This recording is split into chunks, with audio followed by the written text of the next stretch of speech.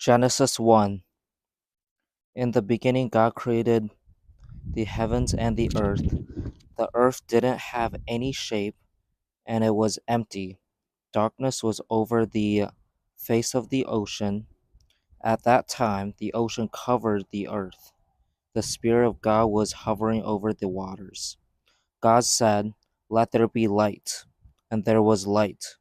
God saw that the light was good. He separated the light from the darkness. God called the light day. He called the darkness night. There was evening and there was morning. It was day 1.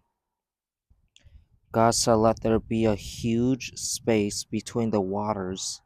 Let it, let it separate water from water." And that's exactly what happened. God made the huge space between the waters. He separated the water and he separated the water that was under the space from the water that was above it. God called the huge space sky. There was evening and there was morning. It was day 2. God said, "Let the water under the sky be gathered into one place. Let dry ground appear," and that's exactly what happened. God called the dry ground land. He called the waters that were gathered together oceans, and God saw that it was good. Then God said, "Let the land produce plants, let them bear their own seeds, and let there be trees on the land that bear fruit with seeds in it.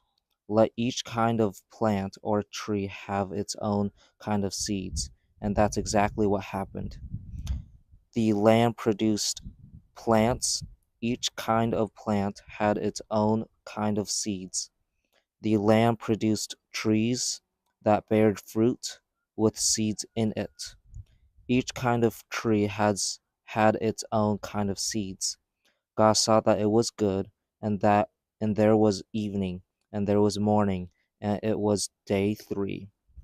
God said, "Let there be lights in the huge space of the sky.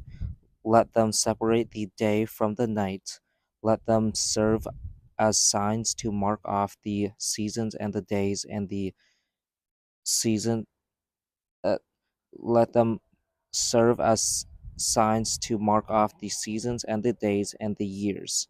Let them serve as lights in the huge space of the sky to give light on the earth." And that's exactly what happened. God made 2 great lights. He made the larger light to rule over the day.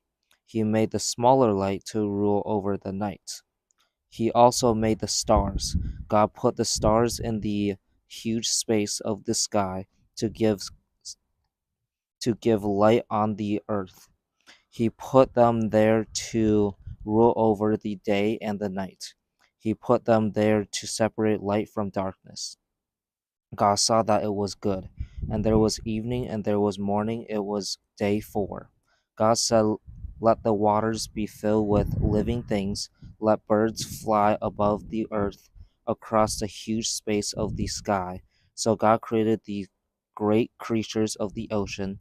He created every living and moving thing that fills the waters. He created all kinds of them.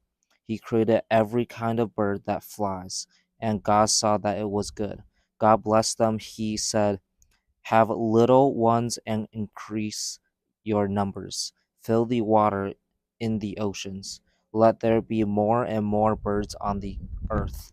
There was evening and there was morning. It was day 5. God said, "Let the land produce all kinds of living creatures. Let there be livestock and creatures there that move along the ground, and wild animals. Let there be all kinds of them." And that's exactly what happened. God made all kinds of wild animals.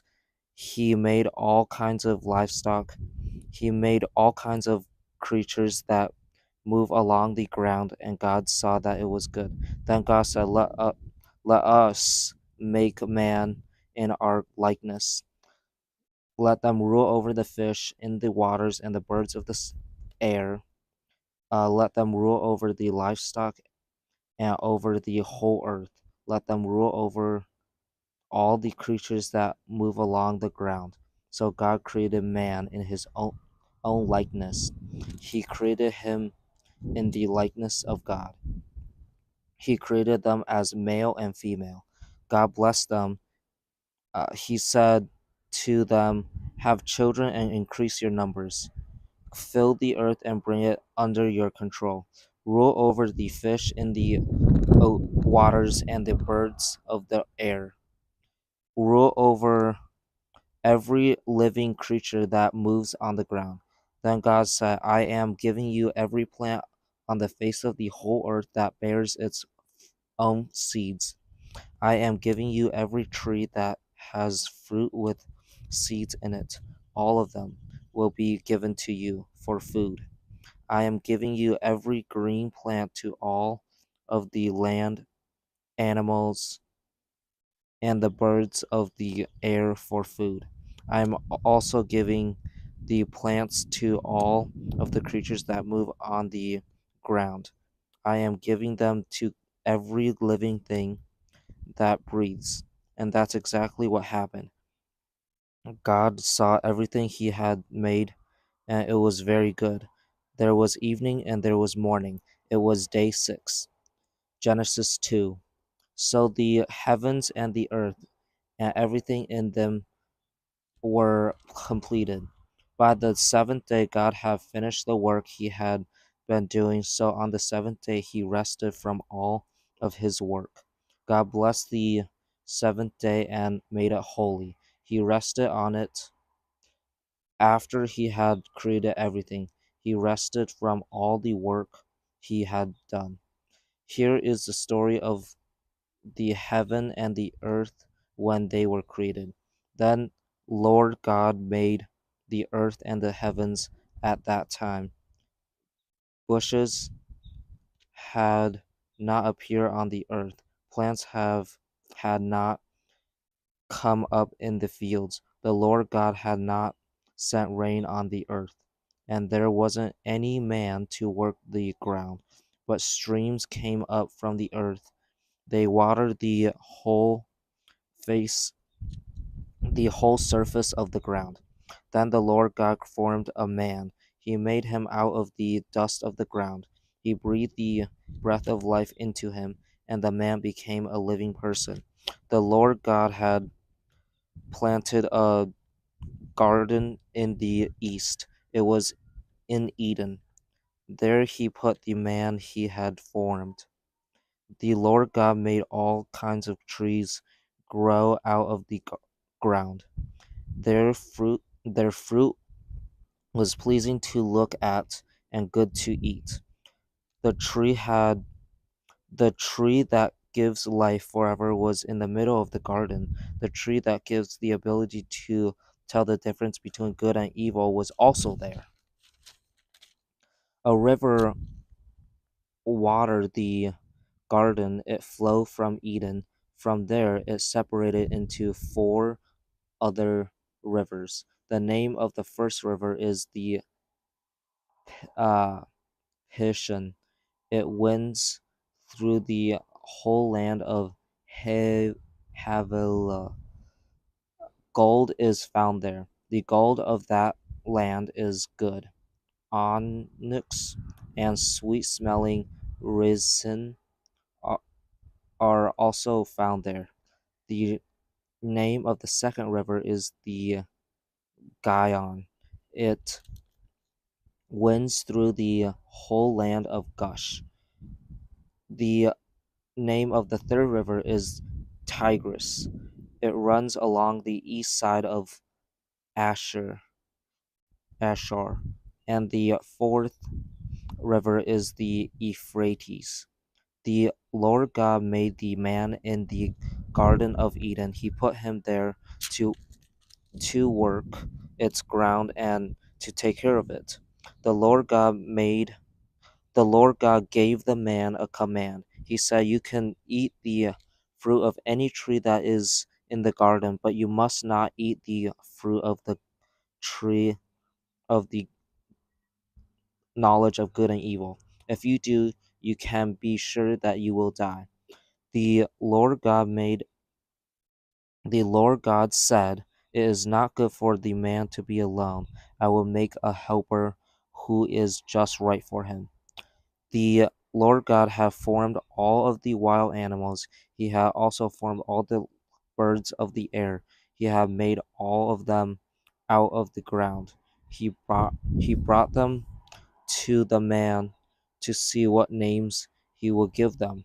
And the name the man gave each living creature became its name. So man became the man gave names to all the livestock. He gave names to all the birds of the air, and he gave names to all the wild animals. But Adam didn't find a helper that was right for him. So the Lord caused him to fall into a deep sleep. While the man was sleeping, the Lord God took out of his ribs. He closed up the opening that was in his side. Then the Lord God made a woman. He made her from the rib he had taken out of the man, and he brought her to him. The man said, "Her bones have come from my bones. Her body has come from my body. She will be named woman because she was taken out of a man." That's why a man will leave his father and mother and be joined to his wife. The two of them will become one flesh. Well, will become one. The man and his wife were both naked. They didn't feel any shame. Genesis 3. The serpent was more clever than any of the wild animals the Lord God had made. The serpent said to the woman, "Did God really say you must not eat the fruit of any tree that is in the garden?" The woman said to the serpent, "We can eat the fruit of the trees that are in the garden, but God did say, you must not eat the fruit of the tree that is in the middle of the garden. Do not even touch it. If you do, you will die." You, you can be sure that you won't die," the serpent said to the woman. "God knows that when you eat the fruit of that tree, you will know things you have never known before. You will be able to tell the difference between good and evil. You will be like God." The woman saw that the fruit of the tree was good to eat. It was also pleasing to look at, and it would make a person wise. So she took some of the fruit and ate it. She also gave some to her husband, who was with her, and he ate it. Then both of them knew things they have never known before. They realized they were both naked, so they sewed fig leaves together and made clothes for themselves. Then the man and his wife heard the Lord God walking in the garden. It was the coolest time of the day. They hid from the Lord God among the trees of the garden. But the Lord God called out to the man. "Where are you?" he asked. "I heard you were in the garden," the man answered. "I was afraid I was naked, so I hid." The Lord God said, "Who told you that you were naked? Have you eaten the fruit of the tree I commanded you not to eat?" The man said, "It was a woman you put here with me. She said, She gave me some fruit from the tree and I ate it." Then the Lord God said to the woman, "What have you done?" The woman said, "The serpent tricked me.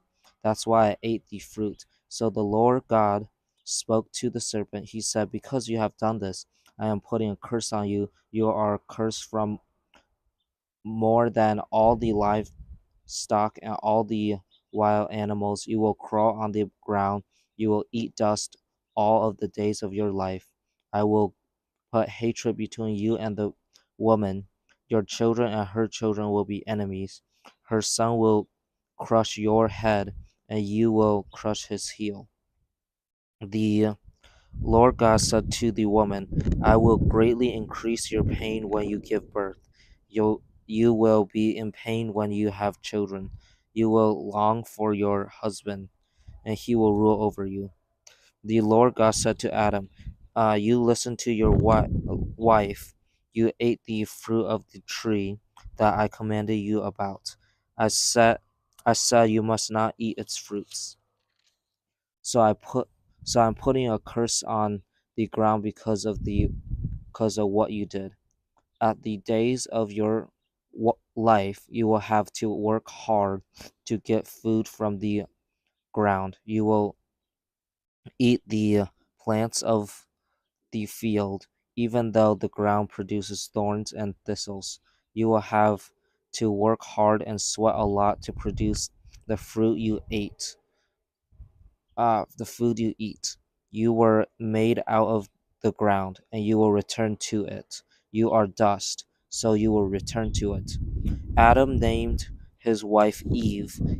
She would become the mother of every living person. The Lord God made clothes out of the animal skins for Adam and his wife to wear. The Lord God said, The man has become like one of us. He can tell the difference between good and evil. He must not be allowed to reach his hand and pick fruit from the tree of life and eat it. If he does, he will live forever. So the Lord God drove the man out of the garden of Eden to work the ground he had been made out of. The Lord God drove him out and then placed cherubim on the east side of the Garden of Eden.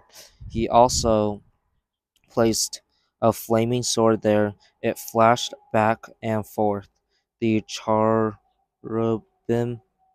and the sword guarded the way to the tree of life. Genesis 4. Cain and Abel. Adam made love to his wife, Eve. She became pregnant and gave birth to Cain. She said, With the Lord's help, I have had a baby boy. Later, she gave birth to his brother Abel. Abel took care of sheep. Cain worked the ground. After some time, Cain gathered some of the things he had grown. He brought them as an offering to the Lord. But Abel brought the fattest part of some of the lambs from his flock. He were, they were the male animals that were born first to their mothers. The Lord were the Lord was pleased with Abel and his offering, but he wasn't pleased with Cain and his offering. So Cain became very angry. His face was sad. Then the Lord said to Cain, Why are you angry? Why are you looking so sad? Do what is right, then you will be accepted. If you don't do what is right, sin is waiting at your door to grab you. It longs to have you, but you must rule over it. Cain said to his brother Abel, Let's go out to the field. So they went out. There Cain attacked his brother Abel and killed him. Then the Lord said to Cain, Where is your brother Abel? I don't know, he replied. Am I supposed to look after my brother? The Lord said, What have you done? Listen, your brother's blood is crying out to me. Uh, crying out to me from the ground. So I am putting a curse on you. I am driving you away from the ground. It has opened its mouth to receive your brother's blood from your hands. When you work the ground, it will not produce its crops for you anymore. You will be a restless person who wanders around on the earth. Cain said to the Lord, "You are punishing me more than I can take. Today you are driving me away from the land. I will be hidden from you. I'll be a restless person who wanders around on the earth. Everyone who finds me will kill me." But the Lord said to him, "No, anyone who kills you will be paid back 7 times." The Lord put a mark on Cain, then everyone who found him wouldn't kill him. So Cain went away from the Lord. He lived in the land of Nod. It was east of Eden. Cain made love to his wife. She became pregnant and gave birth to Enoch. At that time, Cain was building a city. He named it after his son Enoch. Enoch had a son named Irad. Irad was the father of Mehejoel. Mehejoel was the father of Methuselah, and Methuselah was the father of Lamech. Lamech married two women who married two women. One was named Adah, and the other was named Zillah. Adam gave birth to Adah gave birth to Jabal. He was the father of those who live in the tents and raise livestock. His brother's name was Jubal. He was the father of everyone who plays the harp and flute. Zillah also had a son. His name was Tubal Cain. He made all kinds of tools out of bronze and iron. Tubal Cain's sister was Naamah. Lamech said to his wives, "Adah and Zillah, listen to me. You wives of Lamech, hear my words. I have killed a man because he wounded me. I have killed a young man because he hurt me. Anyone who could have killed Cain would have been paid back 7 times. But anyone who hurts me will be paid back 77 times." Adam made love to his wife again. She gave birth to a son and named him Seth. She said, "God has given me another child. The child will take the place of Abel because Cain killed him." Seth also had a son. He named him Enosh. At that time, people began to worship the Lord. Here is the written Genesis 5. Here is a written story of Adam's family line. When God created man, he made him in his own likeness. He created them as male and female. He blessed them and he called them man when they were created. When Adam was 130 years old, he had a son in his own likeness. He named him Seth. Adam lived 800 years after Seth was born. He also had other sons and daughters. Adam lived a total of 930 years old. Then he died. Seth lived 105. Then he became the father of Enosh. Seth lived 807 years after Enosh was born. He also had other sons and daughters. Seth lived a total of 912 years, and then he died. Enosh lived 90 years old, then he became the father of Kenan. Enosh lived 815 years after Kenan was born. He also had other sons and daughters. Enosh lived to a total of 905 years, then he died. Kenan lived 70 years, then he became the father of Mahalalel. Canaan lived 840 years after Mahalalel was born. He also had other sons and daughters. Kenan lived a total of 910 years, and then he died. Mahalalel lived 65 years, then he became the father of Jared. Ma- Mahalalel lived 830 years after Jared was born. He also had other sons and daughters. Mahalalel lived a total of 895 years, and then he died. Jared lived 162 years, and then he became the father of Enoch. Jared lived 800 years after Enoch was born. He also had other sons and daughters. Jared lived a total of 962 years old, and then he died.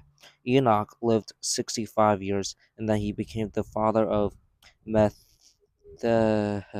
Be- became the father of Methuselah.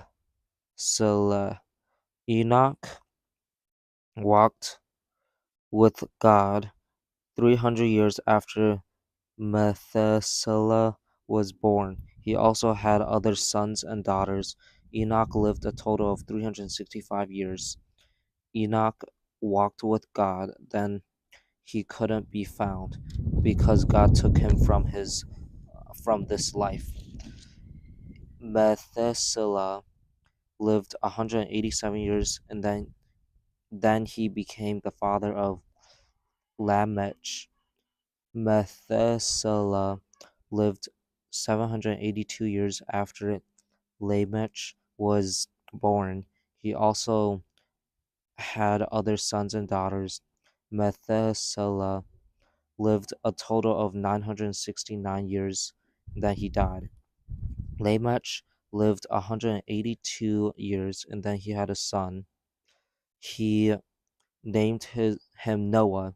Lamech said, "He will comfort us when we are working. He'll comfort us when our hands work so hard they hurt. We have to work hard. That's because the Lord has put a curse on the ground." Lamech lived 595 years after Noah was born. He also had other sons and daughters. Lamech lived a total of 777 years, then he died. After Noah was 500 years old, he became the father of Shem, Ham, and Japheth. Genesis 6. Man became to increase their numbers on the earth, and daughters were born to them. The sons of God saw the daughters of men were beautiful, so they marry any of them they choose. Then the Lord said, "My spirit will not struggle with man forever. He will die. He will have only 120 years to live until I judge him." The Nephilim were on the earth in those days. That was when the sons of God went to the daughters of men and had children by them. The Nephilim were the heroes of long ago. They were famous men. Nephilim were also on the earth later on. The Lord saw how bad the sins of man had become on the earth. All of the thoughts in his heart were always directed only toward what was evil. The Lord was very sad that he had made man on the earth. His heart was filled with pain. So the Lord said, "I created man on the earth, but I will wipe them out. I will destroy people and animals alike. I will also destroy the creatures that move along the ground and the birds of the air. I am very sad that I have made man." But the Lord was pleased with Noah. Here is the story of Noah. Noah was a godly man. He was without blame among the people of his time. He walked with God. Noah had three sons. Their names were Shem, Ham, and Japheth. The earth was very sinful in God's eyes. It was full of mean and harmful acts. God saw how sinful the earth had become. All of the people on earth were leading very sinful lives. So God said to Noah, I am going to put an end to all people. They had filled the earth with their harmful acts. You can be sure that I am going to destroy them and the earth. So make yourself an ark out of cur- cre- cypress wood. Make rooms in it, cover it with tar inside and out. Here is what here is how I want you to build it. The ark has to be 450 feet long, it has to be 75 feet wide and 45 feet high. Make a roof for it. Leave the sides of the ark open a foot and a half from the top. Put a door in one side of the ark. Make lower, middle, and upper decks. I am going to bring a flood on the earth. It was destroyed all life under the sky. It was destroy every it will destroy every living creature that breathes. Everything on earth will die. But I will make you my covenant with you. You will enter the ark, your sons and your wife, and your sons' wives will enter it with you. Bring two of every living thing into the ark. Bring male and female of them into it. They will be kept alive with you. Two of every kind of bird will come to you. Two of every kind of two of every kind of animal will come to you, and two of every kind of creature that moves along the ground will come to you. All of them will be kept alive with you. Take every kind of flood, take every kind of food that you will need, store it away. It will be food for you and for them. Noah did everything exactly God commanded him. Then the Lord said to Noah, go into the ark with your whole family. I know that you are a godly man among the people of today. Take 7 of every kind of clean animal with you. Take male and female of them. Take each Take 2 of every kind of animal that is not clean. Take male and female of them. Also take 7 of every kind of bird. Take male and female of them that will keep every kind of alive. Then they can spread out again over the whole earth. 7 days from now I will send rain on the earth. It will rain for 40 days and 40 nights. I will destroy from the face of the earth every living thing I have made. Noah did everything the Lord commanded him to do. Noah was 600 years old when the flood came on the earth. He and his sons entered the ark. His wife and his sons' wives went with them. They entered the ark to escape the waters of the earth. Pairs of clean animals and pairs of animals that were not clean came to Noah. So did pairs of birds and pairs of all the creatures that moved along the ground. Male and female of all of them came to Noah and entered the ark. Everything happened exactly as God had commanded Noah. After 7 days, the flood came to the earth. Noah was 600 years old. It was the 17th day of the second month of the year. On that day, all of the springs at the bottom of the oceans burst open. God opened the windows of the skies. Rain fell on the earth for 40 days and 40 nights. On that same day, Noah entered the ark together with Shem, Ham, and Japheth. Noah's wife and the wives of his 3 sons had also entered it. They had every kind of wild. Hold on a second. I just want to see.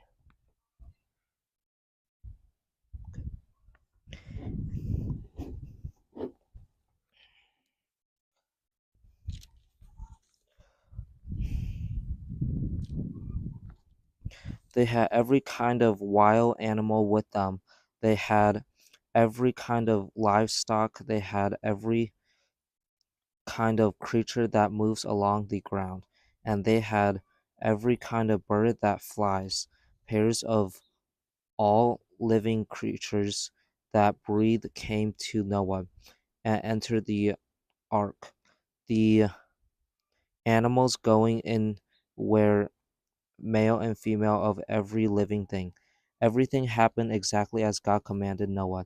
Then the Lord shut him in.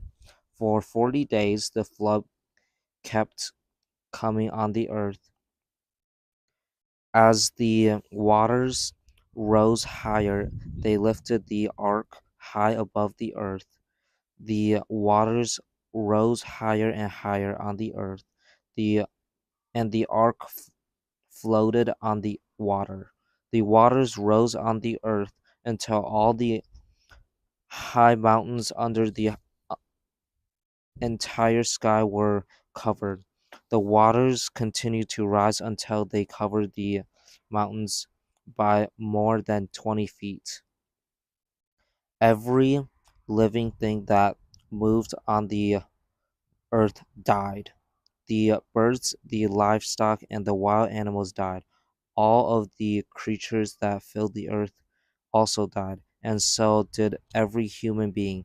Everything on dry land that had the breath of life in it died. Every living thing on the earth was wiped out. People and animals were destroyed. The creatures that move along the ground and the birds of the air were wiped out. Everything was destroyed from the earth. Only Noah and those who were with him in the ark were left. The waters flooded the earth for 150 days. Genesis 8. But God showed concern for Noah. He also showed concern for all the wild animals and livestock that were with Noah in the ark. So God sent a wind over the earth, and the waters began to go down. The springs at the bottom of the oceans had been closed. The windows of the skies had been closed, and the rain had stopped falling from the sky. The water continued to go down from the earth. At the end of the 150 days, the water and had gone down. On the 17th day of the 17th month, the ark came to rest on the mountains of Ararat.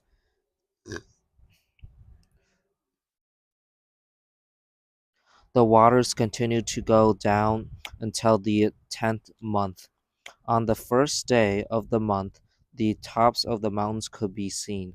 After 40 days, Noah opened the window he had made in the ark. He sent a raven out. It kept flying back and forth until the water had dried up from the earth. Then Noah sent a dove out. He wanted to see if the water had gone down from the surface of the ground, but the dove couldn't find any place to put its feet down.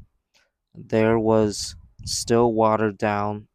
There was still water over the whole surface of the earth. So the dove returned to Noah in the ark. Noah reached out his hand and took the dove in. He brought it back to himself in the ark. He waited 7 days more.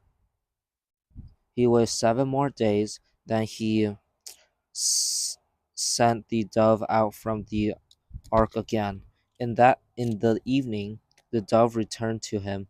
There, there in its beak, it was a freshly picked olive leaf. So no one knew that the water on the earth had gone down. He waited 7 more days, and he sent the dove out again, but that time it didn't return to him. It was the first day of the first month of Noah's 601st year. The water had dried up from the earth. Then Noah removed the covering from the ark. He saw that the surface of the ground was dry.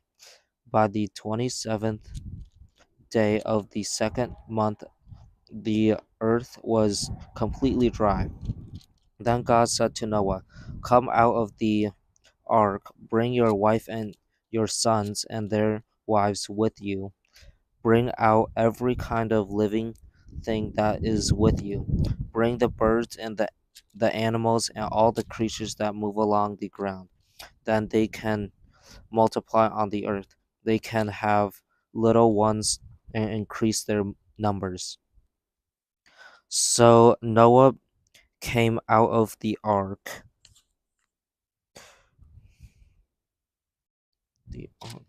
his sons and his wife and his sons' wives were with him. All of the animals came out of the ark. The creatures moved that move along the ground also came out. So did all of the birds. Everything that moves on the earth came out of the ark. One kind after another came out. Then God, then Noah built an altar to honor the Lord. He took some of all of the clean birds, animals and birds. He sacrificed burnt offerings to the Lord on the altar. Their smell was pleasant to the Lord. He said to himself, "I will never put a curse on the ground again because of man. I will never I will not I will not do it even though his heart is always directed toward what is evil. His thoughts are evil from the time he is young. I will never destroy all living things again as I have just done. As long as the earth lasts, there will always be a time to plant and a time to gather the crops. As long as the earth lasts, there will always be cold and heat. There will always be summer and winter, day and night." Genesis 9. Then God gave blessings to his blessing to Noah and his sons. He said to them, "Have children and increase their numbers. Fill the earth. All of the land animals will be afraid of you. All of the birds of the air will fear you. Every creature that moves along the ground will fear you. Every fish in the oceans will also be afraid of you. Every living thing is put under your control. Everything that lives and moves will be food for you. I have already given you the green plants for food. Now I am giving you everything, but you must not eat meat that still has blood in it. You can be sure that I will hold someone accountable. If you are murdered, I will even hold animals accountable if they kill you. I will also hold anyone accountable who murders any another person. Anyone who murders man will be killed by man. That is because I have made man my in my own likeness. Have children and increase your numbers. Multiply on the earth and increase your numbers on it. Then God spoke to Noah and his sons who were with him. He said, I am now making my covenant with you and with all of your children who will be born after you. I am making it also with every living thing that was with you in the ark. I am making my covenant with the birds, the livestock, and all of the wild animals. I am making it with all of the creatures that came out of the ark with you. I am making it with every living things on the earth. Here is my covenant that I am making with you. The waters of a flood will never destroy all life again. A flood will never destroy the earth again. God continue, my covenant is God continue. My covenant is between me and you and every living thing with you. It is a covenant for all time to come. Here is the sign of the covenant I am making. I had put my rainbow in the clouds. It will be the sign of the covenant between me and the earth. Sometimes when I bring clouds over the earth, a rainbow will appear in them. Then I will remember my covenant between me and you and every living thing. The waters will never become a flood to destroy all life again. When the rainbow appears in the clouds, I will see it. I will remember that my covenant will last forever. It is a covenant between me and every kind of living things, living thing on this earth. So God said to Noah, the rainbow is the sign of my covenant. I have made my covenant between me and all life on earth. The sons of Noah who came out of the ark were Shem, Ham, and Japheth. Ham was the father of Canaan. The people who were scattered over the earth came from Noah's three sons. Noah was a man who worked the ground. He decided to plant a vineyard. He drank some of its wine. It made him drunk. Then he lay down inside his tent without any clothes on. Ham saw his father's naked body. Ham was the father of Canaan. Ham went outside and told his two brothers, but Shem and Japheth took a piece of clothing. They laid it across their shoulders, then they walked backward into the tent. They covered their father's body. They turned their faces away. They didn't want to see their father's naked body. Then Noah woke up from his sleep that was caused by the wine. He found out what his youngest son had done to him. He said, May a curse be put on Canaan. He will be the lowest of slaves to his brothers. Noah also said, May the Lord, the God of Shem, be blessed. May Canaan be the slave of Shem. May God add land to Japheth's territory. May Japheth live in the tents of Shem, and may Canaan be their slave. After the flood, Noah lived 350 years. Noah lived a total of 950 years. Then he died. Here is the story of Shem, Ham, and Japheth. They were Noah's sons. After the flood, they too had sons. The sons of Japheth were Gomer, Magog, Madai, Javan, Tubal, Meshech, and Tiras. The sons of Gomer were Ashkenaz, Ripheth, and Togarmah. The sons of Javan were Elis, Tarshish, the Tittim, the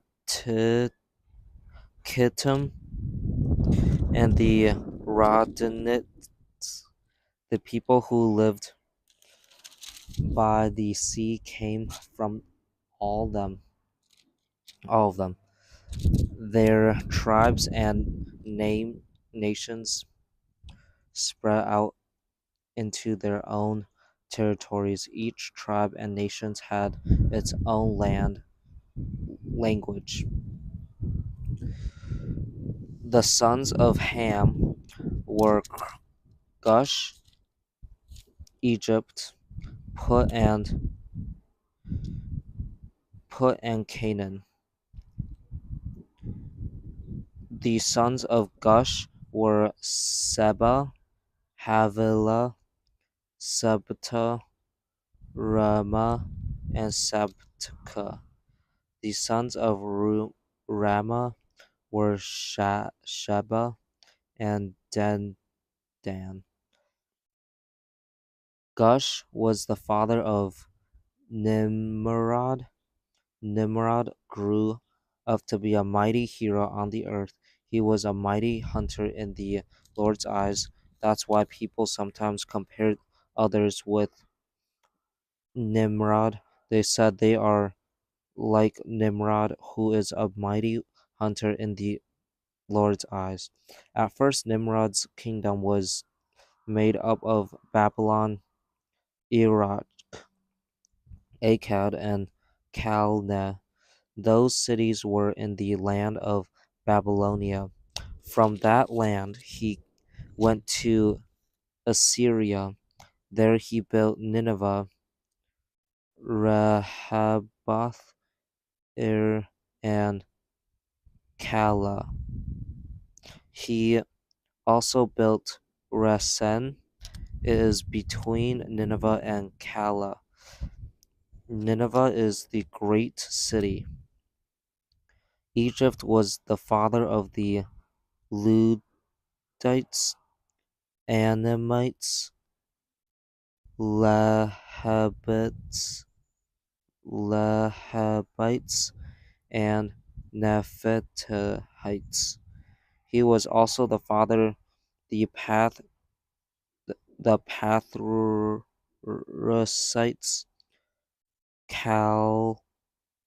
Casluhites, and Caphtorites. The Philistines came from the Casluhites. Canaan was the father of Sidon. Sidon was his oldest son. Canaan was also the father of the Hittites, Jebusites, Amorites, and Girgashites. He was the father of the Hivites, Arkites, Sinites, Arvadites, Zemarites, and Hamathites. Later, the Canaanites, Canaanite tribes scattered. The borders of Canaan went from Sidon toward Gerar all the way to Gaza. Then they went towards Sodom, Gomorrah, Admah, and Zeboim, all the way to Lasha. Those are the sons of Ham. They were listed by their tribes and languages in their territories and nations. Sons were also born to Shem. Shem was Japheth's younger brother. All of the sons of Eber ca- came from Shem. The sons of Shem were Elam, Asher, Arphaxad, Lud, and Aram. The sons of Aram were Uz, Hul, Guther, and Meshech. Arphaxad was the father of Shelah. Shelah was a father of Eber. Eber was the father of two sons. One was named Peleg. That's because the earth was divided up in his time. His brother was named Jok Jokan Jo Joktan.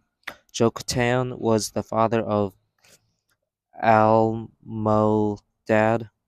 Shelef, Hazar Maveth, and Jereh. He was also the father of Hadoram, Uzal, Dikla, Obal, Abimel, Sheba, Ophir, Havilah, and Jobab. All of them were sons of Joktan. The area where they lived stretched from Mesha toward Sephar and was the eastern hill country. Those are the sons of Shem. They are listed by their tribes and languages in their territories and nations. Those are the tribes of Noah's sons, and they are listed by their family lines within their nations. From them, the nations spread out over the earth after the flood. The whole world had only one language. All people spoke it. They moved to the east and found a broad va- valley in Babylonia. There they settled down. They said to each other, "Come, let's make bricks and bake them well." They used bricks instead of stones. They used tar to hold the bricks together. Then they said, "Come, let's build a city for ourselves. Let's build a tower that reaches to the sky. We'll make a name for ourselves. Then we won't be scattered over the face of the whole earth." But the Lord came down to the city and the tower the people were building. The Lord said, "They are one people, and all of them speak the same language. That is why they can do this. Now they will be able to do anything they plan to. Come, let us go down and mix up their language, then they will not understand each other." So the Lord scattered them from there ov- from there over the whole earth, and they stopped building the city.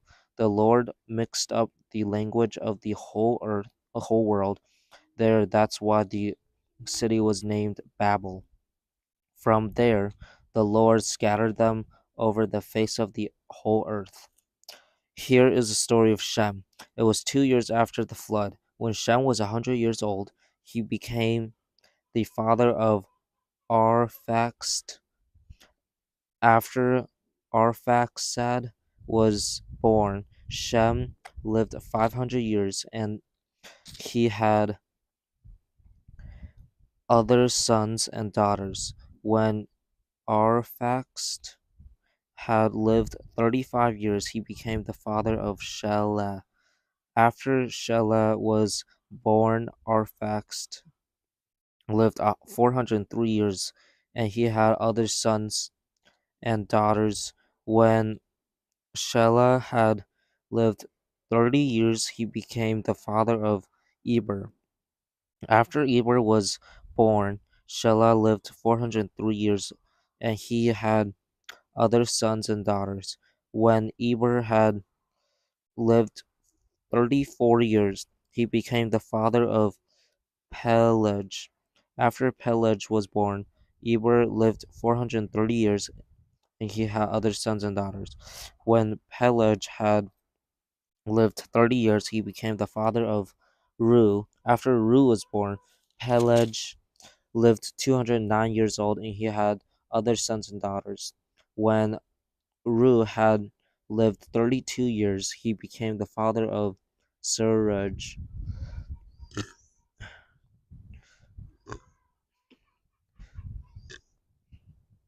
After Serug was born, Ru lived 207 years and he had other sons and daughters.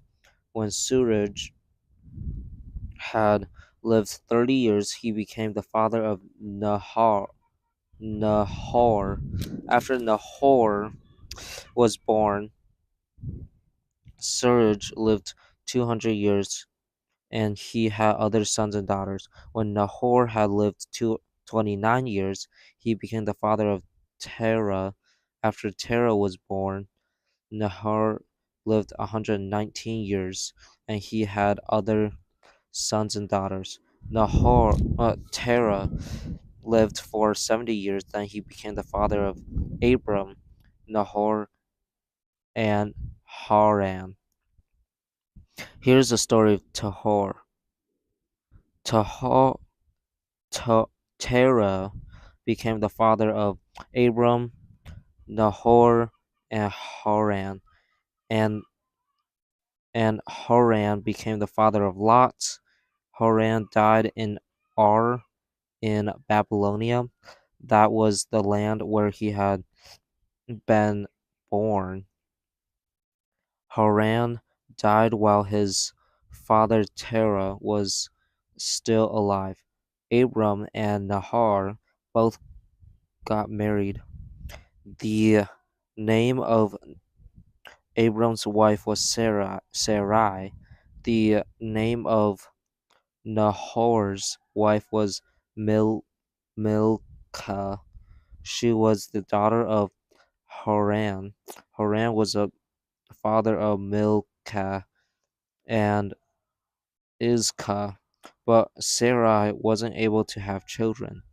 Terah started out from Ar in Babylonia. He took his son Abram with him. He also took his grandson Lot. Lot was the son of Haran, and Tar took his daughter-in-law Sarai. She was the wife of his son Abram.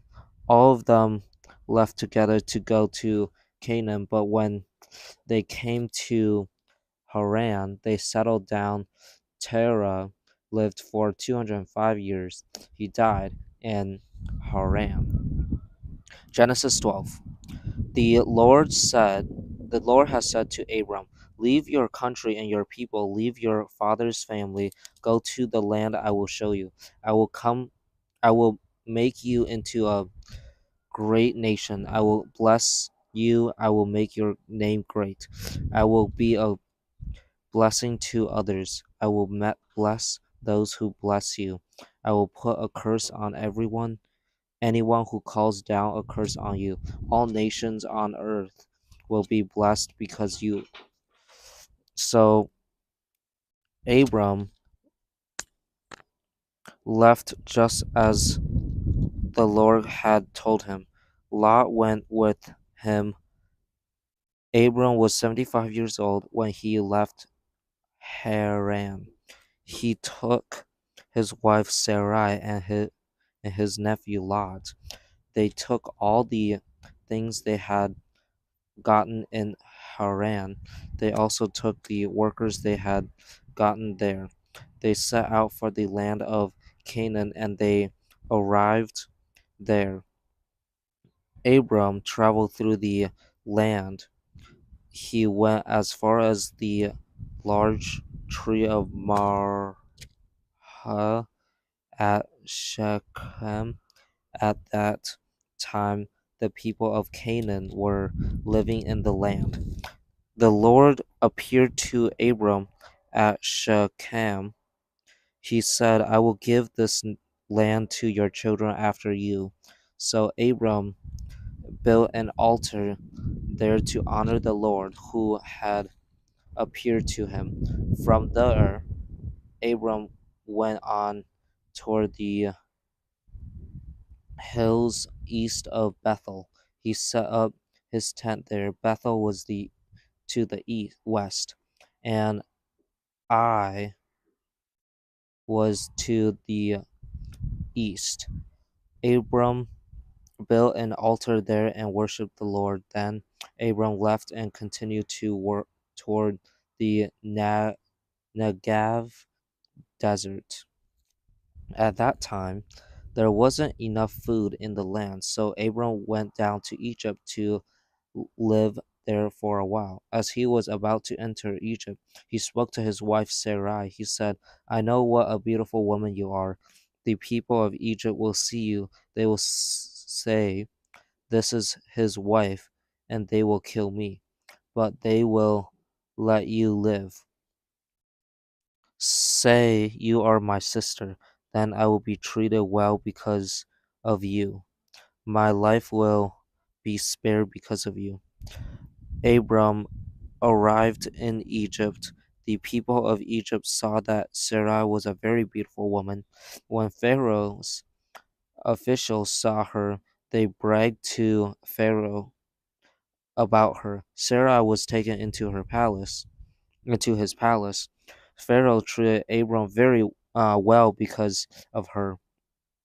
So Abram gained more sheep and cattle. He also got more male and female donkeys, and he gained more male and female servants and some camels. But the Lord sent trouble, sickness to Pharaoh and everyone in his palace. He did it because of Abram's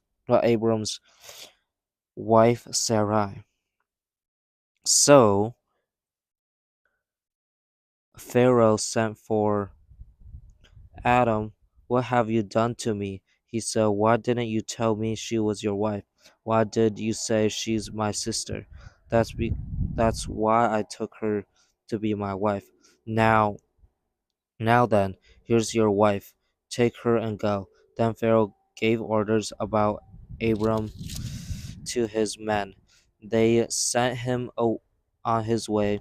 He left with his wife and everything he had. Abram went up from Egypt to the Negev desert. He took his wife and everything he had. Lot went with him. Abram had become very rich. He had a lot of livestock and silver and gold. From the Negev desert, he went from place to place until he came to Bethel. He came to a place between Bethel and Ai. That's where tent had. That's what his tent had been earlier. He had also built an altar there. He worshipped the Lord there. Lot was moving around with Abram. Lot also had flocks and herds and tents, but the land didn't have enough food for both of them. They had large herds and many servants, so they weren't able to stay together. The people who took care of Abram's herds and those who took care of Lot's herds began to argue. The Canaanites and Perizzites were also living in the land at that time. So Abram said to Lot, let's not argue with each other. The people who take care of your herds and those who take care of mine shouldn't argue with one another. After all, we're part of the same family. Isn't the whole land in front of you? Let's separate. If you go to the left, I'll go to the right. If you go to the right, I'll go to the left. Lot looked up, he saw that the whole Jordan River Valley had plenty of water. It was like the garden of the Lord. It was like the land. It was like the land of Egypt near Zar that was before the Lord destroyed Sodom and Gomorrah. So those Lot chose the whole Jordan River valley for himself. Then he started out toward the east. The two men separated. Abram li- lived in the land of Canaan. Lot lived among the cities of the Jordan River Valley. He set up his tents near Sodom. The men of Sodom were evil. They were sinning greatly against the Lord. The Lord spoke to Abram after Lot had left him. He said, "Look up from where you are. Look north and south, look east and west. I will give you all the land that you see. I will give it to you and your children after you forever. I will make your children like the dust of the earth. Can dust be counted? If it can, then your children can be counted. Go walk through the land. See how long and wide it is. I am giving it to you." So Abram moved his tents. He went to live near the large trees of Mamre at Hebron. There he built an altar to honor the Lord. At that time Amraphel was a king of Babylonia. Arioch was the king of Elasar. Chedorlaomer was the king of Elam, and Tidal was the king of Goim. They went to war against 5 kings. The kings were Berbera, king of Sodom; Bersha, king of Gomorrah; Shinab, king of Admah; Shemember, king of Zeboim; and the king of Bela. Bela was also called Zoar. Those 5 kings all gathered their armies together in the valley of Siddim. It was the valley of the Dead Sea. For 12 years they had been under the rule of Chedorlaomer. But the but in the 13th year they opposed him. In the 14th year Chedorlaomer and the kings who helped him went to war. They won the battle against the Rephaites in Ashtaroth. Karnaim. They also won the battle against the Zuzites in the Ham and the Emites in Shava. Kirathim. They they did the same thing to the Horites in the hill country of Sir.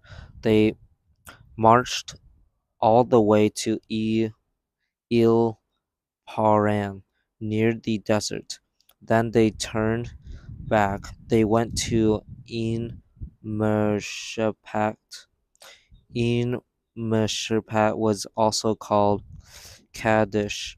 They took over the whole territory of the Amalekites.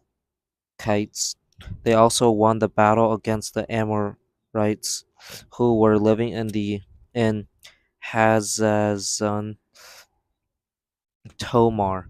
Then the king of Sodom and the king of Gomorrah marched out. The king of Admah Zeb, Zeb, Zeboim, and Bela went with them. Bela was also called Zor. They lined up their armies for battle. In the valley of Siddim, they got ready to fight against Caldor Lamor, king of Elam, Tidal, king of Goim, Amraphel, king of Babylonia, and Arioch, the king of Alasor. There were 4 kings against 5. The valley of Siddim was full of tar pits. The kings of Sodom and Gomorrah ran away from the battle. Some of their men fell into the pits.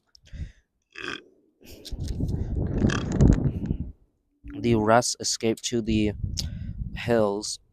The 4 kings took all of the things that belonged to Sodom and Gomorrah. They also took all of their food. Then they went away. They carried away Lot, Adam's nephew, and the things he owned. Lot was living in Sodom at the time. At that time, one man escaped. He came and reported everything to Abram. Abram was a Hebrew. He was living near the large trees of Mamre, and what the Amorite. Mamre was a brother of Eshcol and Aner.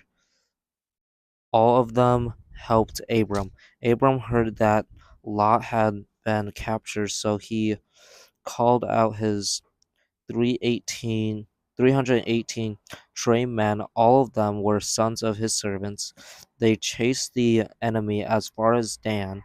During the night, Abram separated his men into groups. They attacked the enemy and drove them away. They chased them north of Damascus as far as Hobah. Abram took back all of the things the kings had taken. He brought back his nephew Lot and the things Lot owned. He also brought back the women and the other people. After Abram won the battle over Chedorlaomer and the kings who helped him, he returned. The king of Sodom came out to meet him in the valley of Shaveh. The valley of Shaveh was also called the King's Valley.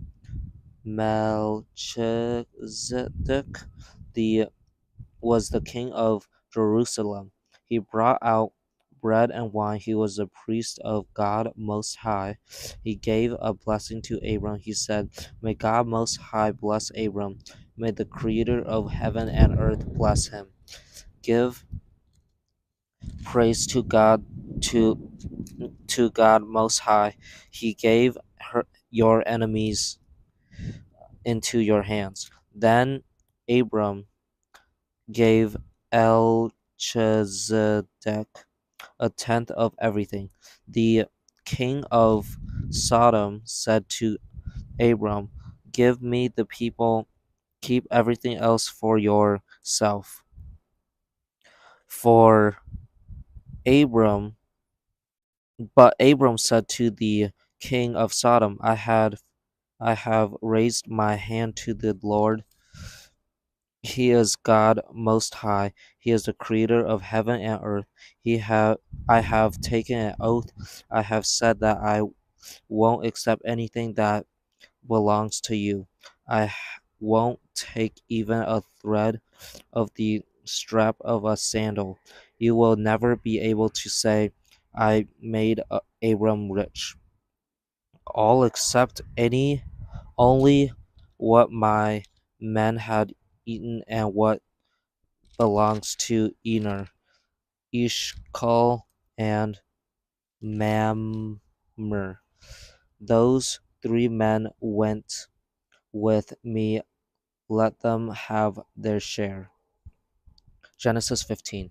Sometime later, Abram had a vision. The Lord said to him, Abram, do not be afraid. I am like a shield to you. I am your very great reward.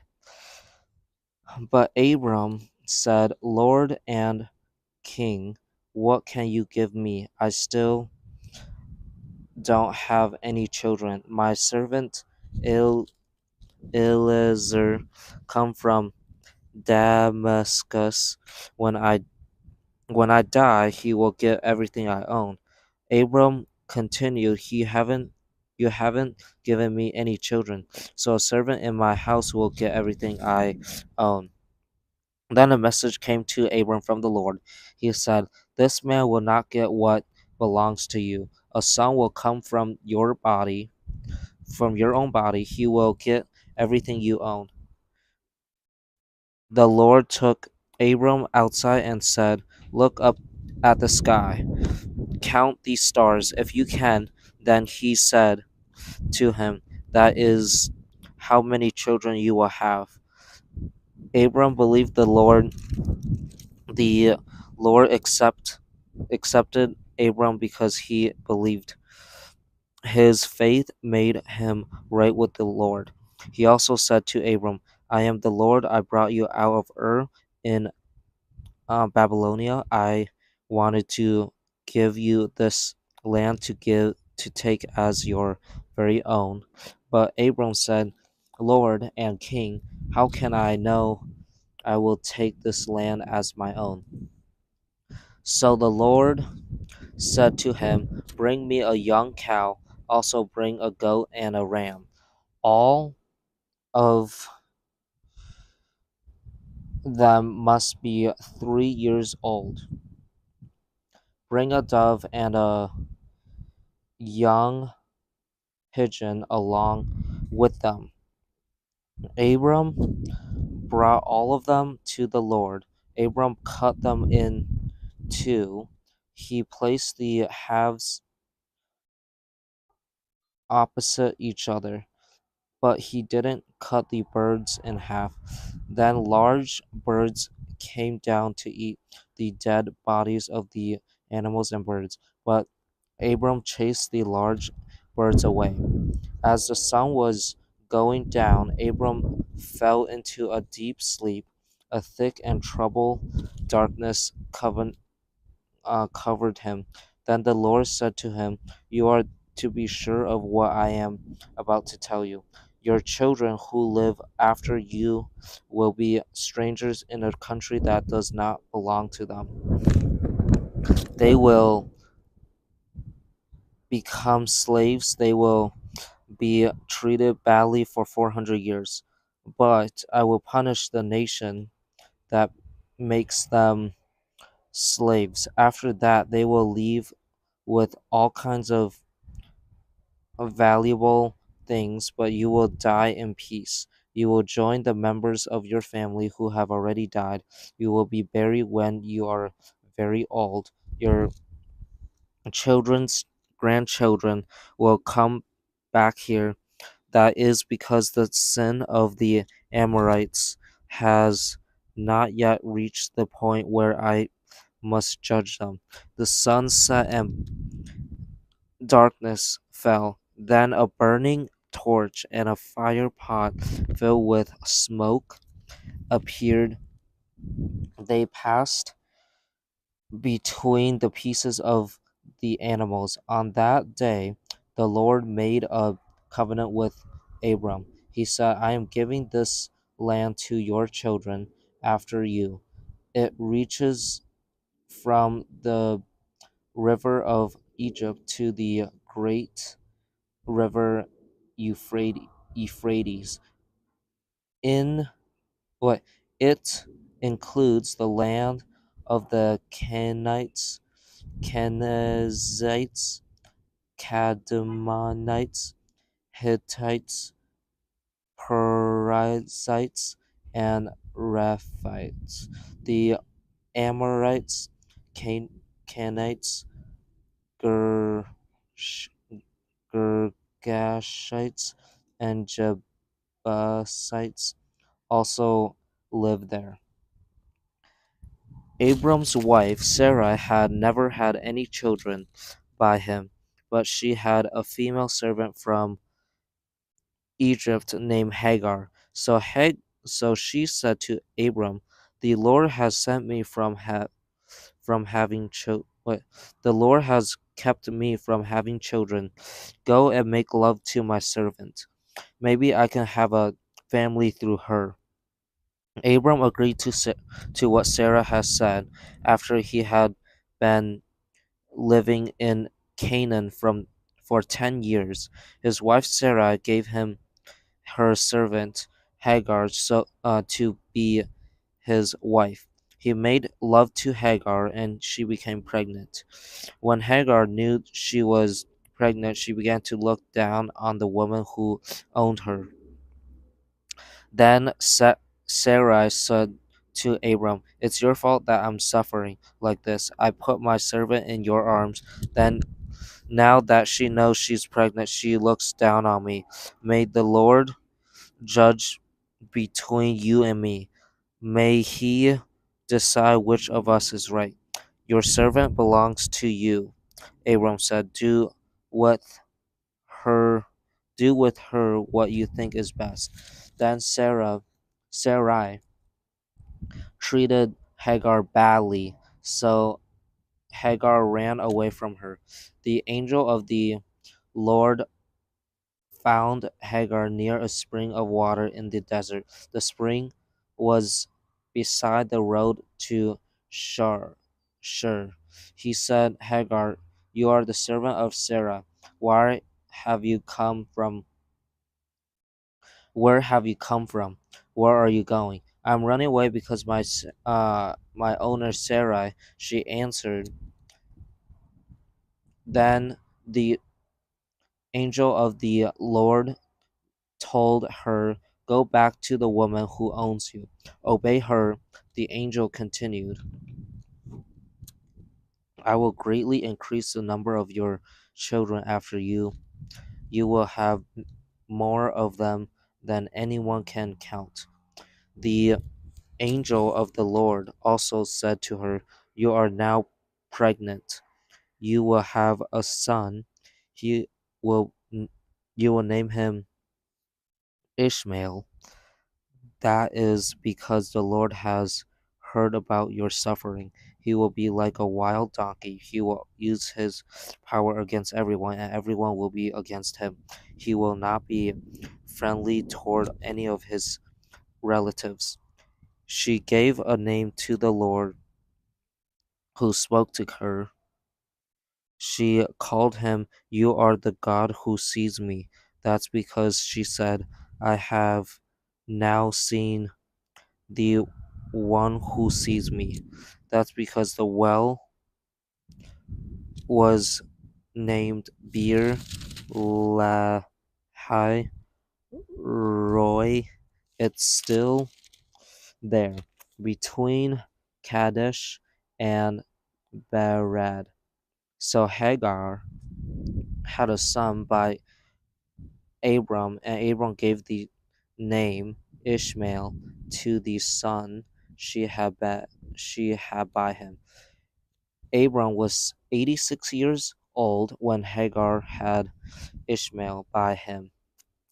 When Abram was 99 years old, the Lord appeared to him. He said, "I am the mighty God. Walk with me and live without any blame. I will now put into practice my covenant between me and you. I will greatly increase your numbers." Abram fell with his face to the ground. God said to him, "As for me, this is my covenant with you.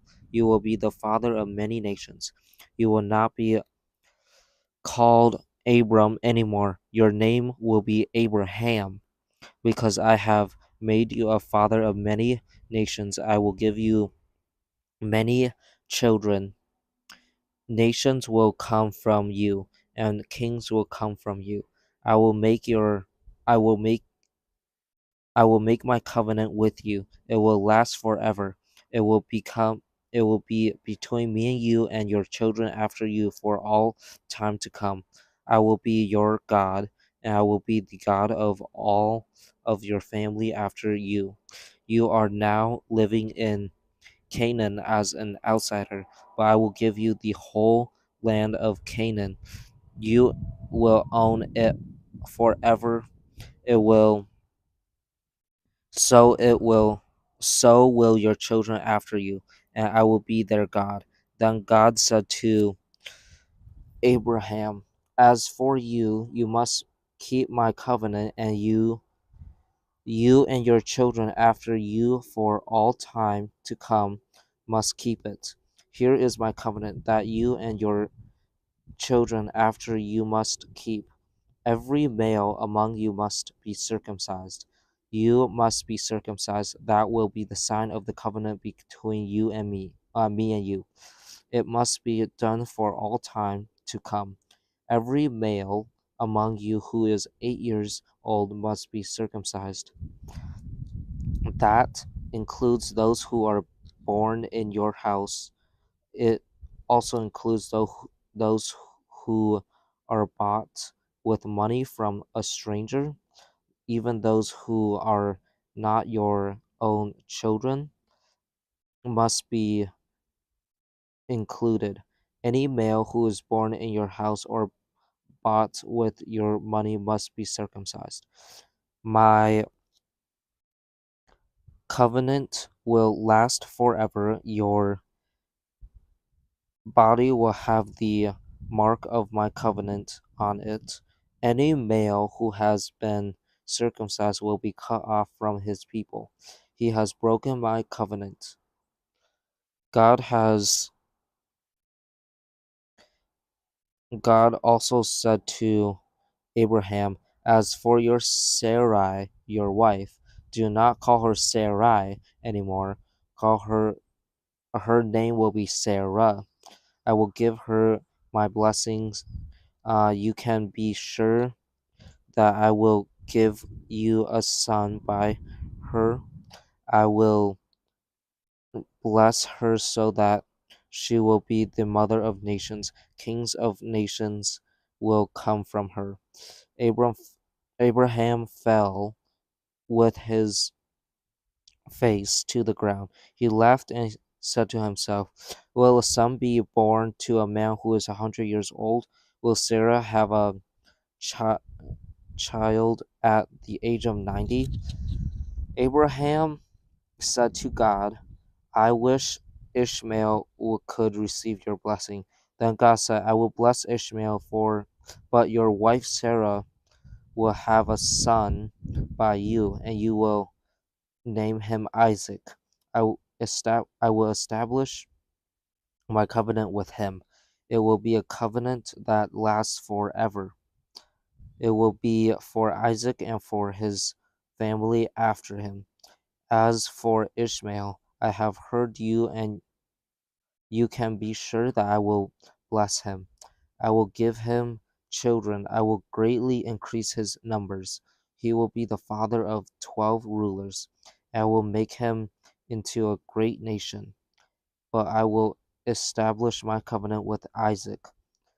By this time next year, Sarah will have a son by you. When he had finished speaking with Abraham, God left him. On the on that day, Abraham circumcised his son Ishmael. He also circumcised every male who was born in his house or bought with his money. He did exactly as God had told him. Abraham was 99 years old when he was circumcised. His son Ishmael was 13, Abraham and his son Ishmael were both circumcised at that same day, and every male in Abraham's house was circumcised along with him. That included those who were born in his house or bought from a stranger. Genesis 18. The Lord appeared to Abraham near the large trees of Mamre. Abraham was sitting at the entrance to his tent. It was the hottest time of the day. Abraham looked up and saw three men standing nearby. He quickly left the entrance to his tent to meet them. He bowed low to the ground. He said, "My Lord, if you are pleased with me, don't pass me by. Let a little water be brought. All of you can wash your feet and rest under this tree. Let me get you something to eat to give you strength. Then you can go on your way. I want to do this for you now that you have come to me." "All right," they answered. "So go ahead and do it." So Abraham hurried into the tent to Sarah. "Quick," he said, "get about half a bushel of fine flour, mix it, and bake some bread." Then he ran to the herd. He picked out a choice, tend, tender calf. He gave it to a servant who hurried to prepare it. Then he brought some butter and milk and the calf that had been prepared. He served them to the three men. While they ate, they stood near them under a tree. "Where is your wife Sarah?" They said. They asked him. "Over there in the tent," he said. Then the Lord said, "You can be sure that I will return you about this time next year. Your wife Sarah will have a son. Sarah will Sarah was listening at the entrance to the tent behind him. Abraham and Sarah were already very old. Sarah was too old to have a baby. So Sarah laughed to herself. She thought, "I'm worn out and my husband is old. Can I really know the joy of having a baby?" Then the Lord said to Abraham, "Why did Sarah laugh? Why did she say, 'Will I really have a baby now that I am old?' Is anything too hard for me? I will return to you at the appoint, appointed time next year. Sarah will have a son." Sarah was afraid, so she lied and said, "I didn't laugh." But the Lord said, "Yes, you did." The men got up to leave. They looked down toward Sodom. Abraham walked along with them to see them on their way. Then the Lord said, "Should I hide from Abraham what I am about to do? He will certainly become a great and powerful nation. All nations on earth will be blessed because of him. I have chosen him. He must direct his children. He must see that all the members of his family after him live the way I want them to. So he must direct them to do what is right and fair. Then I, the Lord, will do for Abraham what I have promised him." The Lord said, "The cries against Sodom and Gomorrah are very great. Their sin is so bad that I will go down and see for myself. I want to see if what they have done is as bad as the cries that have reached me. If it is not, then I will know." The men turned away. They went toward Sodom, but Abraham remained standing in front of the Lord. Then Abraham came up to him. He said, "Will you sweep away godly people along with those who are evil? What if there are 50 godly people in the city? Will you really sweep it away? Won't you spare the place because of the 50 godly people in it? You would never kill godly people along with those who are evil, would you? You wouldn't treat godly and evil people alike. You would never do anything like that. Wouldn't be wouldn't the judge of the whole earth do what is right?" The Lord said, "If I find 50 godly people in the city of Sodom, I will save it. I will spare the whole place because of them." Then Abram spoke up again. He said, I have been very bold to speak to the Lord. After all, I'm only dust and ashes. What if the number of godly people is 5 less than 50? Will you destroy the whole city because of 5 people? If I find 5 people there, if I find 45 there, he said, I will not destroy it. Once again, Abraham spoke to him. He asked, "What if only 40 people are found there?" He said, "If there are 40, I will not do it." Then Abraham said, "Lord, don't let your anger burn against me. Let me speak. What if only 30 can be found there?" He answered, "If there are 30, I will not do it." Abraham said, "I have been very bold to speak to the Lord. What if only 20 are found there?" He said, "If there are 20, I will not destroy it." Then he said, "Lord, don't let your anger burn against me. Let me speak just one more time. What if only 10 are found there?" He answered, "If there are only 10, I will not destroy it." When the Lord had finished speaking with Abraham, he left and Abraham returned home. The two angels arrived at Sodom. In the evening, Lot was sitting near the gate of the city. When Lot saw them, he got up to meet them. He bowed down with his face to the ground. "My lords," he said, "please come to my house. You can wash my feet and spend the night here. Then you can go on your way early in the morning." "No," they answered.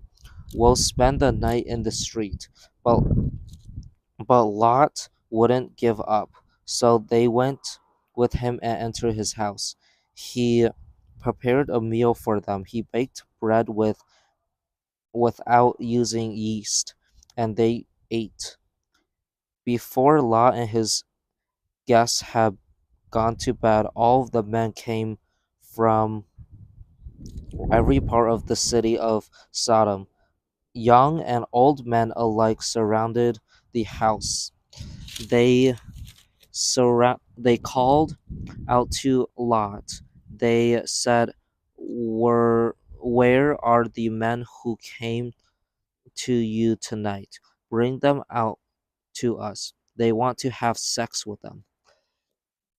Lot went outside to meet them. He shut the door behind them. He said, "No, my friends, don't do such an evil thing. Look, I have 2 daughters. No man has ever made love to them. I'll bring them out to you now. Then do to them what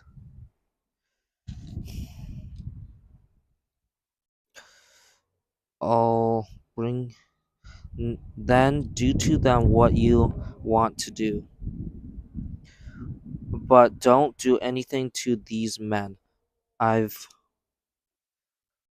brought them inside so they can be safe."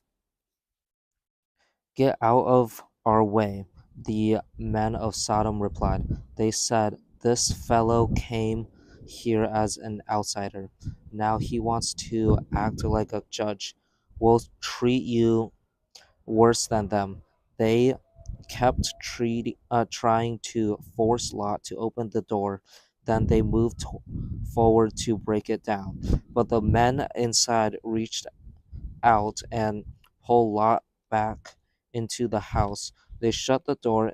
Then they made the men who were at the door of the house blind. They blinded young and old men alike so the men couldn't find the door. The two men said to Lot, "Do you have anyone else here? Do you have sons in law, sons or daughters? Does anyone else in the city belong to you? Get them out of here. We are going to destroy this place. There has been a great cry to the Lord against the people of this city, so he has sent us to destroy it." Then Lot went out and spoke to his sons in law. They had promised to get married to his daughters. He said, Hurry up, get out of this place. The Lord is about to destroy the city. But his sons in law thought he was joking. The sun was coming up, so the angels tried to get Lot to leave. They said, Hurry up, take your wife and your two daughters who are here. Get out. If you don't, you will be swept away when the city is punished. Lot didn't move right away. So the men grabbed him by the hand. They also took hold of the hands of his wife and two daughters. They left they let all of them safely out of the city. The Lord had mercy on them. As soon as the angels had brought them out, one of them spoke. He said, Run for your lives. Don't look back. Don't stop anywhere in the valley. Run in the mountains. If you don't, you will be swept away. But Lot said to them, No, my lords, please, you have done me a big favor. You have been very kind to me by sparing my life, but I can't run to the mountains. This horrible thing that's going to happen will catch up with me, and then I'll die. Look, here's a down here's a town near enough to run to. It's small, let me run to it. It's very small, isn't it? Then my life will be spared. The Lord said to Lot, All right, I will also give you what you are asking for. I will not destroy the town you are talking about, but run there quickly. I can't do anything until you reach it. The town was named Zar. Zar means small. By the time Lot reached Zar, the sun had risen over the land. Then the Lord sent down burning sulfur. It began it came down like rain on Sodom and Gomorrah. It came from the Lord out of the sky. He destroyed those cities and the whole valley. All of the people who were living in the cities were wiped out. So were the plants in the land. But Lot's life looked back. When she did, she came a pillar made out of salt. Early the next morning, Abraham got up. He returned to the place where he had stood in front of the Lord. He looked down towards Sodom and Gomorrah and the whole valley. He saw thick smoke rising from the land. It looked like smoke from a furnace. So when God destroyed the cities of the valley, he showed concern for Abraham. He brought Lot out safely when he destroyed the cities where Lot had lived. Lot and his two daughters left Zoar. They went to settle down in the mountains. Lot was afraid to stay in Zoar, so he and his daughters lived in a cave. One day, the older daughter spoke to the younger one. She said, "Our father is old. There aren't any other men around here to make love to, as people all around the earth do. As people all around the earth do. So let's get our father to drink wine, then we can make love to him. We can use our father to continue our family line." That night, they got their family they got their father to drink wine. Then the older daughter went in and made love with him. He didn't know when she lay down or when she got up. The next day, the older daughter spoke to the younger daughter again. She said, "Last night I made love to my father. Let's get him to drink wine again tonight. Then you go in and make love to him. In that way, we can use our father to continue our family line." So they got their father to drink wine that night also. Then the younger daughter went and made love to him.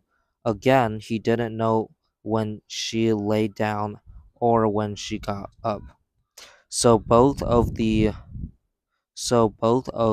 Lot's daughters became pregnant by their father. The older daughter had a son. She named him Moab. He's the father of the Moabites of today. The younger daughter also had a son. She named him Ben Ami. He's the father of the Anamites of today.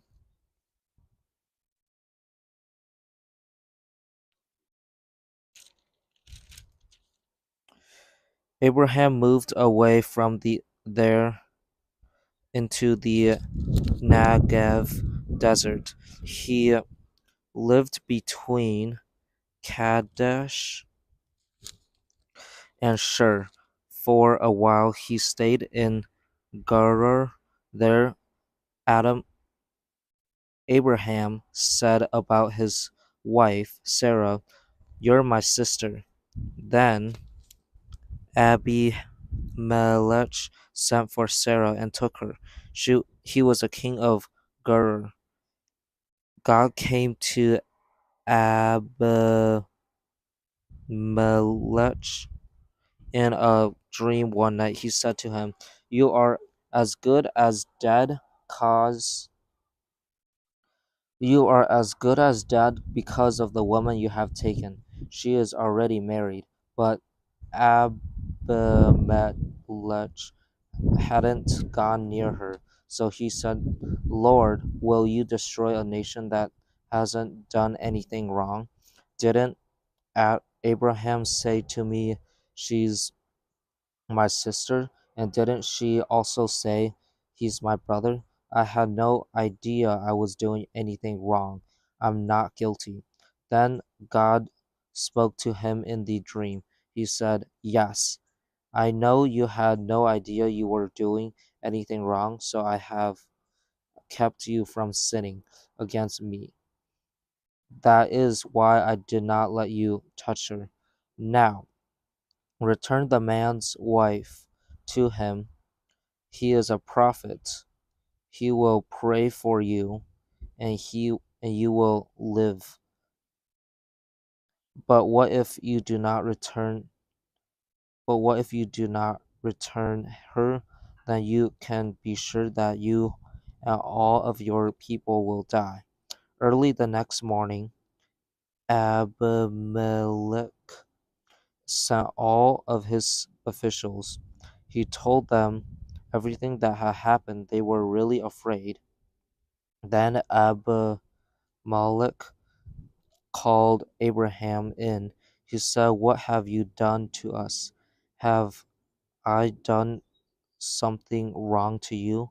Why have you brought so much guilt on me and my kingdom?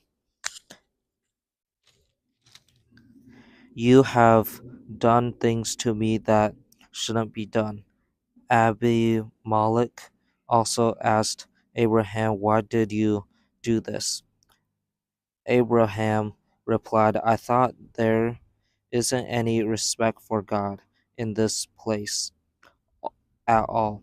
They will kill me because my wife, besides, she really is my sister. She is the daughter of my father, but not the daughter of my mother. She became my wife. God had me wander around away from my father's house. So I said to her, 'Here is how you can show my love to me. Everywhere we go, say about me, here's my brother.' Then Abimelech said Abraham, or gave Abraham sheep and cattle and male and female slaves, and he also returned his wife Sarah to him. Abimelech said, 'Here is my land. Live anywhere you want to.' He said to Sarah, 'I'm giving your brother 25 pounds of silver. It will take care of the problem we caused you, and all those who are with you will know that you aren't guilty of doing anything wrong.' Then Adam prayed to God, and God healed Ad- Abimelech. He also healed his wife and his female serv- slaves, so they could have children again. The Lord had kept the woman in Abimelech's house from having children. He had done it because of Abraham's wife, Sarah. Genesis 21. The Lord was gracious to Sarah, just as he had said he would be. He did for Sarah what he had promised to do. Sarah became pregnant. She had a son by Abraham when he was old. He was a he was born at the exact time God had promised him. Abraham have Abraham gave the son, Abraham gave the name Isaac to the son Sarah had by him. When his son Isaac was 8 years old, Abraham circumcised him. He did exactly as God had commanded him. Abraham was 100 years old when his son Isaac was born to him. Sarah said, "God has given laughter to me. Everyone who hears about this will laugh with me." She continued, "Who would have said to Abraham that Sarah would nurse children? But I've had a son by him when he is old." Isaac grew. The time came for his mother to stop nursing him. On the on that day, Abraham had a big dinner prepared. But Sarah said, but Sarah saw Ishmael making fun of Isaac. Ishmael was the son Hagar had by Abraham. Hagar was Sarah's servant from Egypt. Sarah said to Abraham, "Get rid of that slave woman. get rid of her son. The slave woman's son will never have a share of the family's property with my son Isaac." What Sarah said upset Abraham very much. After all, Ishmael was his son. But God said to him, "Do not be so upset about the boy and your servant Hagar. Listen to what Sarah tells you, because your family line will continue through Isaac. I will make the son of your servant into a nation also. I will do it because he is your child." Early the next morning, Abraham got some food and a bottle of water. The bottle was made out of animal skin. He gave the food and water to Hagar. He placed them on her shoulders. Then he placed her away with the boy. She went on her way and wandered in the desert of Beersheba. When the water in the bottle was gone, she put the boy under a bush. Then she went off and sat down nearby. She was about as far away as a person can shoot an arrow. She thought, "I can't stand to watch the boy die." As she sat nearby, she began to sob. God heard the boy's crying. Then the angel of God called out to Hagar from heaven. He said to her, "What is the matter, Hagar? Do not be afraid. God has heard the boy crying as he lies there. Lift the boy up. Take him by the hand. I will make him into a great nation." Then God opened Hagar's eyes. She saw a well of water, so she went and filled the bottle with water. Af- she gave the boy a drink. God was with the boy as he grew up. He lived in the desert and learned to shoot with a bow. While he was living in the desert of Paran, his mother got him a wife from Egypt. At that time, Abimelech and Phicol spoke to Abraham.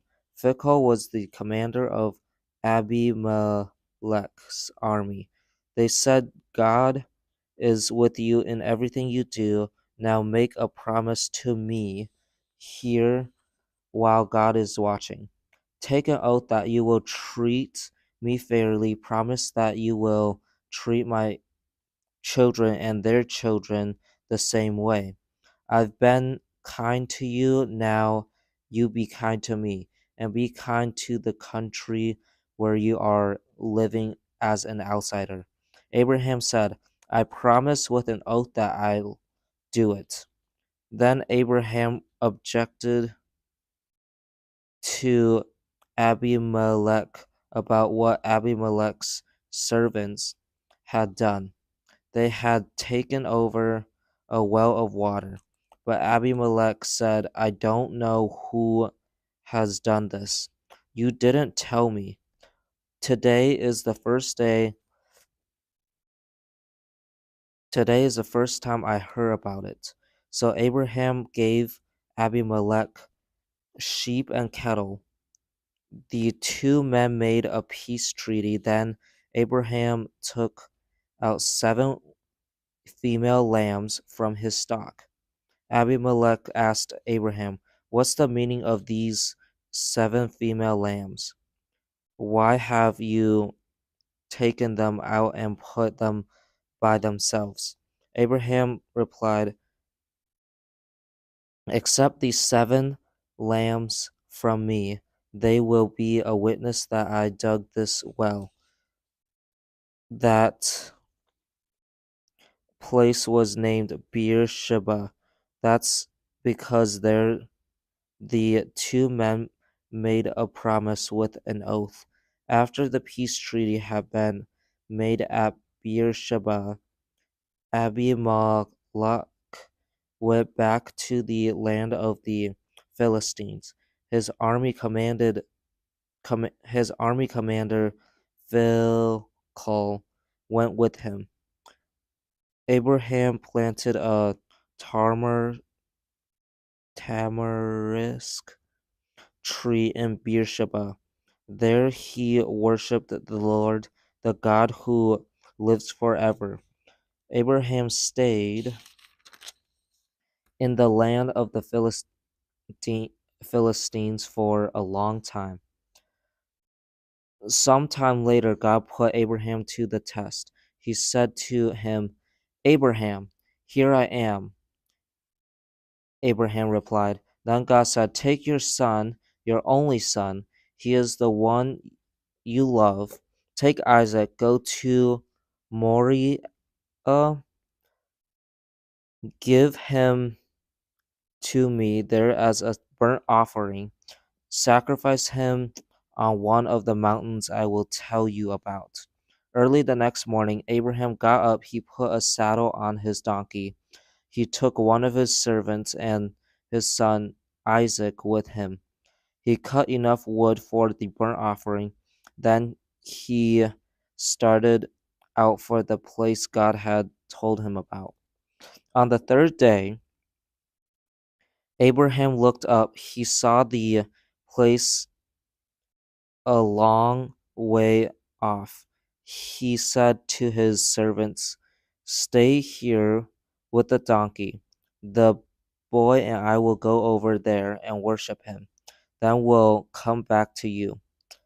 Abraham put the wood for the burnt offering on his son Isaac. He carried he himself carried the fire and the knife. The two of them walked on together. Then Isaac spoke up. He said to his father Abraham, Father. Yes, my son, Abraham replied. The fire and wood are here, Isaac said, but where is the lamb for the burnt offering? Abraham answered, God himself will provide the lamb for the burnt offering, my son. The two of them walked on together. They reached the place God had told Abraham about. There, Abraham built an altar. He arranged the wood on it. He tied up his son Isaac. He placed him on the altar on top of the wood. Then he reached out his hand. He took the knife to kill his son, but the angel of the Lord called out to him from heaven. He said, Abraham, Abraham, here I am. Abraham replied, do not lay a hand on the boy, he said. Do not do anything to him. Now I know that you have respect for God. You have not held back from me, your son, your only son. Abraham looked up there in a bush. He saw a ram. It was caught by its horns. He went over and took the ram. He sacrificed it as a burnt offering instead of his son. So Abraham named that place the Lord will provide to this day. People say, it will be provided on the mountain of the Lord. The angel of the Lord called out to Abraham from heaven a second time. He said, I am taking an oath in my own name. I will bless you because of what you have done, announces the Lord. You have not held back your son, your only son. So I will certainly bless you. I will make your children after you as many as the stars in the sky. I will make them as many as the grains of sand on the seashore. Your children will take over the cities of their enemies. All nations on earth will be blessed because of your children. All of that will happen because you have obeyed me. Then Abraham returned to his servants. They started out together for Beersheba, and Abraham stayed in Beersheba. Sometime later, Abraham was told Milcah has become a mother. She has had sons by your brother Nahor. Uz was born first. Then came his brother Buz. Next came Kemuel, the father of Aram. The other sons are Kist, Hazo, Pildash, Jedil, and Bethel. Bethuel. Bethuel came the father of Rebekah. Milcah had the 8 sons by Abraham's brother Nahor. Nahor had a concubine, concubine named Remah. She also had sons. They were Teba, Gaham, Tahash, and Makkah. Sarah lived to be 127 years old. She died at Kiriath Arba. Kiriath Arba is also called Hebron. It's in the land of Canaan. Sarah's death fulfilled Abraham with sorrow. He went to the place where her body was lying. There he sobbed over her.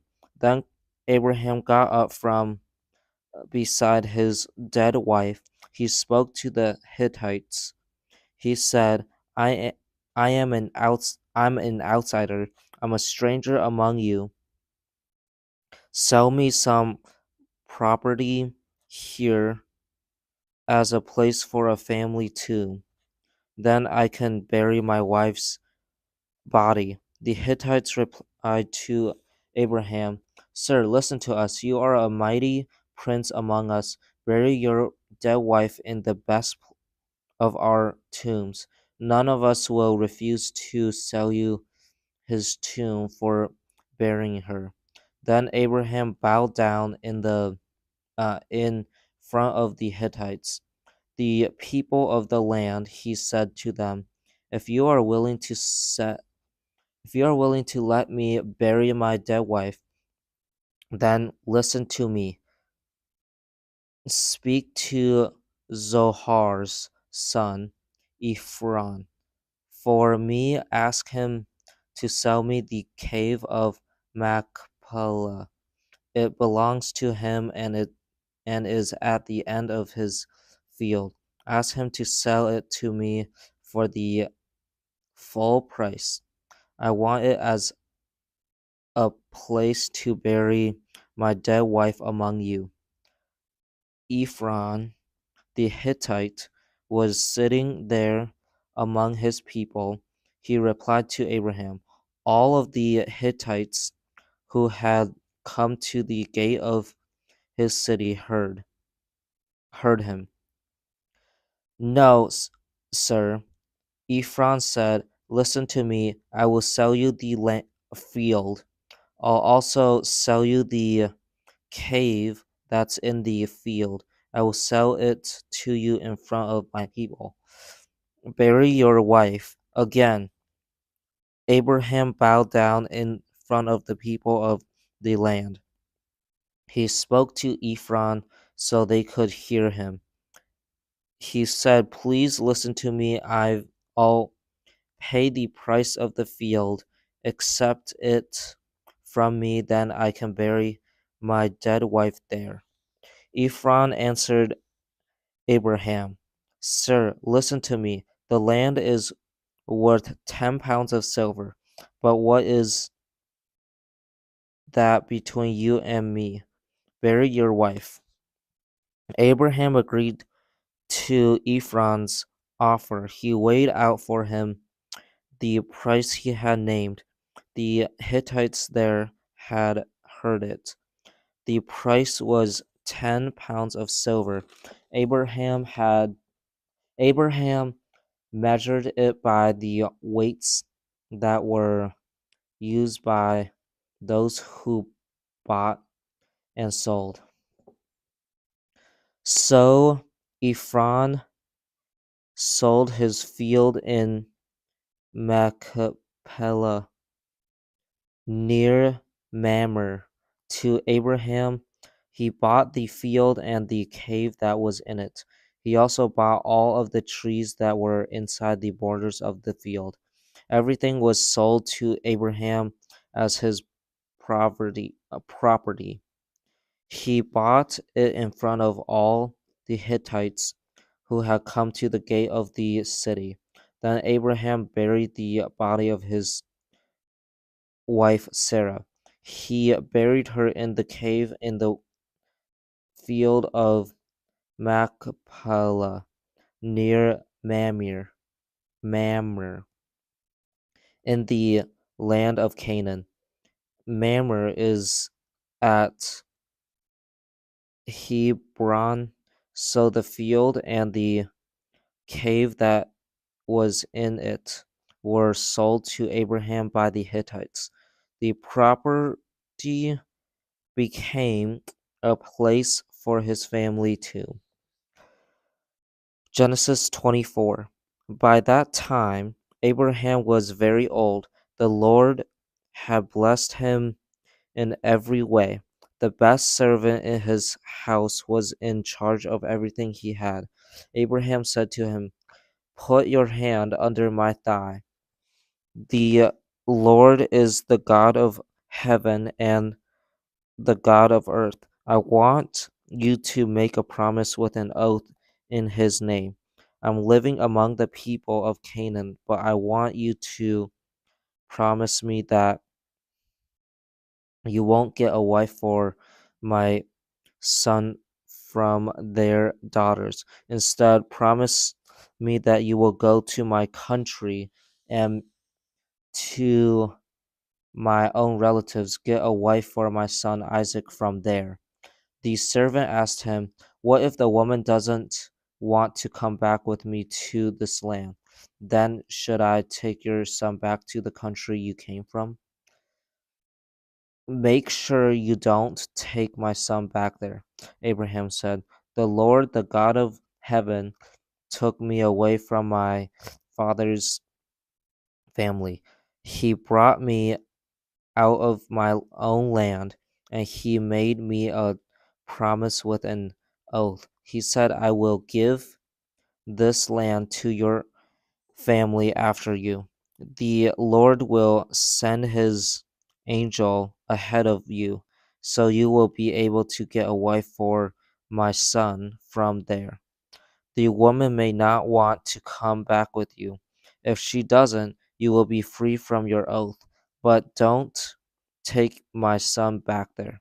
So the servant put his hand under Abraham's thigh, and he promised with an oath to do what his master wanted. The servant took 10 of his master's camels and left. He took with him all kinds of good things from his master. He started out for Aram Naharaim. He made his way to the town of Nahor. He stopped near the well outside the town. There he made the camels down. The camels get down on their knees. It was almost evening. It was the time when women go out to get water. Then he prayed, "Lord, you are the God of my master Abraham. Give me success today. Be kind to my master Abraham. I'm standing beside this spring. The daughters of the people who live in the town are coming out here to get water. I will speak to a young woman. I'll say, please lower your jar so I can have a drink. Suppose she says, have a drink of water, and I'll get some for your camel too. Then let her be the one you have chosen for your servant Isaac. That's how I'll know you have been kind to my master.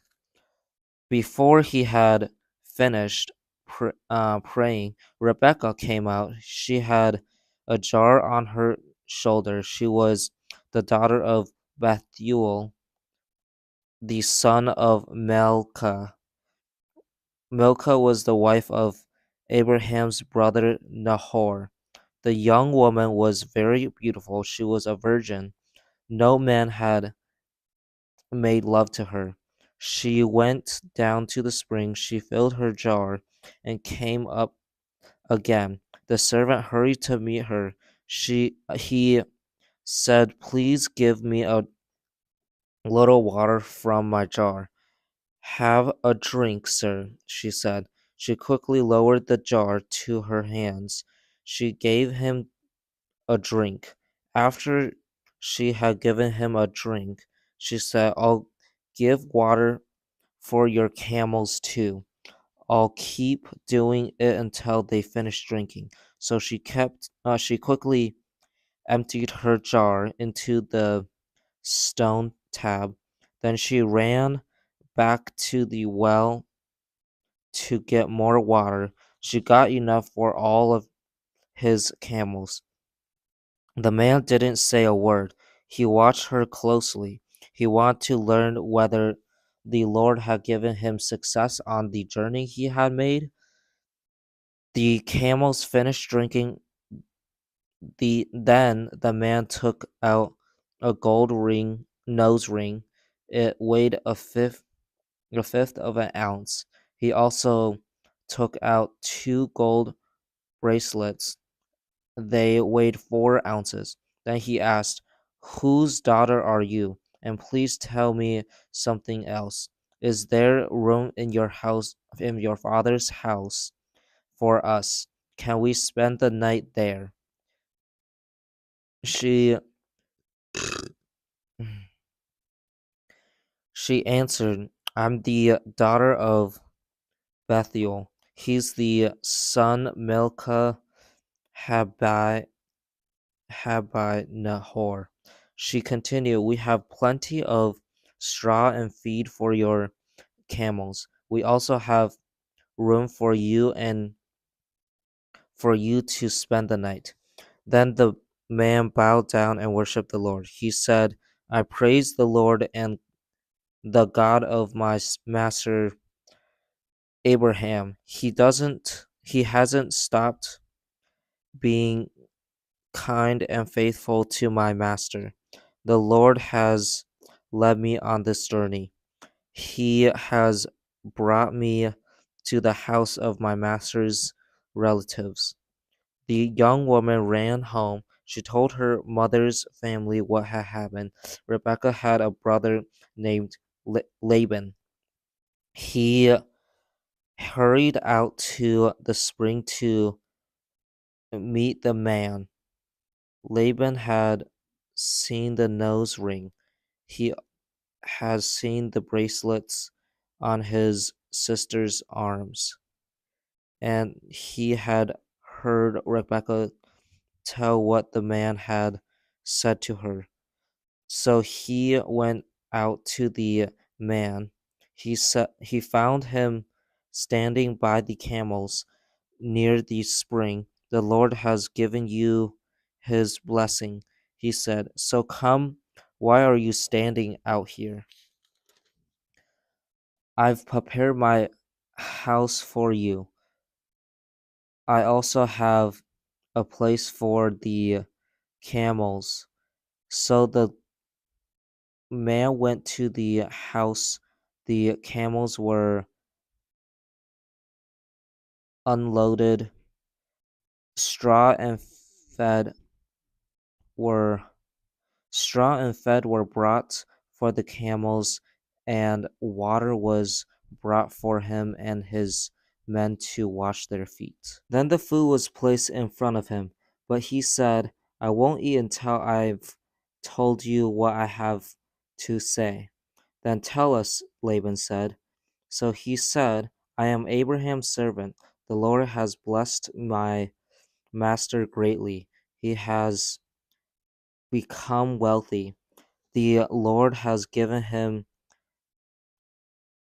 sheep and cattle. He has given him silver and gold. He has also given him male and female servants and camels and donkeys. My master's wife Sarah had a son by him when she was old. He has given that son everything he owns. My master made me take an oath. He said, I'm living in the land of the people of Canaan, but promise me that you won't get a wife for my son from their daughters. Instead, go to my father's family and to my own relatives, get a wife for my son there. Then I asked my master, what if the woman won't come back with me? He replied, I have walked with the Lord. He will send his angel with you. He will give you success on your journey, so you will be able to get a wife for my son. You will get her from my own relatives from my father's family. Then you will go to my relatives. Suppose they refuse to give her to you. Then you will go then you will be free from your oath. Today I came to the spring. I said, Lord, you are the God of my master Abraham. Please give my success on this journey I've made. I'm standing beside this spring. A young woman will come out to get water. I will speak to her. I'll say, please let me drink a little water from your jar. Suppose she says, have a drink of water, and I'll get some of your camels too. Then let her be the one the Lord has chosen for my master's son. Before I finished praying in my heart, Rebecca came out. She had a jar on her shoulder. She went down to the spring and got water. I said to her, please give me a drink. She quickly lowered my jar from her shoulder. She said, have a drink and I'll get water for your camels too. So I drank. She also got water for the camels. I asked her, whose daughter are you? She said, the daughter of Bethuel. He's the son of Milcah, had by Nahor. Then I put the ring in her nose. I put the bracelets on her arms, and I bowed down and worshipped the Lord. I praised the Lord, the God of my master Abraham. He had led me on the right road. He had led me to get for my master's son, the granddaughter of my master's brother. Now, will you be kind and faithful to my master? If you will, tell me, and if you won't, tell me. Then I'll know which way to turn. Laban and Bethuel answered, the Lord has done all of this. We can't say anything to you one way or the other. Here is Rebekah. Take her and go. Let her become the wife of your master's son, just as the Lord has said. Abraham's servant heard what they said, so he bowed down to the Lord with his face to the ground. He brought out gold and silver jewelry. He brought out articles of clothing. He gave all of it to Rebekah. He also gave expensive gifts to her brother and her mother. Then Abraham's servant and the men who were with him ate and drank. They spent the night there. They got up the next morning. Abraham's servant said, "Send me back to my master." But her brother and her mother replied, "Let the young woman stay with us 10 days or so. Then you can go." But he said to them, "Don't make me wait. The Lord has given me success on my journey. Send me on my way so I can go to my master." Then they said, "Let's get Rebecca. We'll ask her about it." So they sent for her. They asked her, "Will you go with this man?" "Yes," she said. So they sent their sister Rebekah on her way with Abraham's servant and his men. They also sent Rebekah's attendant with her, and they gave Rebekah their blessing. They said to her, "Dear sister, may my family grow by thousands and thousands. May your children after you take over the cities of their enemies." Then Rebekah and her female servants got ready. They got on their camels to go with the man. So the servant took Rebekah and left. By that time Isaac had come from Beer Lahai Roy. He was living in the Negev desert. One evening he went out to the field. He wanted to spend some time thinking. When he looked up, he saw the camels approaching. Rebecca also looked up and saw Isaac. She got down from her camel. She asked the servant, "Who is that man in the field coming to meet us?" "He is my master," the servant answered. So she took her veil and uncovered her face. Then the servant told Isaac everything he had done. Isaac brought the Isaac brought Rebekah to the tent that had belonged to his mother Sarah, and he married Rebekah. She became his wife, and he loved her. So Isaac was comforted after his mother died. Abraham married another woman. Her name was Keturah. She had Zimran, Jokshan, Medan, Midian, Ishbak, and Shah by Abraham. J- Jokshan was the father of Sheba and Dedan. The children of Dedan were the Asherites, the Letushites, and the Leumites.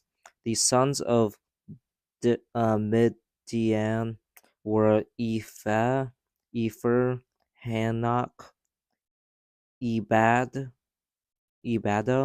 and Eldah. All of them came from Keturah.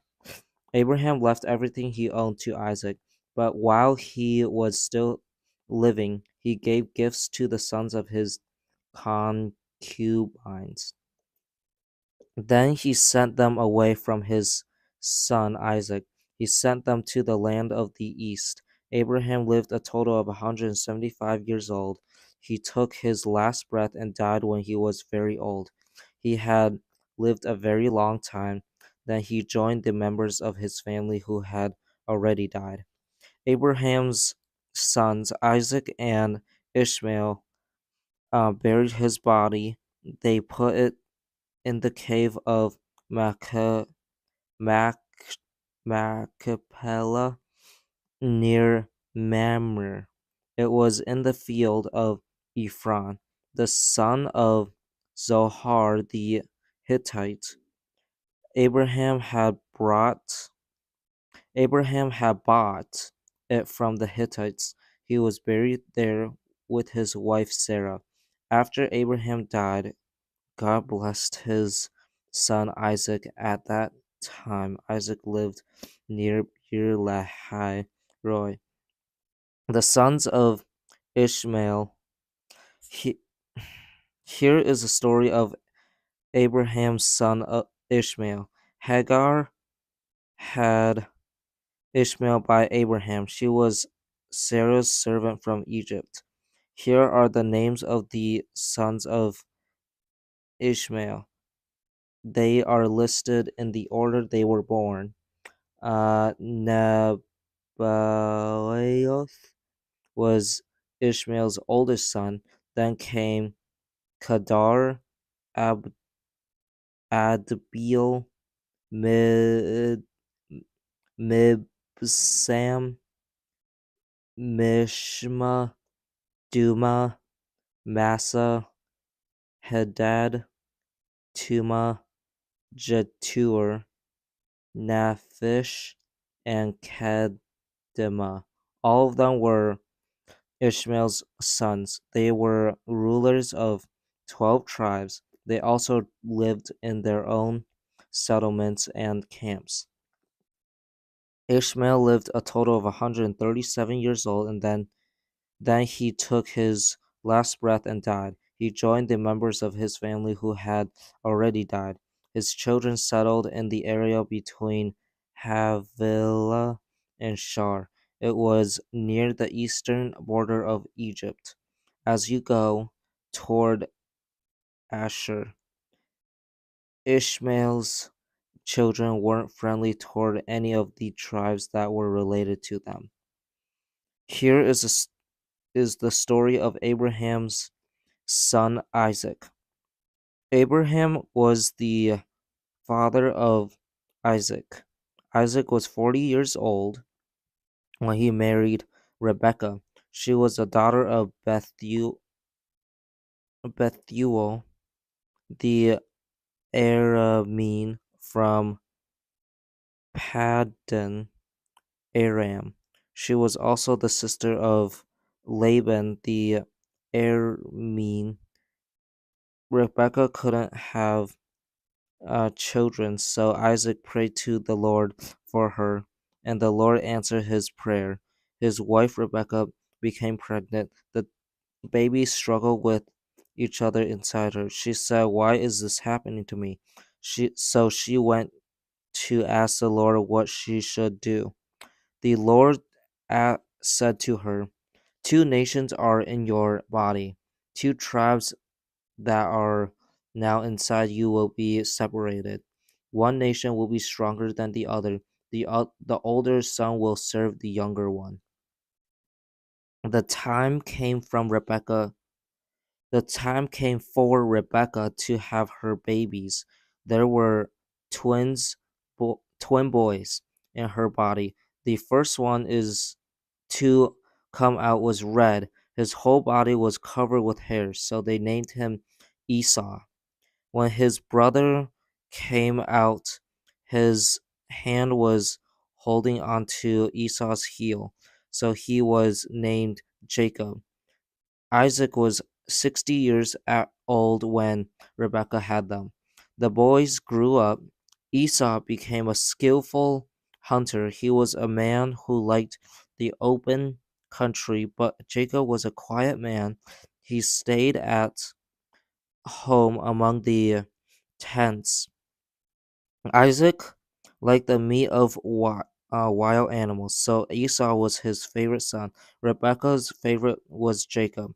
One day, Jacob was cooking stew.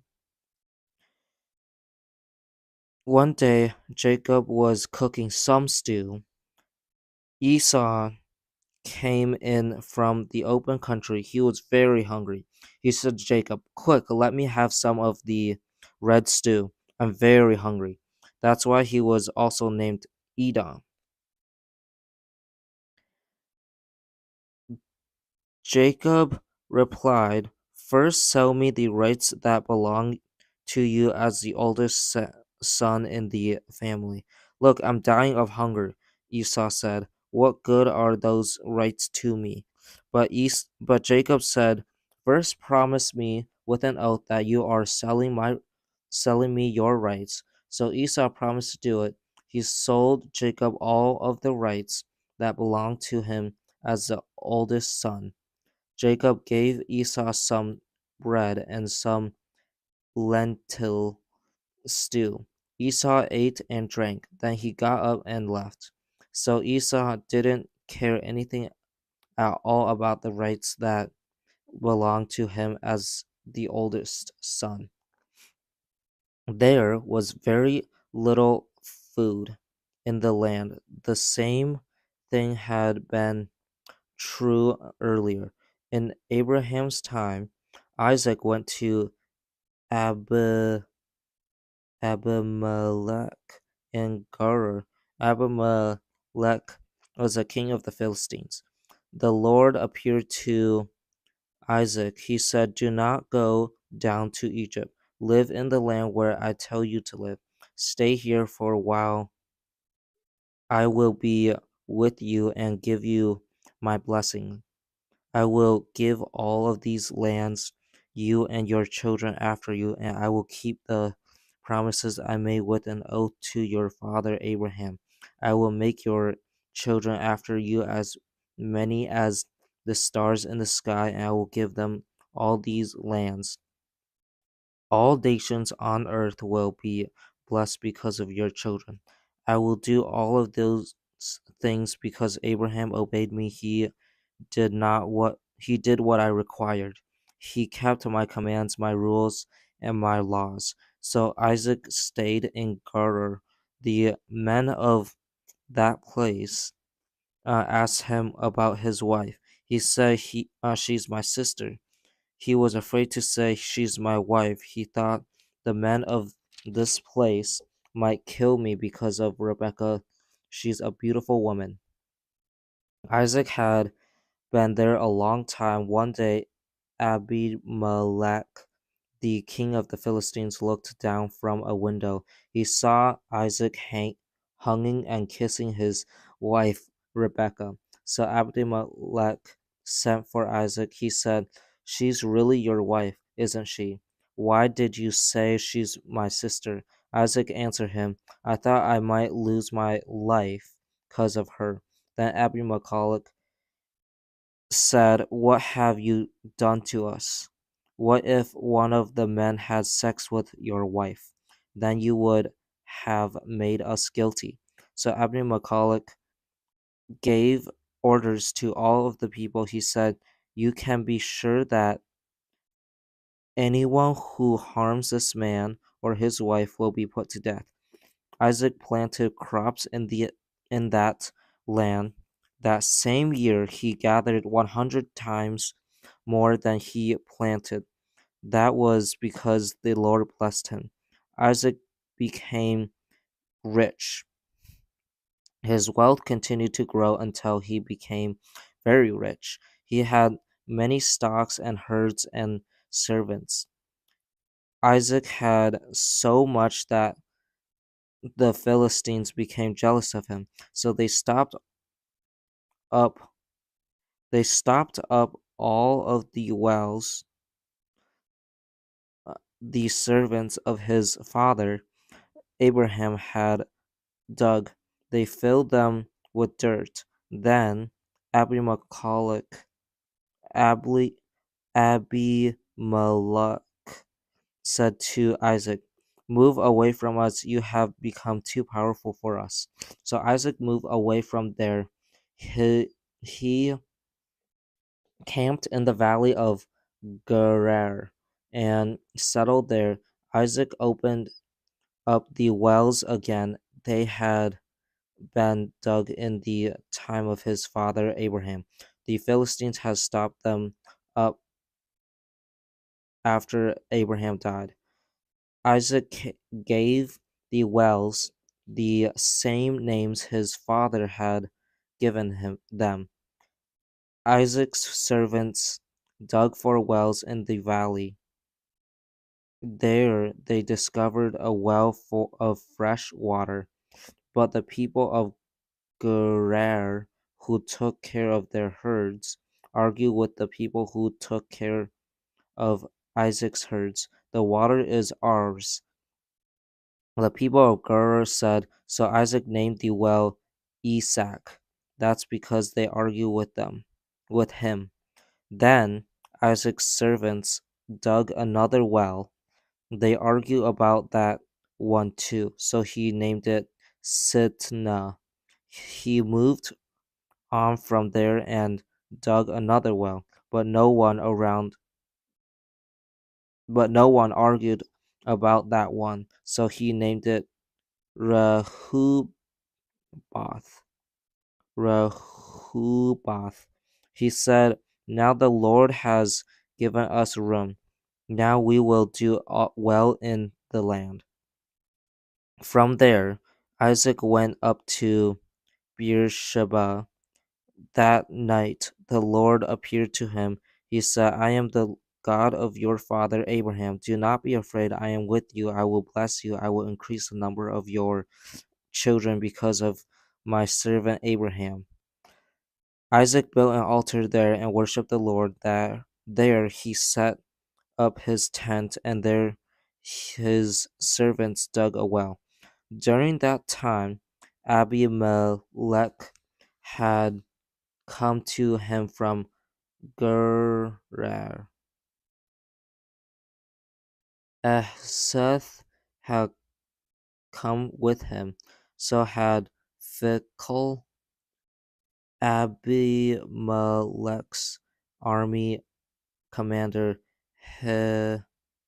Seth was Abimelech's personal advisor. Isaac asked them, why have you come to me? You were angry with me and sent me away. They answered, we saw clearly that the Lord was with you, so we said we should make an agreement by taking an oath. The agreement should be between us and you. We want to make a peace treaty with you.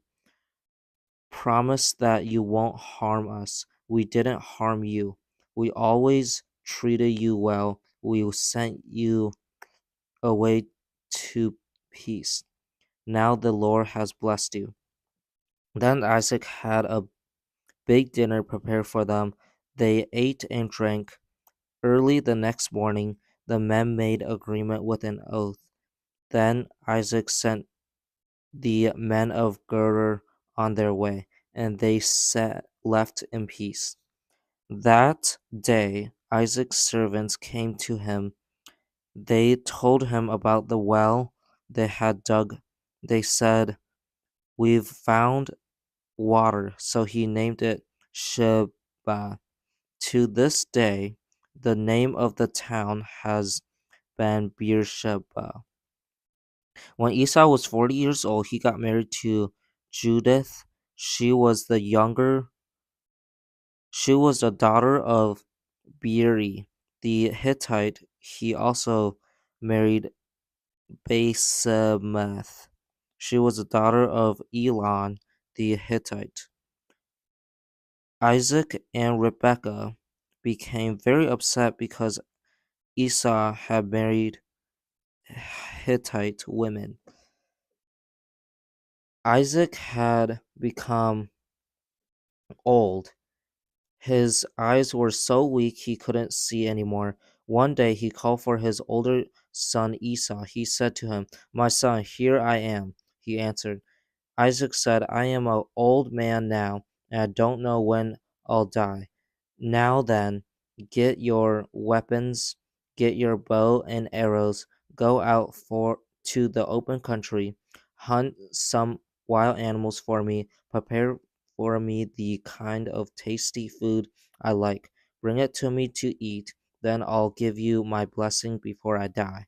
Rebekah was listening when Isaac spoke to his son Esau. Esau left for the open country. He went to hunt for a wild animal and bring it back. Then Rebekah said to her son Jacob, look, I heard your father speaking to your brother Esau. He said, bring me a wild animal, prepare some tasty food for me to eat. Then I'll give you my blessing before I die. The Lord will be my witness. Rebekah continued, My son, listen carefully. Do what I tell you. Go out to the flock, bring me two of the finest young goats. I will prepare tasty food for your father. I'll make it just the way he likes it. I want you to take it to your father to eat. Then he'll give you his blessing before he dies. Jacob said to his mother, Rebekah,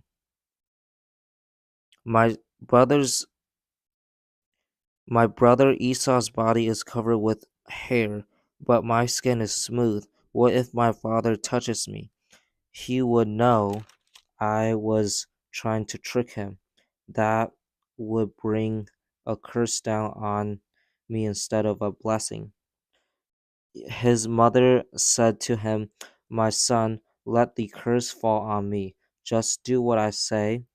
Go and get the goats for me. So he went and got the goats. He brought them to his mother, and she prepared some tasty food. She made it just the way her father liked it.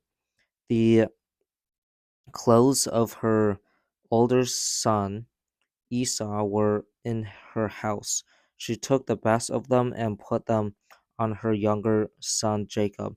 She covered his hands with the skins of the goats. She also covered the smooth part of his neck with them. Then she handed to her son Jacob the tasty food and the bread she had made. He went to his father and said, My father. Yes, my son, Isaac answered. Who is it?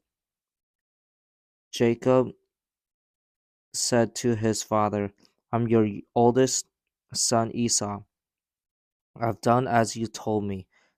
Please sit up. Eat some of my wild meat, then give me your blessing. Isaac asked his son, How did you find it so quickly, my son? The Lord your God gave me success, he replied. Then Isaac said to Jacob, Come near so I can touch you, my son. I want to know whether you're really my son Esau. Jacob went close to his father. Isaac touched him and said, The voice is the voice of Jacob, but the hands are the hands of Esau. Jake, Isaac didn't recognize him. His hands were covered with hair like those of his brother Esau.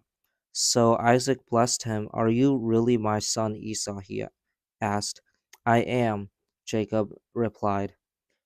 Isaac said, My son, bring me some of your wild meat to eat, then I'll give you my blessing. Jacob brought it to him, so Isaac ate. Jacob also brought some wine, and Isaac drank. Then Jacob's father Isaac said to him, Come here, my son, kiss me. So Jacob went to him and kissed him. Then Isaac smelled the clothes he gave Jacob his blessing. He said, It really is the smell of my son. It's the smell of a field that the Lord has blessed. May God give you dew from heaven. May he give you the richness of the world, earth. May he give you plenty of grain and fresh wine. May nations serve you. May they bow down to you. Rule over your brothers. May the sons of your mother bow down to you. May those who call down curses on you be cursed, and may those who bless you be blessed. When Isaac finished blessing him, Jacob left his father. Just then his brother Esau came in from hunting. He too prepared some tasty food. He brought it to his father. Then Esau said to him, My father, sit up, eat some of my wild meat, then give me your blessing. His father Isaac asked him, Who are you? I'm your son. He answered, I'm your oldest son. I'm Esau. Isaac was shaking all over. He said, then who was it that hunted a wild animal and brought it to me? I ate it just before you came. I gave him my blessing, and he will certainly be blessed. Esau heard his father's words, then he began crying out loud and bitterly. He said to his father, bless me too, my father. But Isaac said, your brother came and tricked me. He took your blessing. Esau said, isn't Jacob the right name for him? He has cheated me two times. First, he took my rights as the oldest son, and now he's taken my blessing. Then Esau asked, haven't you saved any blessing for me? Isaac answered Esau, I've made him ruler over you. I've made all of his relatives serve him, and I've provided him with grain and fresh wine. So what can I possibly do for you, my son?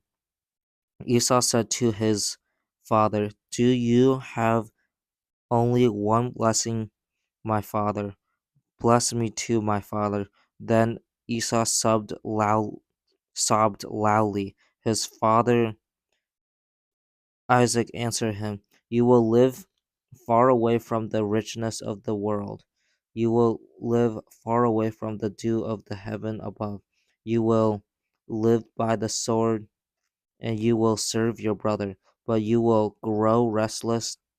Then you will throw off the heavy load he put on your shoulders. Esau was angry with Jacob. He was angry because of the blessing his father had given to Jacob. He said to himself, my father will soon die. The days of sorrow over him are near. Then I'll kill my brother Jacob.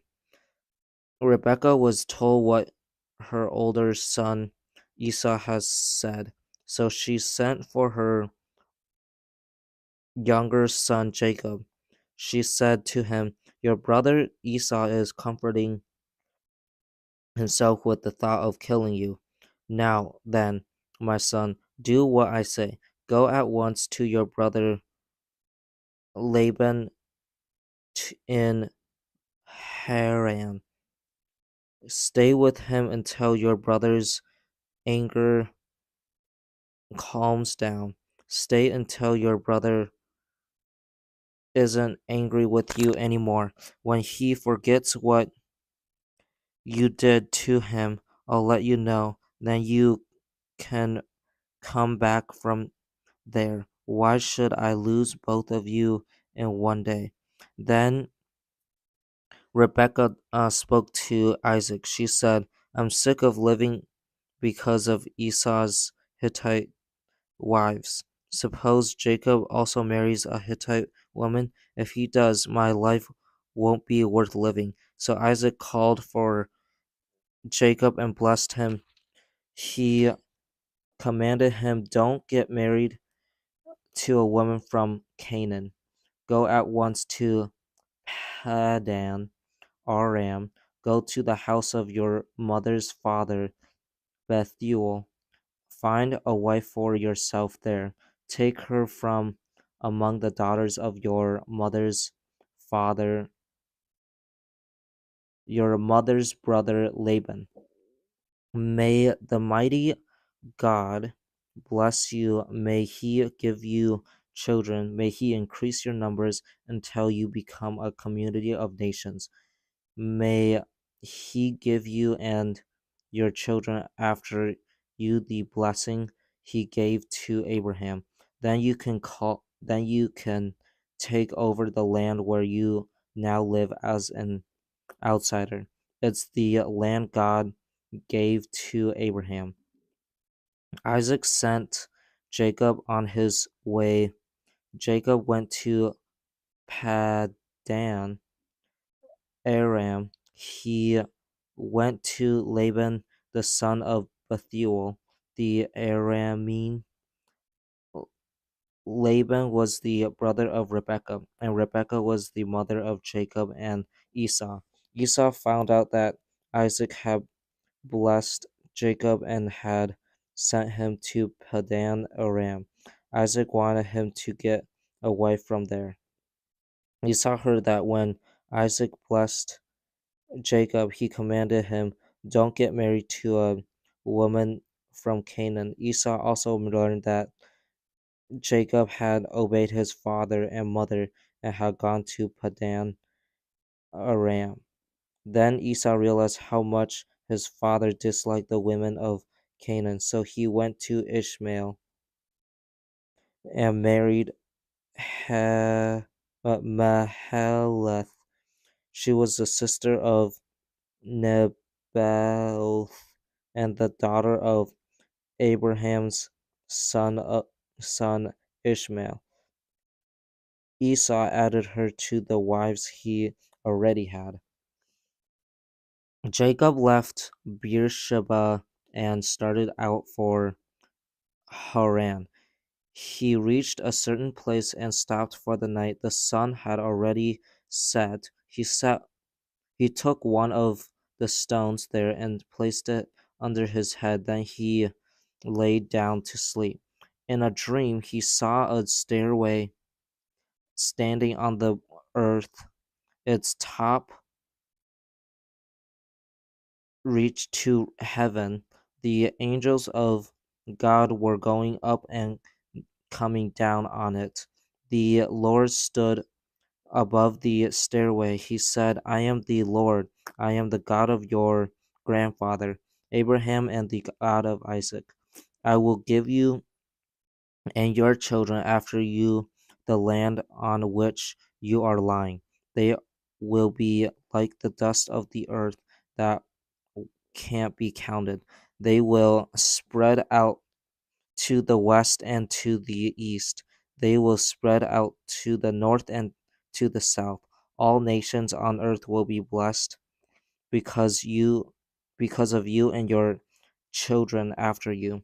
I am with you. I will watch over you everywhere you go, and I will bring you back to this land. I will not leave you until I have done what I have promised you." Jacob woke up from his sleep. Then he thought, "The Lord is certainly in this place. I didn't even know it." Jacob was afraid. He said, "How holy this place is. This must be the house of God. This is the gate of heaven." Early the next morning, Jacob took the stone he had placed under his head. He set it up as a pillar. He poured oil on top of it. He named that place Bethel, but the city used to be called Luz.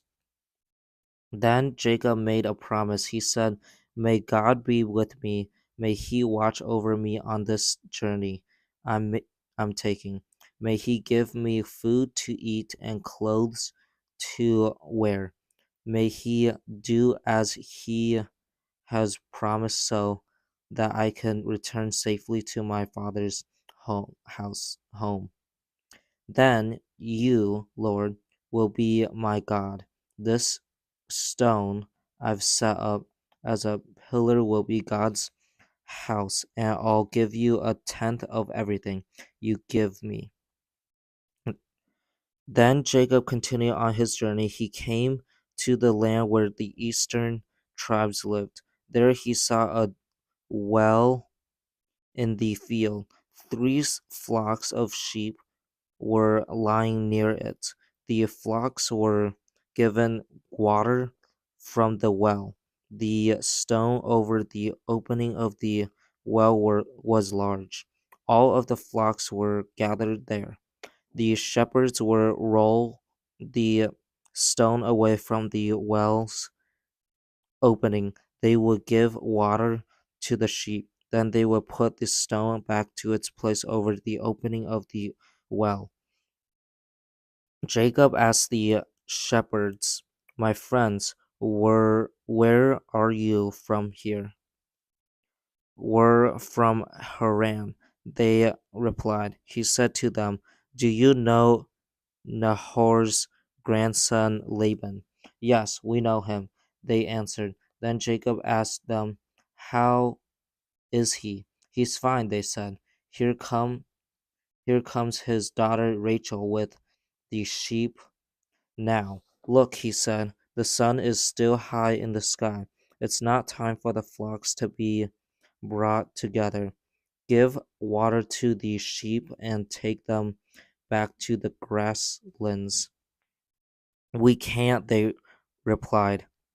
We have to wait until all of the flocks are brought together. The stone has to be rolled away from the opening of the well. Then we'll give water to the sheep. He was still talking with them when Rachel came with her father's sheep. It was her job to take care of this flock. Rachel was the daughter of Laban. He was the brother of Jacob's mother. When Jacob saw Rachel with Laban's sheep, he went over to the well. He rolled the stone away from the opening. He gave water to his uncle's sheep. Jacob kissed Rachel, then he began to sob loudly. He had told Rachel he was a relative of her father. He had also said he was Rebekah's son. Rachel ran and told her father what Jacob had said. As soon as Laban heard the news about his sister's son Jacob, he hurried to meet him. Laban hugged Jacob and kissed him. Then he brought him to his home.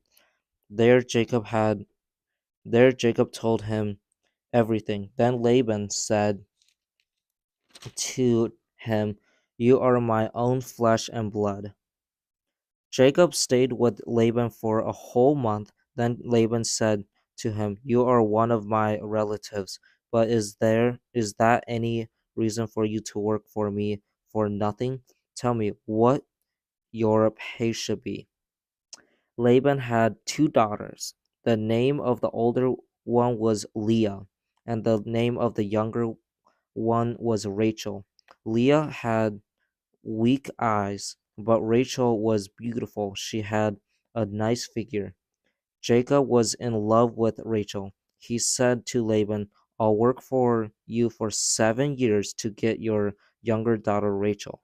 Laban said, it's better for me to give her to you than to some other man. Stay here with me. So Jacob worked for 7 years to get Rachel, but they seemed like only a few days to him because he loved her so much. Then Jacob said to Laban, give me my wife. I've completed my time. I want to make love to her. So Laban brought all of the people of the place together and had a huge dinner prepared. But when evening came, he gave his daughter Leah to Jacob, and Jacob made love to her. And Laban ma gave his female servant Zilpah to his daughter as her servant. When Jacob woke up the next morning, there was Leah next to him. So he said to Laban, what have you done to me? I worked for you to get Rachel, didn't I? Why did you trick me? Laban replied, it isn't our practice here to give the younger daughter to be married before the older one. Complete this daughter's wedding week, then we'll give you the younger one also, but you will have to work for another 7 years. So Jacob did. He completed the week with Leah. Then Laban gave him his daughter Rachel to his wife.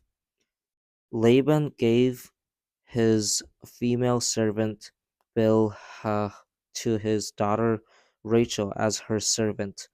Jacob made love to Rachel also. He loved Rachel more than he loved Leah.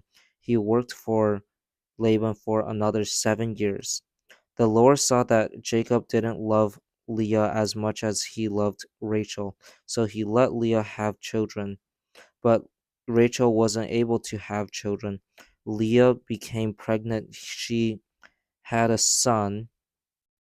She named him Reuben. She said, "The Lord has seen me suffer. Certainly my husband will love me now." She came She became pregnant again. She had a son. Then she said, "The Lord heard that Jacob doesn't love me very much. That's why the Lord gave me this one too." She named him Simon. She became pregnant again. She had a son. Then she said, "Now at last my husband will want me. I have had 3 sons by him." So the boy was named Levi. She became pregnant again. She had a son. Then she said, "This time I'll praise the Lord." So she named him Ju- Judah. Judah. Then she stopped having kids. Rachel saw that she couldn't have any children by Jacob, so she became jealous of her sister. She said to Jacob, "Give me children or I'll die." Jacob became angry with her. She said, "Do you think I'm God? He's the one who kept you from having children."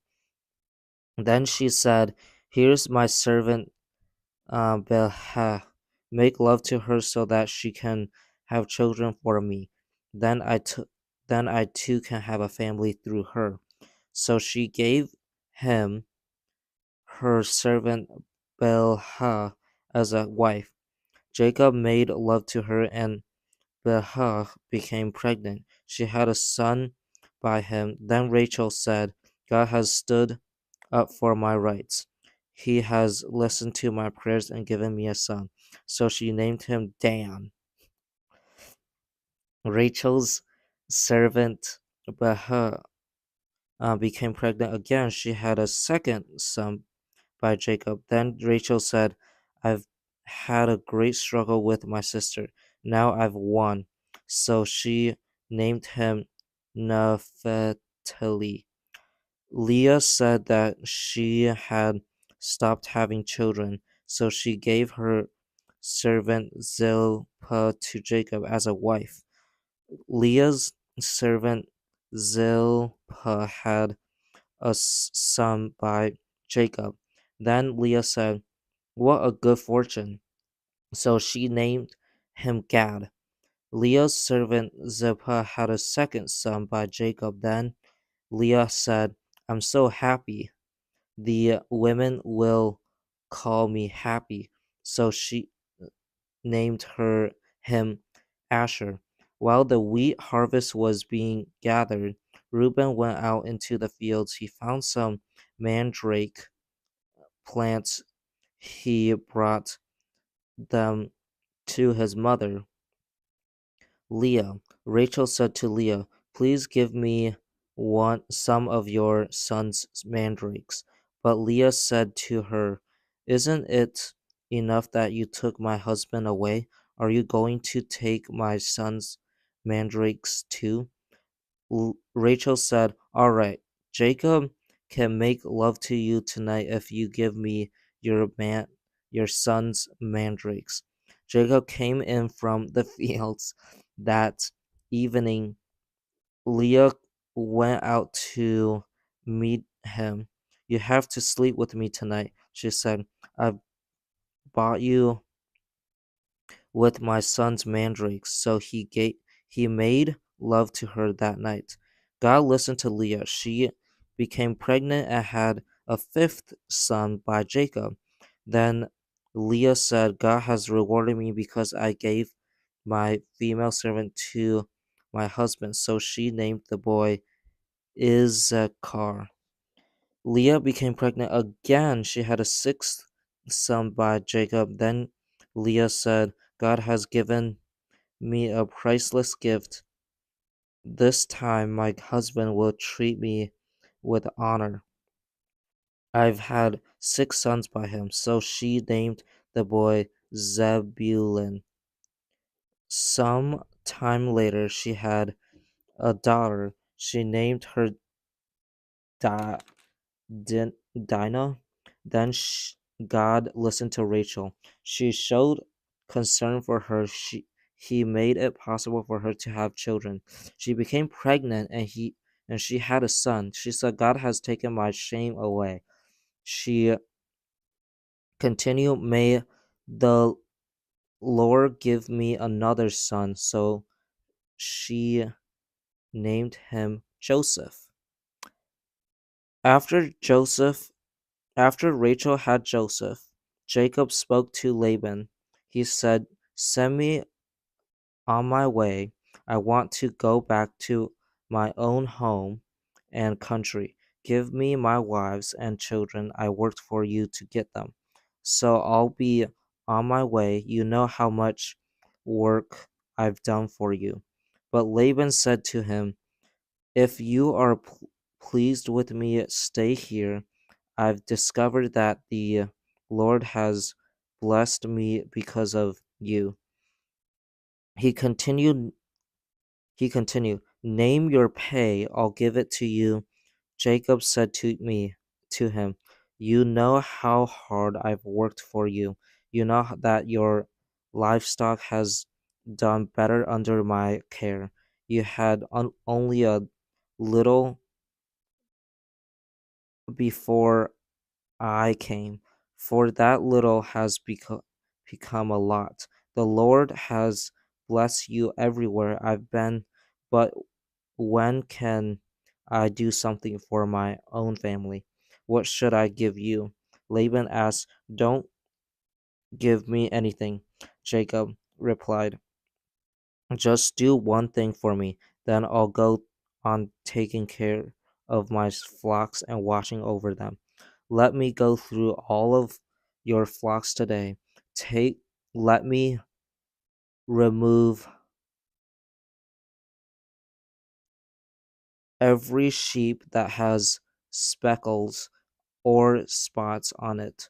Let me remove every dark colored lamb. Let me remove every goat that has spots or speckles on it. They will be my pay. My honesty will give witness about me in days to come. It will give witness every time you check on what you have paid me. Suppose you have a goat that doesn't have speckles or spots, or suppose I have a lamb that isn't dark colored, then it will be considered stolen. I agree, said Laban. Let's do what you have said. That same day, Laban removed all of the male goats that had or spots spots. He removed all of the female goats that had speckles or spots. They were the ones that had white on them. He also removed all of the dark colored lambs. He had his sons take care of them. Then he put a journey of 3 days between himself and Jacob. Jacob continued to take care of the rest of Laban's flocks. Jacob took branches that were freshly cut from poplar, almond, and plane trees. He made white stripes on them by peeling off the bark. He uncovered the white wood inside the branches. Then he placed the peeled branches in all of the stone tubes where the animals drank water. He placed them so they would be right in front of the flocks. When they came to drink, the flocks were ready to mate when they came to drink. So they made it in front of the branches, and they had little ones that were striped or speckled or spotted. Jacob put the little ones of the flock to one side by themselves, but he made the older ones face these striped and dark colored animals that belonged to Laban. In that way, he made separate flocks for himself. He didn't put them with Laban's animals. Every time the stronger females were ready to mate, Jacob would place the branches in the stone tubes. He would place them in front of the animals so they would mate near the branches. But if the animals were weak, he wouldn't place the branches there. So the weak animals went to Laban, and the strong ones went to Jacob. In this way, Jacob became very rich. He became the owner of the large flocks. He also had many male and female servants, and he had many camels and donkeys. Jacob heard what Laban's sons were saying. Jacob has taken everything our father owned. They said, he has gained all of this wealth from what belonged to our father. Jacob noticed that Laban's feelings towards him had changed. Then the Lord spoke to Jacob. He said, "Go back to your father's land and to your relatives. I will be with you." So Jacob sent word to Rachel and Leah. He said to them to come out to the fields where his flocks were. He said to them, "I see that your father's feelings toward me had changed, but the God of my father has been with me. You know that I've worked for your father with all of my strength, but your father has cheated. He has changed my pay 10 times. In spite of everything that's happened, God hasn't let him harm me." Sometimes Laban would say, "The speckled ones will be your pay." Then all the flocks had little ones with speckles. At other times he would say, "The striped ones will be your pay." Then all the flocks had little ones with stripes. So God has taken away your father's livestock and given it to me. Once during the mating season, I had a dream. In my dream, I looked up and saw male goats and mating with the flock. The goats had stripes, speckles, or spots. The angel of God said to me in the dream, "Jacob." I answered, "Here I am." He said, "Look up, see the male goats mating with the flock. All of them have stripes, speckled speckles, or spots. That is because I have seen everything that Laban has been doing to you. I am the God of Bethel. That is where you poured oil on a pillar. There you made a promise to me. Now leave this land. Go back to your own land." Rachel and Leah replied, "Do we still have any share in our father's property?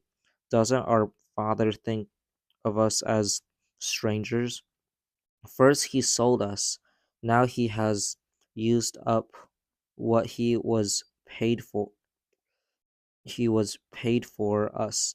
All of the wealth God took away from our father really belongs to us and our children.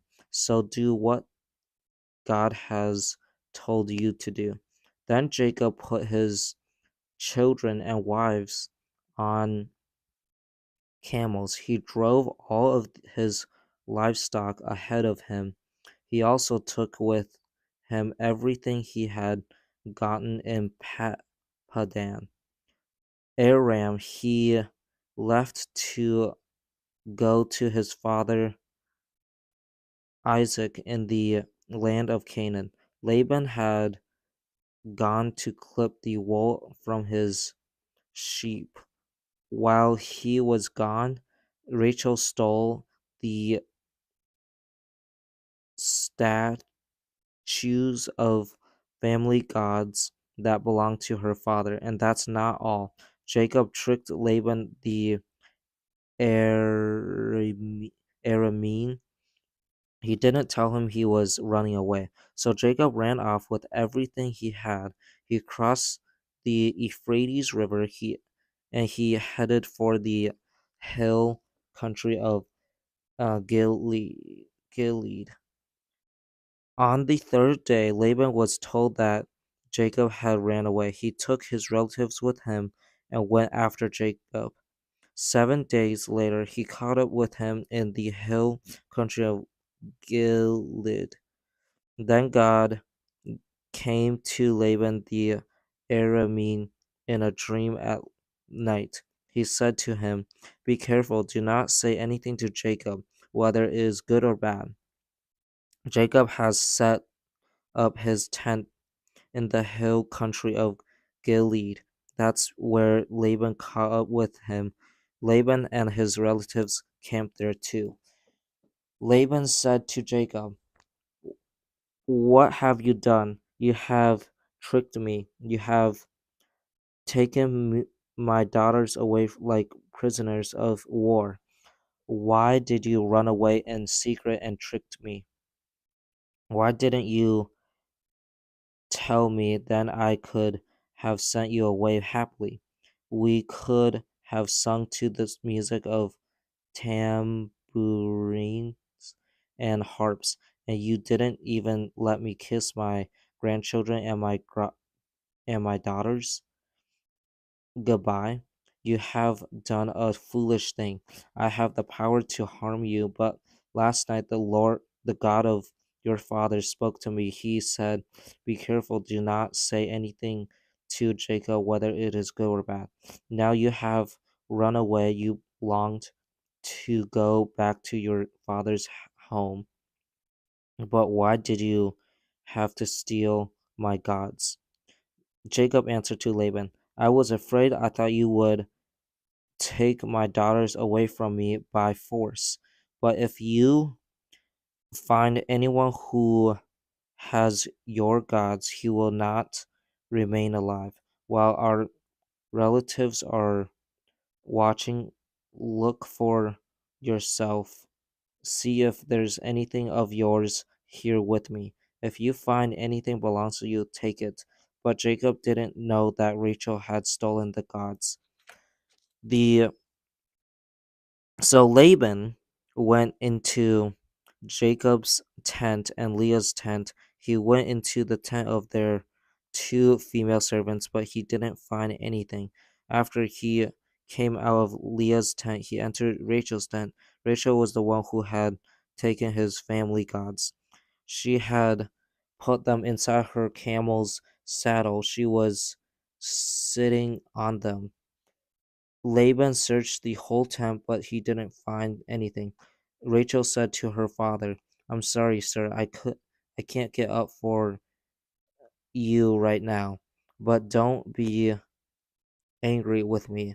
I'm having my monthly period." So he searched everywhere but couldn't find his family gods.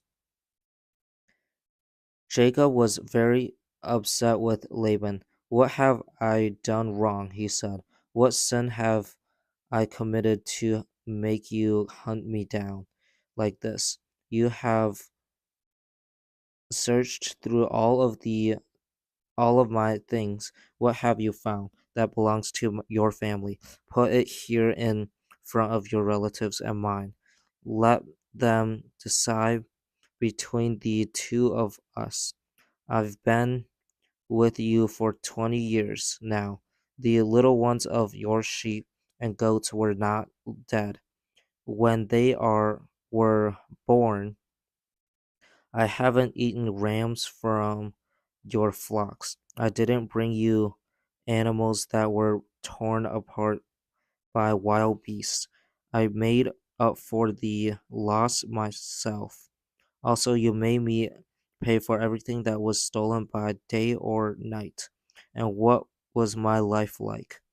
The heat burned me in the daytime and was so cold at night that I froze. I couldn't sleep. That's what it was like for the 20 years I was living with you. I worked for 14 years to get your two daughters. I worked for 6 years to get my share of your flocks. You changed my pay 10 times.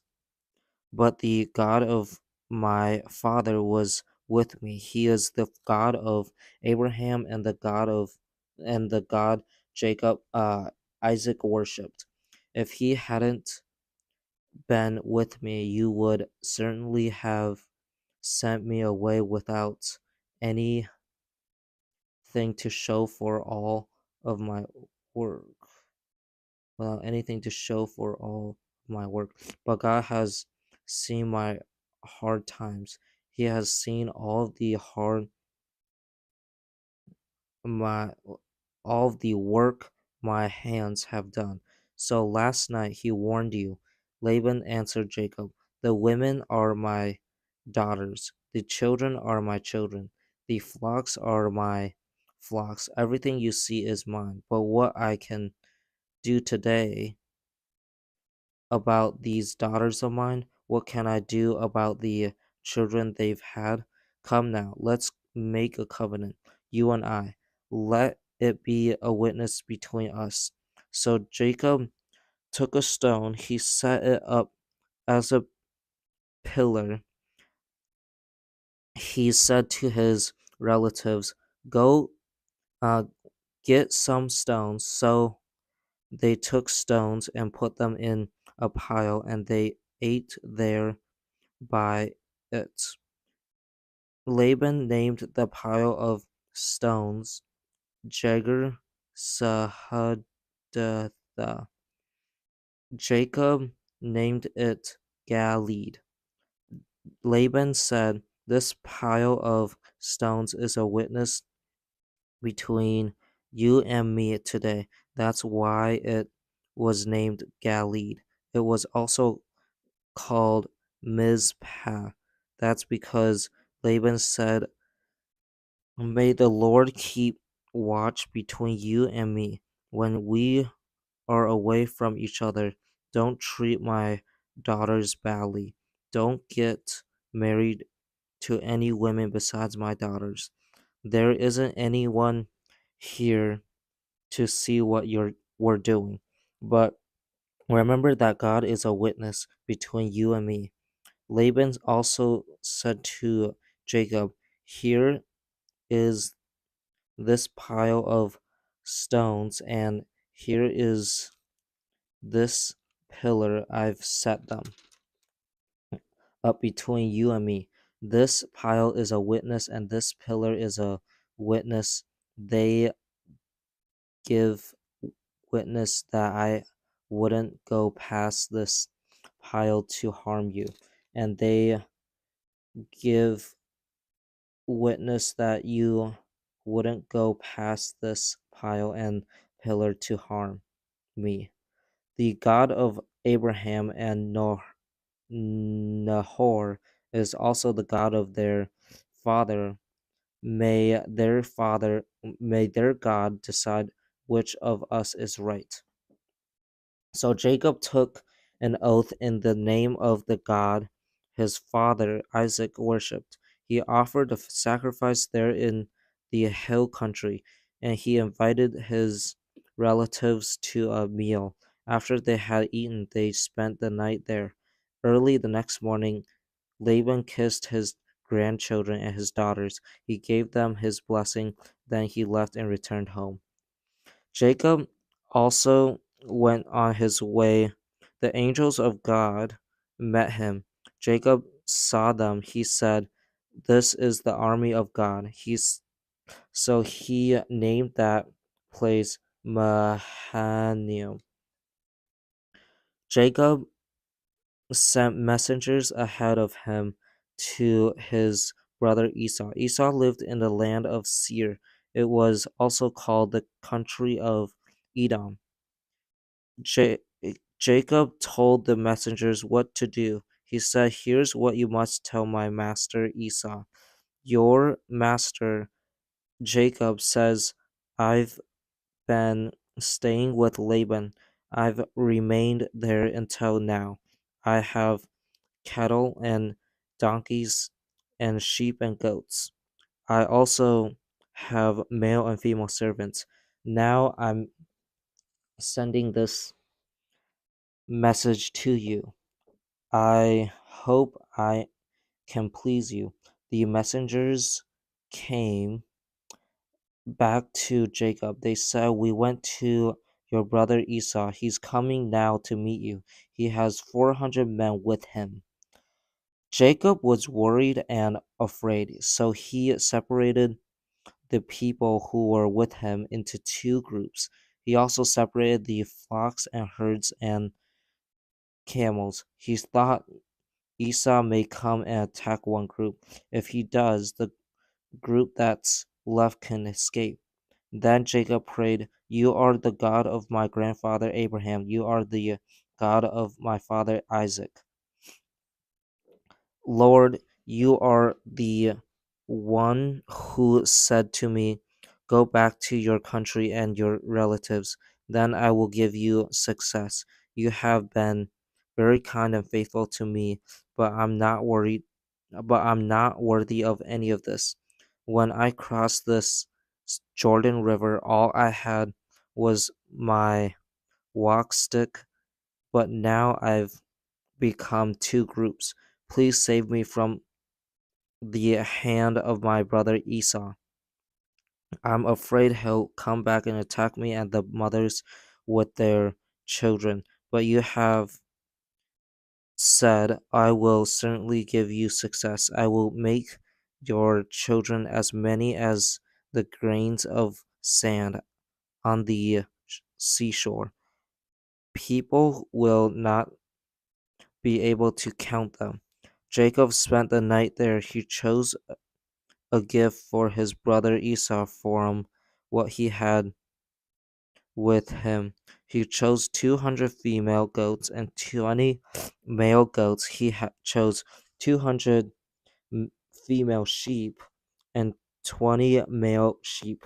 He chose 30 female camels with their little ones. He chose 40 cows and 10 bulls. He chose 20 female donkeys and 10 male donkeys. He put each herd by itself. Then he put his servants in charge of them. He said to his servants, Go on ahead, go on ahead of me. Keep some space between the herds." Jacob spoke to his servant who was leading the way. He said, "My brother Esau will meet you. He'll ask, 'Who is your master? Where are you going? And who owns all of these animals in front of you?' Then say to Esau, 'They belong to your servant Jacob. They are a gift to you from him, and he is coming behind us.'" He also spoke to the second and third servants. He said, he told them and all of the others who followed the herds what to do. He said, "Say the same thing to Esau when you meet him. Make sure you say, 'Your servant Jacob is coming behind us.'" Jacob was thinking, "I'll make peace with him with these gifts I'm sending on be ahead when I see him later. Maybe he'll welcome me." So Jacob's gifts went on ahead of him, but he himself spent the night in the camp. That night Jacob got up. He took his 2 wives, his 2 female servants, and his 11 sons, and sent them across to the Jabbok River. After they had crossed the stream, he sent over everything he owned. So Jacob was left alone. A man struggled with him until morning. The man saw that he couldn't win, so he touched the inside of Jacob's hip.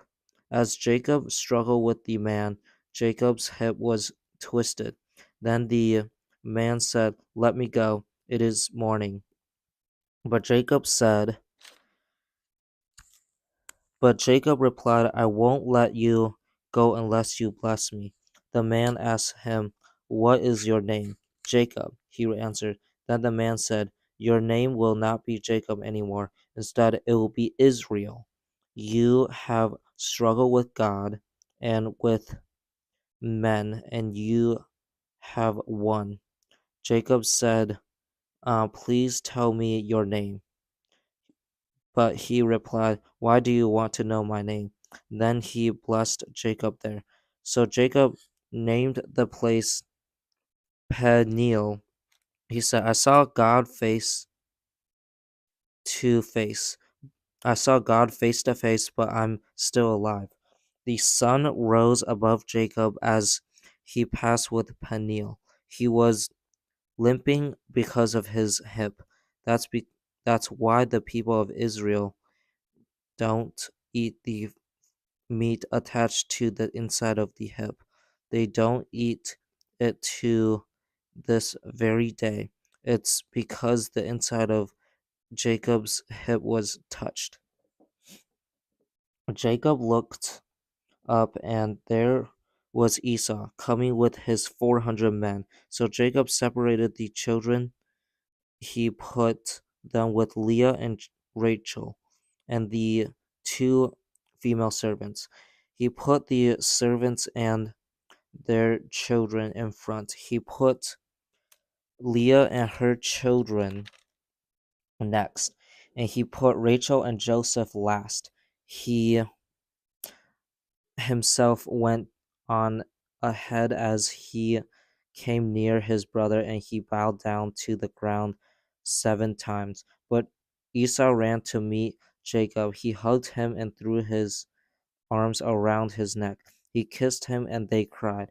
Then Esau looked up and saw the women and children. "Who are these people with you?" he said. Jacob answered, "They are the children God has kindly given to me." Then the female servants and their children came near and bowed down. Next, Leah and her children came and bowed down. Last of them came Joseph and Rachel. They bowed down too. Esau asked, "Why did you send all of them of those herds I saw?"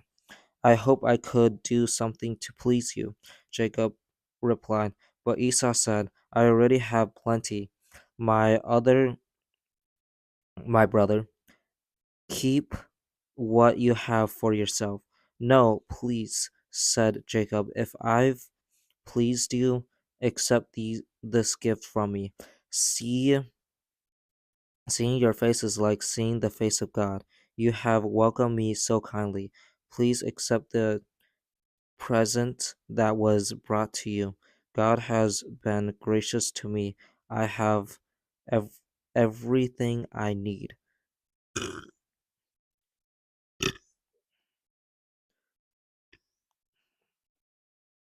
Jacob wouldn't give in, so Esau accepted it.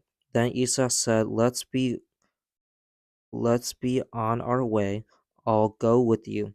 But Jacob said to him, "You know that the children are young. You also know that I have to take care of the cows and female sheep that are nursing.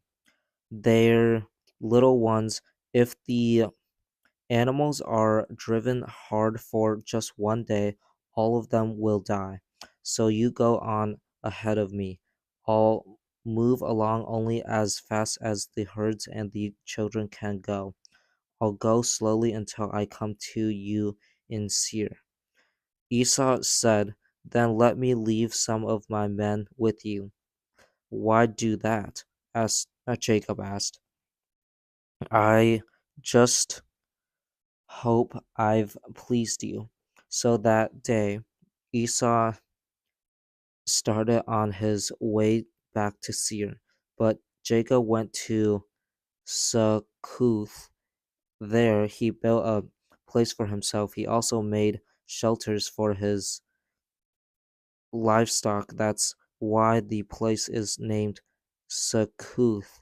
After Jacob came from Paddan Aram, he arrived safely at the city of Shechem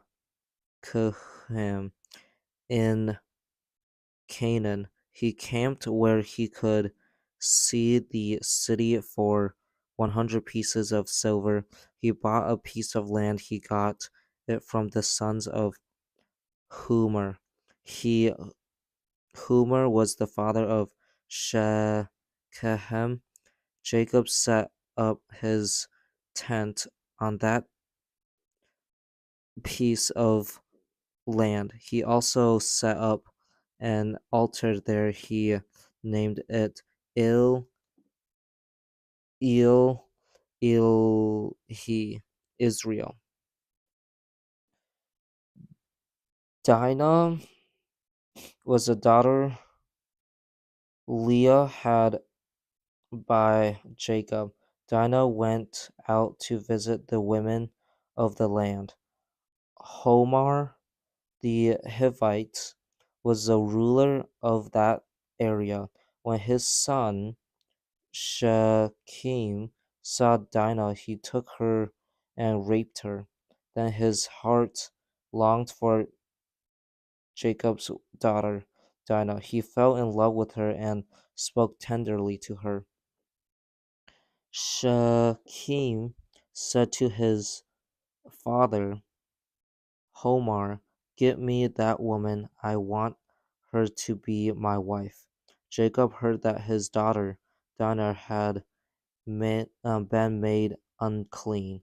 His sons were in the fields with his livestock, so he kept quiet about it until they came home. When then Shechem's father Homar went out to talk with Jacob. Jacob's sons had come in from the fields. They came as soon as they heard what had happened. They were filled with sadness and anger. Shechem had done a very terrible thing. He had forced Jacob's daughter to have sex with him. He had done something that should never be done in Israel. But Homar said to him, My son Shechem wants your daughter. Please give her to him to be his wife. Let your people and ours get married together to each other. Give us your daughters as our wives. You can have our daughters as your wives. You can settle among us. Here is the land. Live in it. Trade in it, buy property in it. Then Shechem spoke to Dinah's father and brothers. He said, I want to please you. I'll give you anything you ask. Make the price of the bride as high as you want to. I'll pay anything you ask me. Just give me the woman. I want to get married to her. Their sister Dinah had been made unclean, so Jacob's sons lied to Shechem and his father Homar. They said to them, "We can't do it. We can't give our sister to a man who isn't circumcised. That would bring shame on us. We'll agree, but only on one condition. You will have to become like us. You will have to be circumcised, all of your males. Then we'll give our daughters as your wives, and we'll take your daughters as our wives. We'll settle among you and become one people with you. But if you don't agree to it, then we'll take our sister and go." Then their offer seemed good to Homer and his son Shechem. The young man who was the most honored of all of the men in his father's family. He didn't lose any time in doing what they said, because he was delighted with Jacob's daughter. Homer and his son Shechem went to the city gate. They spoke to the other men in town. "These men are friendly toward us," they said. "Let them live in our land. Let them trade in it. The land has plenty of room for them. We can get married to their daughters, and they can marry ours. But they will agree to live with us as one people only on one condition. All of our males might be circumcised as just as they are. Won't their livestock and their property belong to us? Won't all of their animals become ours? So let's say yes to them. Then they'll settle among us." All of the men who went out through the city gate agreed with Homer and his son Shechem. So every male in the city was circumcised. 3 days later, all of them were still in pain. Then Simon and Levi took their swords. They were Jacob's sons and Dinah's brothers. They attacked the city when the people didn't expect it. They killed every male. They also killed Homer and his son Shechem with their swords.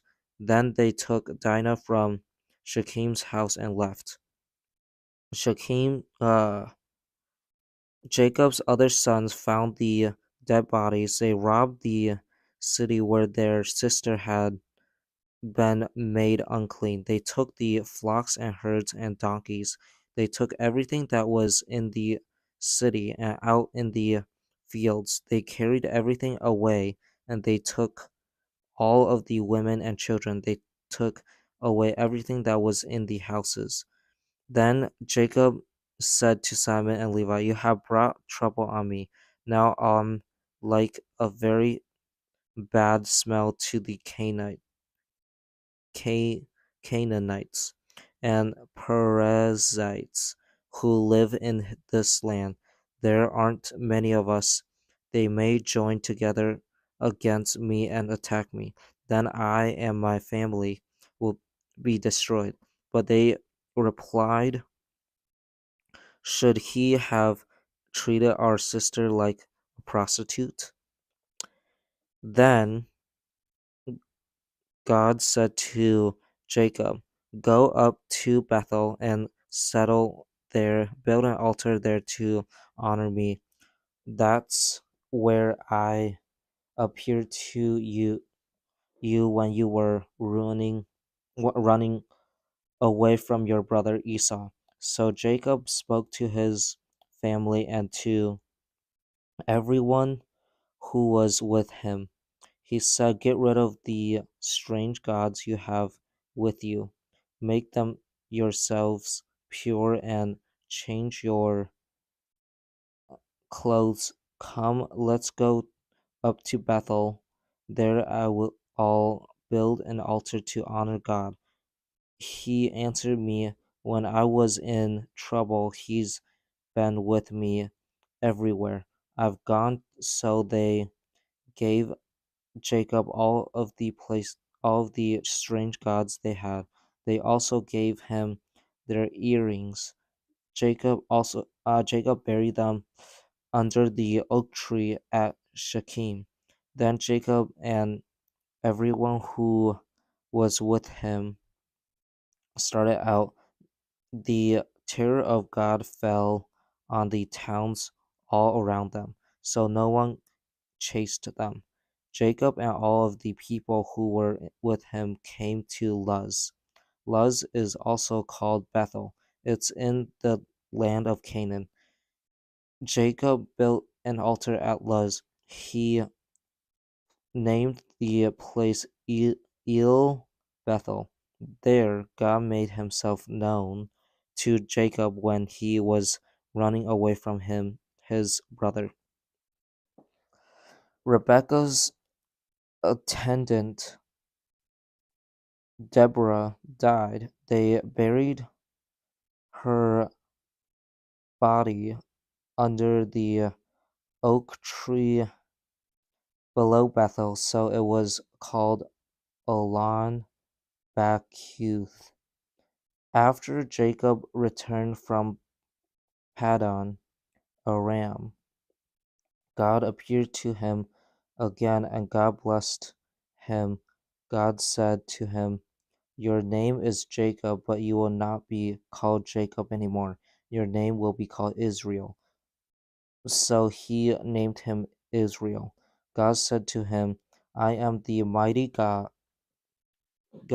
have children and increase your numbers. A nation and a community of nations will come from you. Kings will come from your body. I am giving you the land I gave to Abraham and Isaac. I will also give it to your children after you." Then God left him at the place where he had talked with him. Jacob set up a stone pillar at the place where God had talked with him. He poured out a drink offering on it. He also poured oil on it. Jacob named the place Bethel. That's where God had talked with him. They moved on from Bethel. Ephrath wasn't very far.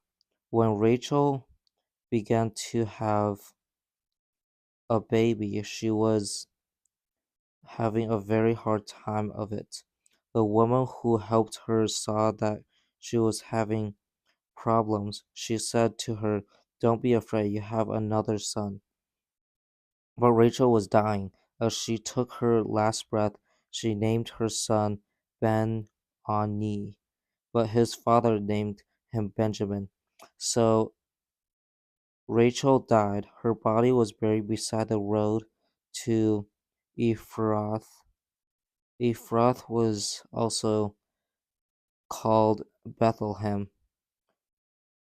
Jacob set up a pillar over her tomb.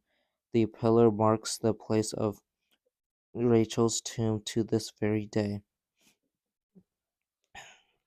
Israel moved on again. He set up his tent beyond Migdal Eder. When Israel was living in that area, Reuben went in and made love to Bilhah. She was the concubine of Reuben's father, and Israel heard about it. Here are the 12 sons Jacob had. Leah was the mother of Reuben, Jacob's oldest son. Her sons were Simon, Levi, Judah, Is Ischur, and Zebulun. The sons of Rachel were Joseph and Benjamin. The sons of Rachel's female servants Bilhah were Dan and Naphtali. The sons of Leah's female servant Zilpah were Gad and Asher. Those were Jacob's sons. They were born in Paddan Aram. Jacob came home to his father Isaac in Mamre near Kiriath Arba, where Abraham and Isaac had stayed. The place is called Hebron.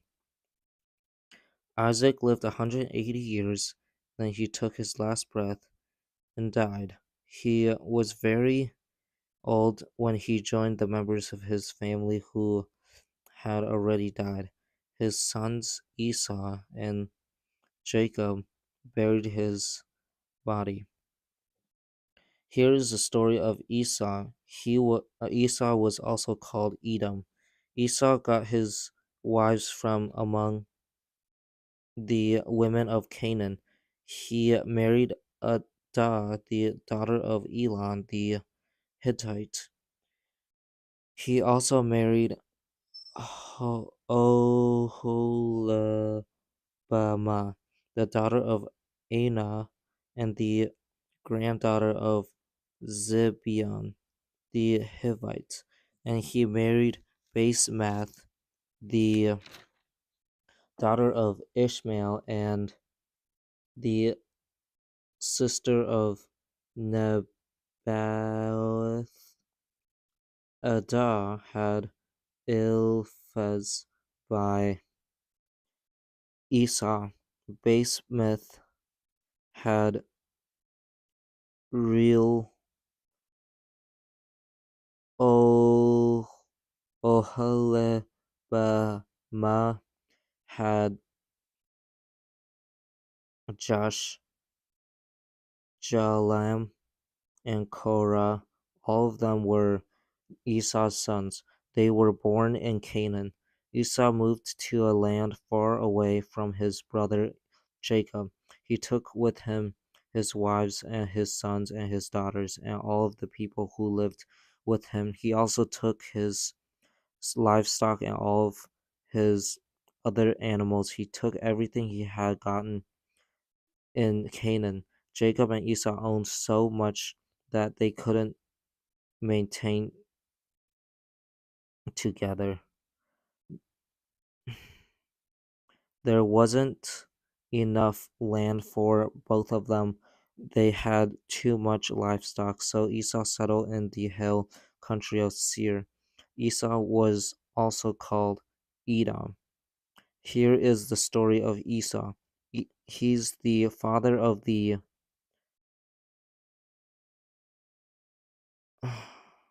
people of Edom. They live in the hill country of Seir.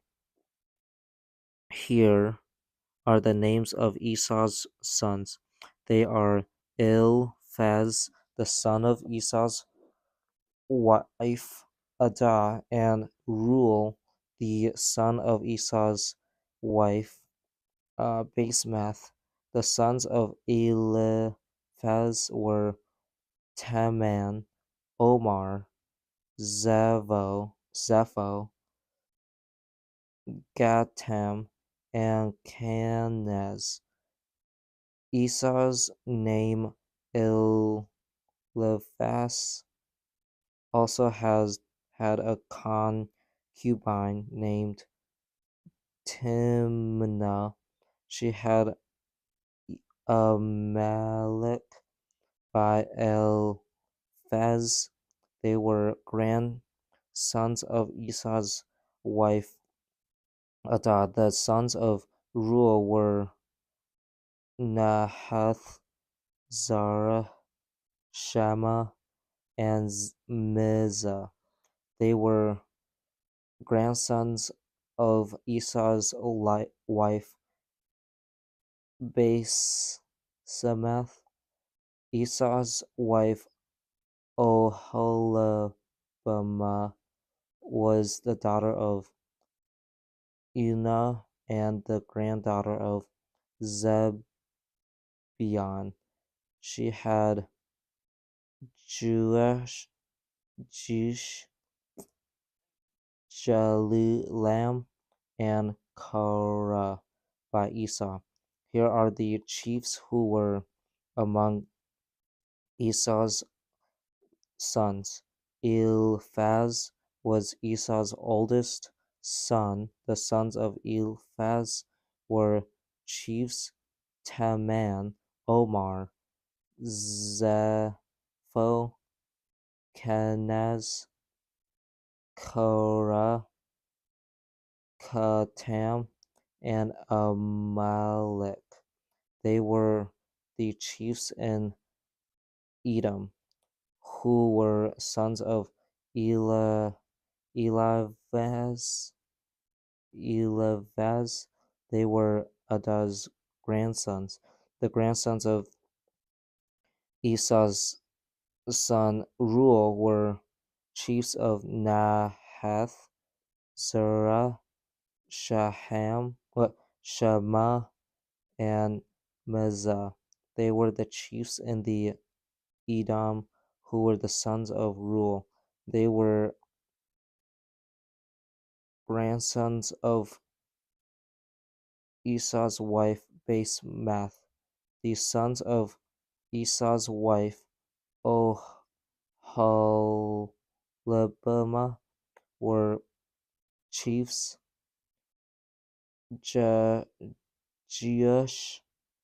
Jalam, and Korah.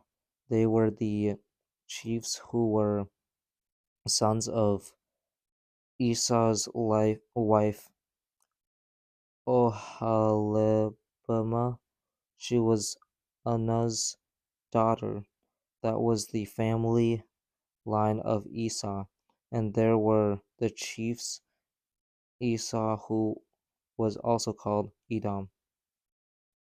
Seir the Horite had sons living in the same area.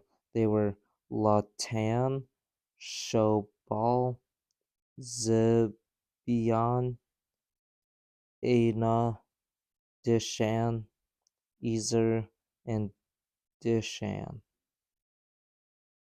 The sons of the seer in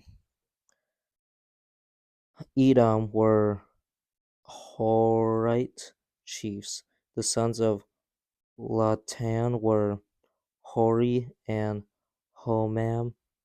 Timnah was Lotan's sister. The sons of Shobal were Alvan, Hanahath, Ebal, Shepho, and Onam. The sons of Zibeon were Am and Anna. He was the Anna who discovered the hot springs of water in the desert. He found them while he was taking care of the donkeys that belonged to his father Zibeon. The children of Anna were Dishon and Oholibamah. Oholibamah was the daughter of Anna. The sons of Dishon were Hemdan, Ishban, Ithran, and Quran. The sons of Ezer were Bilhan, Zavan, and Akan. The sons of Dishan were Uz, and Aram. The Horite chiefs were Lotan, Shabal, Zebeon, Anna, Dishan, Ezer, and Dishan. They were the Horite chiefs in the land of Seir. They are listed tribe by tribe. Before Israel had a king, there were kings who ruled in Edom.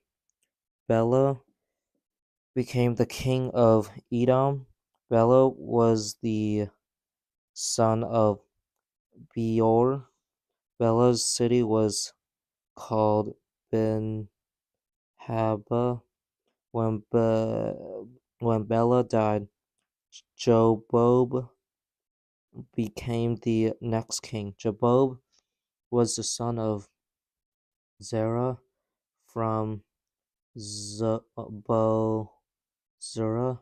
When Jobab died, Husham became the next king.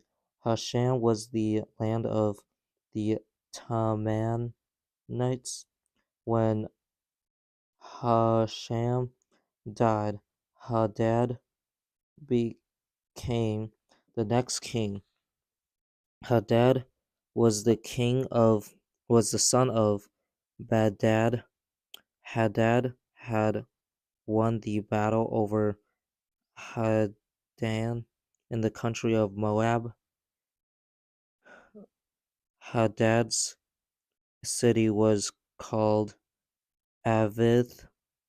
When Hadad died, Samlah came the next king. Samlah was from Masrekah. When Samlah died, Shel became the next king. Shel was from Rehoboth on the river. And when Shel died, Baal Hanan became the next king. Baal Hanan was the son of Akbar. When Baal Hanan died, Hadad became the next king. Hadad's city was called Pa. His wife's name was Mehetabel. She was the daughter of Matred. Matred was the daughter of Mazaheb. Here are the chiefs who were in the family line of Esau. They are listed by names by name as chiefs in charge of their tribe and territories. They are Timnah, Alva, Japheth, Oholibamah, Elah, Pinon, Kenaz, Teman, Mib, Mibzer, Megiddo, and Aram. They were the chiefs of Edom. They ruled over their settlements in the land where they lived. That's the end of the story of Esau. He was the father of the people of Edom. Jacob lived in the land of Canaan. It's the land where his father had stayed. Here is the story of Jacob. Joseph was a young man. He was 17 years old. He was taking care of the livestock with some of his brothers. They were the sons of Bilhah and the sons of Zilpah and his father's wives.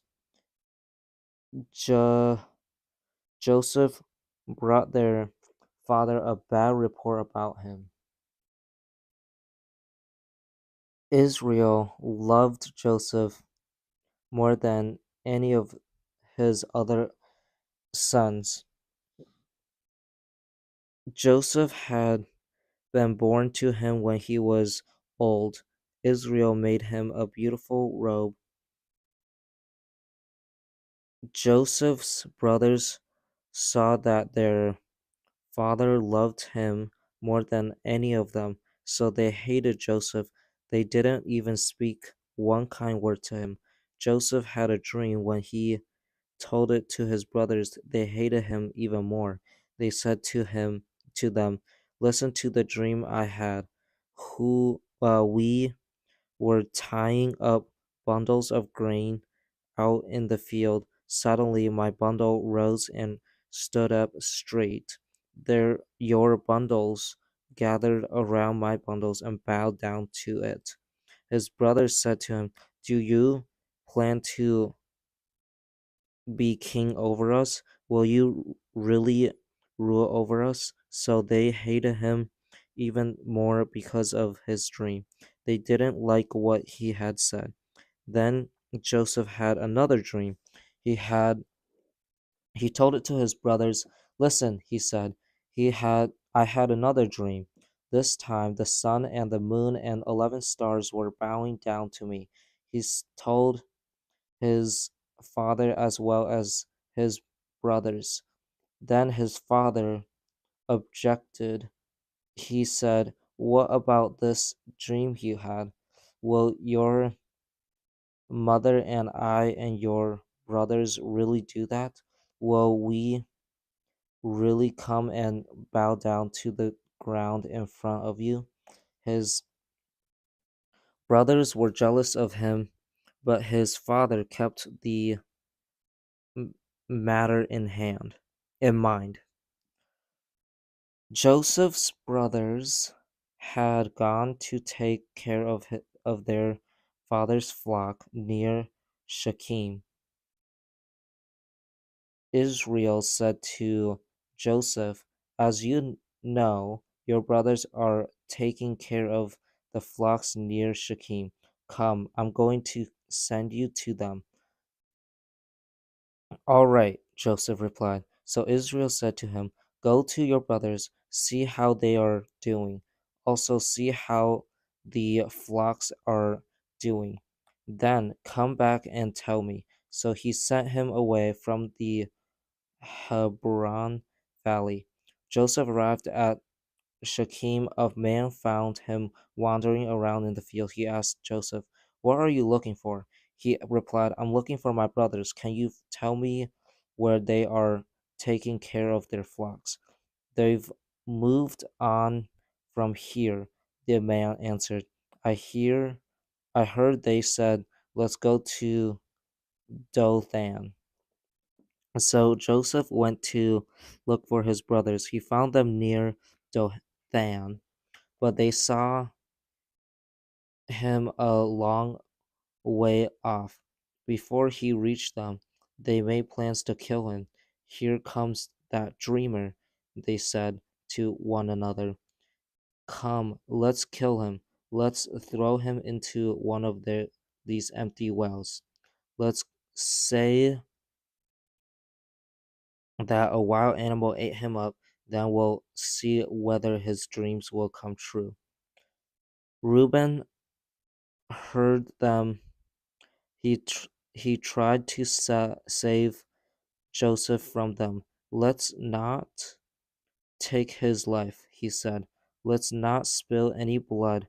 Throw him into this empty well here in the desert, but don't harm him yourselves."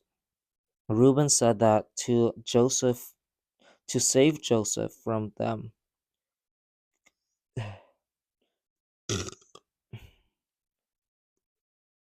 He was hoping he could take him back to his father.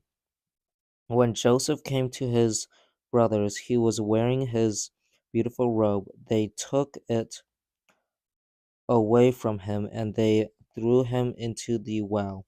The well was empty, there wasn't any water in it. Then they sat down to eat their meal. As they did, they saw some Ishmaelite traders coming from Gilead. Their camels were loaded with spices, lotion, and myrrh. They were on their way to take them down to Egypt. Judah said to his brother, "What will we gain if we kill our brother and try to cover up what we've done?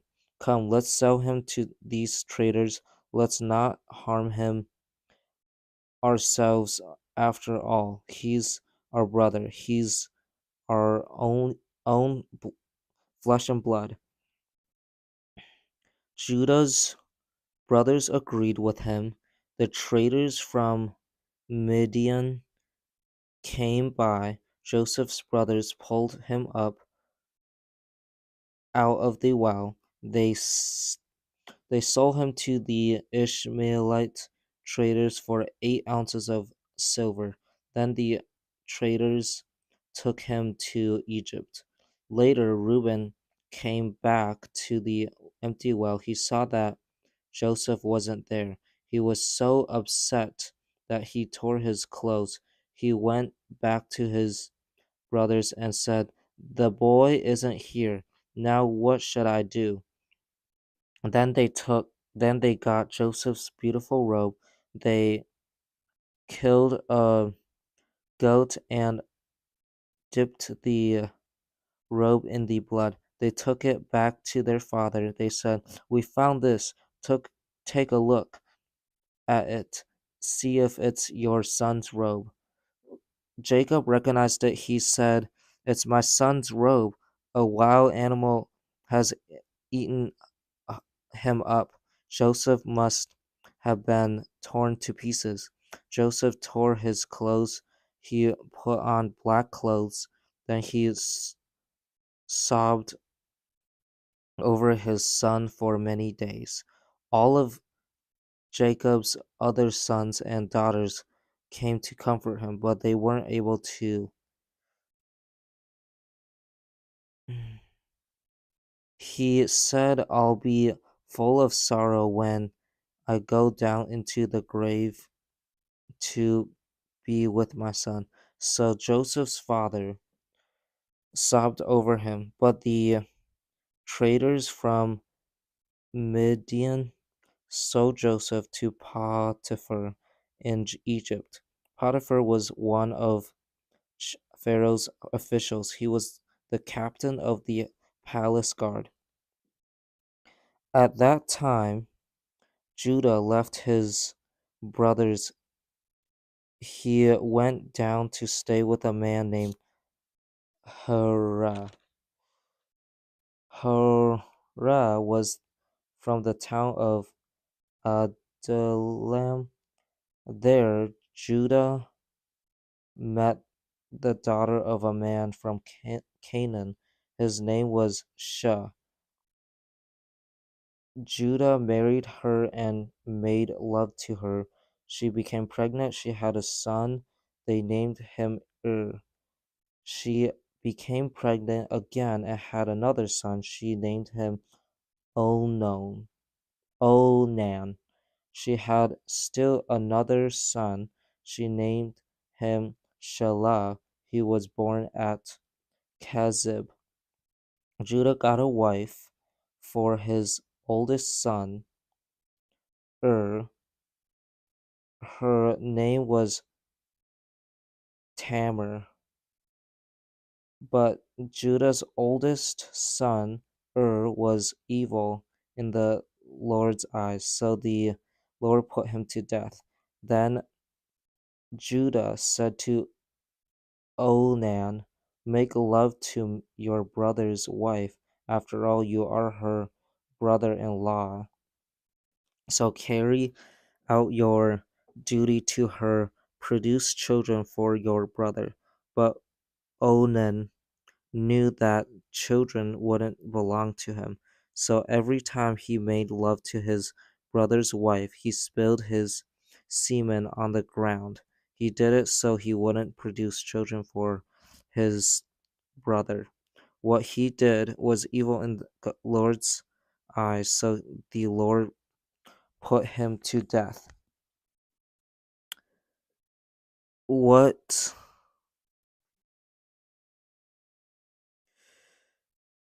Put him to death also. Then Judah spoke to his daughter-in-law Tamar. He said, "Live as a widow in your father's home. Wait there until my son Shelah grows up." Judah was thinking, Shelah might die too, just like his brothers. So Tamar went to go went to live in her father's home. After a long time, Judah's wife died. She was the daughter of Shah. When Judah got over his sadness, he went up to Timnah. His friend Hira from Adullam went with him. Men were clipping the wool from Judah's sheep at Timnah.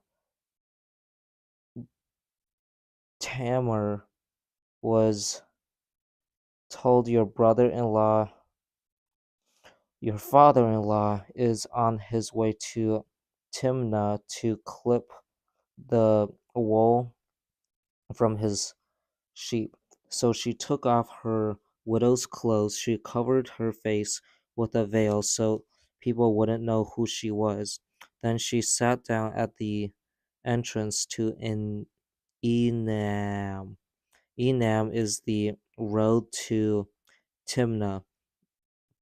Tamar knew that Shelah had grown up, but she hadn't been given to him as his wife. Judah saw her.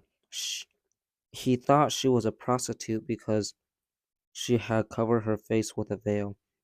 He didn't realize that she was his daughter-in-law. He went over to her by the side of the road. He said, "Come, let me make love to you. What will you give me in what will you give me to make love to you?" she asked. "I'll send you a young goat from my flock," he said. "Will you give me something that belongs to you?" she asked. "I'll keep it until you send the goat," he said. "What should I give you?"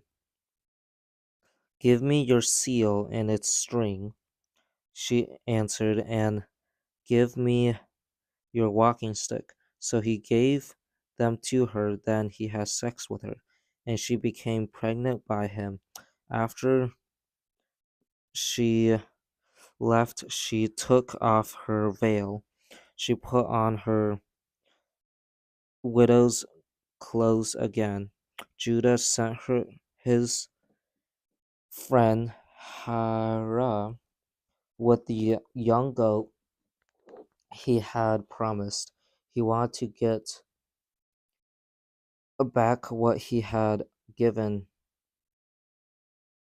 to the woman, but his friend Hira couldn't find her. He asked the man who lived at Enam, "Where's the temple prostitute she used to sit beside the road here?" "There hasn't been any temple prostitute here," they said. So Hira went back to Judah. He said, "I couldn't find her. Besides, the men who lived there didn't know anything about her. They said there hasn't been any temple prostitute here." Then Judah said, "Let her keep what she has. I don't want people making fun of us. After all, I didn't send her this young goat. We can't Actually, I did send her this young goat. We can't help it if you can't find her." About 3 months later, people brought word to Judah. They said, "Your daughter-in-law Tamar is guilty of being a prostitute. Now she is pregnant."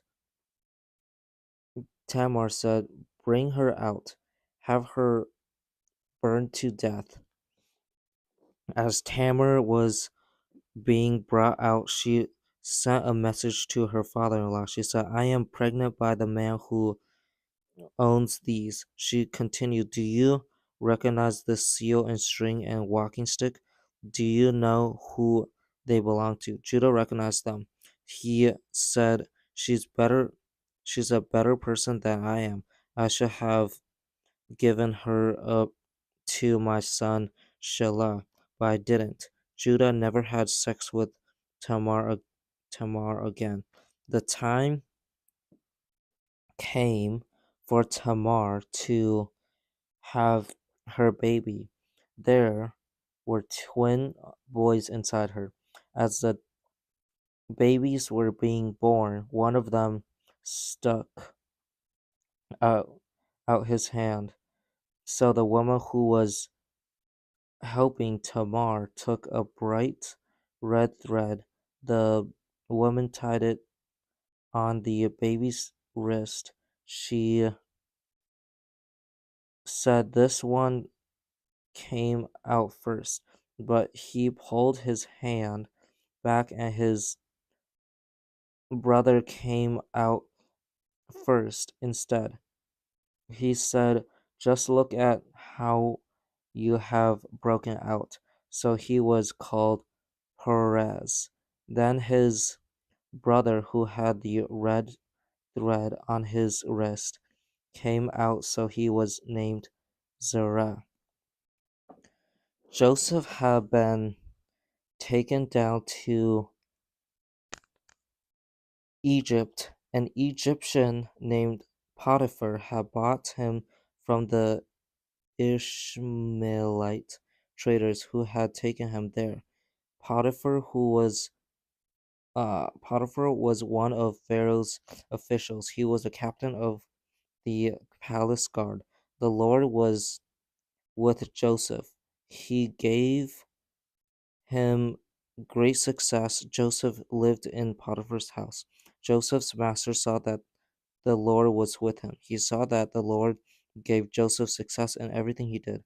So Potiphar was pleased with Joseph. He made him his attendant. He put Joseph in charge of his house. He told Joseph to take good care of everything he owned. From that time on, the Lord blessed Potiphar's family and servants because of Joseph. He blessed everything Potiphar had in his house and field. So Potiphar told Joseph to take good care of everything he owned. With Joseph in charge, he didn't have to worry about anything except the food he ate. Joseph was strong and handsome. After a while, his master's wife noticed Joseph. She said to him, make love to me. But he said, no, my master has put me in charge. He told her, now he doesn't have to worry about anything in the house. He trusts me to take care of everything he owns. No one in this house is in a higher position than I am. My master hasn't held anything back from me except you. You are his wife. So how could I do an evil thing like that? How could I sin against God? She spoke to Joseph day after day, but he told her he wouldn't make love to her. He didn't even want to be with her. One day, Joseph went into the house to take care of his duties. None of the family servants were inside. Potiphar's wife grabbed hold of him by his coat. Make love to me, she said, but he left his coat in her hands. He ran out of the house. She saw that he had left his coat in her hands and ran out of the house. She called her servant. Look, she said to them, this Hebrew slave has been brought here to make fun of us. He came in here to sleep with me, but I screamed for help. He heard my scream, left. So he left, his coat beside me and ran out of the house. She kept Joseph's coat with her until Potiphar came home. Then she told him her story. She said that Hebrew slave you brought us came to me to make sport of me, but I screamed for help. So he left his coat beside me and ran off the house. Potiphar's wife told him, "That's how your slave treated me." When Joseph's master heard her story, he became very angry, so he put Joseph in prison. It was the place where the king's prisoners were kept, where while Joseph was there in the prison, the Lord was with him. He was kind to him. So the man who was running the prison was pleased with Joseph. He put Joseph in charge of all the prisoners. He made him accountable for everything that was done there. The man who ran the prison didn't pay attention to anything that was in Joseph's care. The Lord was with Joseph. He gave Joseph success in everything that he did. Some time later, the Egyptian king's baker and wine taster did something their master didn't like. So Pharaoh became angry with his two officials, the chief wine taster and the chief baker. He put them in prison in the house of the captain of the palace guard. It was the same prison where Joseph was kept. The captain put Joseph in charge of those men, so Joseph took care of them. Some time passed while they were in prison. Then each of the two men had a dream.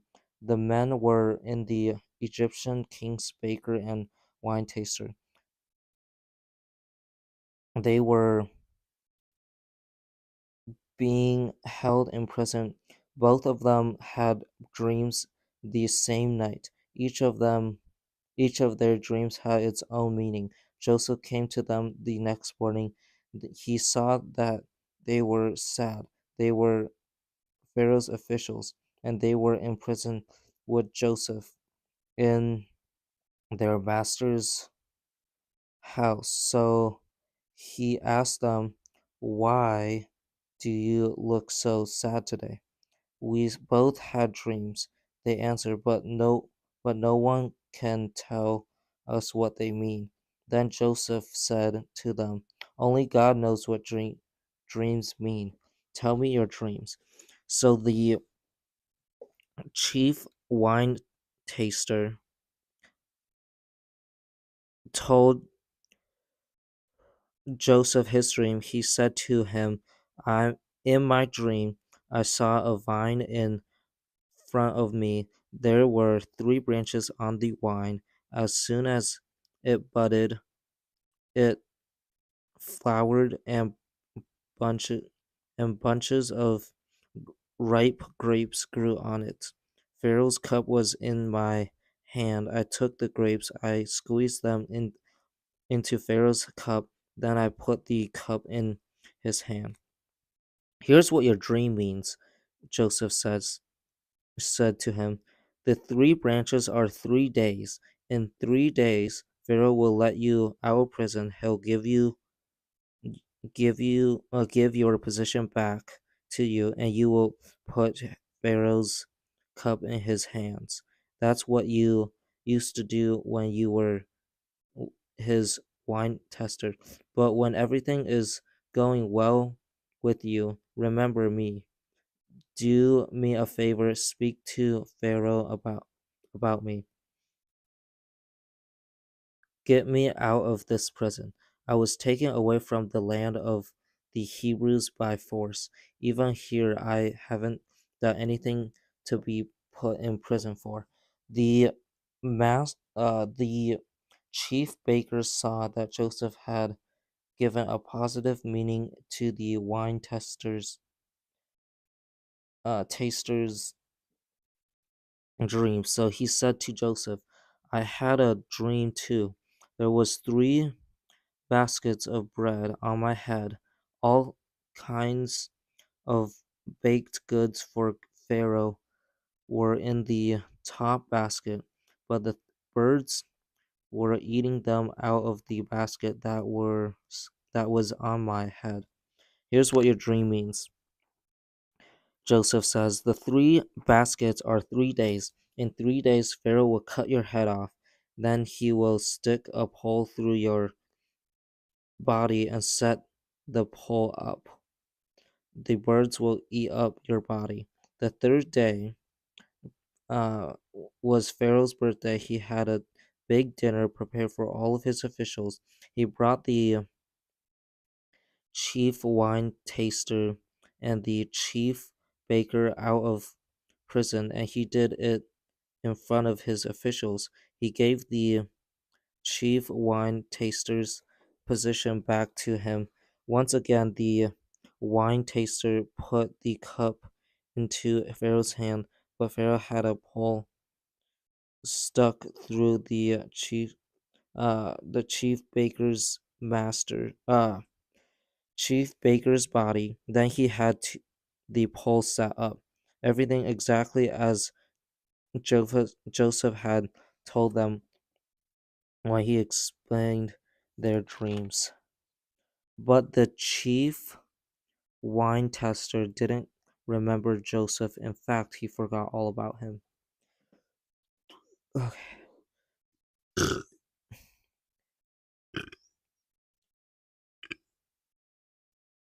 Genesis 41. When 2 full years had passed, Joseph, Pharaoh had a dream. In his dream, he was standing by the Nile River. 7 cows came up out of the river. They looked healthy and fat. They were eating some of the tall grass that was growing along the river.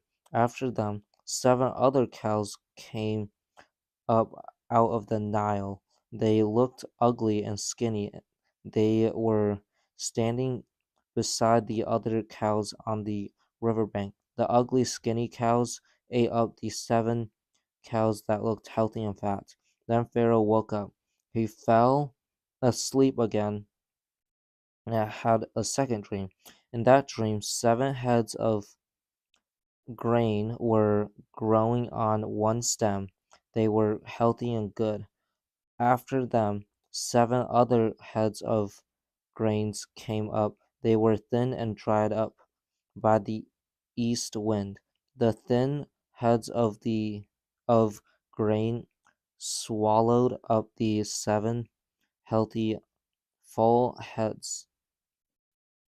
Then Pharaoh woke up. It had been a dream. In the morning he was worried, so he sent all of the magicians and wise men of Egypt. Pharaoh told them his dream, but nobody could tell him what they meant. Then the chief wine taster spoke up. He said to Pharaoh, "Now I remember that I've done something wrong." Pharaoh was a, once angry with his servants. He put me and the chief baker in prison.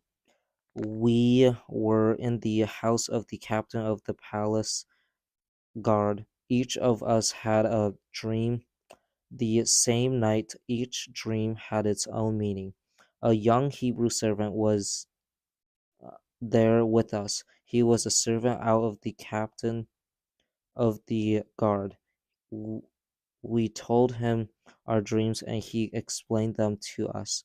He told each of us the meaning of our dreams.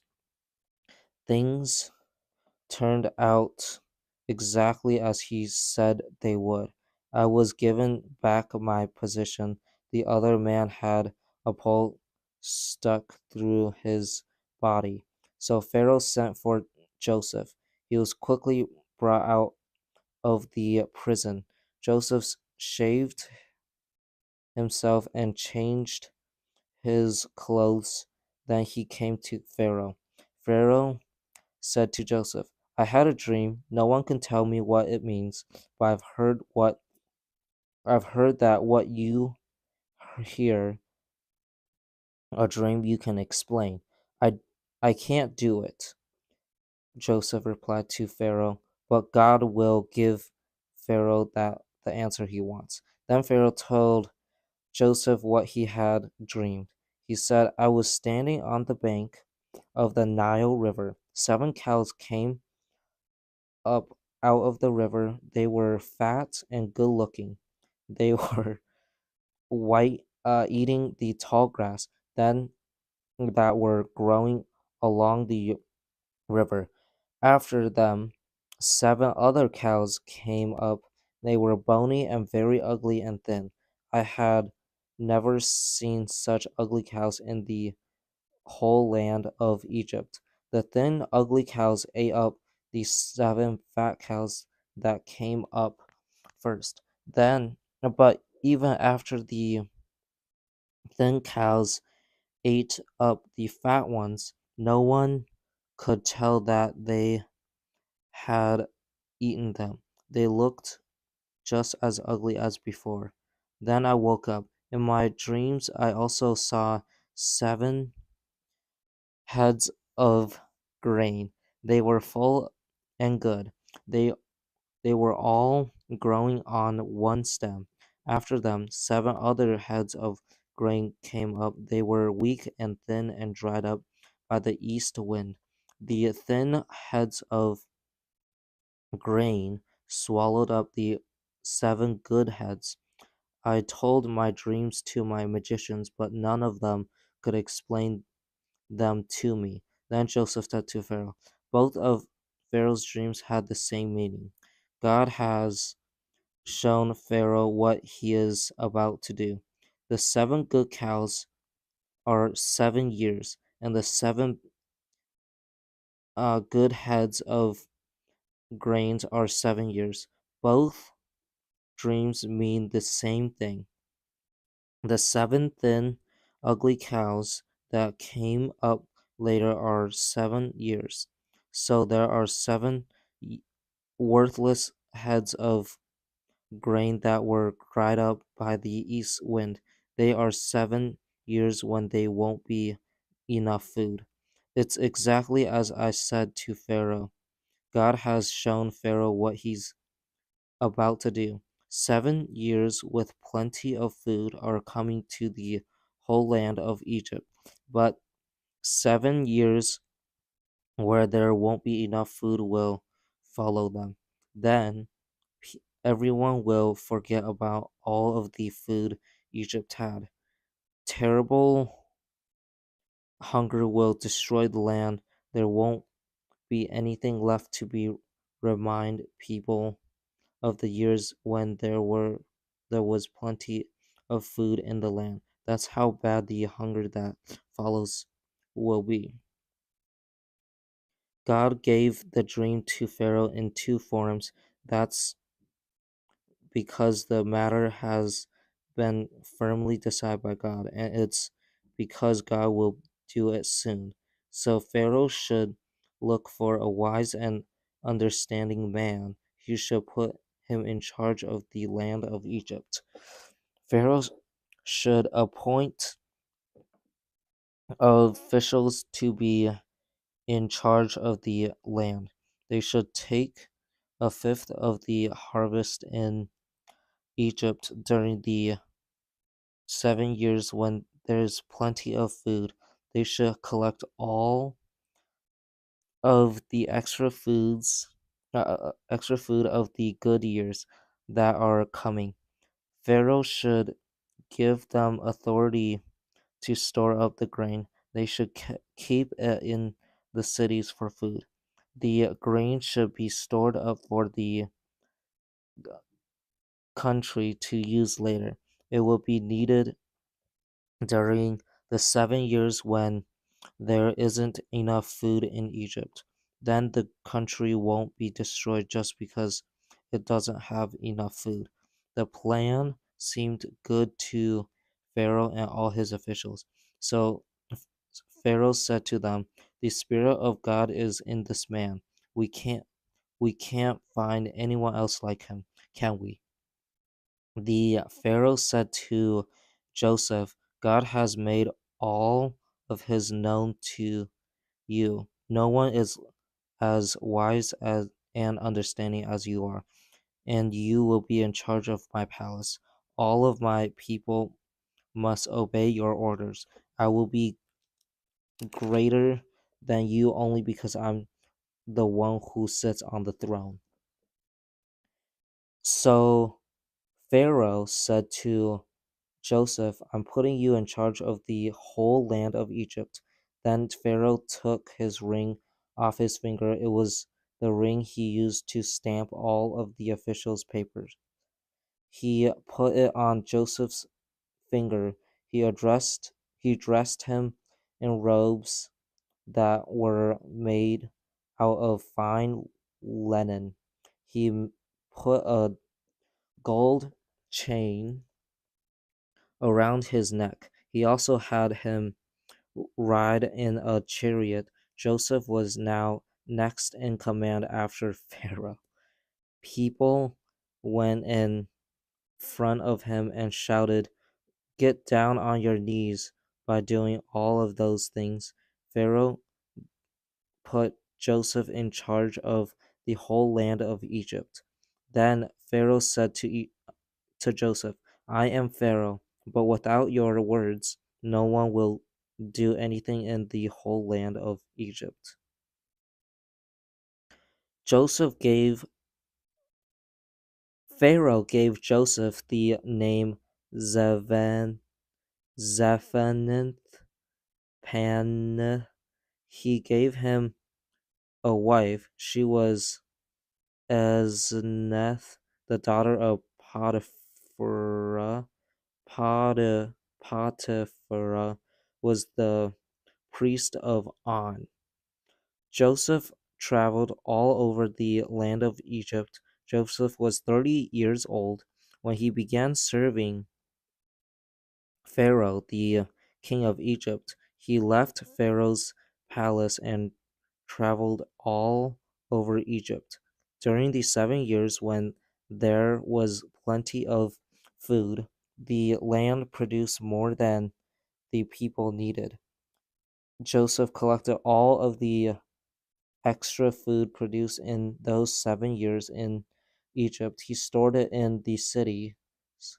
In each city, he stored up the food that was grown in the fields around it. Joseph stored up huge amounts of grain. It was like the sand of the sea. There was so much grain it couldn't be measured. So Joseph stopped keeping records of it. Before the years when there wasn't enough food, two sons were born to Joseph. He had them by Isneth, the daughter of Potiphar. Potiphar was the priest of On. Joseph named his first son Manasseh. That's because he said, "God has made me forget all of my trouble and my father's whole family." He named the second son Ephraim. That's because he said, "God has given me children in the land where I've suffered so much." The 7 years when there was plenty of food in Egypt came to an end. Then the 7 years when there wasn't enough food began. It happened exactly as Joseph has said it would. There wasn't enough food in any of the other lands, but in the whole land of Egypt there was food. When all of the people of Egypt began to get hungry, they cried out to Pharaoh for food. He told all the Egyptians, "Go to Joseph, do what he tells you."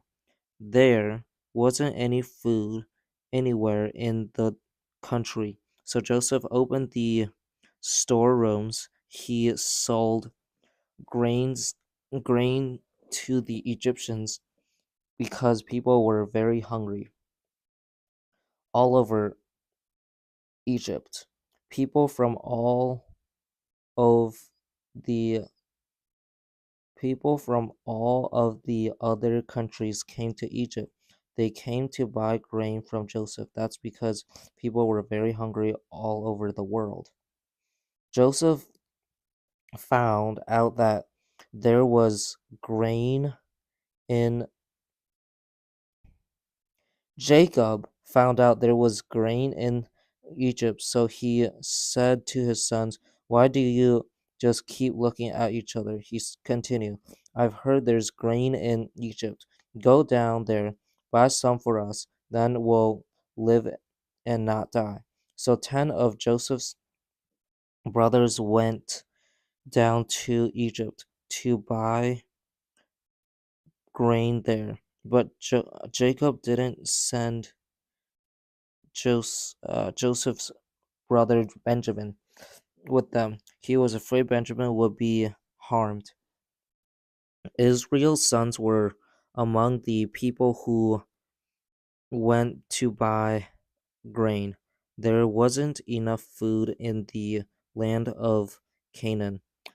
Joseph was the governor of the land. He was the one who sold grain to all of its people. When Joseph's brother arrived, they bowed down to him with their faces to the ground.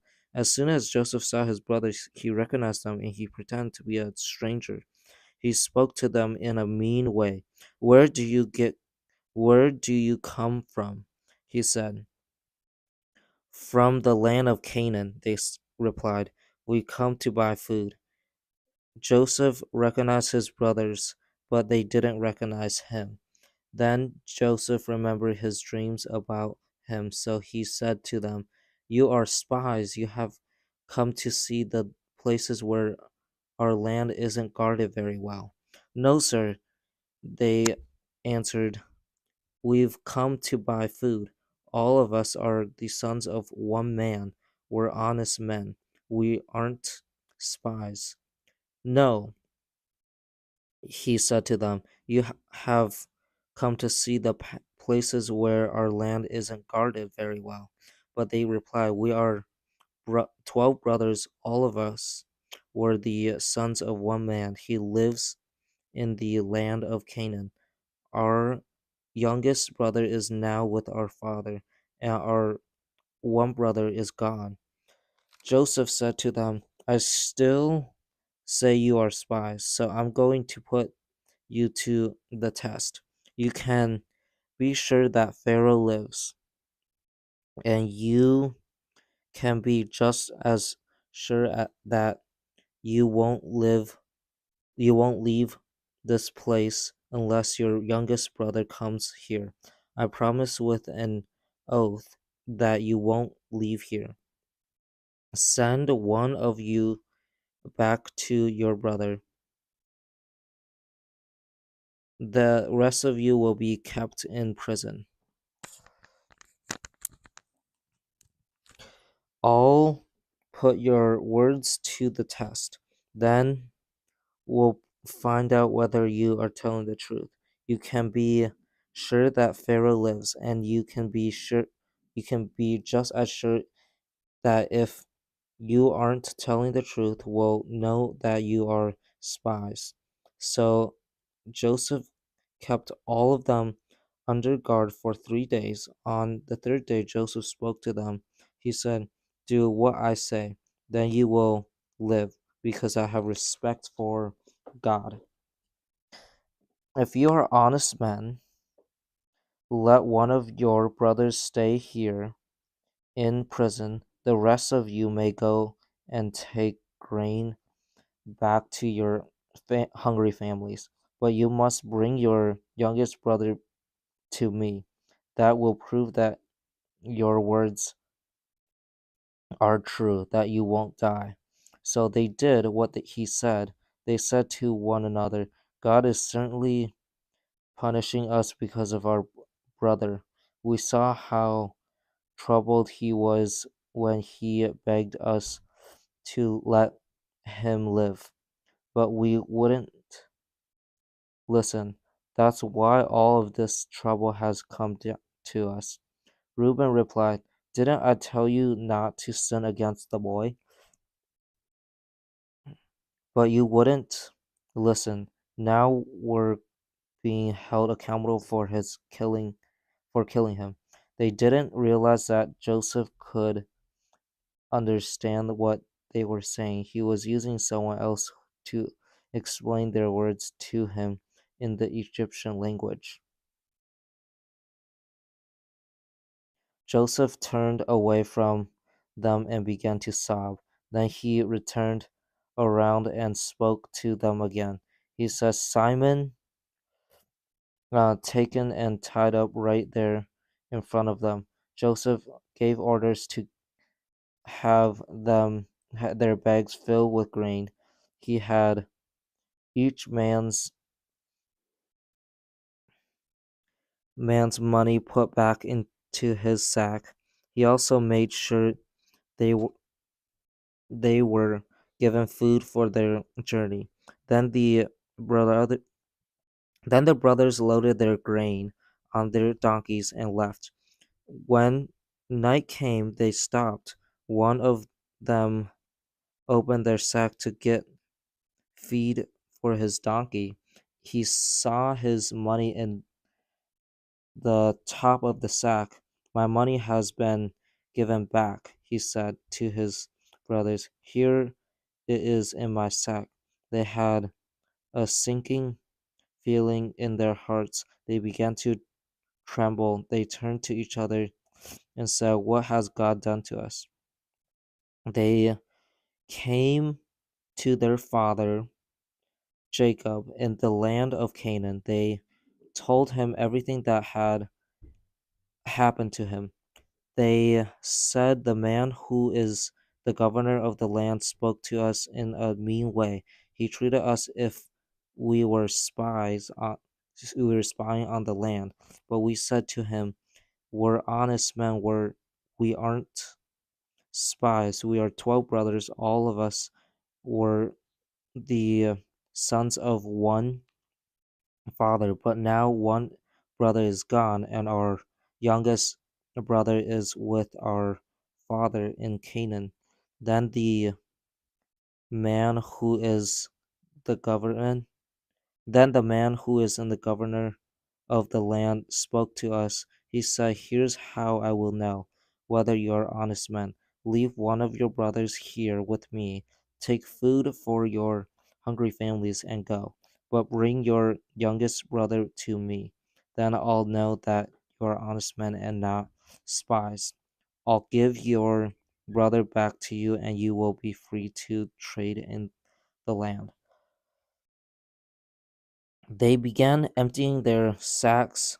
There in each man's sack was his bag of money.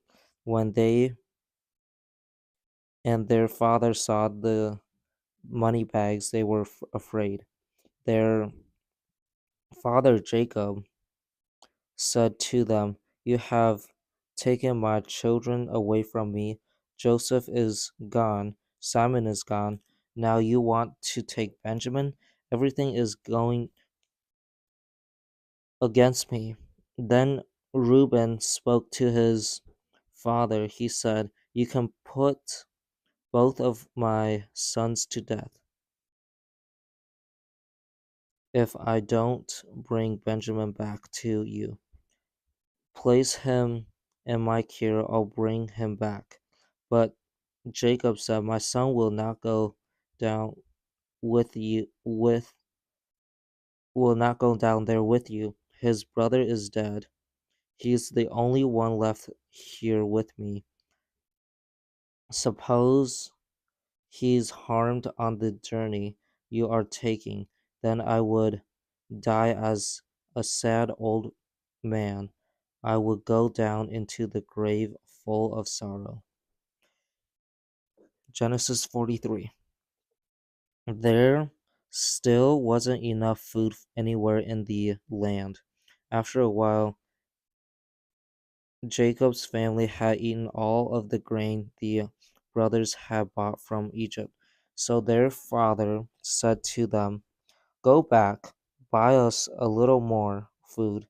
But Judah said to him, "The man gave us a strong warning. He said, 'You won't see my face again unless your brother comes with you. So send our brother along with us. Then we'll go down and buy food for you. If you won't send him, we won't go down." The man said to us, "We won't see my You won't see my face again unless your brother comes with you." Israel said, "Why did you bring this trouble to me? Why did you tell the man you had another brother?" They replied, "The man questioned us closely about ourselves and our family. 'Is your father still living?' he asked us. 'Do you have any another brother?' We just answered his questions. How could we possibly know? He would say, possibly. No, he would say, 'Bring your brother down here.'" Judah spoke to Israel, to his father, "Send the boy along with me." He said, "We'll go at once. Then we and you and our children will live and not die. I myself promise to keep him safe. You can hold me accountable for him. I'll bring him back to you. I'll set him right here in front of you. If I don't, you can put the blame on me for the rest of my life. As it is, we've already waited too long. We could have gone to Egypt and back twice by now." Then their father Israel spoke to them. He said, "If that's the way it has to be, then do what I tell you. Put some of the best things from our land in your bags. Take them down to the man as a gift. Take some lotion and a little honey. Take some spices and myrrh. Take some pistachio nuts and almonds. Take twice the amount of money with you. You have to give back the money that was put in your sack. Maybe it was a mistake. Also, take your brother, go back to the man at once. May the mighty God cause him to show you mercy. May the man let your other brother and Benjamin come back with you, and if I lose my sons, I lose them." So the men took the gifts. They took twice the amount of money. They took Benjamin. They hurried down to Egypt and went to Joseph. When Joseph saw Benjamin with them, he spoke to the manager of his house. Take these men to my house," he said. "Kill an animal and prepare dinner. I want them to eat with me at noon." The manager did what Joseph told him to do. He took the men to Joseph's house. They were afraid when they were taken to Joseph's house. They thought, "We were brought here because of the money that was put back in our sacks the first time. He wants to attack us and overpower us. Then he can hold us as slaves and take our donkeys." So they went up to Joseph's manager. They spoke to him at the entrance to the house. "Please, sir," they said, We came down here the first time to buy food. We opened our sacks at the place where we stopped for the night. Each of us found in our sacks the money we had paid, so we've brought it back with us. We've also brought more money with us to buy food. We didn't know who put our money in our sacks. It's all right, the manager said. Don't be afraid. Your God, the God of your father, has given you riches in your sacks. I received your money. Then he brought Simon out to them. The manager took the men into Joseph's house. He gave them water to wash their feet. He provided feed for their donkeys. They prepared their gifts for Joseph. He was planned to arrive at noon. They had heard that they were going to eat there. When Joseph came home, they gave him the gifts they had brought into the house. They bowed down to the ground in front of him. He asked them how they were. Then he said, "How is your old father you told me about? Is he still living?" They replied, Your servant,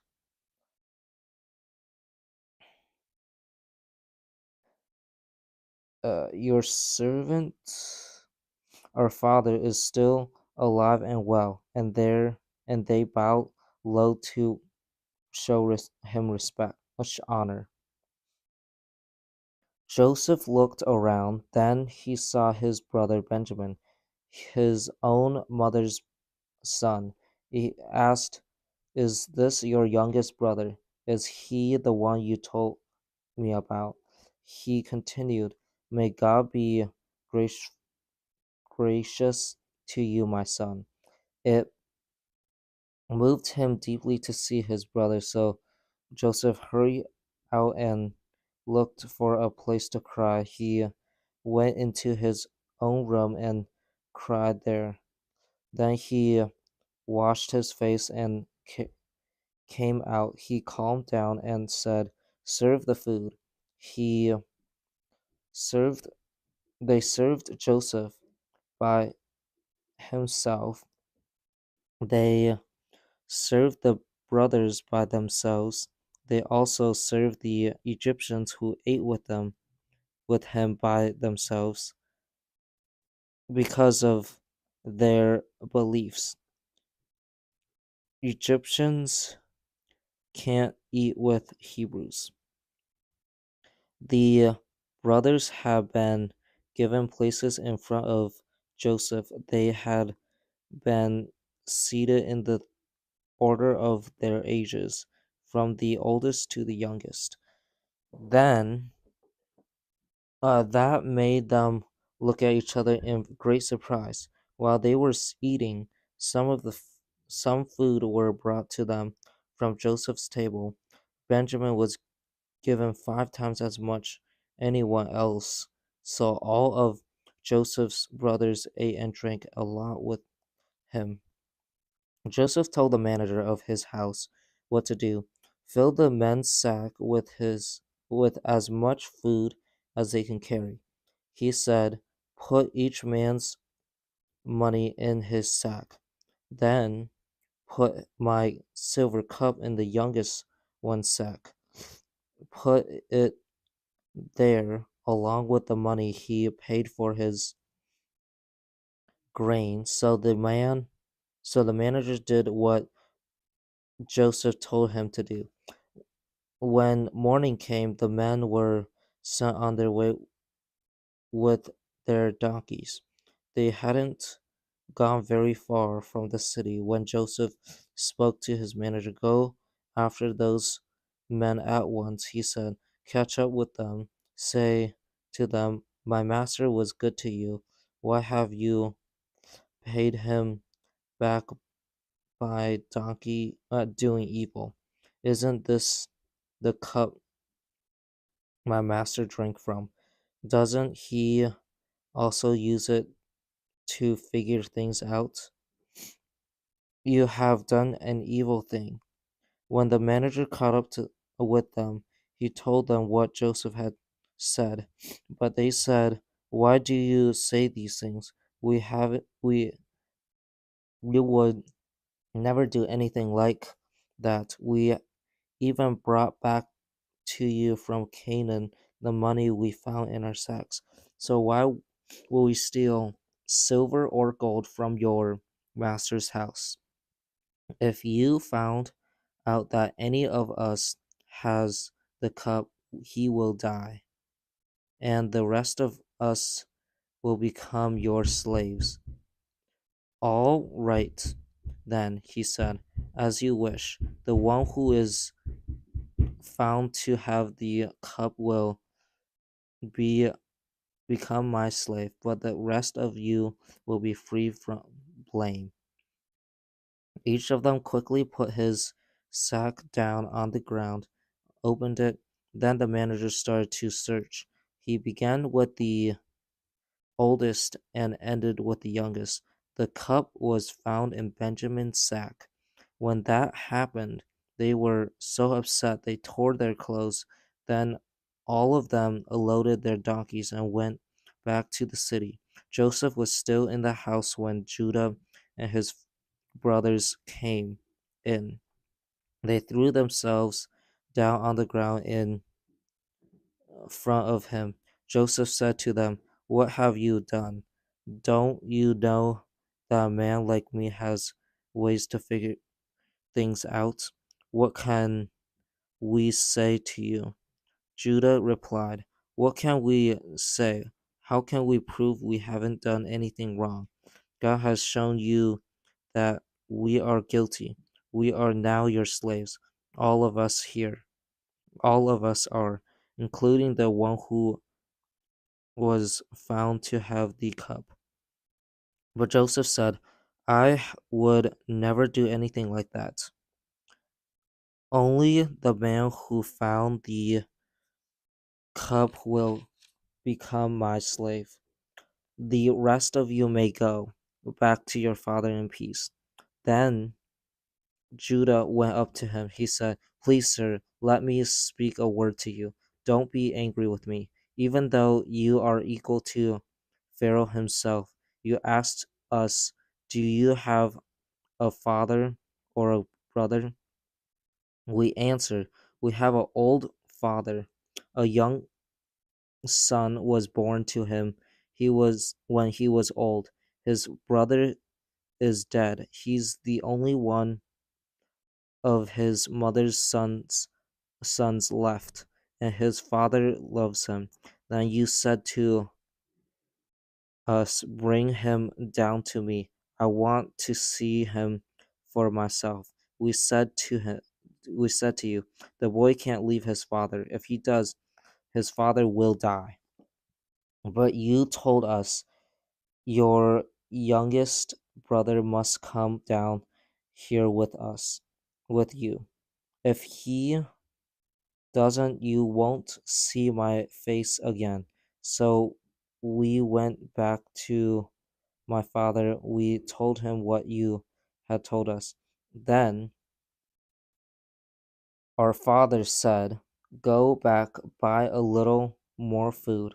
But we said, 'We can't go down. We'll only go if our youngest brother goes there with us. We can't even see the man's face unless our youngest brother goes with us. Your servant, my father, said to us, 'You know that my wife had two sons with me. Yes, two sons by me.' And I said, 'He must have been torn to pieces. I haven't seen him since. What if you take this one from me too, and he is harmed?' Then you would cause me to die as a sad old man. I would go down into the grave full of pain and suffering. So now, what will happen if the boy isn't with us when I go back to my father? His life is closely tied up with the boy's life. When he sees that the boy isn't with us, he'll die as a sad old man because of us. He'll go down into the grave full of sorrow. I promised my father I would keep the boy safe. I said, Father, I'll bring him back to you. If I don't, you can put the blame on me for the rest of my life. Now then, please let me stay here. Let me be your slave in place of the boy. Let the boy return with his brothers. How can I go back to my father if the boy isn't with me? Don't let me see the pain and suffering that would come to my father. Joseph couldn't control himself anymore in front of all of his attendants. He cried out, Have everyone leave me. So there wasn't anybody with Joseph when he told his brothers who he was. He sobbed so loud that Egyptians heard him. Everyone in Pharaoh's house heard about it. Joseph said to his brothers, I am Joseph. Is my father still alive? But his brothers weren't able to answer him. They were too afraid of him. Joseph said to his brothers, Come close to me. So they did. Then he said, I am your brother Joseph. I am the one you sold into Egypt. But don't be upset and don't be angry with yourselves because you sold me here. God sent me ahead of you to save many lives. For 2 years now, there hasn't been enough food in the land, and for the next 5 years, people don't be plowing or gathering crops. But God sent me ahead of you to keep uh, some some of you alive on earth. He sent me here to save your lives by an act of mighty power. So then it wasn't you who sent me here, it was God. He made me like a father to Pharaoh. He made me master of Pharaoh's whole house. He made me ruler of the whole land of Egypt. Now hurry back to my father. Say to him, My son Joseph says, God has made me master of the whole land of Egypt. Come down to me. Don't waste any time. You will live in the area of Goshen, you and your children and grandchildren, your flocks and herds, and everything you will everything you have will be near me. There I will provide everything you need. 5 years without enough food are still coming. If you don't come down here, you and your family and everyone who belongs to you will lose everything. Brothers, you can see for yourselves that it's really me, Joseph, speaking to you. My brother Benjamin can see it too. Tell my father about all of the honor that has been given to me in Egypt. Tell him about everything you have seen, and bring my father down here quickly. Then Joseph threw his arms around his brother Benjamin and sobbed. Benjamin also hugged him and sobbed. Joseph kissed all of his brothers, and sobbed over them. After that, his brothers talked with him. The news reached jo- uh, Pharaoh's palace that Joseph's brothers had come. Pharaoh and all of his officials were pleased. Pharaoh said to Joseph, "Here's what I want you to do to tell your brothers. Say to them, load your animals, return to the land of Canaan, bring your father and your families back to me. I'll give you the best land in Egypt. You can enjoy all of the good things in the land, and here's something else I want you to tell them. Say to them, take some carts from Egypt, your children and your wives, and can use them. Get your father and come back. Don't worry about the things you have back there. Don't worry about the things you have back there. The best of everything in Egypt will belong to you." So the sons of Israel did it. Joseph gave them carts as Pharaoh had commanded. He also gave them supplies for their journey. He gave new clothes to each of them, but he gave them 7 pounds of silver to Benjamin. He also gave him 5 sets of clothes. He sent his father 10 donkeys loaded with the best things from Egypt. He also sent 10 female donkeys loaded with grain and bread and other supplies for his journey. Then Joseph sent his brothers away. As they were leaving, he said to them, "Don't argue on that way." So they went up out of Egypt. They came to their father Jacob in the land of Canaan. They told him, "Joseph is still alive. In fact, he is the ruler of the whole land of Egypt." Jacob was shocked. He didn't believe them, so they told him everything Joseph had said to them. Joseph saw the carts Joseph had sent to carry him back that gave new life to their father Jacob. Israel said, "I can't believe it now. My son Joseph is alive. I'll go and see him before I die."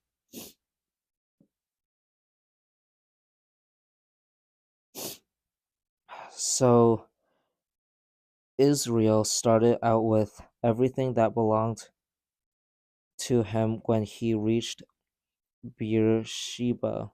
He offered sacrifices to the God of his father Isaac. God spoke to Israel in a vision at night. "Jacob, Jacob," he said. "Here I am." Jacob replied, "I am God. I am the God of your father." He said, "Do not be afraid to go down to Egypt. There I will make you into a great nation. I will go down to Egypt with you. You can be sure that I will bring you back again. And when you die, Joseph will close your eyes with his own hand." Then Joseph left Beersheba. Israel's sons put their father Jacob and their families in the carts that Pharaoh had sent to carry them. So Joseph and his whole family went to Egypt. They took their livestock with them, and they took everything they had gotten in Canaan.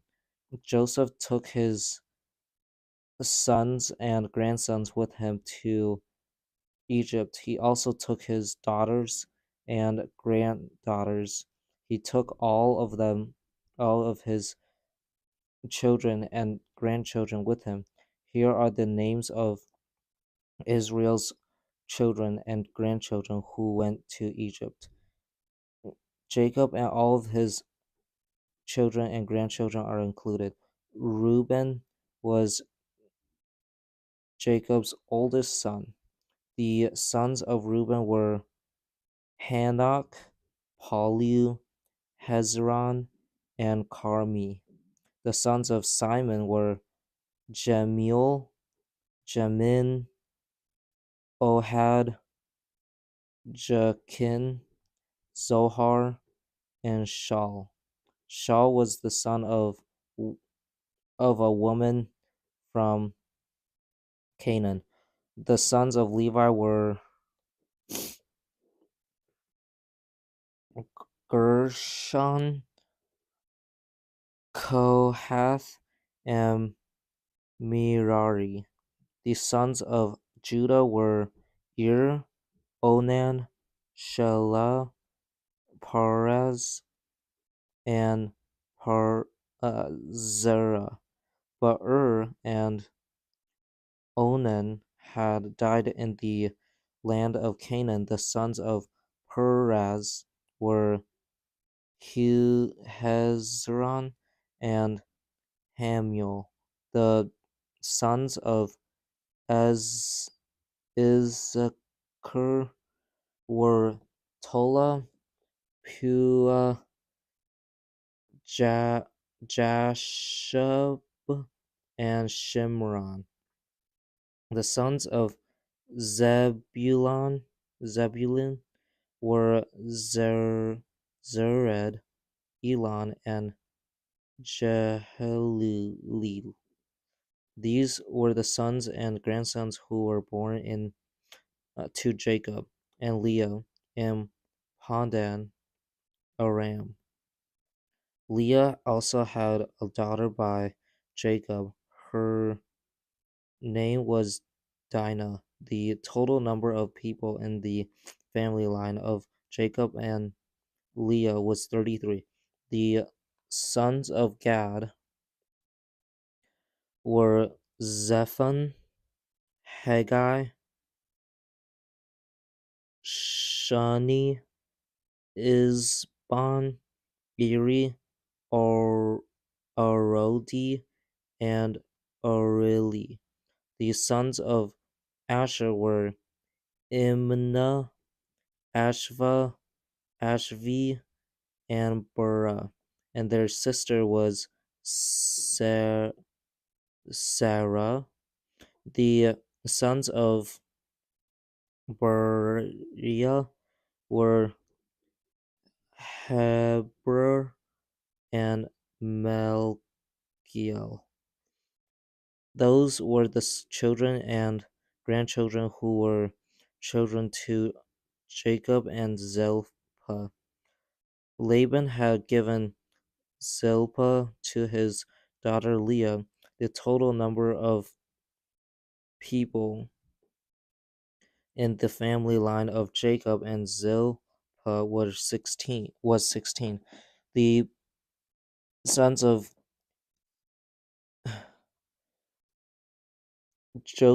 Jacob's wife Rachel were Joseph and Benjamin. In Egypt, Asenath had Manasseh and Ephraim by Joseph, and Asenath was the daughter of Potiphera. Potiphera was the priest of On. The sons of Benjamin were Bela, Becher, Ashbel, Gera, Noaman, Ehi, Rosh, Mapim, Hupim, and Ard. Those were the sons and grandsons who were born to Jacob and Rachel. The total number of people in the family line of Jacob and Rachel were 14. The son of Dan was Hashim. The son of Naphtali were Jahaziel, Juni, Jazer, and Shillem. Those were the sons and grandsons who were born to Jacob and Bilhah. Laban had given Bilhah to his daughter Rachel. The number of people in the family line of Jacob and Bilhah was 7. The total number of those who went to Egypt with Jacob was 66. The number includes only his own children and grandchildren. It doesn't include his sons' wives or his grandsons' wives. The total number of the members of Jacob's family who went to Egypt was 70. That includes the 2 sons who have been born in Joseph in Egypt. Jacob sent Judah ahead of him to Joseph. He sent him to get directions to Goshen. And so they arrived in the area of Goshen. Then Joseph had his servants get his chariots ready. He went to Goshen to meet his father Israel. As soon as he came to his father, Joseph threw his arms around him. Then Joseph sobbed for a very long time. Israel said to Joseph, I have been I have seen for myself that you are still alive. Now I'm ready to die. Then Joseph spoke to his brothers and the rest of his father's family. He said, I will go up and speak to Pharaoh. I'll say to him, my brothers and the rest of my father's family have come to me. Um, come to me. They were living in land of Canaan. The men, the men are shepherds. They took care of livestock. They've brought along their livestock and herds and everything they own. Pharaoh will send for you. He'll ask, what do you do for a living? You should answer, we've taken care of livestock from the time we were boys. We've done just as our fathers did. It's the practice of the people of Egypt not to mix with shepherds. So Pharaoh will let you settle in the area of Goshen. Joseph went to Pharaoh. He told him, my father and my brothers have come from the land of Canaan. They've brought along their flocks and herds and everything they own. They are now in Goshen. Joseph had five chosen Joseph had chosen 5 of his brothers to meet with Pharaoh. Pharaoh asked the brothers, what do you do for a living? We're shepherds, they replied to Pharaoh, and that's what our fathers were. They also said to him, we've came to live in Egypt for a while. There isn't enough food anywhere in Canaan. There isn't any grass for our flocks. So please let us settle in Goshen. Pharaoh said to Joseph, your father and your brothers have come to you. The land of Egypt is open to you. Settle your father and brothers in the best part of the land. Let them live in Goshen. Be uh, do any do any of them have special skills? If they do, put them in charge of my own livestock. Then Joseph brought his father Jacob in. He brought him in to meet Pharaoh.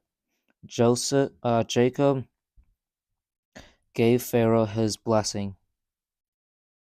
Hmm. Then Pharaoh asked him, "How old are you?" Jacob said to Pharaoh, "The years of my journey through life are 130 years. My years have been few and hard. They aren't as many as the years of my fathers before me."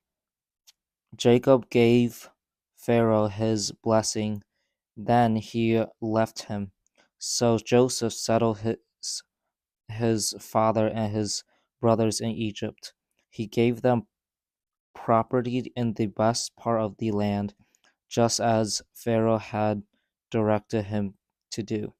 That part was known as the territory of Rameses. Joseph has Joseph also provided food for his father and his brothers. He provided for them and the rest of his father's family. He gave them enough for all of their children. But there wasn't any food in the whole area. In fact, there wasn't enough food anywhere. Both Egypt and Canaan lost their strength because there wasn't enough food to go around. Joseph collected all of the money that was in Egypt and Canaan. People paid it to him for the grain they were buying, but Joseph brought it to Pharaoh's palace. When the money of the people of Egypt and Canaan was gone, all of the Egyptians came to Joseph. They said, "Give us food. Why should we die right in front of your eyes? Our money is all gone." "Then bring your livestock," said Joseph. You say your money is gone, so I'll trade you food for your livestock." They brought their livestock to Joseph. He traded them food for their animals. They gave him their horses, sheep, goats, cattle, and donkeys. He brought the people through that year by trading them food for all of their livestock. When when that year was over, they came to him the next year. They said, "We can't hide the truth from you. Our money is gone. Our livestock belongs to you. We don't have anything left to give you except our bodies and our land. Why should we die right in front of your eyes? Why should our land be destroyed as well? Trade us food for ourselves and our land. Then we and our land will belong to Pharaoh. Give us some seeds so we can live and not die. We don't want the land to become a desert." So Joseph bought all of the land in Egypt for Pharaoh. All of the people of Egypt sold their fields. They did that because there wasn't enough food anywhere. In that way, the land became Pharaoh's. Joseph made the people slaves from one end of Egypt to the other, but he didn't buy the land that belonged to the priests. They received a regular share of food from Pharaoh. They had enough food from what Pharaoh gave them. That's why they didn't have to sell their land. Joseph Joseph said to the people, "I've bought you and your land today for Pharaoh, so here are some seeds for you to plant in the ground. But when the crop comes in, give a fifth of it to Pharaoh. Keep the other four fifth for yourselves. They will be seeds for the fields, and they will be food for yourselves and your children.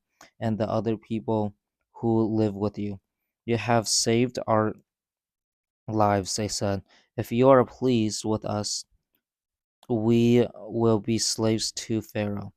So Joseph made a law about land in Egypt. It's still the law today.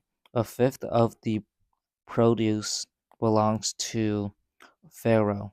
Only the land belongs to the priests. Didn't become only the land belonging to the priests didn't become Pharaoh's.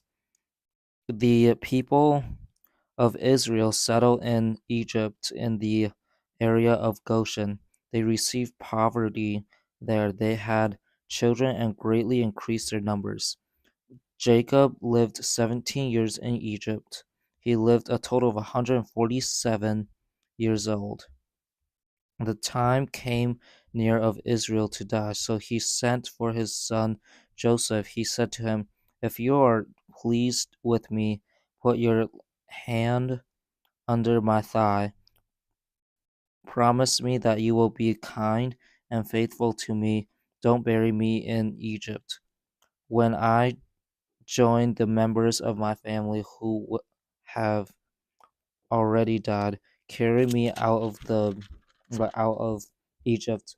Bury me where they are buried. I'll be exactly as I'll do exactly as you say."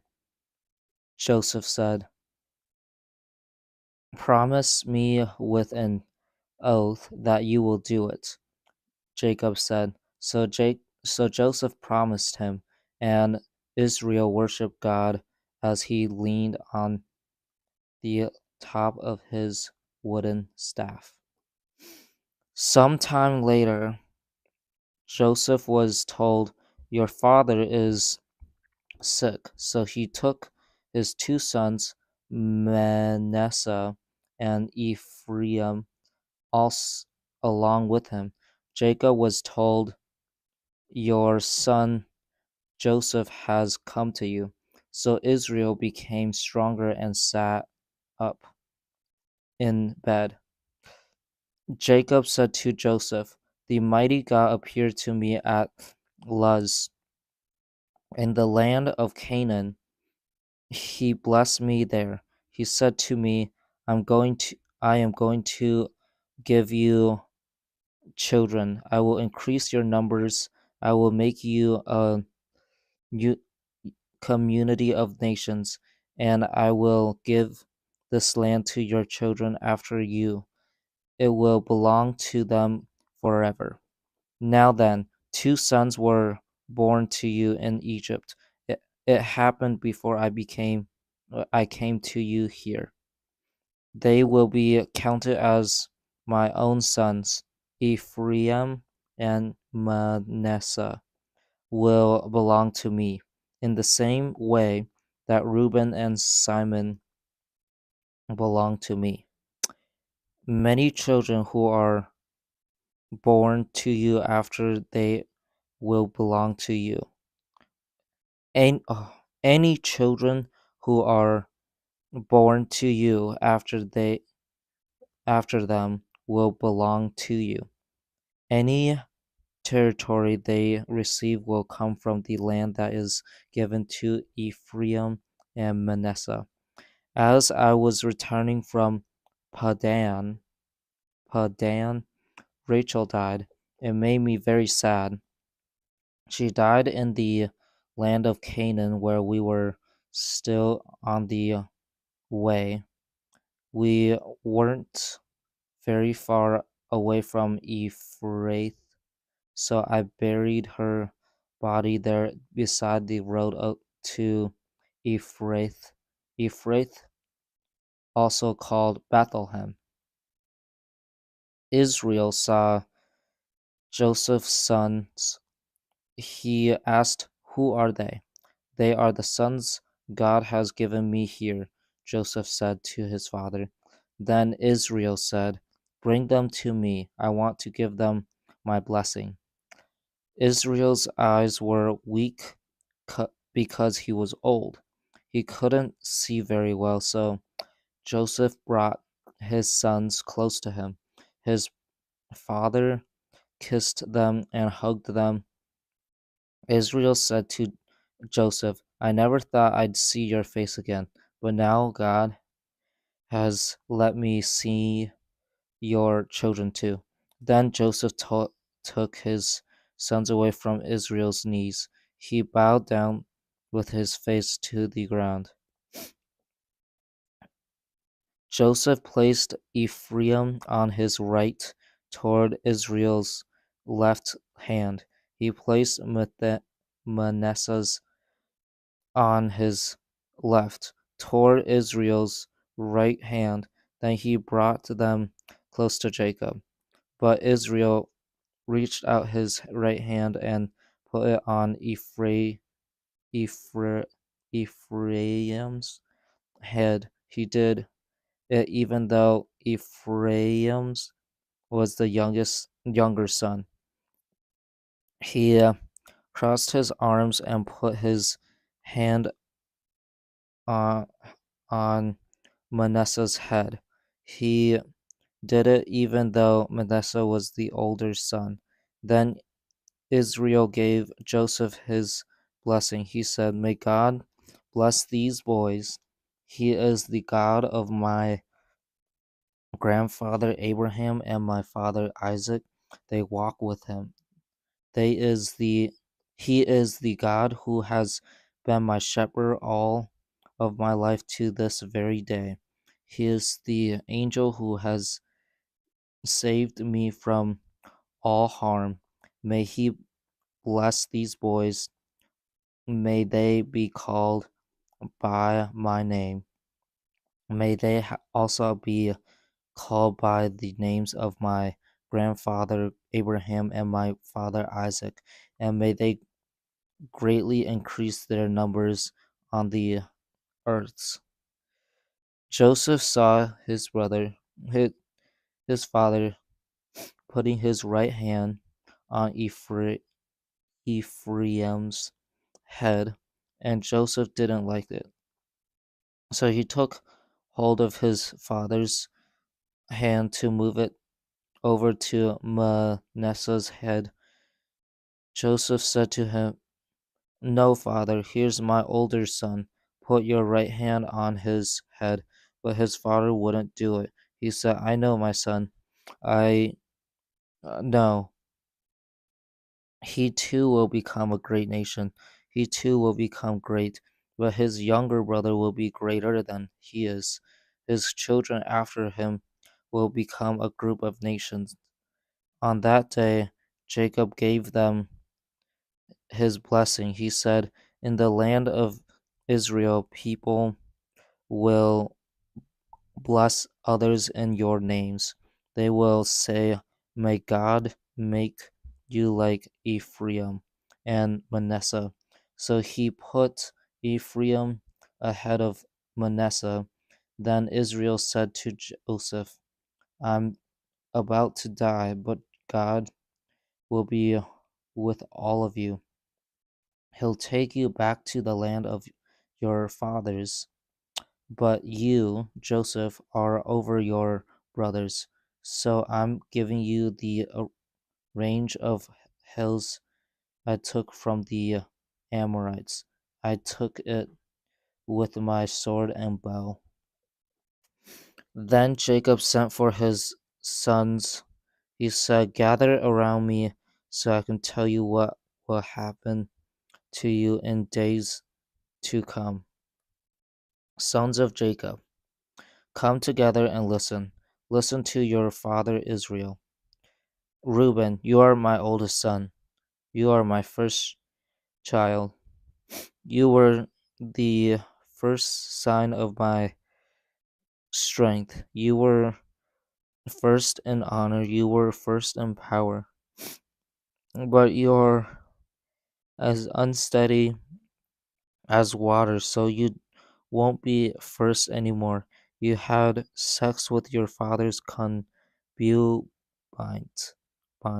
in his bed. You lay on his couch and made it unclean. Simon and Levi, are brothers. Their swords have killed a lot of people. I won't share in their plans. I won't have anything to do with them.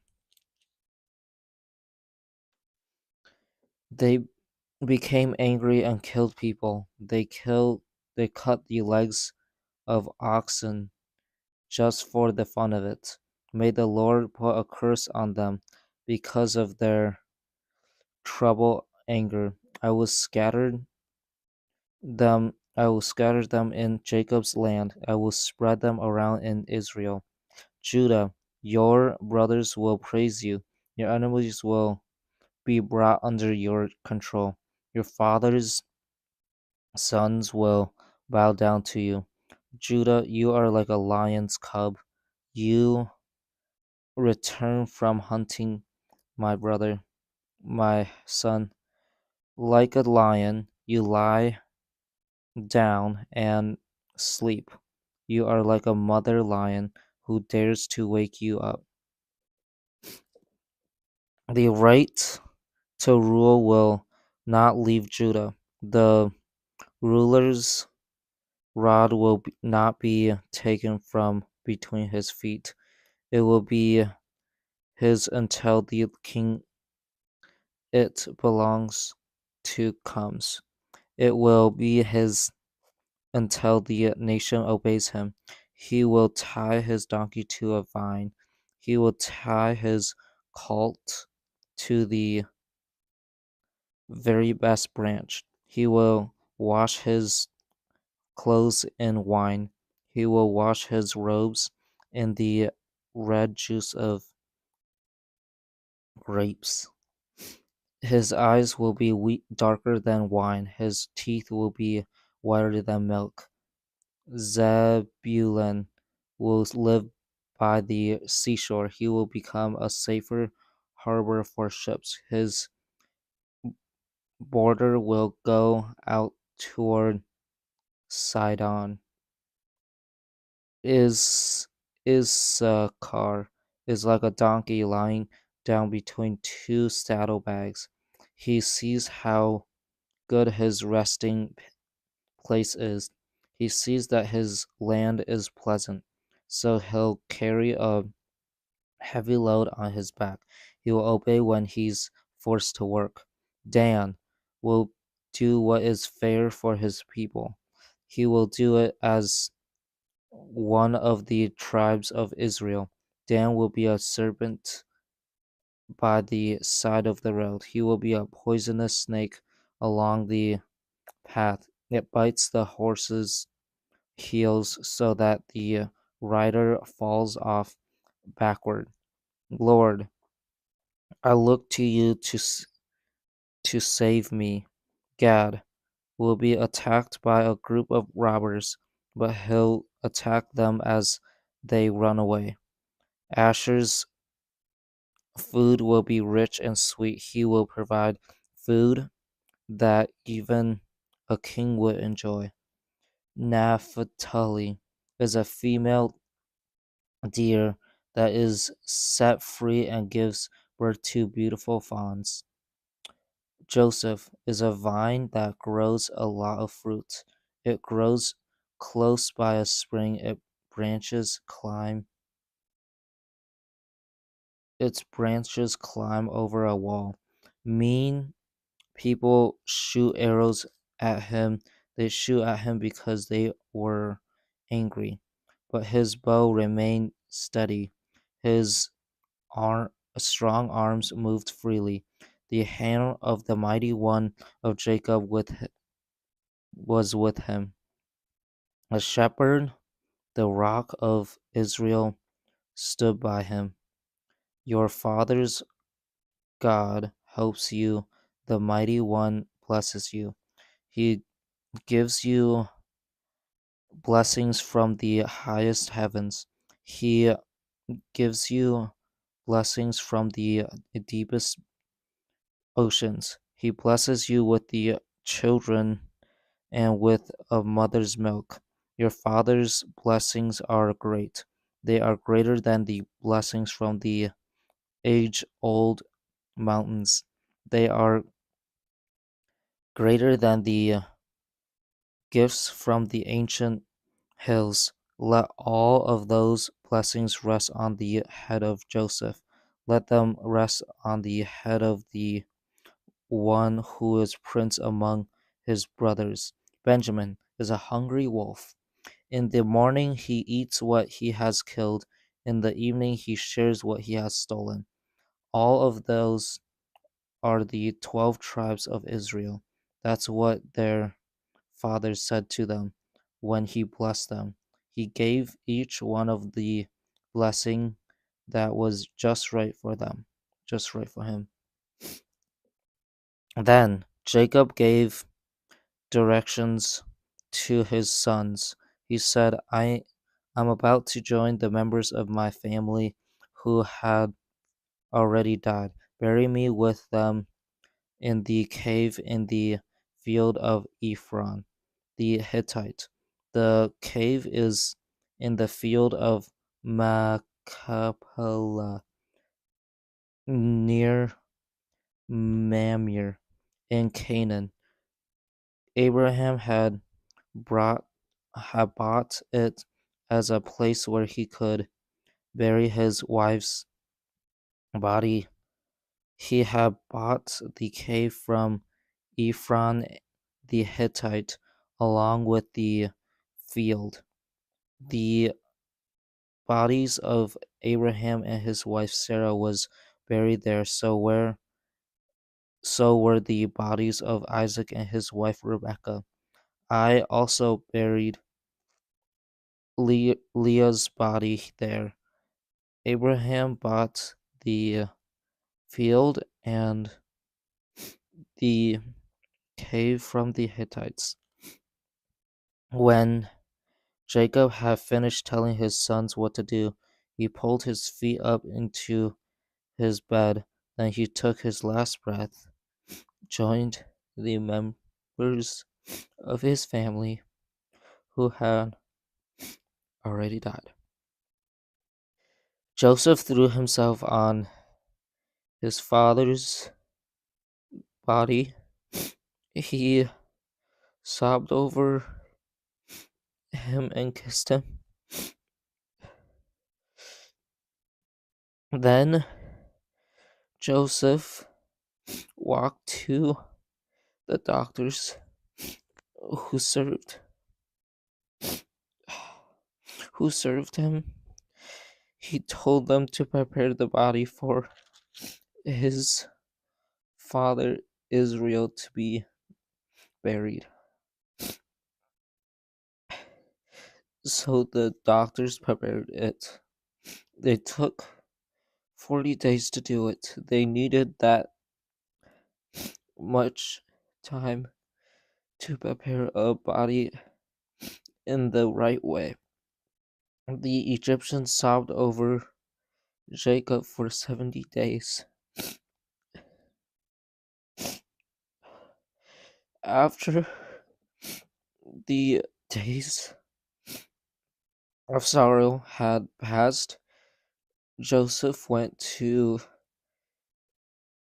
Pharaoh's officials. He said to them, "If you are pleased with me, speak to Pharaoh for me and tell him my father made me take an oath and make a promise to him. He said, I'm about to die. Bury me in the tomb I dug for myself in the land of Canaan. So let me go up and bury my father, then I'll come back." Pharaoh said, "Go up and bury your father. Do what he made you promise to do." So Joseph went up to bury his father. All of Pharaoh's officials went with him. They were the important people of his court, and all of the leaders of Egypt. All of Joseph's family also went. His brothers and all of the rest of his father's family went too. Only their children and their flocks and herds were left in Goshen.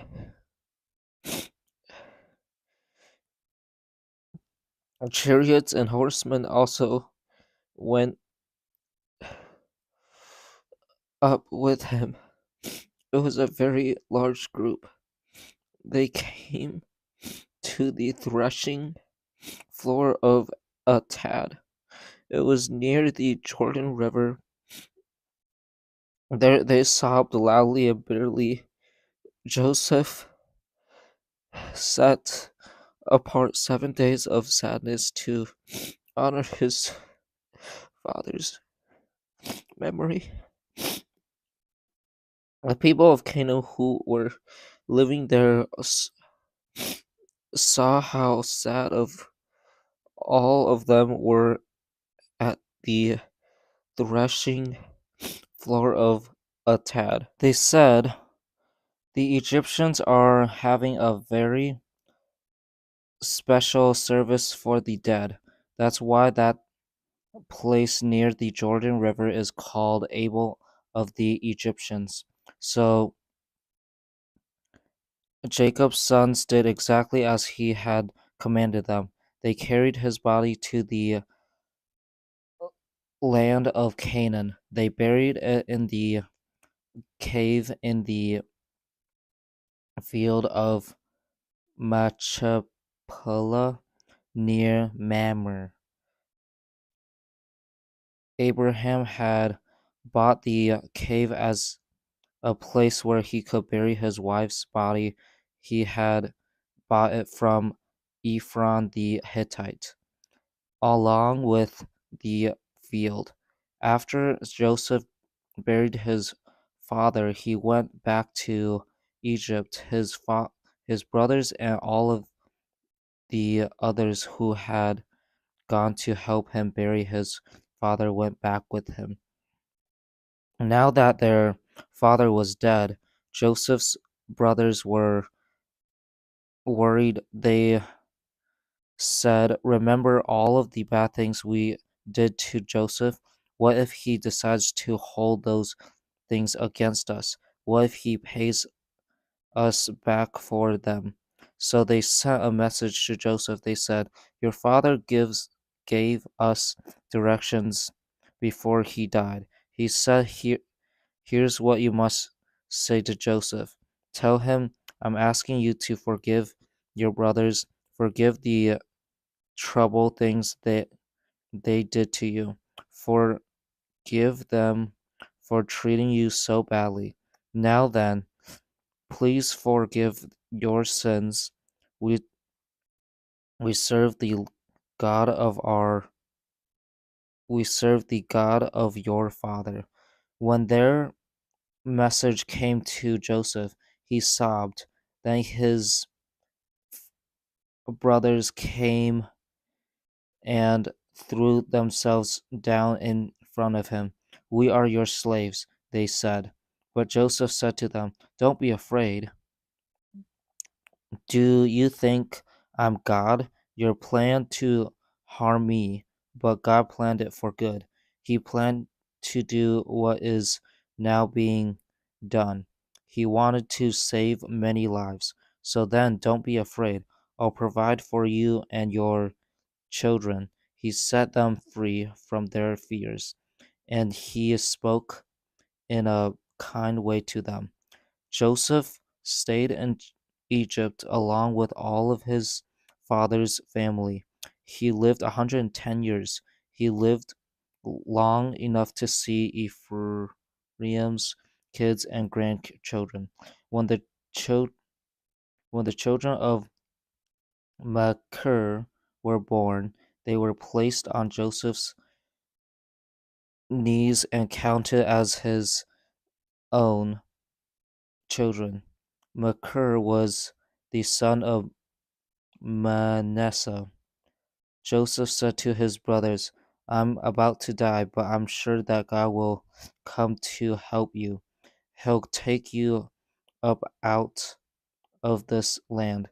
He'll bring you to the land he promised with an oath to give to Abraham, Isaac, and Jacob.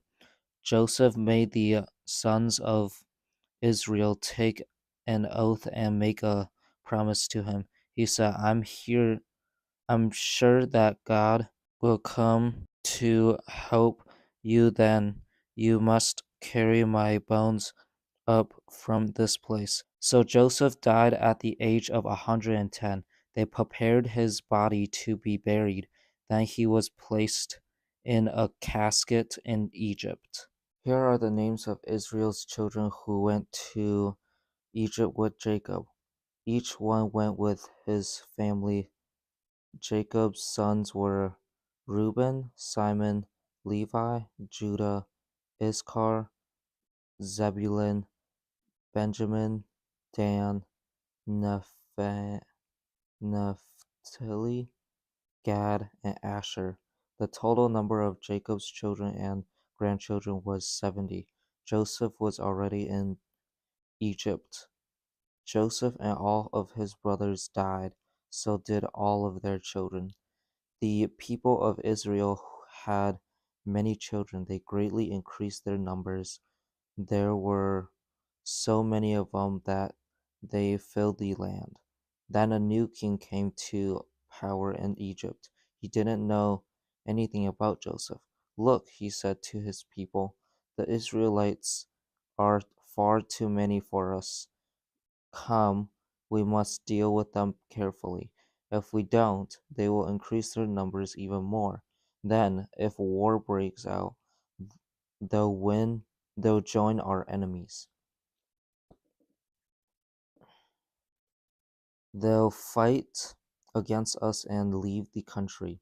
So the Egyptians put slave drivers over the people of Israel. The slave drivers beat them down and made them work hard. The Israelites built the cities of Pithom and Rameses, so Pharaoh could store things there. But the more the slave drivers beat them down, the more the Israelites increased their numbers and spread out. So the Egyptians became afraid of them. They made them work hard. They didn't show them any pity. They made them suffer with hard labor. They forced them to work with bricks and mud, and they made them do all kinds of work in the fields. The Egyptians didn't know them, and the Egyptians didn't show any the Egyptians didn't show them any pity at all. They made them work very hard. There were two Hebrew women named Ship, Shiphrah and Puah. They helped other women who were having babies. The king of Egypt spoke to them. He said, you are the ones who help the other Hebrew women. Watch them when they get into a sitting position to have their baby. Kill the boys, let the girls live. But Shiphrah and Puah had respect for God. They didn't do what the king of Egypt had told them to do. They let the boys live. Then the king of Egypt sent for the women. He asked them, why have you done this? Why have you let the boys live? The women answered Pharaoh, Hebrew women are not like the women of Egypt. They are strong. They have their babies before we get there. So God was kind to Shiphrah and Puah, and the people of Israel increased their numbers more and more.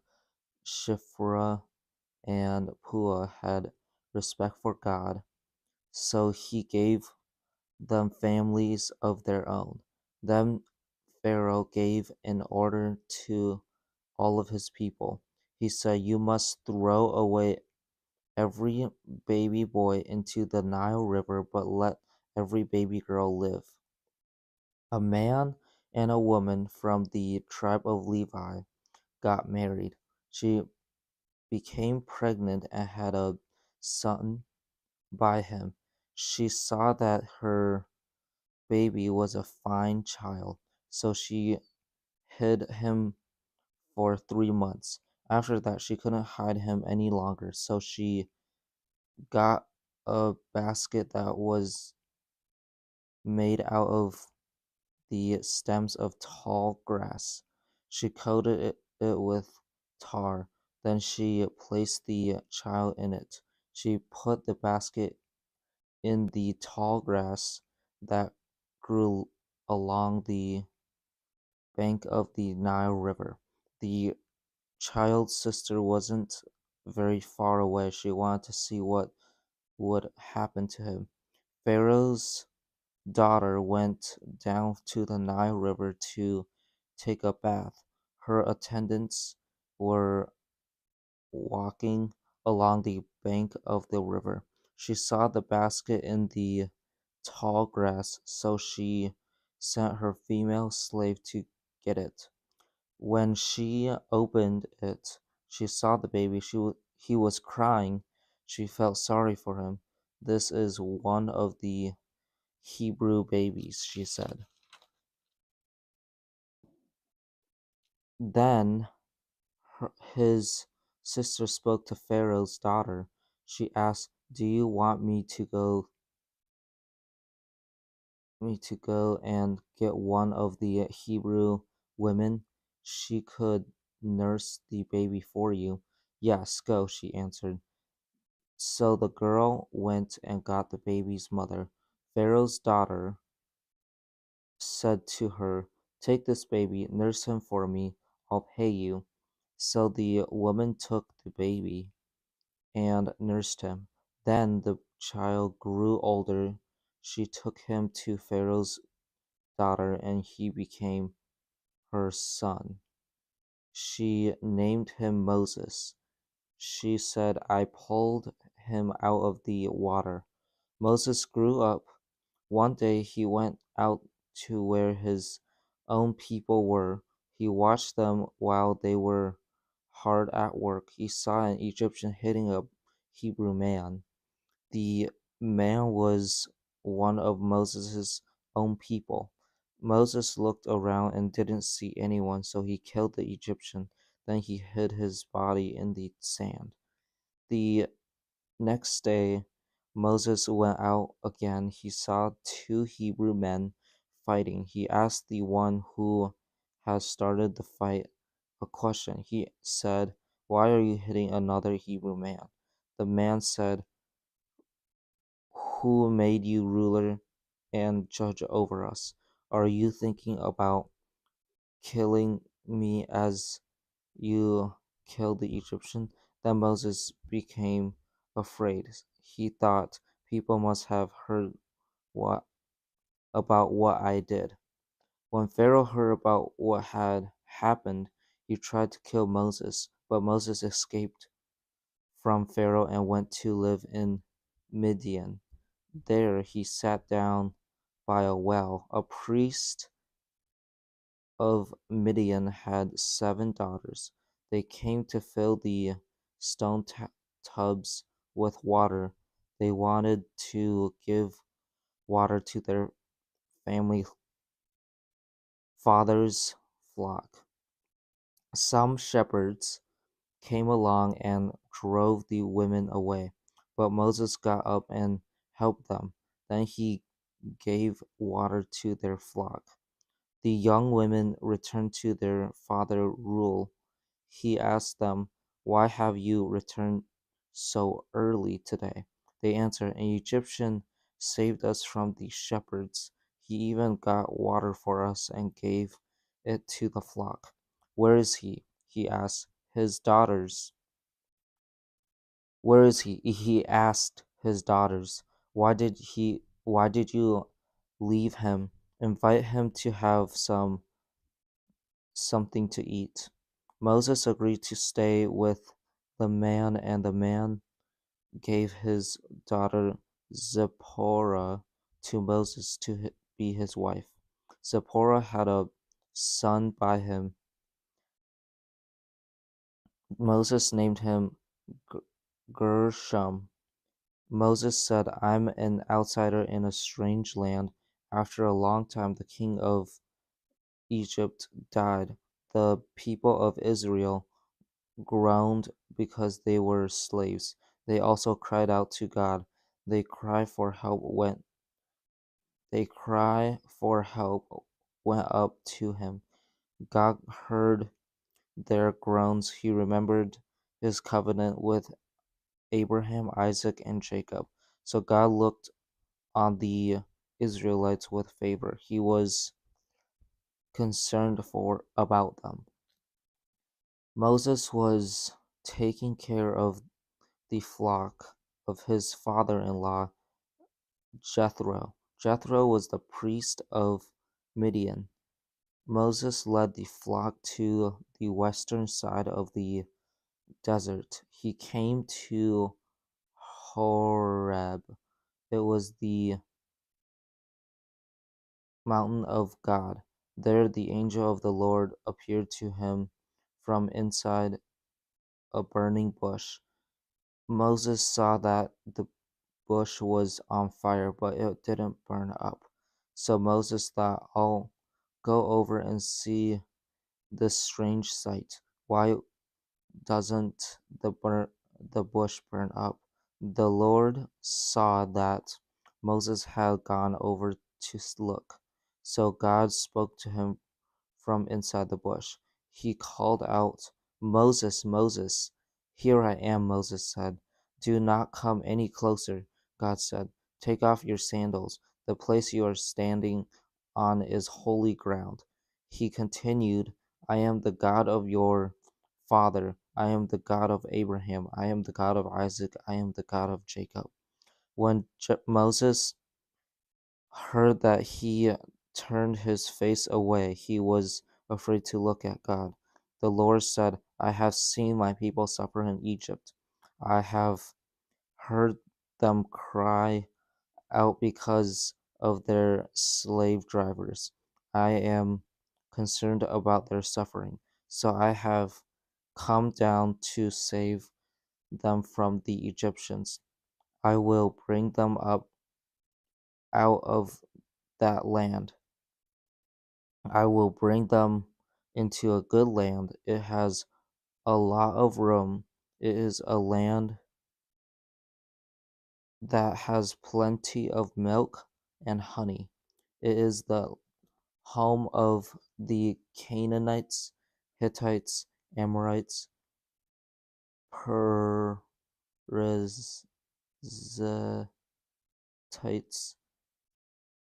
Havites, and Jebusites. And now Israel's cry for help has reached to me. I have seen the way the Egyptians are beating them down. So now go, I am sending you to Pharaoh. I want you to bring the Israelites out of Egypt. They are my people. But Moses spoke to God. Who am I that I should go to Pharaoh? He said. Who am I that I should bring the Israelites out of Egypt? God said, I will be with you. I will give you a miraculous sign. It will prove that I have sent you. When you have brought the people out of Egypt, all of you will worship me on this mountain.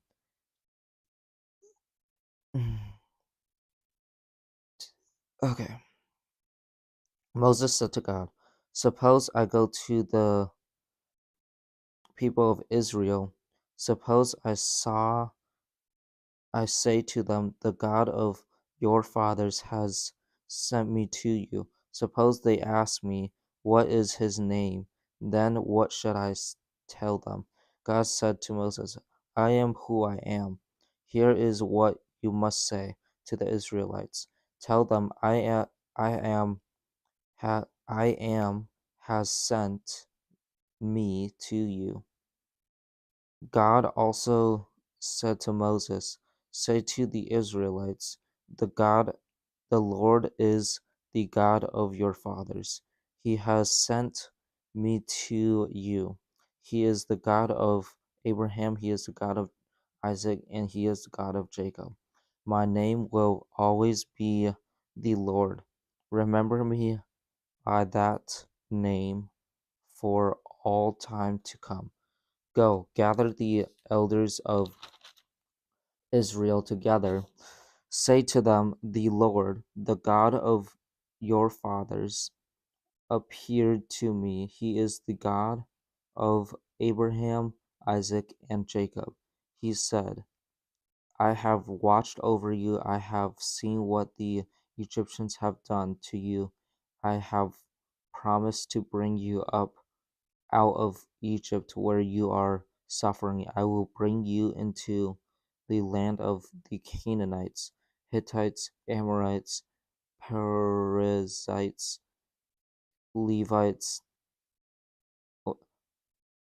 Hivites, and Jebusites. It is a land that has plenty of milk and honey. The elders of Israel will listen to you. Then you and the elders must go to the king of Egypt. You must say to him, the Lord has met with us. He is the God of the Hebrews. Let us take a journey that lasts about 3 days. We want to go into the desert to offer sacrifices to the Lord our God. But I know that the king of Egypt will not let you and your people go. Only a mighty hand could make him do that. So I will reach my hand out. I will strike the Egyptians with all kinds of miracles. After that, he will let you go. I will cause the Egyptians to treat you in a kind way. Then, when you leave, you will not go out with your hands empty. Every woman should ask her neighbor and any woman living in her house for articles made out of silver and gold. Ask them for clothes too, but then put them on your children. In that way you will take the wealth of Egypt along with him, with you. Moses answered, what if the elders of Israel won't believe me? What if they won't listen to me? Suppose they say, the Lord didn't appear to you, then what should I do? The Lord said to him, what do you have in your hand? A wooden staff, he said. The Lord said, throw it on the ground. So Moses threw it on the ground. It turned into a snake. He ran away from it. Then the Lord said to Moses, reach your hand out, take this snake by the tail. So he reached out and grabbed hold of the snake. It turned back into a staff in his hand. The Lord said, when they see this miraculous sign, they will believe that I appeared to you. I am the God of their fathers. I am the God of Abraham. I am the God of Isaac. I am the God of Jacob. Then the Lord said, put your hand inside your coat. So Moses put his hand inside his coat. When he took it out, it was as white as snow.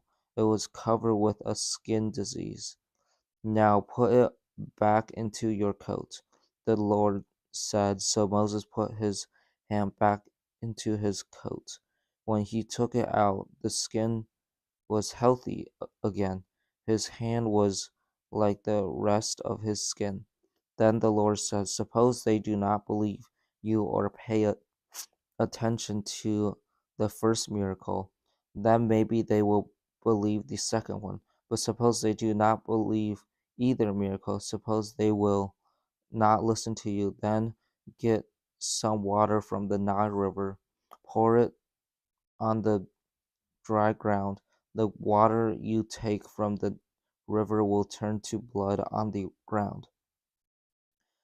Moses spoke to the Lord. He said, Lord, I've never been a good speaker, and I haven't gotten any better, better since you spoke to me. I don't speak very well at all.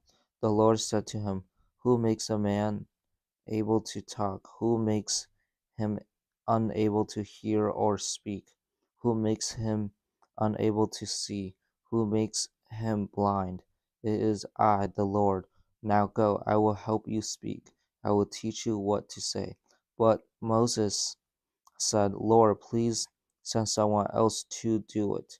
Then the Lord then the Lord's anger burned against Moses. He said, what about your brother Aaron the Levite? I know that I know he can speak well. He is already on his way to meet you. He will be glad to see you. Speak to him, put your words in his mouth, tell him what to say. I will help both of you speak. I will teach you what to do. He will speak to the people for you. He will be like your mouth, and you will be like God to him. But take this wooden staff in your hand. You will be able to do miraculous signs with it. Then Moses went back to his father-in-law Jethro. He said to him, let me go back to my own people in Egypt. I want to see if any of them are still alive. Jethro said, go, I hope everything goes well with you. The Lord had said to Moses in Midian, go back to Egypt. All of the men who wanted to kill are you. All of the men who wanted to kill you are dead. So Moses got his wife and sons. He put them on a donkey. Together they started back to Egypt, and he took the wooden staff in his hand. It was the staff God would use in a powerful way. The Lord spoke to Moses. He said, when you return to Egypt, do all of the miracles I have given you the power to do. Do them in the sight of Pharaoh, but I will make his heart stubborn. He will not let the people go. Then say to Pharaoh, the Lord says Israel is like an oldest son to me. I told you, let my son go, then he will be able to worship me. But you refuse to let him go, so I will kill your oldest son. On the way to Egypt, Moses stopped for the night. There the Lord met him and was about to kill him. But Zipporah got a knife that was made out of hard stone. She circumcised her son with it. Then she touched Moses' feet with the skin she had cut off. You are a husband who has forced me to spill my son's blood, she said. So the Lord didn't kill Moses. When she said, husband, who has forced me to spill my son's blood? She was talking about circumcision. The Lord said to Aaron, go into the desert to see Moses. So he greeted Moses at the mountain of God and kissed him. Then Moses told Aaron everything the Lord had sent him to say. He also told him about all of the miraculous signs he had commanded him to do. Moses and Aaron gathered all of the elders of Israel together. Aaron told them everything the Lord had said to Moses. He also did the miracles in the sight of the people, and they believed. They heard that the Lord was concerned about them. He had seen their suffering, so they bowed down and worshipped him. Later on, Moses and Aaron went to Pharaoh. They said, "The Lord is the God of Israel. He says, 'Let my people go. Then they will be able to hold a feast in my honor in the desert.'" Pharaoh said, "Who is the Lord? Why should I obey him? Why should I let Israel go? I don't even know the Lord, and I won't let Israel go." Then Moses and Aaron said, "The God of the Hebrews has met with us. Now let us take a journey that lasts about 3 days. We want to go into the desert to offer sacrifices to the Lord our God. If we don't, he might strike us with plagues, or he might let us be killed with swords." But the king of Egypt said, "Moses and Aaron, why are you taking the people away from their work? Get back to work." Pharaoh continued, "There are large numbers of your people in the land, but you are stopping them from working." That same day, Pharaoh gave orders to the slave drivers and the others who were in charge of the people. He said, "Don't give the people any more straw to make bricks. Let them go and get their own straw, but require them to make the same number of bricks as before. Don't lower the number they have to make. They don't want to work. That's why they are crying out, 'Let us go. We want to offer sacrifices to our God.' Make them work harder. Then they will be too busy to pay attention to lies." The slave drivers and the others who were in charge left. They said to the people, "Pharaoh says, 'I won't give you any more straw. Go and get your own straw anywhere you can find it, but you still have to make the same number of bricks." So the people scattered all over Egypt. They went to gather any pieces of straw that were left in the fields. The slave drivers kept making the people work hard. They said, "Finish the work you are required to do each day. Make the same number of bricks you made when you had straw." They whipped the Israelites who were in charge of the people.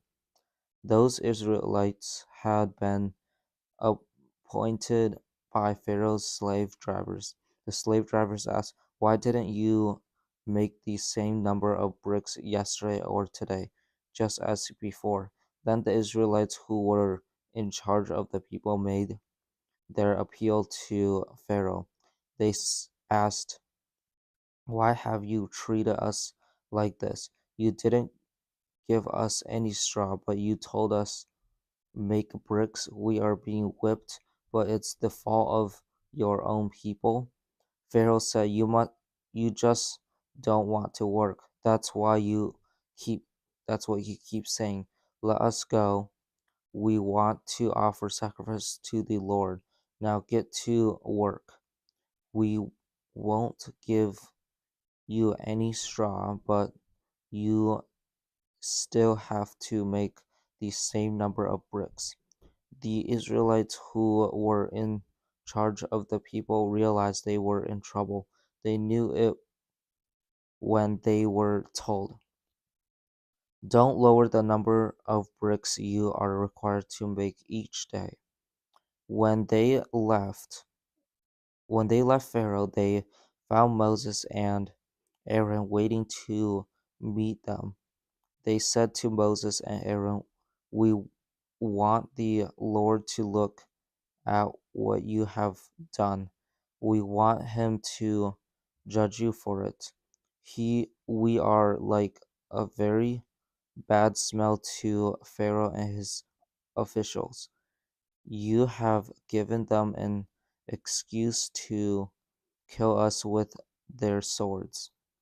Moses returned to the Lord. He said to him, "Lord, why have you brought trouble on these people? Is this why you sent me? I went to Pharaoh to speak to him in your name. Ever since then, he has brought nothing but trouble on these people, and you haven't saved your people at all." Then the Lord spoke to Moses. He said, "Now you will see what I will do to Pharaoh. Because of your powerful hand, he will let the people of Israel go. Because of my mighty hand, he will drive them out of his country." God continued, "I am the God appeared to Abraham, Isaac, and Jacob as a mighty God, but I did not show them the full meaning of my name. The Lord, I also made my covenant with them.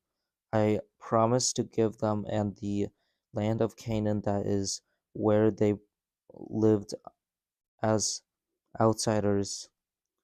Also, I have heard the groans of the Israelites. The Egyptians are keeping them as slaves, but I have remembered my covenant. So tell the people of Israel, I am the Lord. I will throw off the heavy load the Egyptians have put on your shoulders. I will set you free from being slaves to them.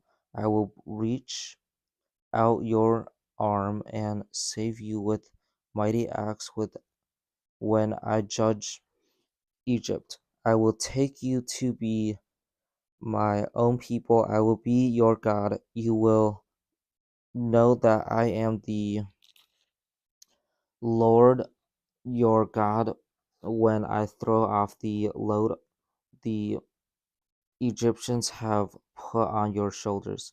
I will bring you to the land I promised with an oath to give to Abraham, Isaac, and Jacob. I lifted up my hand and promised it to them. The land will belong to you. I am the Lord. Moses reported those things to the Israelites, but they didn't listen to him. That's because they had lost all hope and had to work very hard. Then the Lord said to Moses, "Go tell Pharaoh, the king of Egypt, to let the people of Israel leave his country." But Moses spoke to the Lord. "The people won't listen to me," he said. "So why would Pharaoh listen to me? After all, I don't speak very well." The Lord has spoken to Moses and Aaron. He had talked with them about the Israelites and about Pharaoh, the king of Egypt. He had commanded Moses and Aaron to bring the people of Israel out of Egypt. Here were the leaders of the family groups of Reuben, Simon, and Levi. Reuben was the oldest son of Israel. His sons were Hanok, Palu, Hezron, and Carmi. Those were the family groups of Reuben. The sons of Simon were Jemuel, Jamin, Ohad, Jachin, Zahor, and Shaul. Shaul was the son of a woman from Canaan. Those were the family groups of Simon. Here are the names of the sons of Levi that were recorded in their family history. They were Gershon, Kohath, and Merari. Levi lived for 137 years. The sons of Gershon by their family groups were Libni, and Shimi. The sons of Kohath were Amram, Izhar, Hebron, and Uzziel. Kohath, Kohath lived for 133 years. The sons of Merari were Mahali and Mushi. Those were the family groups of Levi that were recorded in their family history. Amram got married to his father's sister jo- Jochebed. Aaron and Moses were born in Aram's family line. Amram lived for 137 years. The sons of Izhar were Korah, Nepheg, and Zikri. The sons of Uzziel were Ishmael, what, Mishal, Elzaphan, and Sithri. Aaron married Elisheba. She was a daughter of Amminadab and the sister of Nahashan. Nahashan. She had Nadab, Abdihu, El- Elzar, and Ilthamar by Aaron. The sons of Korah were Isser, Elkanah, and Abisaph. Those were the family groups of Korah. El- Eleazar, the son of Aaron, married one of the daughters of Patiel. She had Phinehas by Eleazar. Those were the leaders of the families of Levi that were recorded by their groups. The Lord had spoken to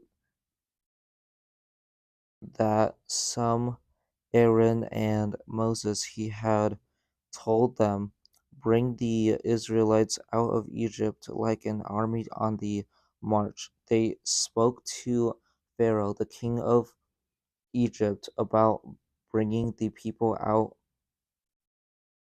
bringing the people of Israel out of Egypt.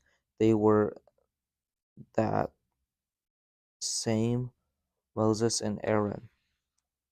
The Lord has spoken to Moses in Egypt. He had told him, "I am the Lord. Tell Pharaoh, the king of Egypt, everything I tell you."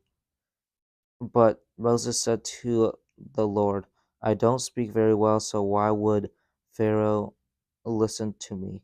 Then the Lord said to Moses, "I have made you like God to Pharaoh, and your brother Aaron will be like a prophet to you. You must say everything I commanded you to say. Then your brother Aaron must tell Pharaoh to let the people of Israel leave his country. But I will make Pharaoh's heart stubborn. I will multiply my miraculous signs and wonders wonders in Egypt. In spite of that, he will not listen to you. So I will use my powerful hand against Egypt. When I judge them with mighty acts, I will bring my people Israel out like an army on the march. Then the Egyptians will know that I am the Lord. I will reach out my powerful hand against Egypt. I will bring the people of Israel out of it. Moses and Aaron did exactly as the Lord had commanded them. Moses was 80 years old and Aaron was 83 when they spoke to Pharaoh. The Lord spoke to Moses and Aaron. He said, Pharaoh will say to you, do a miracle. When he does, speak to Aaron, tell him, take your wooden staff and throw it down in front of Pharaoh. It will turn into a snake. So Moses and Aaron went to Pharaoh. They did exactly as the Lord had commanded them. Aaron threw his staff down in front of Pharaoh and his officials. It turned into a snake. Then Pharaoh sent for wise men and those who do evil magic by doing their magic tricks. The Egyptian magicians did the same things and things Aaron had done. Each one threw his staff down. Each staff turned into a snake, but Aaron's staff swallowed theirs up. In spite of that, Pharaoh's heart became stubborn. He would he wouldn't listen to them, just as the Lord had said. Then the Lord said to Moses, Pharaoh's heart is very stubborn. He refuses to let the people go. In the morning, Pharaoh will go down to the water, go and wait on the bank of the Nile River to meet him. Take in your hand the wooden staff that turned into a snake. Say to Pharaoh, the Lord, the God of the Hebrews, has sent me to you. He says, let my people go, then they will be able to worship me in the desert. But up to now, you have not listened. The Lord says, here is how you will know that I am the Lord. I will strike the water of the Nile River with the staff that is in your hand. The river will turn into blood. The fish in the river will die. The river will stink. The Egyptians will not be able to drink its water. The Lord said to Moses, tell Aaron, get your staff, reach your hand out over the waters of Egypt, the streams, waterways, ponds, and all of the lakes will turn into blood. There will be blood everywhere in Egypt. It will even be in the wooden buckets and stone jars. Moses and Aaron did exactly as the Lord had commanded them. Aaron held out his staff in front of Pharaoh and his officials. He struck the water of the Nile River, and all of the water turned into blood. The fish in the Nile River died. The river smelled so bad the Egyptians couldn't drink its water. There was blood everywhere in Egypt. But the Egyptian magicians did the same things by doing their magic trick, so Pharaoh's heart became stubborn. He wouldn't listen to Moses and Aaron, just as the Lord has said. Even that magic didn't change Pharaoh's mind. In fact, it turned around and went into his palace. All of the Egyptians dug holes near the Nile River to get drinking water. They couldn't drink water from the river. 7 days passed after the Lord struck the Nile River. Then the Lord said to Moses, "Go to Pharaoh, tell him, the Lord says, 'Let my people go, then they will be able to worship me. If you refuse to let them go, I will plague your whole country with frogs. The Nile River will be full of frogs. They will come up into your palace. You will have frogs in your bedroom and on your bed. They will be in the homes of your officials and your people. They will be in your ovens and in your bread pans. The frogs will be on you, your people, and all of your officials." Then the Lord spoke to Moses. He said, "Tell Aaron, reach your hand out, hold your staff over the streams, waterways, and ponds. Make frogs come up on the land of Egypt." So Aaron reached his hand out over the waters of Egypt. The frogs came up and covered the land, but the magicians did the same things by doing their magic tricks. They also made frogs come up on the land of Egypt. Pharaoh sent for Moses and Aaron. He said to them, "Pray to the Lord to take the frogs away from me and my people. Then I'll let your people go to offer sacrifices to the Lord." Moses said to Pharaoh, "You can have the honor of setting the time for me to pray. I will pray for you, your officials, and your people. I'll pray that the frogs will leave you and your homes. The only frogs left will be the ones in the Nile River." Tomorrow, Pharaoh said. Moses replied, "It will happen just as you say. Then you will know that there is no one like the Lord our God. The frogs will leave you and your houses. They will leave your officials and your people. They will remain only in the Nile River." Moses and Aaron left Pharaoh. Then Moses cried out to the Lord about the frogs he had brought on Pharaoh.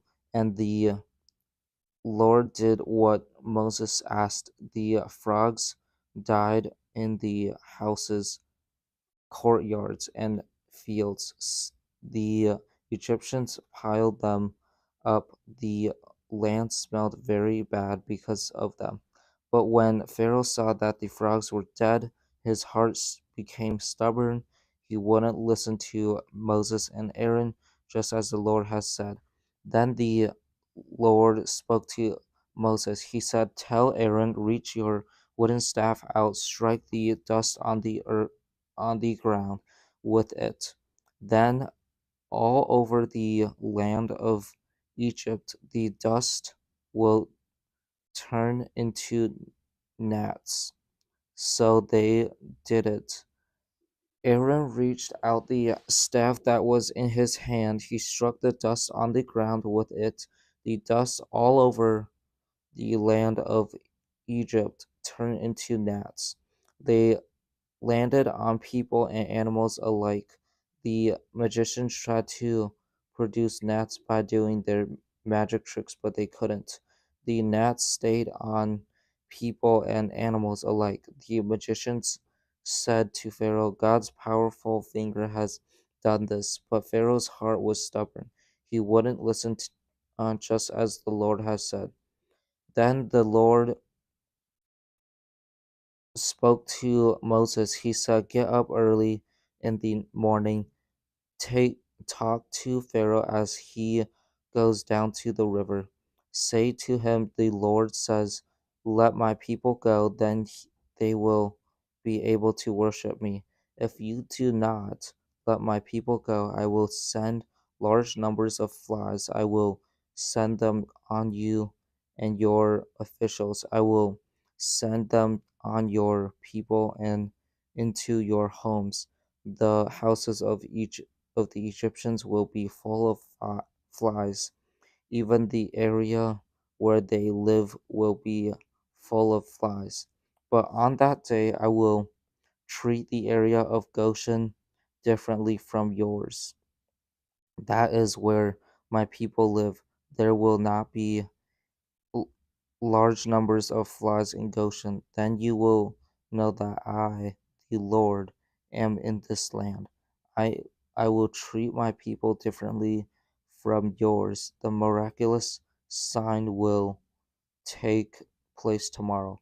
So the Lord did it.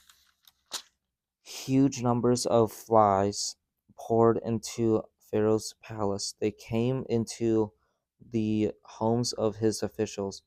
All over Egypt, the flies destroyed the land. Then Pharaoh sent for Moses and Aaron. He said to them, "Go offer sacrifices to your God here in the land." But Moses said, "That wouldn't be right. The sacrifices we offer to the Lord our God wouldn't be accepted by the Egyptians because of their beliefs. Suppose we offered sacrifices they couldn't accept.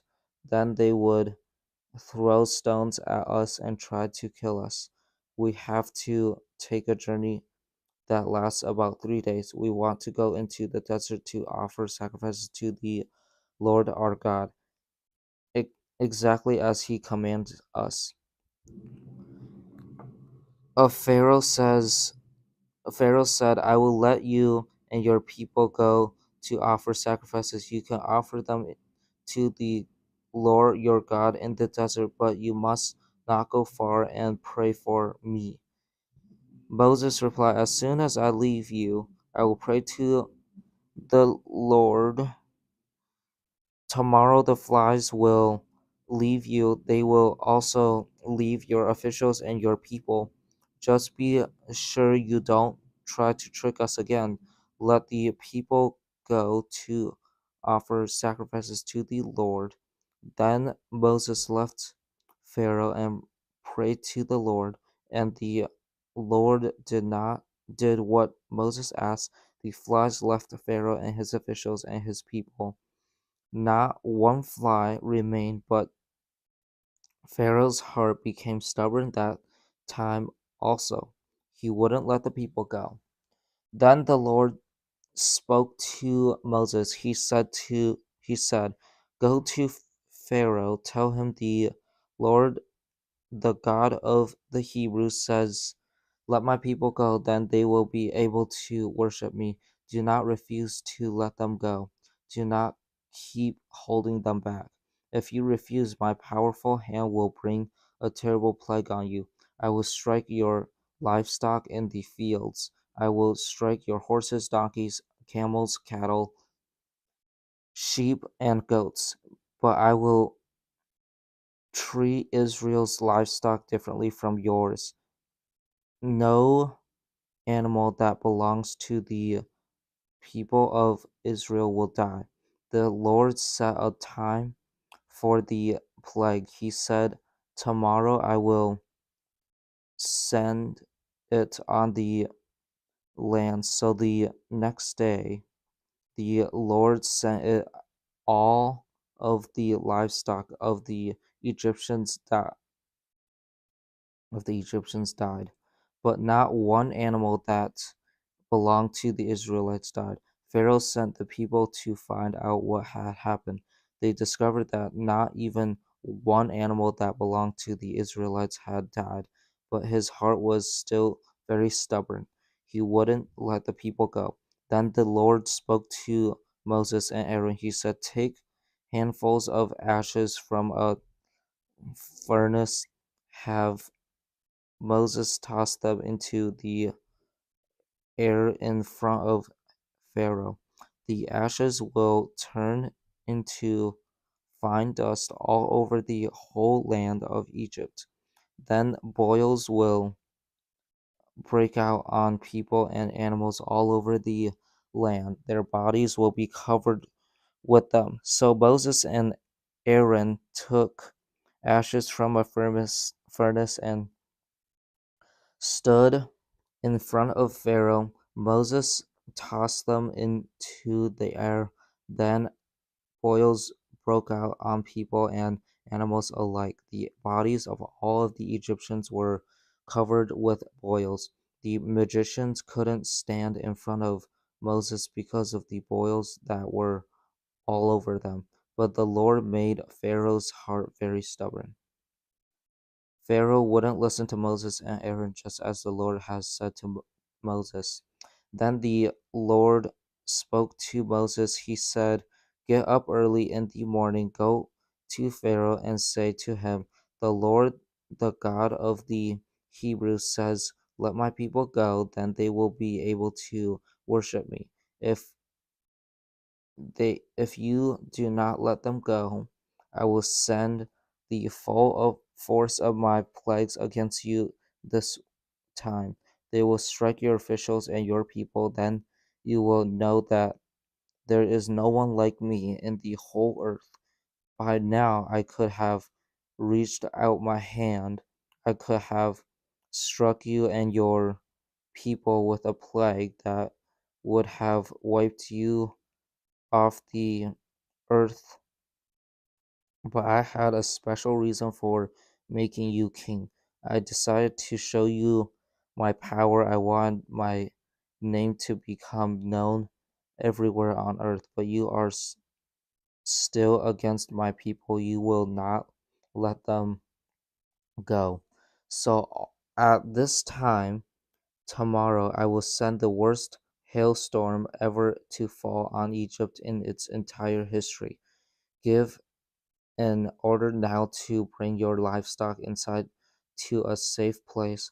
Bring in everything that is outside. The hail will fall on all over all of the people and animals that are left outside.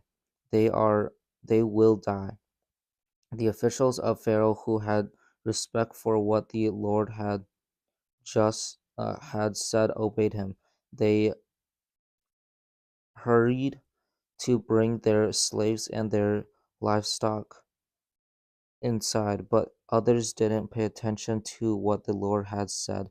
They left their slaves and livestock outside. Then the Lord spoke to Moses. He said, "Reach your hand out toward the sky, then hail will fall all over Egypt. It will beat down on people and animals alike. It will strike everything that is growing in the fields of Egypt."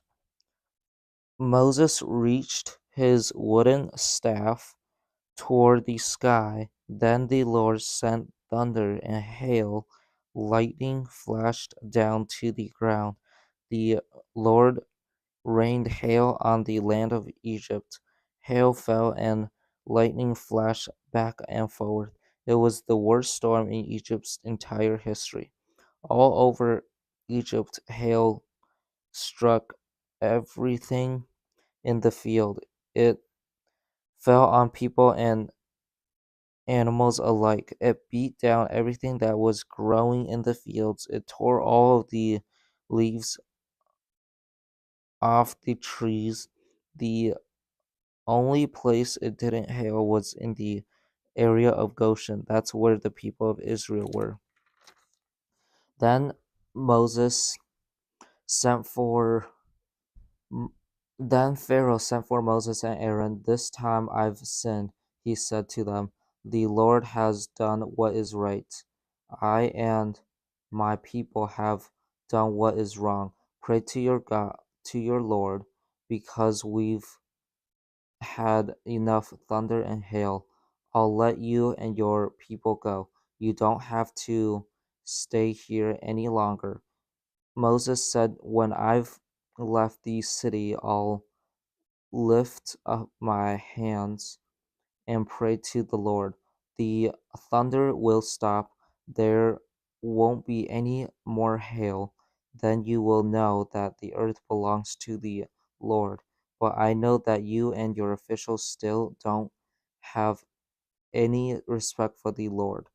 The barley was ripe, the flax was blooming, so they were both destroyed, but the wheat and spelt weren't destroyed. That's because they ripen later. Then Moses left Pharaoh and went out of the city. He lifted up his hands and prayed to the God. The thunder and hail stopped. The rain didn't pour down on the land any longer. Pharaoh saw that the rain, hail, and thunder had stopped. So he sinned again. He and his officials made their hearts stubborn, so Pharaoh's heart was stubborn. He wouldn't let the people of Israel go, just as the Lord has said through Moses. Then the Lord said to Moses, "Go to Pharaoh. I have made his heart stubborn. I have also made the hearts of his officials stubborn, so I can do my miraculous signs among them. Then you will be able to tell your children and grandchildren how hard I was on the Egyptians. You can tell them I did great miraculous great miracles among the people of Egypt, and all of you will know that I am the Lord." So Moses and Aaron went to Pharaoh. They said to him, "The Lord, the God of the Hebrews, says, 'How long will you refuse to obey me? Let my people go, then they will be able to worship me. If you refuse to let them go, I will bring locusts into your country tomorrow. They will cover the ground so that it can't be seen. They will eat what little you have left after the hail. That includes every tree that is growing in your fields. They will fill your houses. They will be in the homes of all of your officials and your people. Your parents and your people before them have never seen anything like it as long as they have lived here." Then Moses turned around and left Pharaoh. Pharaoh's officials said to him, "How long will this man be a trap for us? Let the people go, then they'll be able to worship the Lord their God. After everything that's happened, don't you realize that Egypt is destroyed?" Moses and Pharaoh Moses and Aaron were brought back to Pharaoh. "Go worship the Lord your God," he said, "but just who will be going?" Moses said, "We'll go with our young people and old people, and we'll go with our sons and daughters, and we'll take our flocks and herds. We are supposed to hold a feast in the Lord's honor." Pharaoh said, "The Lord will really be with you, will really be with all of you if I ever let you go,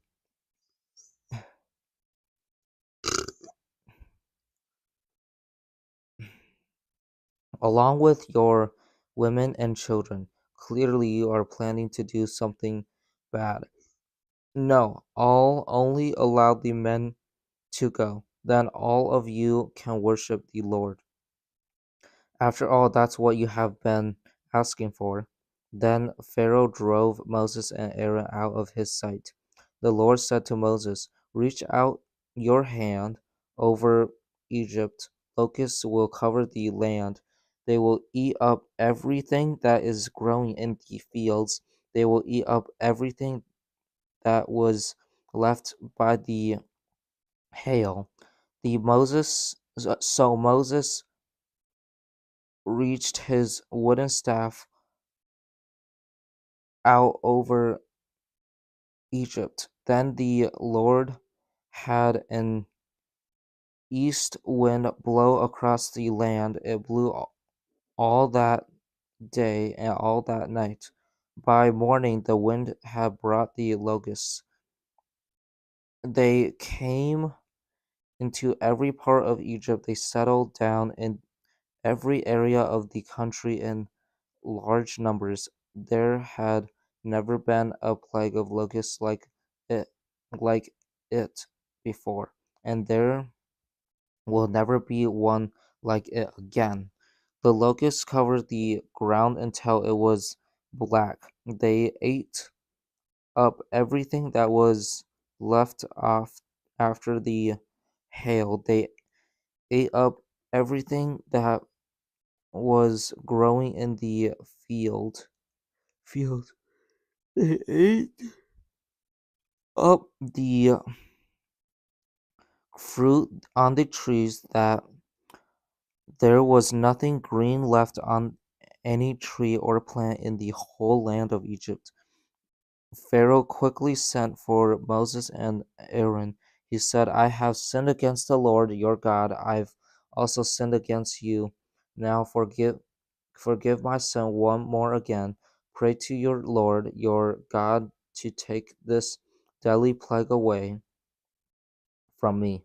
After Moses left Pharaoh, he prayed to the Lord. The Lord changed the wind to a very strong west wind. The wind picked up the locusts, it blew them into the Red Sea. Not even one locust was left anywhere in Egypt, but the Lord made Pharaoh's heart stubborn again, and Pharaoh wouldn't let the people of Israel Israel go. The Lord spoke to Moses. He said, reach out your hand toward the sky. Darkness will spread over Egypt. It will be so dark that people can feel it. So Moses reached out his hand toward the sky. Then complete darkness covered Egypt for 3 days. No one could see anyone else or go anywhere for 3 days, while all of the people of Israel had light where they lived.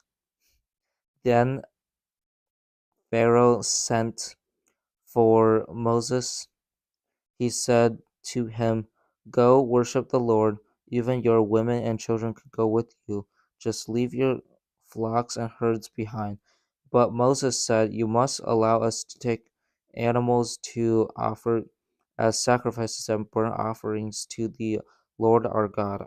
Our livestock must also go with us.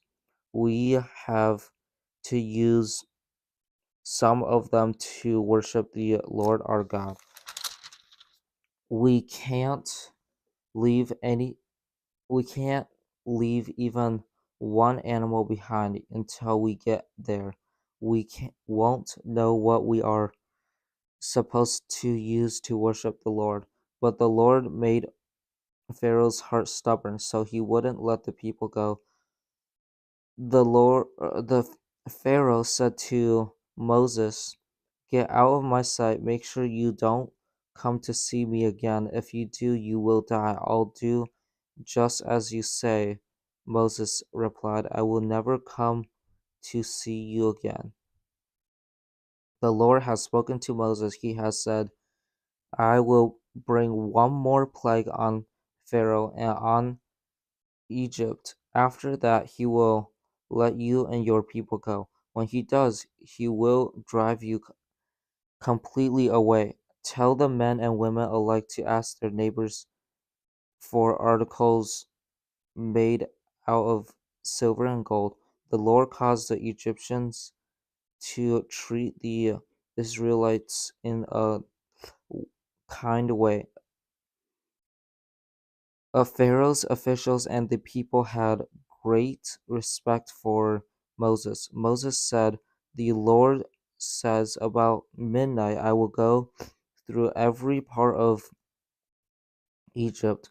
Every oldest son in Egypt will die. The oldest son of Pharaoh who sits on the throne will die. The oldest of the female slave who works at her handmill will die. All of the male animals that were firstborn to their mothers among the cattle will also die. There will be loud crying all over Egypt. It will be worse than it's ever been before, and nothing like it will ever be heard again. But among the people of Israel, not even one dog will bark at any man or animal. Then you will know that the Lord treats Egypt differently from us. All of your officials will come and bow down to me. They s- they will say, "Go and they will say, Go, you and all of the people who follow you." After that, I will leave. Moses burned with anger with when he left Pharaoh. The Lord had spoken to Moses. He had said, Pharaoh will refuse to listen to you, so I will multiply my miracles in Egypt. Moses and Aaron did all of those miracles in the sight of Pharaoh, but the Lord made Pharaoh's heart stubborn. He wouldn't let the people of Israel go out of his country. The Lord spoke to Moses and Aaron in Egypt. He said, From now on, this month will be your first month. Each of your years will begin with it. Speak to the whole community of Israel. Tell them that on the 10th day of this month, each man must get a lamb from his flock. A lamb should be chosen for each family and home. Suppose there are no there are not enough people in your family to eat a whole lamb, then you must share some of it with your nearest neighbor. You must add up the total number of people there are. You must decide how much lamb is needed for each person. The animals you choose must be males that are a year old. They must not have any flaws. You may choose either sheep or goats. Take care of them until the 14th day of the month.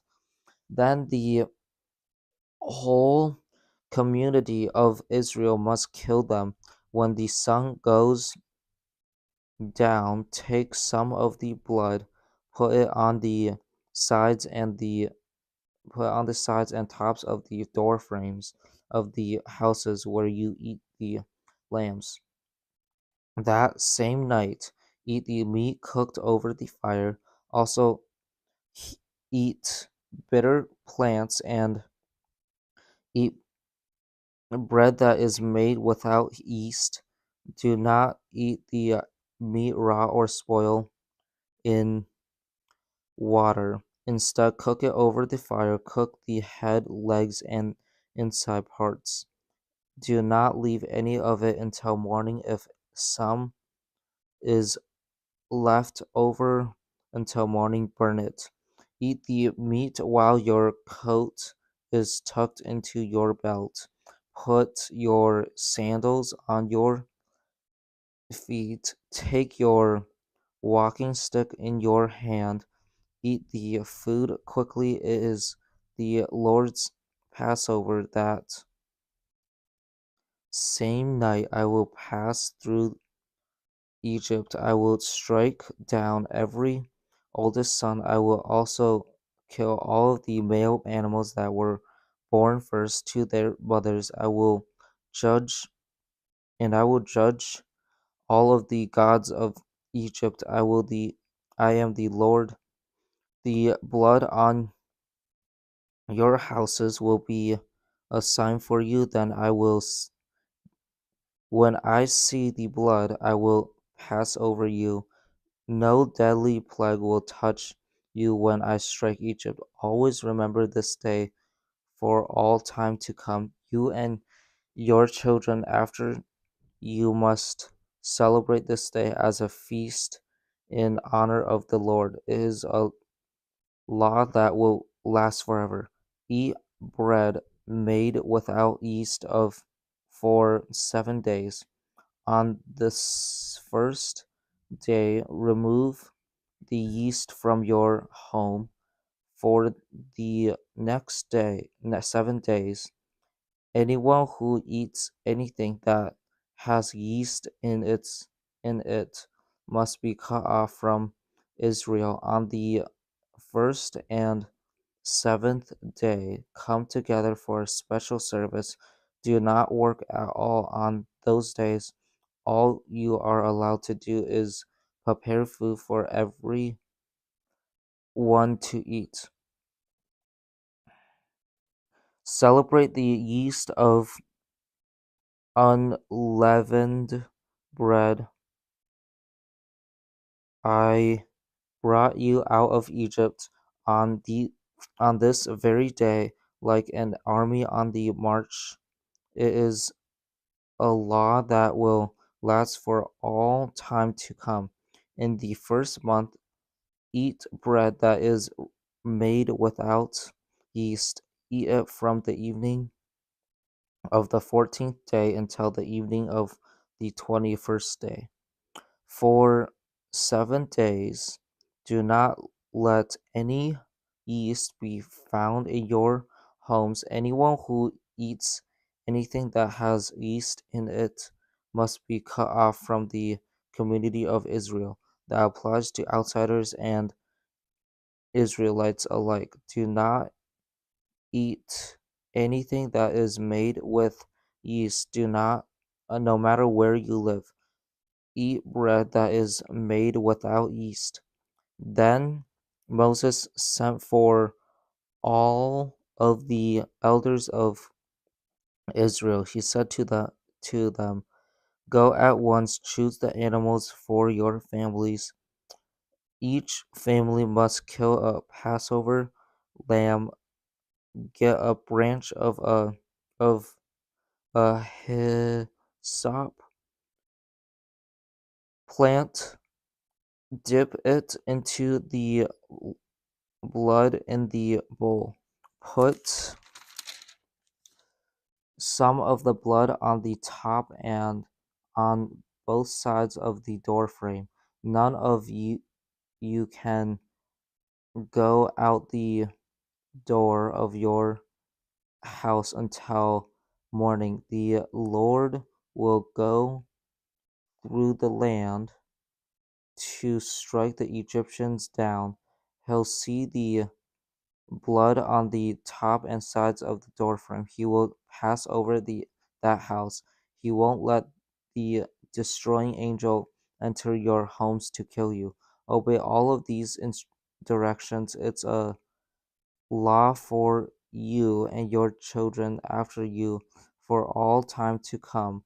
The Lord will give you the land just as he promised when you enter it. Keep this holy day.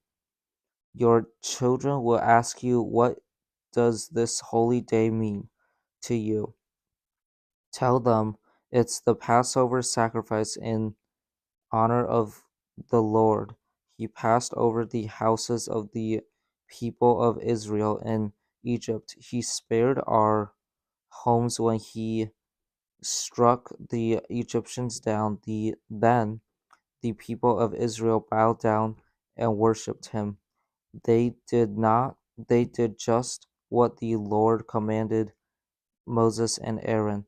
At midnight, the Lord struck down every oldest son in Egypt. He killed the oldest son of Pharaoh who sat on the throne. He killed all of the oldest sons of prisoners who were in prison. He also killed all the male animals that were firstborn to their mothers among the livestock.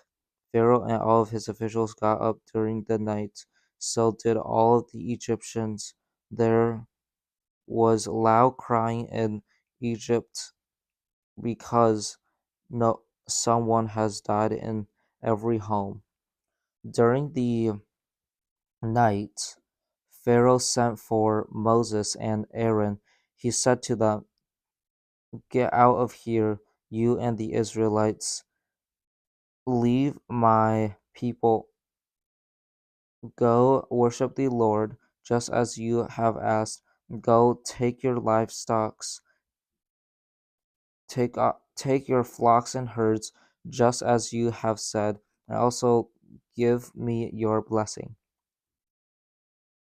The Egyptians begged the people of Israel to hurry up and leave the country. "If you don't," they said, we'll all die." So the people took their dough before the yeast was added to it.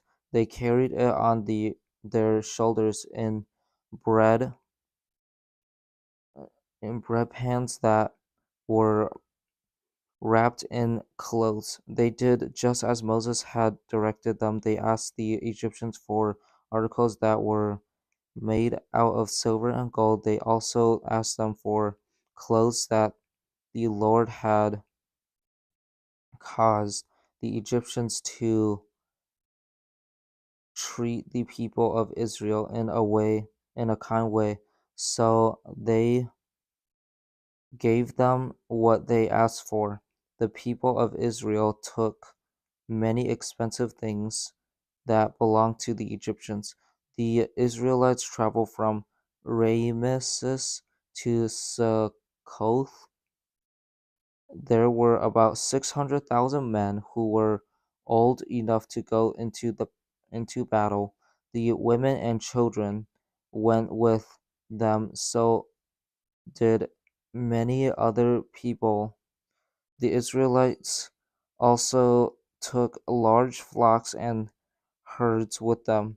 They brought dough from Egypt uh, with it. They baked bread without yeast. The dough didn't have any yeast in it. That's because the people had been driven out of Egypt before they had time to prepare their food. The people of Israel lived in Egypt for 430 years. At the end of the 430 years, to the very day, all of the Lord's people marched out of Egypt like an army. The Lord kept watch that night to bring them out of Egypt. So on that same night, every year, all of the Israelites must keep watch. They must do it to honor the Lord for all time to come. The Lord spoke to Moses and Aaron. He said, "Here are the rules of the Passover. No one from another country is allowed to eat the Passover meal. Any slave you have bought is allowed to eat it after you have circumcised him, but a hired worker or someone who lives with you for a while is not allowed to eat it. It must be eaten inside a house. Do not take any of the meat outside. Do not break any of the bones. The whole community of Israel must celebrate the Passover. Suppose an outsider who is living among you wants to celebrate the Lord's Passover, then all of the males in that home must be circumcised. After that, the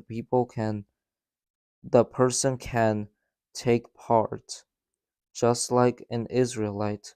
Only males who are circumcised can eat it. The same law applies to Israelites and to outsiders who are living among you.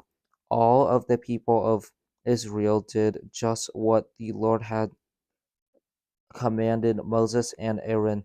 On that very day, the Lord brought the Israelites out of Egypt like an army on the march. The Lord said to Moses, "Set apart for me the first boy born in every family, the oldest son of every Israelite mother belongs to me. Every male animal that is firstborn to its mother also belongs to me." Then Moses said to the people, "Remember this day. It's the day you came out of Egypt. That's the land where you were slaves. Uh, the Lord used his mighty hand to bring you out of Egypt. Don't eat anything that has yeast in it. You are leaving today. It's the month of Abib. The Lord will bring you into the land of the Canaanites, Hittites, and Amorites, Hivites, and Jebusites. He took an oath and promised your people of long ago that he would give that land to you. It's a land that has plenty of milk and honey. When you get there, keep this holy day in this month. For 7 days, eat bread that is made without yeast. On the seventh day, hold a feast in the Lord's honor. Eat bread that is made without yeast during those 7 days. Nothing that has yeast in it should be found among you. No yeast should be seen anywhere inside your borders. On that day, talk to your son. Tell him I'm doing this because of what the Lord did for me when I came out of Egypt. When you celebrate this day, it will be like a mark on your hand. It will be like a reminder on your forehead. The law of the Lord must be on your hips. The Lord used his mighty hand to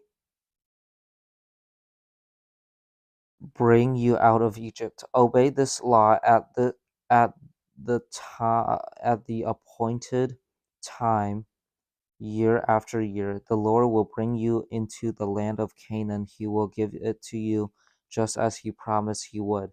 He even took an oath when he made the promise to you and your people of long ago.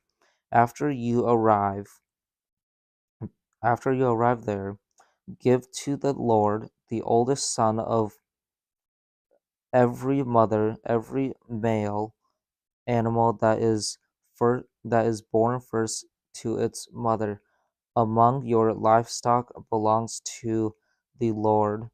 By sacrificing a lamb, buy back every male donkey that is born first to its mother. But if you don't buy the donkey back, break its neck, buy back every oldest son in days to come. Your son will ask you, "What does this mean?"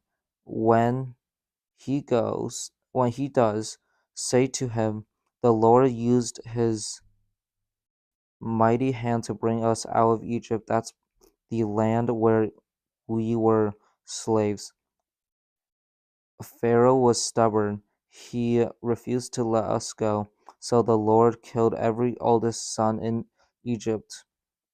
He also killed every male animal that was born first to its mother. That's why I sacrificed to the Lord every male animal that was firstborn, and that's why I buy back each oldest son for him. This day will be like a mark on your hand. It will be like a sign on your forehead. It will remind you that the Lord used his mighty hand to bring us out of Egypt. Pharaoh let the people go. The shortest road from Goshen to Canaan went through the Philistine country, but God didn't lead them that way. God said if they have to go into battle, they might change their mind. They might return to Egypt. So God led the people toward the Red Sea by taking them on a road through the desert. The Israelites were prepared for battle when they went up out of Egypt. Moses took the bones of Joseph along with him. Joseph had made the sons of Israel like an oath and make a promise. He had said, I'm sure that God will come to help you. When he does, you must carry my bones up from this place with you. The people left Succoth. They camped at Etham on the edge of the desert. By day, the Lord went ahead of them in a pillar of cloud. It guided them on their way. At night, he led them with a pillar of fire. It gave them light so they could travel by day. Um, travel by day. So they could travel by day or by night. The pillar of cloud didn't leave its place in front of the people during the day, and the pillar of fire didn't leave its place at night. Then the Lord spoke to Moses. He said,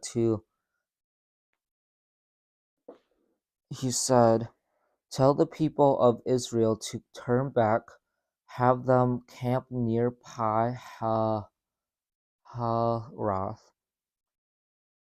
between Migdal and the Red Sea. They must camp by the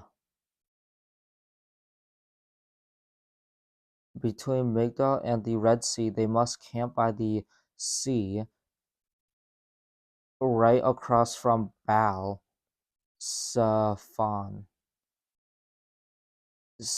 Pharaoh will think the people of Israel are wandering around the land. They don't know which way to go. The desert is all around them.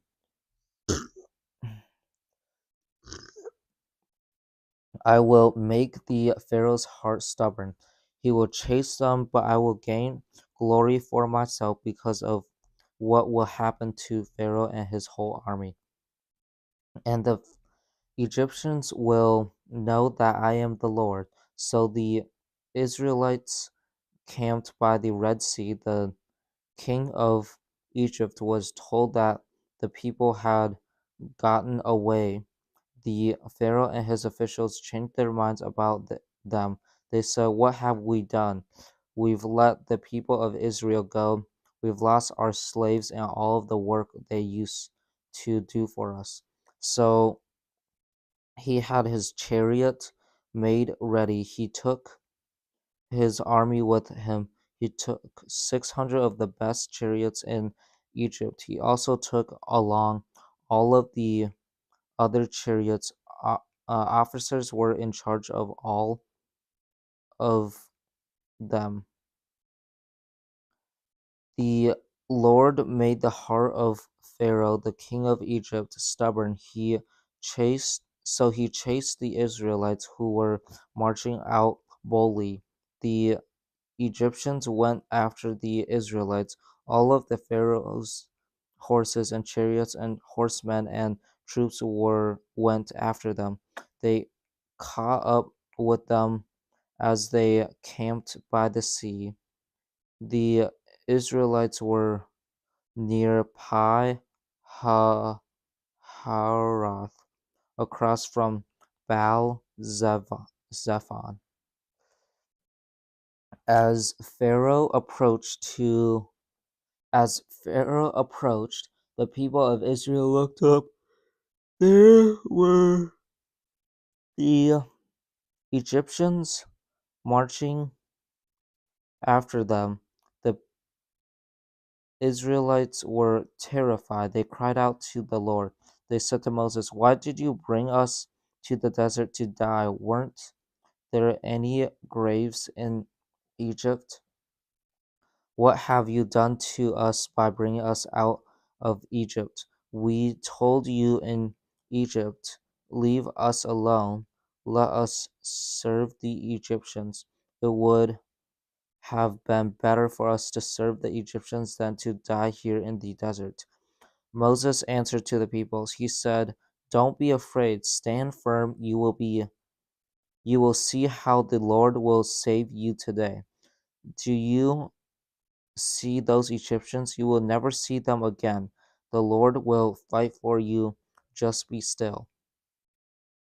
Then the Lord spoke to Moses. He said, "Why are you crying out to me? Tell the people of Israel to move on. Hold your wooden staff out. Reach your hand over the Red Sea to part the waters. Then the people can go through the sea on dry ground. I will make the hearts of the Egyptians stubborn. They will go in after the Israelites.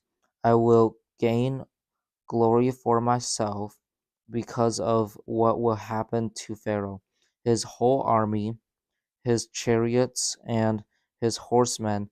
The Egyptians will know that I am the Lord. I will gain glory because of what will happen to all of them." The angel of God had been traveling in front of Israel's army. Now he moved back and went behind them. The pillar of cloud also moved away from in front of them.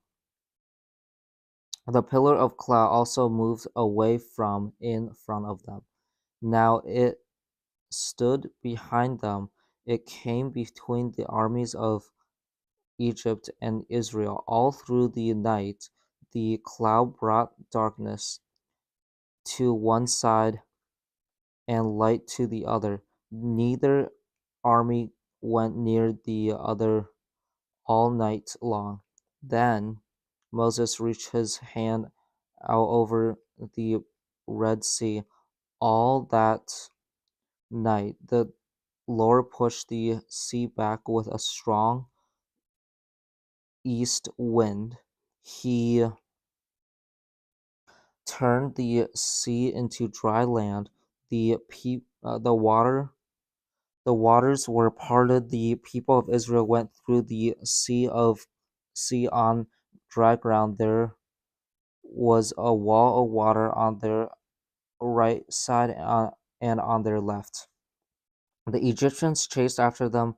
All of Pharaoh's horses and chariots and horsemen followed them into the sea. Near at the end of the night, the Lord looked down from the pillar of fire and cloud. He saw the Egyptian army and threw it into a panic. He kept their chariots' wheels from turning freely. That made the chariots hard to drive. The Egyptians said, get Let's get away from the Israelites. The Lord is fighting for Israel against Egypt." Then the Lord spoke to Moses. He said, "Reach your hand out over the sea. The waters will flow back over the Egyptians and their chariots and horsemen." So Moses reached his hand out over the sea. At sunrise, the sea went back to its place. The Egyptians tried to run away from the sea, but the Lord swept them into it. The water flowed back and covered the chariots and horsemen. It covered the entire army of Pharaoh that had followed the people of Israel into the sea. Not one of the Egyptians was left, but the Israelites went through the sea on dry land. There was a wall of water on their right side and on their left. That day the Lord saved Israel from the power of Egypt. Israel saw the Egyptians lying dead on the shore. The Israelites saw the great power of the Lord showed against the Egyptians, so they had respect for the Lord. They put their trust in him and his servant Moses. Here is a song that Moses and the people of Israel sang to the Lord. They sung, I will sing to the Lord. He is great. He is greatly honored. He has thrown Pharaoh's horses and their riders into the Red Sea. The Lord gives me strength. I sing about him. He has saved me. He is my God. I will praise him. He is my father's God.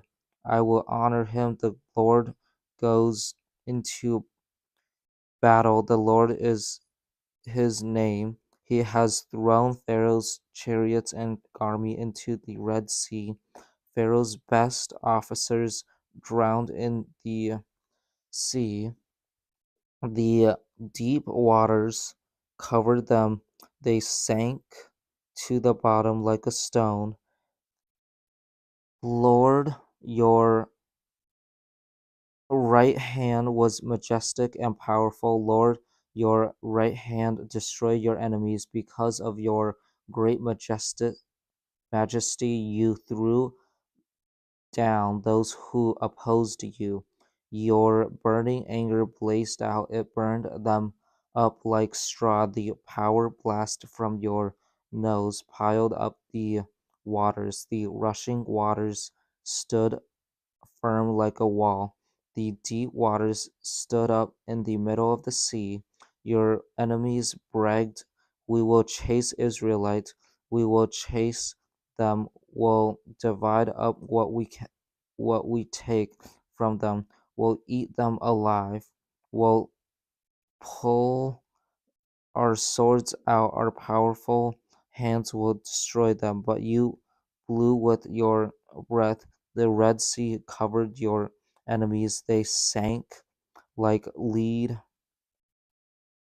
in the mighty waters. Lord, who among the gods is like you? Who is like you? Who is like you? You are majestic and holy. Your glory fills me with wonder. You do wonderful miracles. You reached out your right hand. The earth swallowed up the Egyptians. Because your love is faithful, you will lead the people you have set free. Because you are so strong, you will guide them to the holy place where you live. The nations will hear about it and tremble. Pain and suffering will take hold of the Philistines. The chiefs of Edom will be terrified. The leaders of Moab will tremble with fear. The people of Canaan will melt away. Fear and terror will fall on them. Your powerful arm will make them as still as a stone. Then your people will pass by.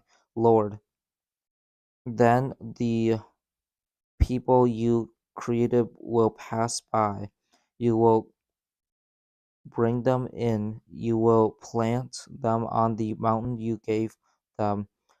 Lord, you have made that place your home. Lord, your hands have made your holy place secure. The Lord will rule forever and ever.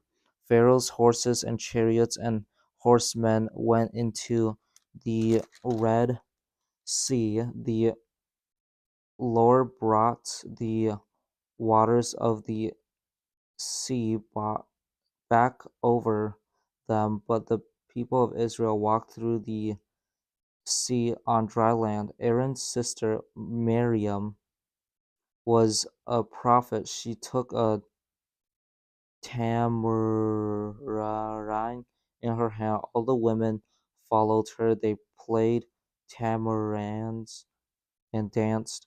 Marines sang to them, "Sing to the Lord. He is greatly honored. He has thrown Pharaoh's horses and their riders into the Red Sea." Then Moses led Israel away from the Red Sea. They went into the desert of Shur. For 3 days they traveled in the desert. They didn't find any water there. When they came to Marah, they couldn't drink its water. It was bitter. That's why the place is named Marah. The people told Moses they weren't happy with him. They said, "What are we supposed to drink?" Then Moses cried out to the Lord. The Lord showed him a stick. Moses threw it into the water. The water became sweet. There the Lord made a rule and a law for the people, and there he put them to the test. He said, "I am the Lord your God. Listen carefully to my voice. Do what is right in my eyes. Pay attention to my commands. Obey all of my rules. If you do, I will not send on you any of these sicknesses I sent on the Egyptians. I am the Lord who heals you." The people came to Elim. It had 12 springs and 70 palm trees. They camped there near the water.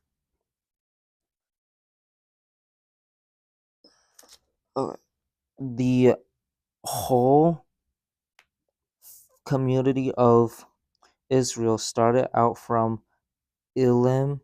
They came to the desert of Sin. It was between Elim and Sinai. They arrived there on the 5th day of the second month of second month after they had come out of Egypt. In the desert, the whole community told Moses and Aaron they weren't happy with them. The Israelites said to them, "We wish the Lord had put us to death in Egypt. There we sat around pots of meat. We ate all of the food we wanted, but you have brought us out into this desert. You must want this entire community to die of hunger." Then the Lord spoke to Moses. He said, "I will rain down bread from the heaven for you.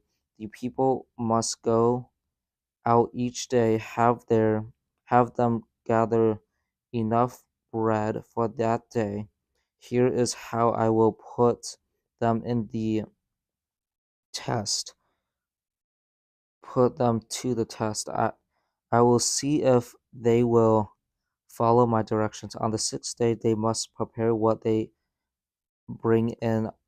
On that day they must gather twice as much as on the other days." So Moses and Aaron spoke to all of the people of Israel. They said, "In the evening you will know that the Lord brought you out of Egypt, and in the morning you will see the glory of the Lord. He has heard you say you aren't happy with him. Who are Who are we? Why are you telling us you aren't happy with us?" Moses also said, "You will know that the Lord has heard you speak against him. He will give you meat to eat in the evening. He'll give you all of the bread you want in the morning. But who are we? You aren't speaking against us, you are speaking against the Lord. Then Moses told Aaron, talk to the whole community of Israel. Say to them, come to the Lord. He has heard you speak against them. While Aaron was talking to the whole community of Israel, they looked toward the desert. There was the glory of the Lord appearing in the cloud. The Lord said to Moses, I have heard the people of Israel talking about how unhappy they are. Tell them when the sun goes down, you will eat meat. In the morning, you will be filled with bread. Then you will know that I am the Lord your God. That evening, quail came and covered the camp. In the morning, in the ground around the camp was covered with dew. When the dew was gone, thin flakes appeared on the desert floor. They looked like frost on the ground. The people of Israel saw the flakes. They asked each other, what's that? They didn't know what it was. Moses said to them, it's the bread the Lord has given you to eat. Here is what the Lord has commanded. He has said, each one of you should gather as much as you need. Take 2 quarts for each person who lives in your tent. The people of Israel did as they were told. Some gathered a lot and some gathered a little. When they measured it out, those who gathered a lot didn't have much, and those who gathered little had enough. All of them gathered only what they needed. Then Moses said to them, don't keep any of it until tomorrow morning. Some of them didn't pay any attention to Moses. They kept part of it until morning, but it was full of mega, maggots, maggots and began to stink. So Moses became angry with them. Each morning, all of them gathered as much as they needed, but by the hottest time of the day, the thin flakes had melted away. On the 6th day, the people gathered twice as much. It amounted to 4 quarts per person. For each person, the leaders of the community came and reported that to Moses.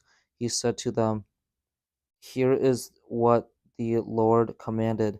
He said, tomorrow will be a day of rest. It will be a holy Sabbath day. It will be set apart for the Lord. So bake what you want to bake, boil what you want to boil, save what is left, keep it until morning.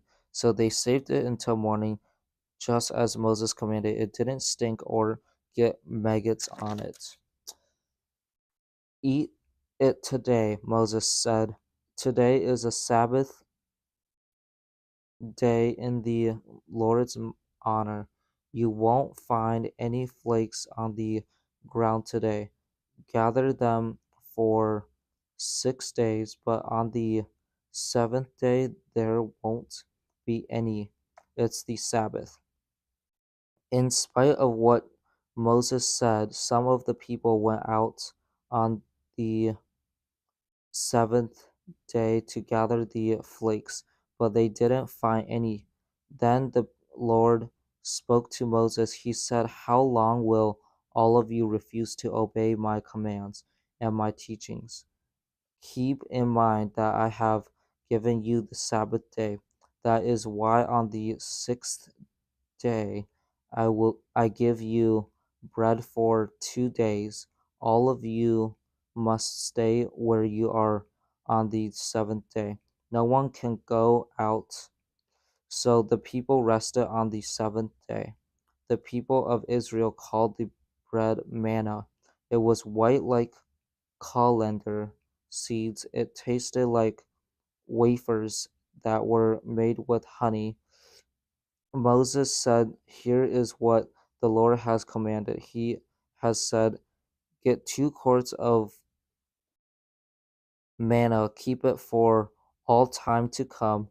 Then those who live after you will see the bread I gave you to eat in the desert. I gave it to you when I brought you out of Egypt." So Moses said to Aaron, get a jar, put 2 quarts of manna in it, then place it in front of the Lord.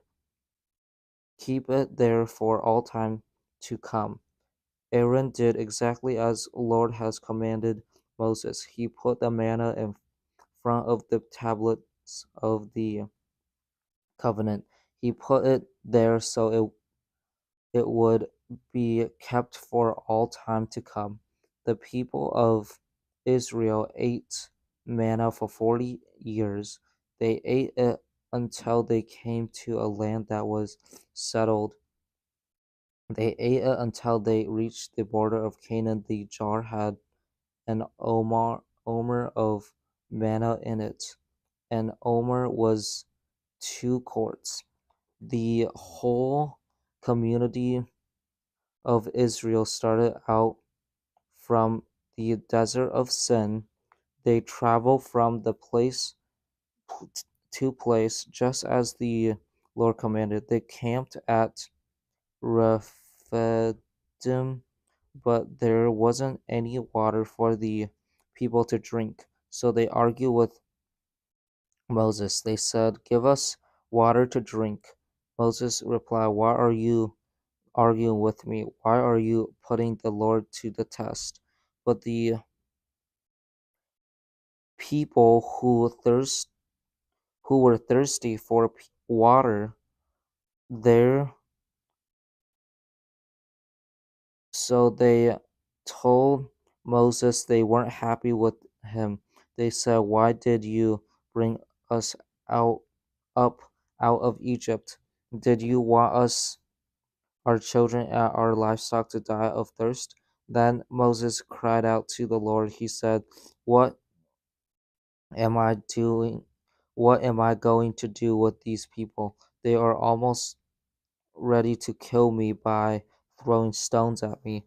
The Lord answered Moses. He said, "Walk on ahead of the people.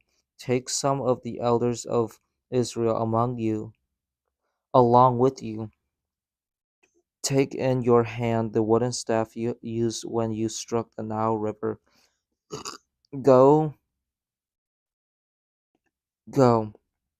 I will stand there in front of you by the rock at Mount Horeb. Hit the rock. The water will come out of it for the people to drink." So Moses hit the rock in the sight of the elders of Israel. Moses called the place Massa and Mer Meribah. That's because the people of Israel argue with him there. They also put the Lord to the test. They asked, "Is the Lord among us or not?" The Amalekites came and attacked the Israelites at Rephidim. Moses said to Joshua, "Choose one of our men, then go out and fight against the Amalekites. Tomorrow I will stand on top of the hill. I'll stand there with the staff of God in my hands." So Joshua fought against the Am- Amalekites just as Moses had ordered. Moses, Aaron, and Hur went to the top of the hill. As long as Moses held his hands up, the Israelites were winning.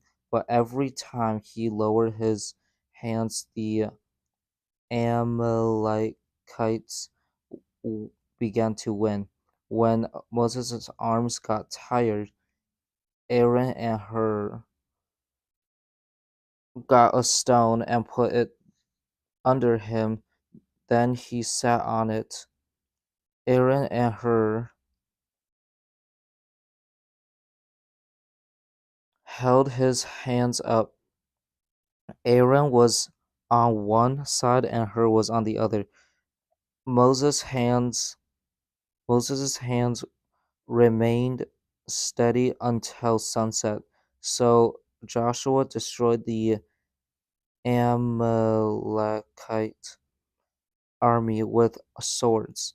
Then the Lord said to Moses, that that is something to be remembered. So write it on a scroll. Make sure Joshua knows you have done it. I will completely erase the memory of the Amalekites from the earth. The Then Moses built an altar. He called it, "The Lord is my banner," he said.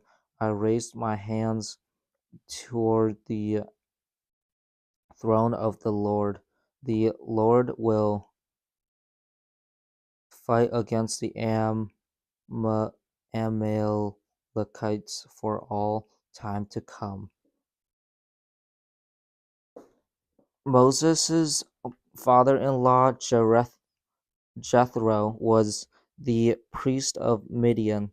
He heard about everything God had done for Moses and for his people Israel. He heard how the Lord had brought Israel out of Egypt. Moses had sent his wife Zipporah to his father-in-law. So Jethro welcomed her and her two sons, who and her two sons. One son was named Gershom. That's because Moses had said, "I'm an outsider in a strange land." The other was named Eliezer. That's because Moses had said, "My father's God helped me. He saved me from Pharaoh's sword." Moses' father-in-law, Jethro, came to Moses in the desert. Moses' sons and wife came with Jethro. Moses was camped near the mountain of God. Jethro had sent a message to him. It said, "I, your father-in-law Jethro, am coming to you. I'm bringing your wife and her two sons." So Moses went out to meet his father-in-law. Moses bowed down and kissed him. They greeted each other, then they went into the tent.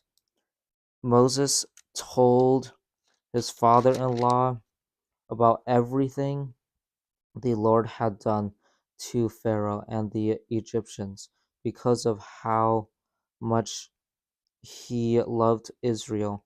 He told him about all of their hard times along the way. He told him about how the Lord had saved them. Jethro was delighted to hear about all of the good things the Lord had done for Israel. He heard about how God has saved them from the power of Egypt.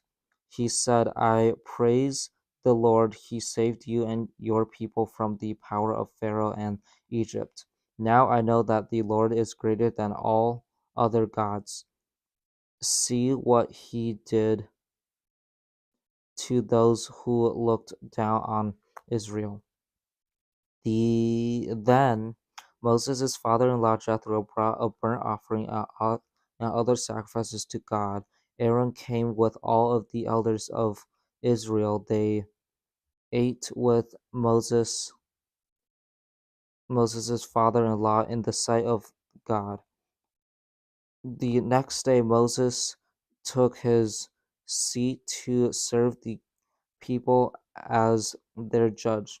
They stood around him from morning until evening. His father-in-law saw everything Moses was doing for the people, so he said, "Aren't you trying to do too much for the people? You are the only judge, and all of these people are standing around you from morning until evening." Moses answered him. He said, the people come to me to Moses answered him. He said, the people come to me to find out what God wants them to do. Anytime they don't agree, they come to me. I decide between them. I tell them about God's rules and laws. Moses' father-in-law replied, "What you are doing isn't good. You will just get worn out, and so will these people who come to you. That's too much work for you. You can't possibly handle it by yourself. Listen to me. I'll give you some advice, and may God be with you. You must speak to God for the people. Take their problems to Him. Teach them the rules and laws. Show them how to live and what to do. But choose men of ability from all of the people. They must have respect for God. You must be able to trust them. They must not try to get money by cheating others. Them appoint them as officials over thousands, hundreds, fifties, and tens. Let them serve the people as judges, but have them bring every hard case to you. They can decide the easy ones themselves. They can decide the easy ones themselves. That will make your load lighter. They will share it with you. If this is what God wants, and if you do it, then you will be able to carry the load, and all of these people will go home satisfied. Moses listened to his father-in-law. He did everything Jethro said. He chose men of ability from the whole community of Israel. He made them leaders of the people. They became officials over thousands, hundreds, fifties, and tens. They judged the people at all times. They brought the hard cases to Moses, but they decided the easy ones themselves. The, Moses sent his father-in-law on his way. So Jethro returned to his own country. Exactly 3 months after the people of Israel left Egypt, they came to the desert of Sinai. After they started out from Rephidim, they returned. They entered the desert of Sinai. They camped there in the desert in front of the mountain. Then Moses went up to God. The Lord called out to him from the mountain. He said, "Here is what I want you to say to my people who came from Jacob's family. Tell the Israelites, you have seen for yourselves what I did to Egypt.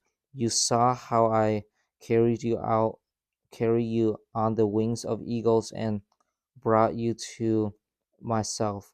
Now may now obey me completely, keep my covenant. If you do, then out of all the nations you will be my special treasure. The whole earth is mine. but you will be a kingdom of priests to serve me. You will be my holy nation. That is what you must tell the Israelites. So Moses went back. He sent for the elders of the people. He explained to them everything the Lord has had commanded him to say. All of the people answered together. They said, "We will do everything the Lord has said." So Moses brought them brought their answer back to the Lord. The Lord spoke to Moses. He said, "I am going to come to you in a thick cloud. The people will hear me speaking with you.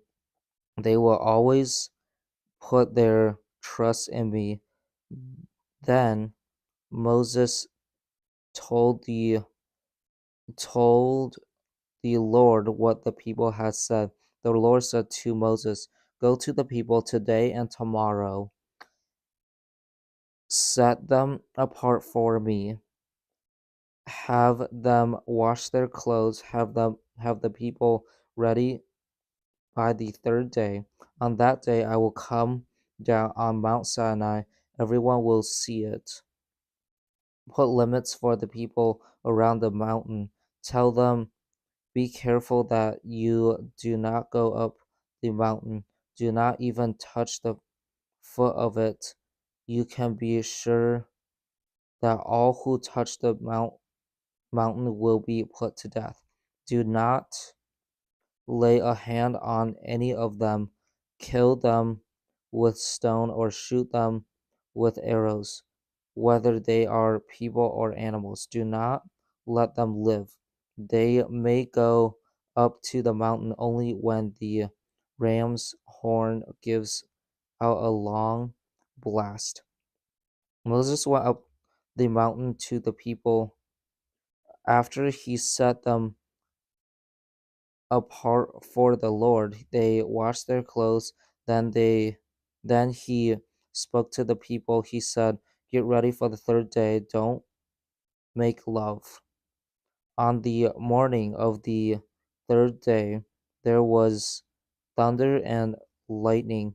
A thick cloud covered the mountain. A trumpet gave out a very loud blast. Everyone in the camp trembled with fear. Then Moses led the people out of the camp to meet God. They stood at the foot of the mountain. Smoke covered Mount Sinai because the Lord came down on it in fire. The smoke rose up from it like the smoke from a furnace. The whole mountain trembled and shook. The sound of the trumpet got louder and louder. Then Moses spoke. Then Moses spoke, and the voice of God answered him. The Lord came down to the top of Mount Sinai. He told Moses to come to the top of the mountain. So Moses went up. The Lord said to him, "Go down and warn the people they must not force their way through to see me. If they do, many of them will die." The priests approached the priests approach me when they serve me, but even they must set themselves apart for me. If they do not, my anger will break out against them. Moses said to the Lord, "The people can't come up Mount Sinai. You yourself warned us. You said, 'Put limits around the mountain, set it apart as holy.'" The Lord replied, "Go down, bring Aaron up with you, but the priests and the people must not force their way through. They must not come up to me. If they do, my anger will break out against them. So Moses went down to the people and told them, here are all of the words God spoke. He said, I am the Lord your God. I brought you out of Egypt, that is the land where you were slaves. Do not put any other gods in place of me. Do not make statues of gods and of gods that look like anything in the sky or on the earth or in the waters. Do not bow down to them or worship them. I, the Lord your God, am a jealous God. I punish the children for the sin of their parents. I punish the grandchildren and the great grandchildren of those who hate me. But for all time to come, I show love to all those who love me and keep my commands. Do not misuse the name of the Lord your God. The Lord will find guilty anyone who misuses his name. Remember to keep the Sabbath day holy, to do all of your work in 6 days, but the seventh day is a Sabbath to in honor of the Lord your God. Do not do any work on that day. The same command applies to your sons and your daughters, your male and your female servants, and your animals. It also applies to any outsiders who live in your cities. In 6 days I made the heavens and the earth. I made the oceans and everything in them. But rest I rested on the seventh day, so I blessed the Sabbath day and made it holy. Honor your father and mother, then you will live a long time in the land the Lord your God is giving you. Do not commit murder, do not commit adultery, do not steal, do not give false witness against your neighbor. Do not long for anything that belongs to your neighbor. Do not long for your neighbor's house, wife, male or female servant, ox or donkey. The people saw the thunder and lightning. They heard the trumpet. They saw the mountain covered with smoke. They try they trembled with fear and stayed a long way off.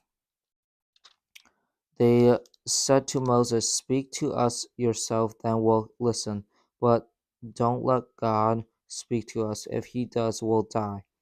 Moses said to the people, don't be afraid. God has come to put you to the test. He wants you to have respect for him. That will keep you from sinning.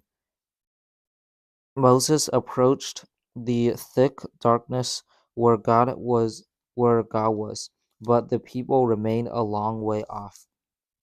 Then the Lord said to Moses, here is what you must tell the people of Israel. Say to them, you have seen for yourselves what I said to you from heaven. Do not put any other gods in place of me. Do not make silver or gold statues of them for yourselves. Make an altar out of dirt for me. Sacrifice your burnt offerings and friendship offerings on it. Sacrifice your sheep, goats, and cattle on it. I will come to you and bless you wherever I cause my name cause I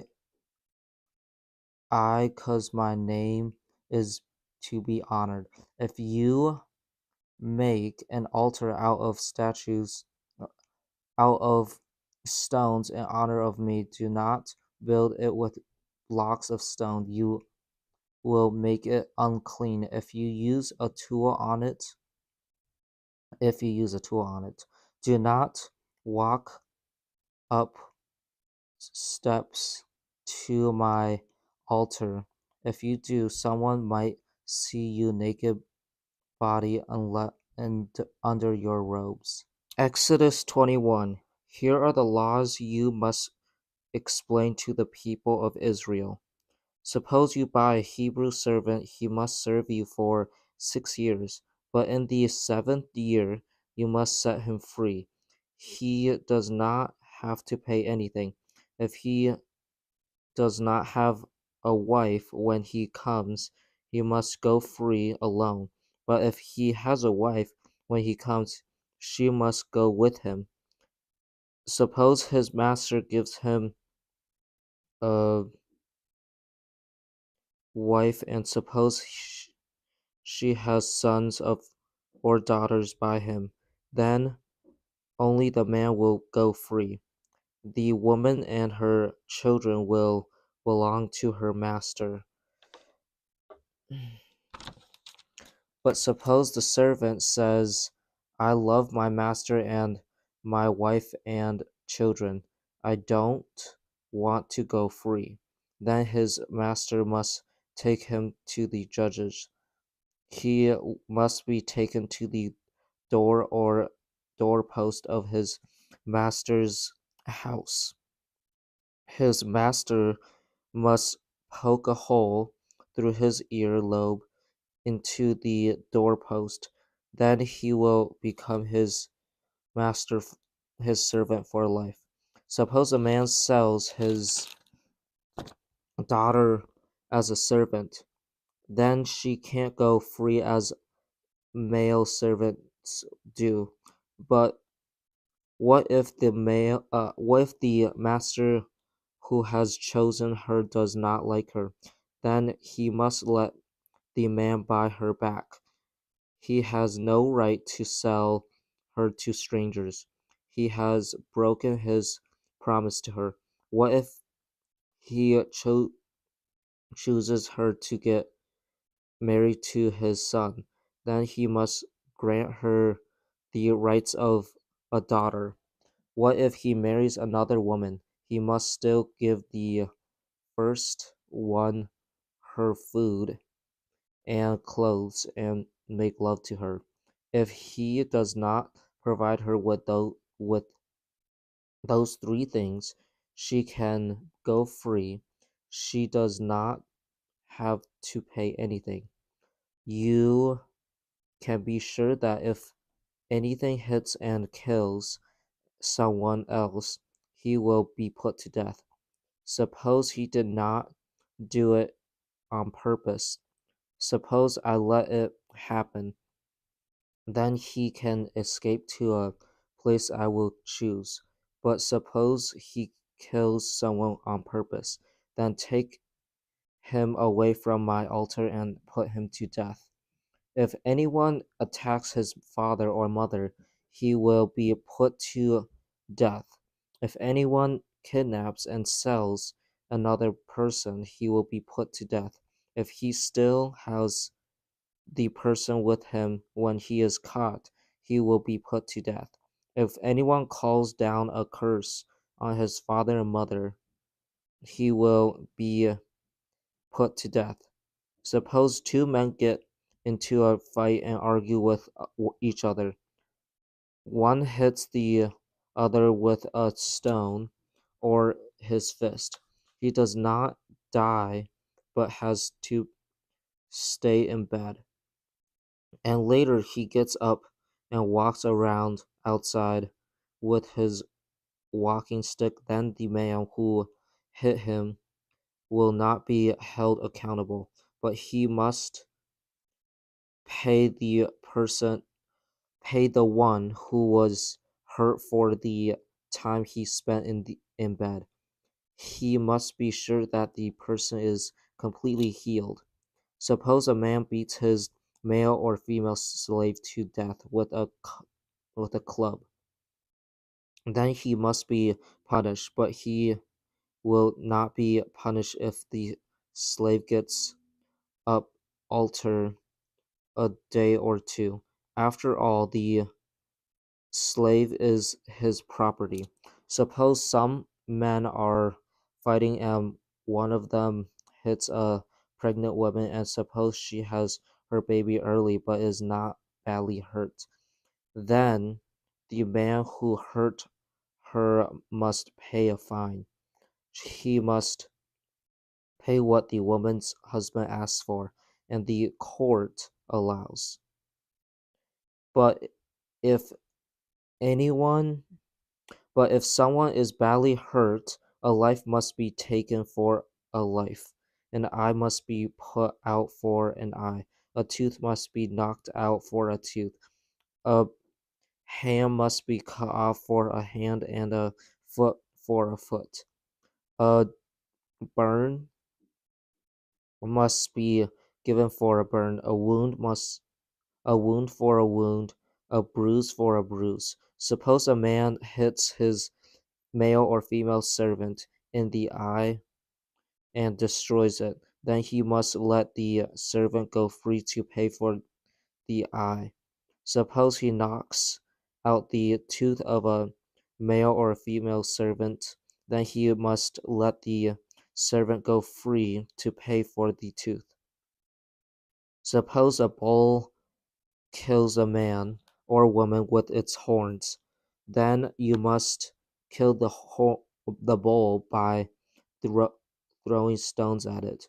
Its meat must not be eaten. The owner of the bull will not be held accountable. But suppose the bull has had the habit of attacking people, and suppose the owner has been warned but has not kept it fenced in. Then, if it kills a man or a woman, you must kill it with stones. The owner must also be put to death. But suppose payment is required of him instead, then he can save his life by paying what is required. The same law applies if the bull wounds a son or daughter with its horns. Suppose the bull wounds a male or female slave, then the owner must pay the slave's master 12 ounces of silver. You must kill the bull with stone. Suppose a man uncovers a pit or digs one and does not cover it, and suppose an ox or donkey falls into it. Then the owner of the pit must pay the animal's owner for the loss. The dead animal will belong to the owner of the pit. Suppose a man's bull wounds a neighbor's bull and it dies, then they must sell the live one, and they must share the money and the dead animal equally. But suppose people knew that the bull had the habit of attacking, and suppose the owner did not keep it fenced in, then he must give another animal to pay for the dead animal. The dead animal will belong to him.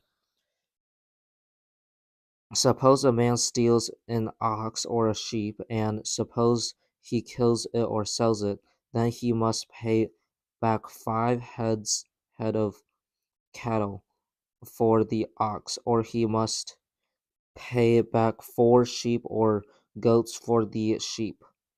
Suppose you catch a thief breaking into your house, and suppose you hit the thief and kill him, then you are not guilty of murder. But suppose it happens after the sun has come up, then you are guilty of murder. A thief must pay for what he has stolen, but suppose he does not have anything, then he must be sold to pay for what he has stolen. What if the stolen ox, donkey, or sheep is found alive with him? Then the thief must pay back twice as much as he stole. Suppose a man lets his livestock eat grass in someone else's field or vineyard, then he must pay that person back from the best crops of his own field or your vineyard. Suppose a fire breaks out and spreads into bushes. It burns grain that has been cut and stacked, or it burns grain that is still growing, or it burns the whole field. Then the one who started the fire must pay for the loss. Suppose a man gives his neighbor silver or other things to keep safe, and suppose they are stolen from the neighbor's house. If the thief is caught, he must pay back twice as much as he stole. But suppose the thief is not found, then the neighbor must go to the judges. They will decide whether the neighbor has stolen the other person's property. Suppose you have an ox, donkey, sheep, or clothing that does not belong to you, or you have other property that was not lost by someone else, and suppose someone says that belongs to me. Then both people must bring their case to the judges. The one the judge decide is guilty must pay back twice as much to the other person. Suppose a man asks his neighbor to take care of a donkey, ox, sheep, or other animal, and suppose the animal dies or gets hurt, or suppose it is stolen while no one is looking, then the problem will be settled by taking an oath and promising the Lord to tell the truth. Suppose the neighbor takes an oath and says, I didn't steal your property, then the owner must accept what the neighbor says. No payment is required. But suppose the animal really was stolen, then the neighbor must pay the owner back. Or suppose it was torn to pieces by a wild animal, then the neighbor must bring in what is left as proof. No payment is required. Suppose a man borrows an animal from his neighbor and it gets hurt or dies while the owner is not there, then the man must pay for it. But suppose the owner is with the animal, then the man will not have to pay for it.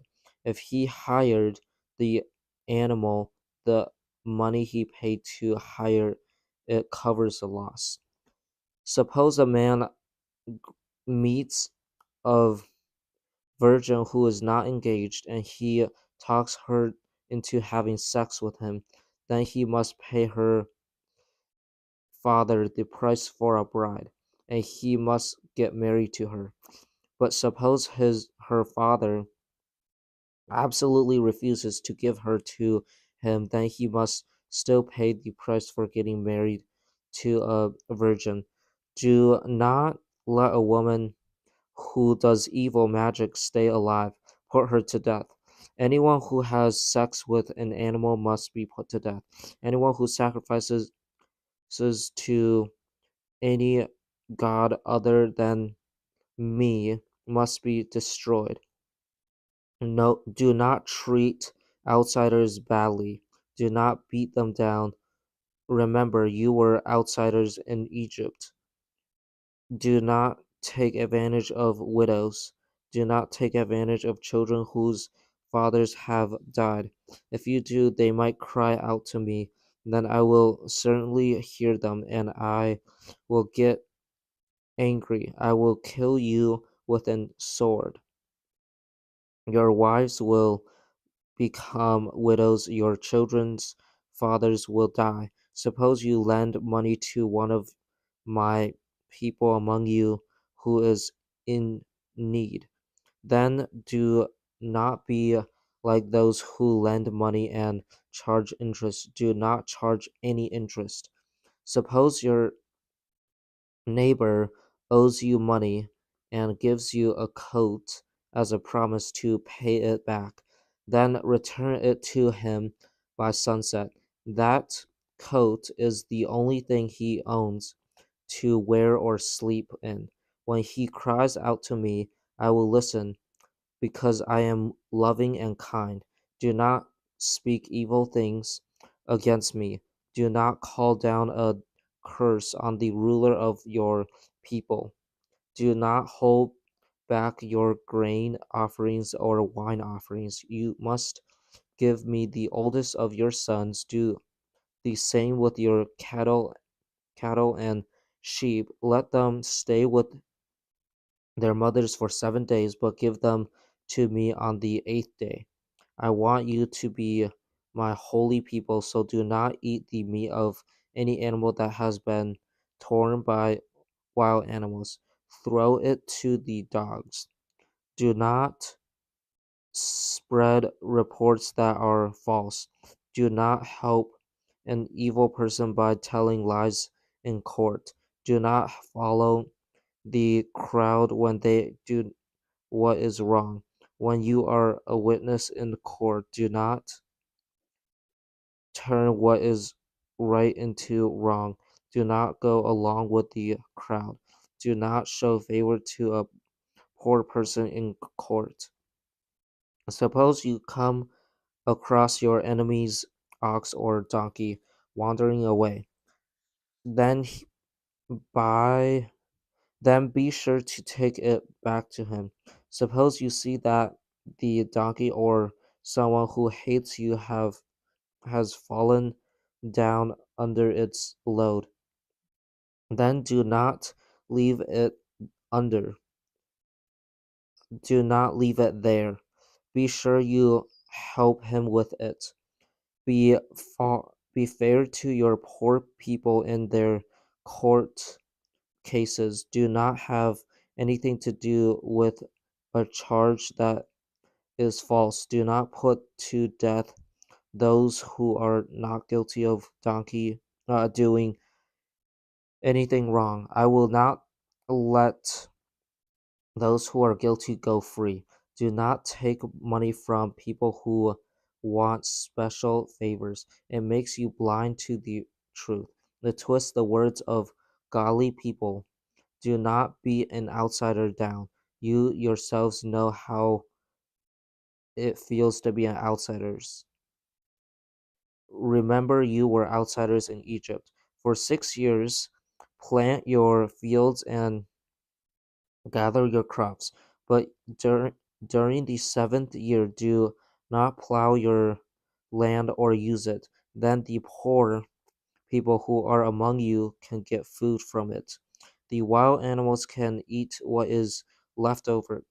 Do the same thing with your vineyards and your groves, or of olive trees. Do all of your work in 6 days, but do not do any work on the seventh day. Then your oxen and donkeys can rest. The slaves who are born in your house can be renewed, and so can the outsiders. Be careful to do everything I have said to you.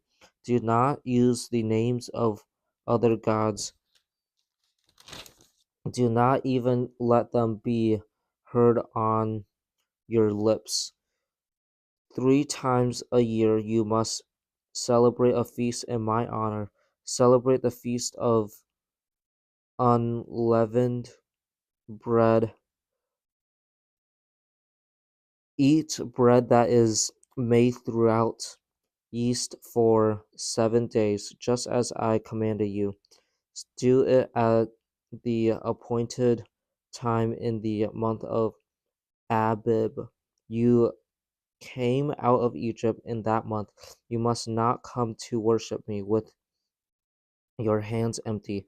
Celebrate the feast of weeks. Bring the first share of your crops from your field.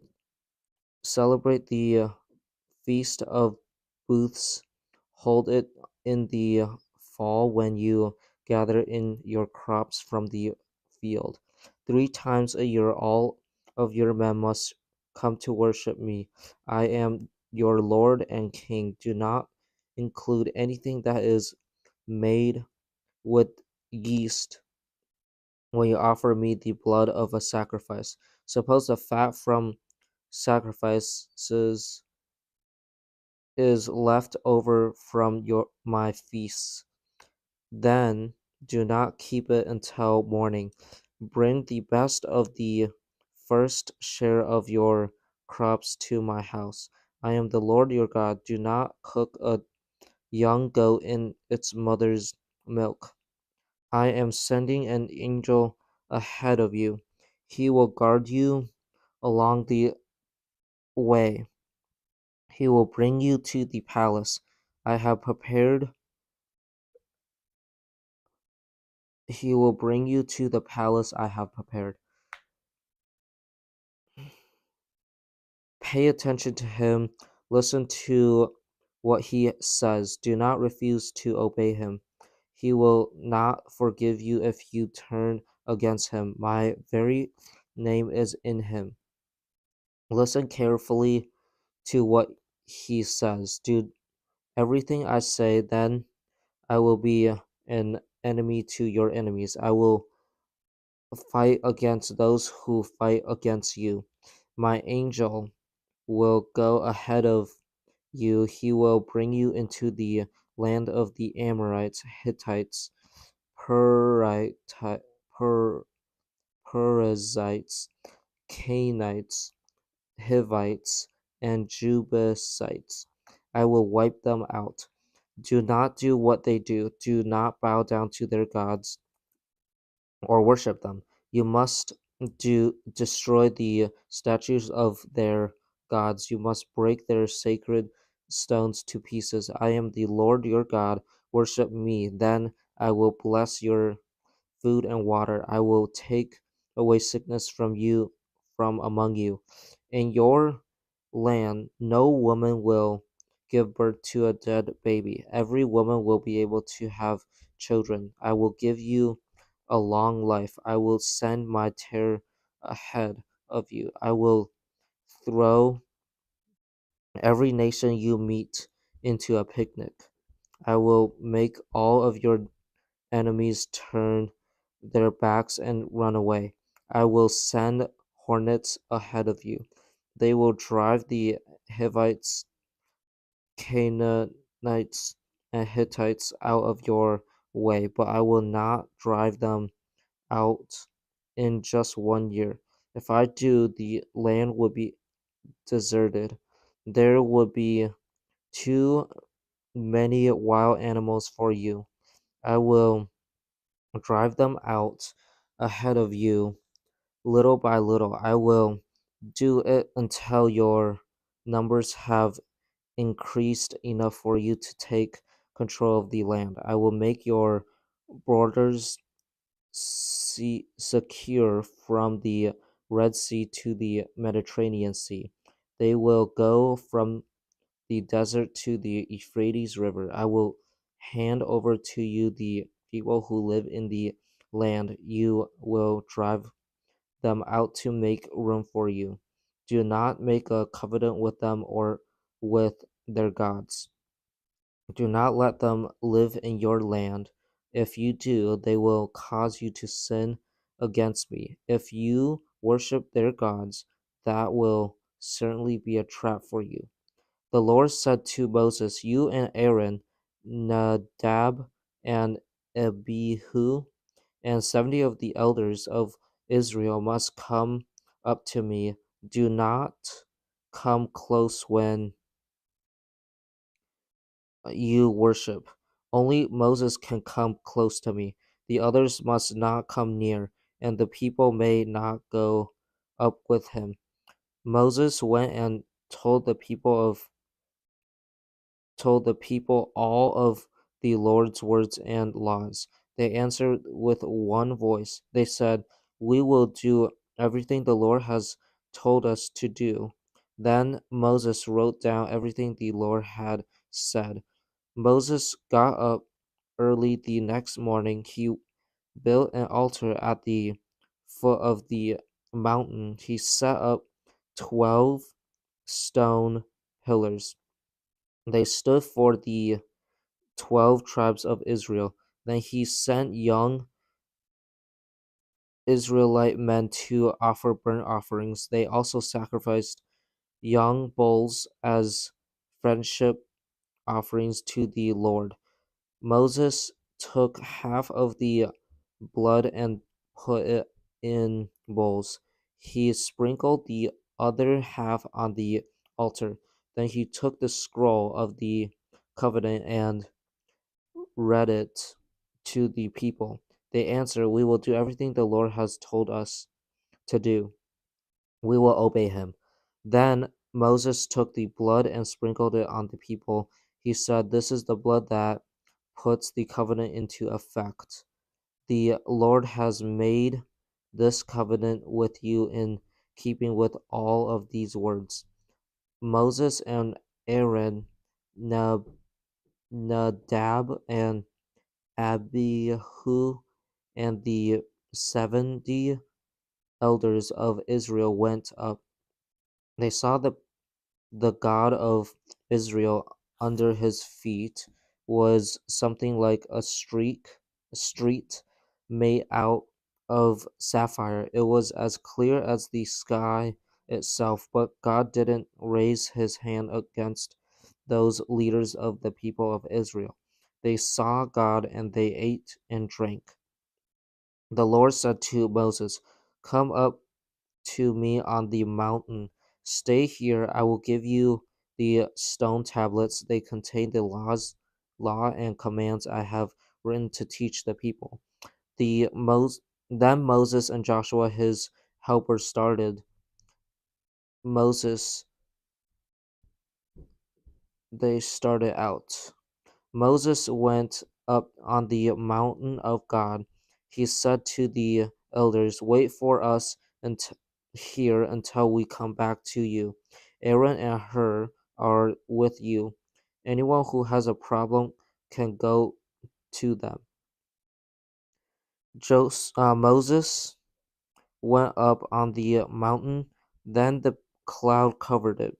The glory of the Lord settled on Mount Sinai. The cloud covered the mountain for 6 days. On the seventh day, the Lord called out to Moses from inside the cloud. The people of Israel saw the glory of the Lord. It looked like a fire burning on top of the mountain. Moses entered the cloud as he went on up the mountain. He stayed on the mountain for 40 days and 40 nights. The Lord said to Moses, "Tell the people of Israel to bring me an offering. You must receive the offering for me from all whose heart moved them to give. Here are the offerings you must receive from them: gold, silver, and bronze, blue, purple, and bright red, yarn and fine linen, goat hair, ram skins that are dyed red, the hides of sea cows, acacia wood, olive oil for the lights, spices for the anointing oil, and for the sweet-smelling incense, onyx stone, and other jewels for the linen apron and chest cloth. Have them have them make a sacred tent for me. I will live among them. Make the holy tent and everything that belongs to it. Make them exactly like the pattern I will show you. Have them make a chest out of acacia wood. Make it 3 feet 9 inches long and 2 feet 3 inches wide and high. Cover it inside and outside with pure gold. Put a strip of gold around it. Make 4 gold rings for it. Join them to its 4 bottom corners, but put 2 rings on one side and 2 rings on the other. Then make poles out of acacia wood. Cover them with gold. Put the holes through the rings on the sides of the chest to carry it. The poles must remain in the rings of the chest. Do not remove them. I will give you the tablets of the covenant. When I do, put them into the chest. Make its cover out of pure gold. The cover is the place where sin will be paid for. Make it 3 feet 9 inches long and 2 feet 3 inches wide. Make 2 cherubim out of hammered gold at the ends of the cover. Put, put one cherub on each end of it. Make the cherubim as part of the cover itself. The cherubim must have their wings spread up over the cover. The cherubim must face each other and look toward the cover. Place the cover on top of the chest. I will give you the tablets of the covenant, put them into the chest. The chest is the ark where the tablets of the covenant are kept. I will meet with you above the cover between the 2 cherubim that are over the ark. There I will give you all of my commands for the people of Israel. Make a table out of acacia wood. Make it 3 feet long, 1 foot 6 inches wide, and 2 feet 3 inches high. Cover it with pure gold. Put a stripe of gold around it. Also make a rim around it that is 3 inches wide. Put a strip of gold around the rim. Make 4 gold rings of the tablet. Join them to the 4 corners where the 4 legs are. The rings must be close to the rim. They must hold the poles that will be used to carry the table. Make the poles out of acacia wood. Cover them with gold. Use them to carry the table. Make its plates and dishes out of pure gold. Also make its pitchers and bowls out of pure gold. Use the pitchers and bowls to pour out drink offerings. Put the holy bread on the table. It must be near my holy throne on the ark of the covenant at all times. Make a lampstand out of pure gold. Hammer out its base and stem, its buds, blooms, and cups must branch out from it. 6 branches must come out from the sides of the lampstand. Make 3 on one side and 3 on the other side, and the other. On one branch, make 3 cups that are shaped like almond flowers with buds and blooms. Then put 3 on the next branch. Do the same with all 6 branches that come out from the lampstand.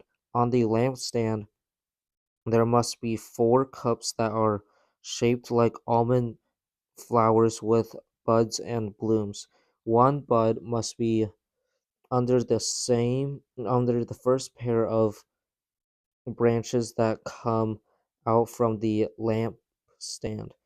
Put a second bud under the second pair, and put a third bud under the third pair. Make a total of 6 branches. The buds and branches must come out from the lampstand. The whole lampstand must be one piece that is hammered out of pure gold. Then make its 7 lamps, set them up on it so that they light the space in front of it. The trays and wick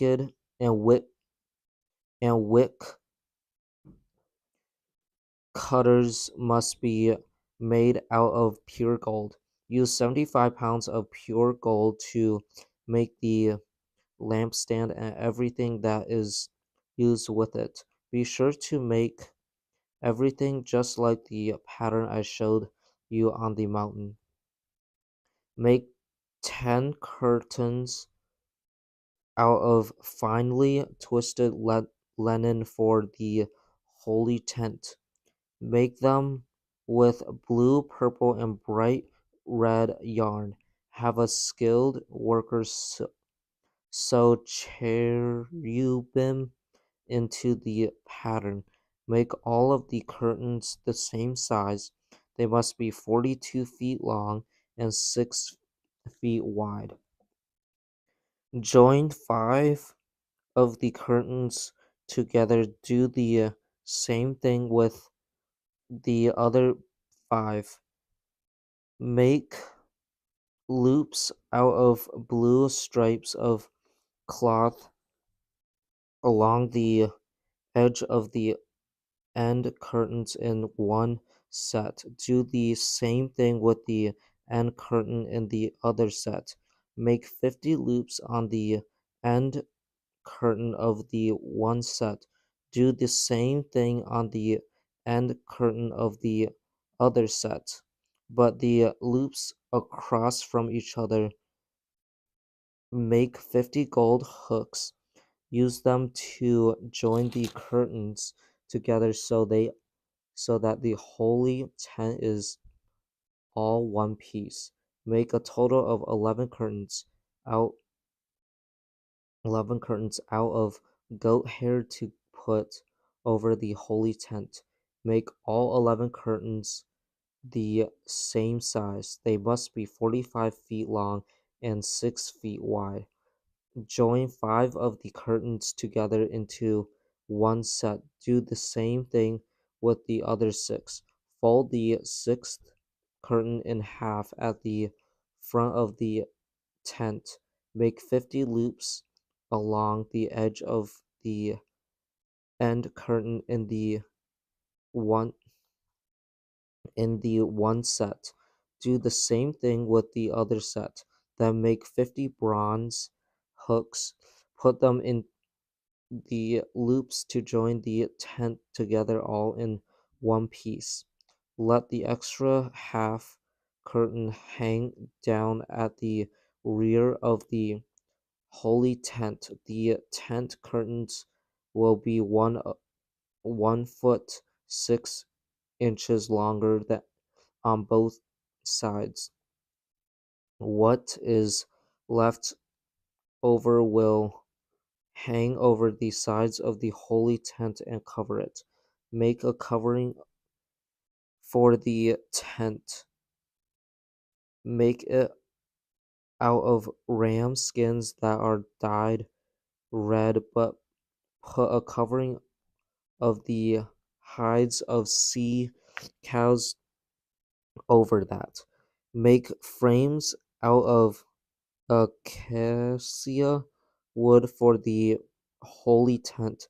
Make each frame 15 feet long and 2 feet 3 inches wide. Add 2 small wooden pins to each frame.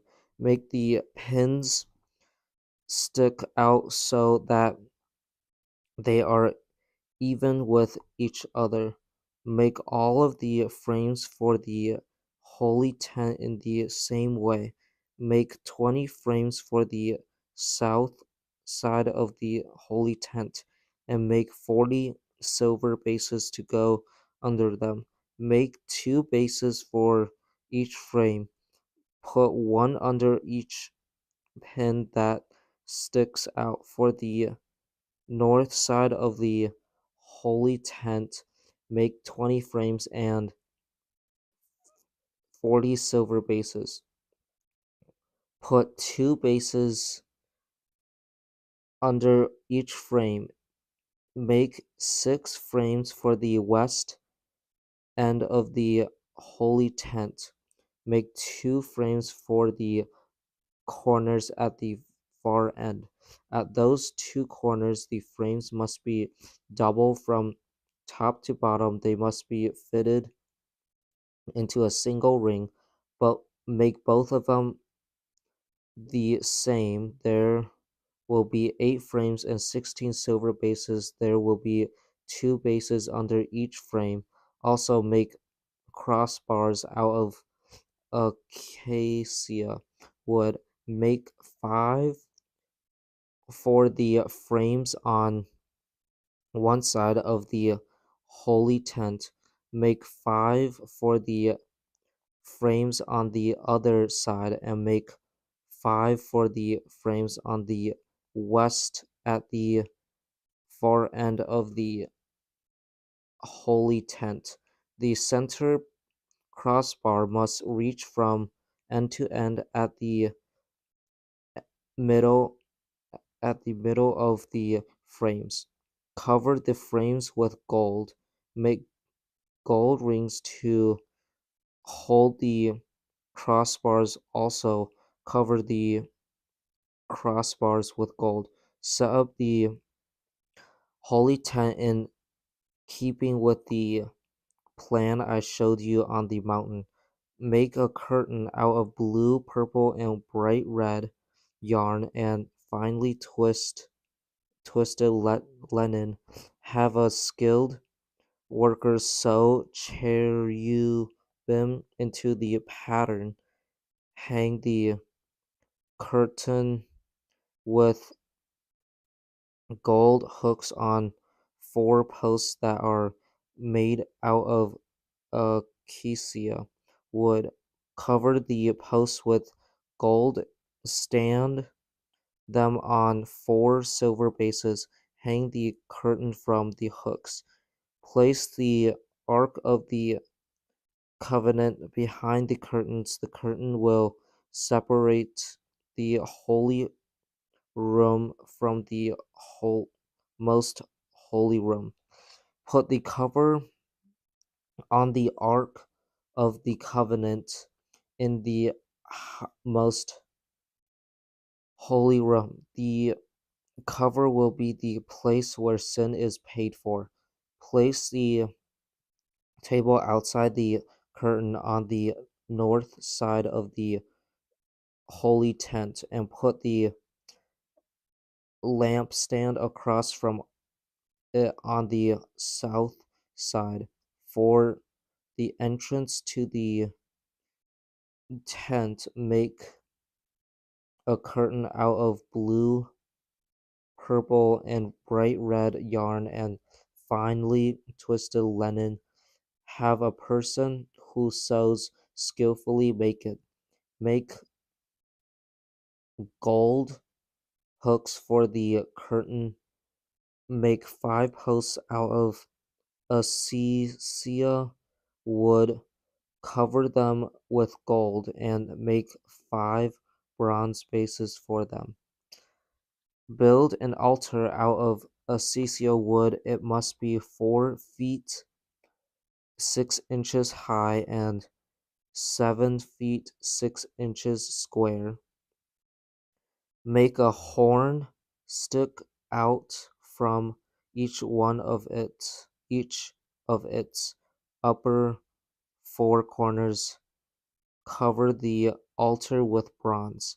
Make all of its tools out of bronze. Make its pots to remove the ashes.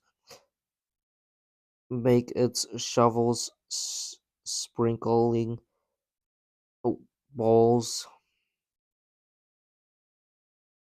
meat forks, and pans for carrying ashes. Make a bronze crate for the altar. Make a bronze ring for each of the four corners of the crate. For the crate halfway up the altar on the inside, make poles out of acacia wood for the altar. Cover them with bronze. Put the poles through the rings. They will be on two sides of the altar for carrying it. Make the altar out of boards. Make it hollow. You must make it just as I showed you on the mountain. Make a courtyard for the holy tent. The south side must be 150 feet long. It must have curtains that are made out of finely twisted linen. The curtains must be hung on 20 posts and 20 bronze bases. The posts must have silver hooks and bands on them. The north side must also be 150 feet long. It must have curtains with 20 posts and 20 bronze bases. The posts must have silver hooks and bands on them. The west end of the courtyard must be 75 feet wide. It must have curtains with 10 posts and 10 bases. The east end of the courtyard toward the sunrise must also be 75 feet wide, and on one side of the entrance you must put curtains that are 22 feet 6 inches long. Hang them on 3 posts. Each post must have a base. On the other side you must have also put curtains that are 22 feet 6 inches long. Hang them on 3 posts. Each post must have a base for the entrance to the courtyard. Provide a curtain that is 30 feet long. Make it out of blue, purple, and bright red yarn and finely twisted linen. Have someone who sews skillfully make it. Hang it on 4 posts. Each post must have a base. All of the posts had that are around the courtyard must have silver bands and hooks. They must also have bronze bases. The courtyard must be 150 feet long and 75 feet wide. It must have curtains that are made out of finely twisted linen. They must be 7 feet 6 inches high. The posts must have bronze bases. Make all of the other articles used for any purpose in the holy tent out of bronze. That includes all of the tent stakes for the tent and the courtyard.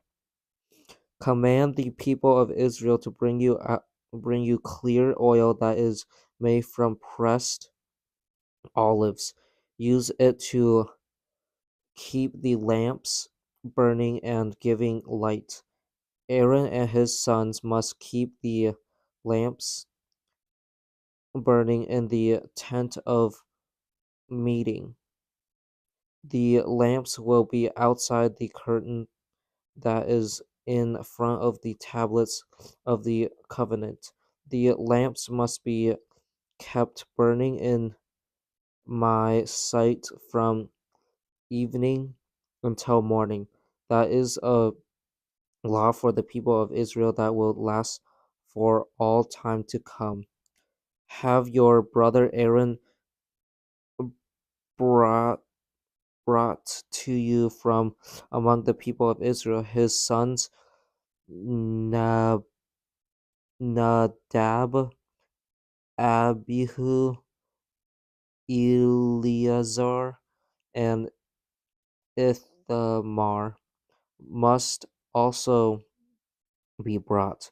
They will serve me as priests. Make sacred clothes for your brother Aaron when he is wearing them, people will honor him. They will have respect for him. Speak to all of the skilled workers. I have given them the skill to do all this kind of work. Tell them to make clothes for Aaron. He will wear them when he is set apart to serve me as priest. They must make a chest, cloth, a linen, apron, an outer robe, an inner robe, a turban, and a belt. They must make sacred clothes for your brother Aaron and his sons.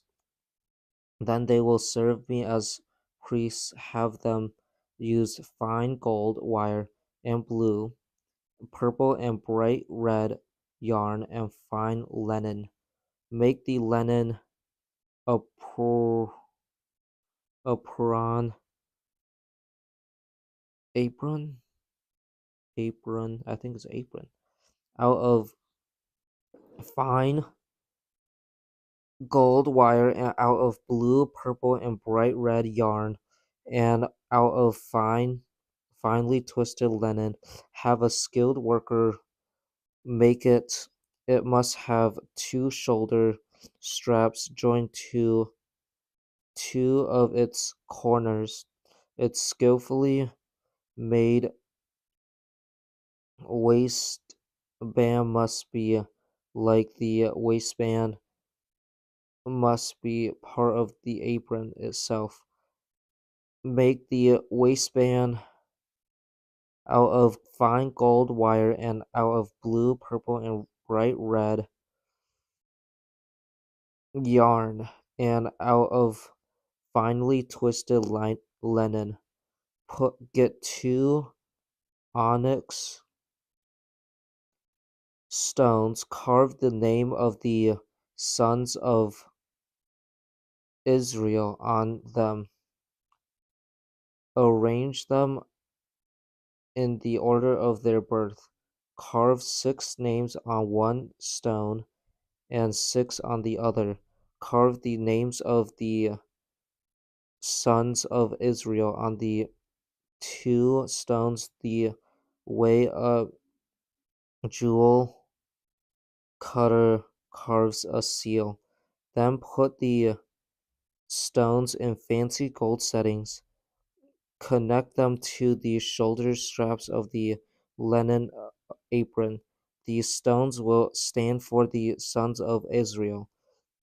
Aaron must carry the names on his shoulders as a reminder while he is serving me. Making fancy gold settings, making two braided chains out of pure gold, make them like ropes, join the chains to the settings, make a chest cloth that will be used for making decisions. Have a skilled worker make it. Make it like the linen apron. Use fine gold wire and blue, purple, and bright red yarn and finely twisted linen. Make it 9 inches square. Fold it in half.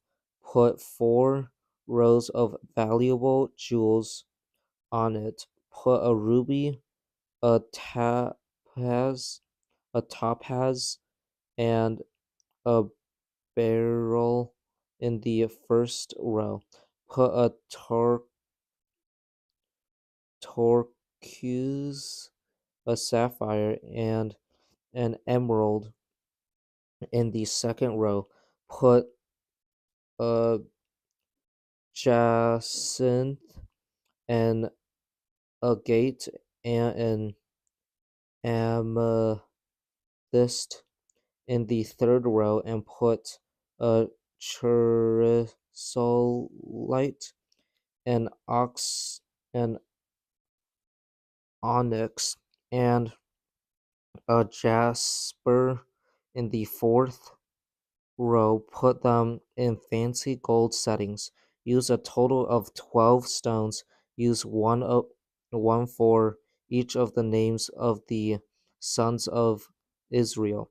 Each stone must be carved like a seal with the name of one of the 12 tribes. Make braided chains out of pure gold for the chest clothes. Make them like ropes. Make 2 gold rings for the chest cloth. Connect them to 2 corners of it. Join the 2 gold chains to the rings at the corners of the chest cloth. Join the other ends of the chains to the 2 settings. Join them to the shoulder straps on the front of the linen apron. Make 2 gold rings, connect them to the other 2 corners of the chest cloth, put them on the inside edge next to the apron. Make 2 more gold rings, connect them to the bottom of the shoulder straps on the front of the apron. Put them close to the seam. Put them right above the waistband of the apron. The rings of the chest cloth must be tied to the rings of the apron. Tie them to the waistband with blue cord, then the chest cloth will not swing out from the linen apron. When when Aaron entered the holy room, he will carry the names of the sons of Israel over his heart. Their names will be on the chest cloth of decision. They will be a continuing reminder while he is serving me. Also put the Urim and Thummim in the chest cloth. Then they will be over Aaron's heart. When he comes to serve me in that way, Aaron will always have what he needs to make decisions for the people of Israel. He will carry the Urim and Thummim over his heart while he is serving me. Make the outer robe of the linen apron completely from blue cloth. In the center of the robe, make an opening for the head of the priest. Make an edge like a collar around the opening, then it will not tear. Make pomegranates out of blue, purple, and bright red yarn. Sew them around the hem of the robe. Sew gold bells between them. Sew a gold bell between every two pomegranate all around the hem of the robe. Aaron must wear the robe when he serves. The bells will jingle when he enters the holy room while he is serving me, and what and that and they will jingle when he goes out. Then he will not die. Make a plate out of pure gold. Carve words on it as if it were a seal. Carve the words set apart for the Lord. Tie the plate to the front of the turban with a blue cord. Aaron must wear it on his forehead all the time. He will be held accountable for all of the sacred gifts the Israelites set apart. Then I will accept the gifts. Make the inner robe out of fine linen and make the turban out of fine linen. Have the belt made by a person who sews skillfully. Make inner robes and make inner robes, belts, and headbands for Aaron's sons. When they are wearing them, people will honor them. They will also have respect for them. Put all of the clothes on your brother Aaron and his sons. Then pour olive oil on them and prepare them to serve me. Set them apart to serve me as priests. Make a linen underwear that reaches from the waist to the thigh. Aaron and the priests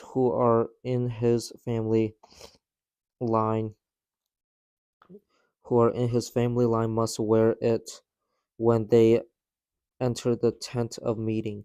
They must wear it when they approach the altar to serve in the holy room.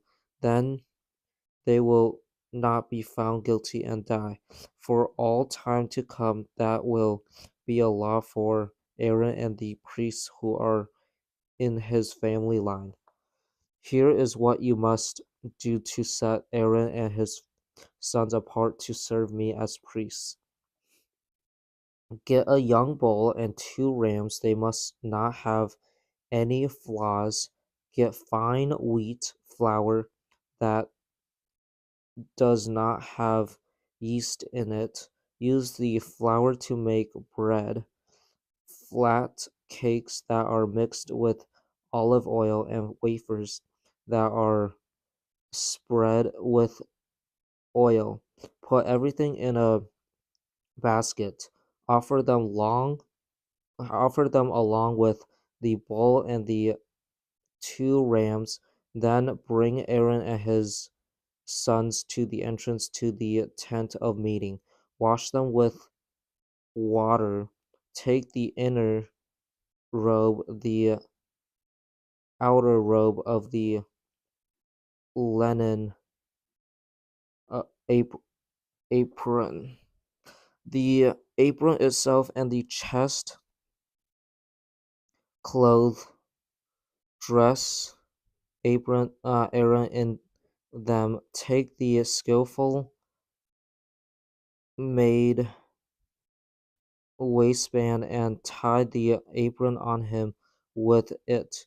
Put the turban on his head. Connect the sacred crown to the turban. Take the anointing oil and pour it on his head. Bring his sons and dress them in their inner robes. Put headbands on them. Tie belts on Aaron and his sons. The work of the priests belong to them. This is my law that will last for, that will last for all time to come. And that is how you must prepare Aaron and his sons to serve me. Bring the bull to the front of the tent of meeting. Have Aaron and his sons place their hands on its head. Kill it in my sight at the entrance to the tent of meeting. Dip your finger into some of the bull's blood. Put it on the horns that stick out from the upper four corners of the altar. Pour the rest of it out at the base of the altar. Then take all of the fat around the inside parts. Take the covering of the liver. Take both kidneys with the fat on them and burn all of it on the altar. Burn, but burn the bull's meat, hide, and guts outside the camp. It is a sin offering. Get one of the rams, have Aaron and his sons place their hands on its head, kill it, take the blood and sprinkle it against every side of the altar. Cut the ram into pieces, wash the inside parts and legs, put them with the head and the other pieces, then burn the whole ram on the altar. It is a burnt offering to me. It has a pleasant smell. It is an offering that is made to me with fire. Get the other ram, have Aaron and his sons place their hands on its head, kill it, put some of its blood on the right ear lobes of Aaron and his sons, put some on the thumbs of their right hands, also put some on the big toes of their right feet. Then sprinkle blood against every side of the altar. Get some of the blood from the altar. Also get some of the anointing oil. Sprinkle both of them on Aaron and his clothes and his sons and their clothes. Then he and his sons and their clothes will be set apart to serve me. Here is what you must take from the second ram. Take the fat and the fat tray and the fat tail, the fat around the inside parts, the covering of the liver, both kidneys with the fat on them, and the right thigh. It is the ram you must use when you prepare the priests to serve me. Put Get a loaf of flat cake that is made with oil and a wafer. Take them from the basket of bread that was made without yeast. It is the one that is in front of me. Put everything in the hands of Aaron and his sons.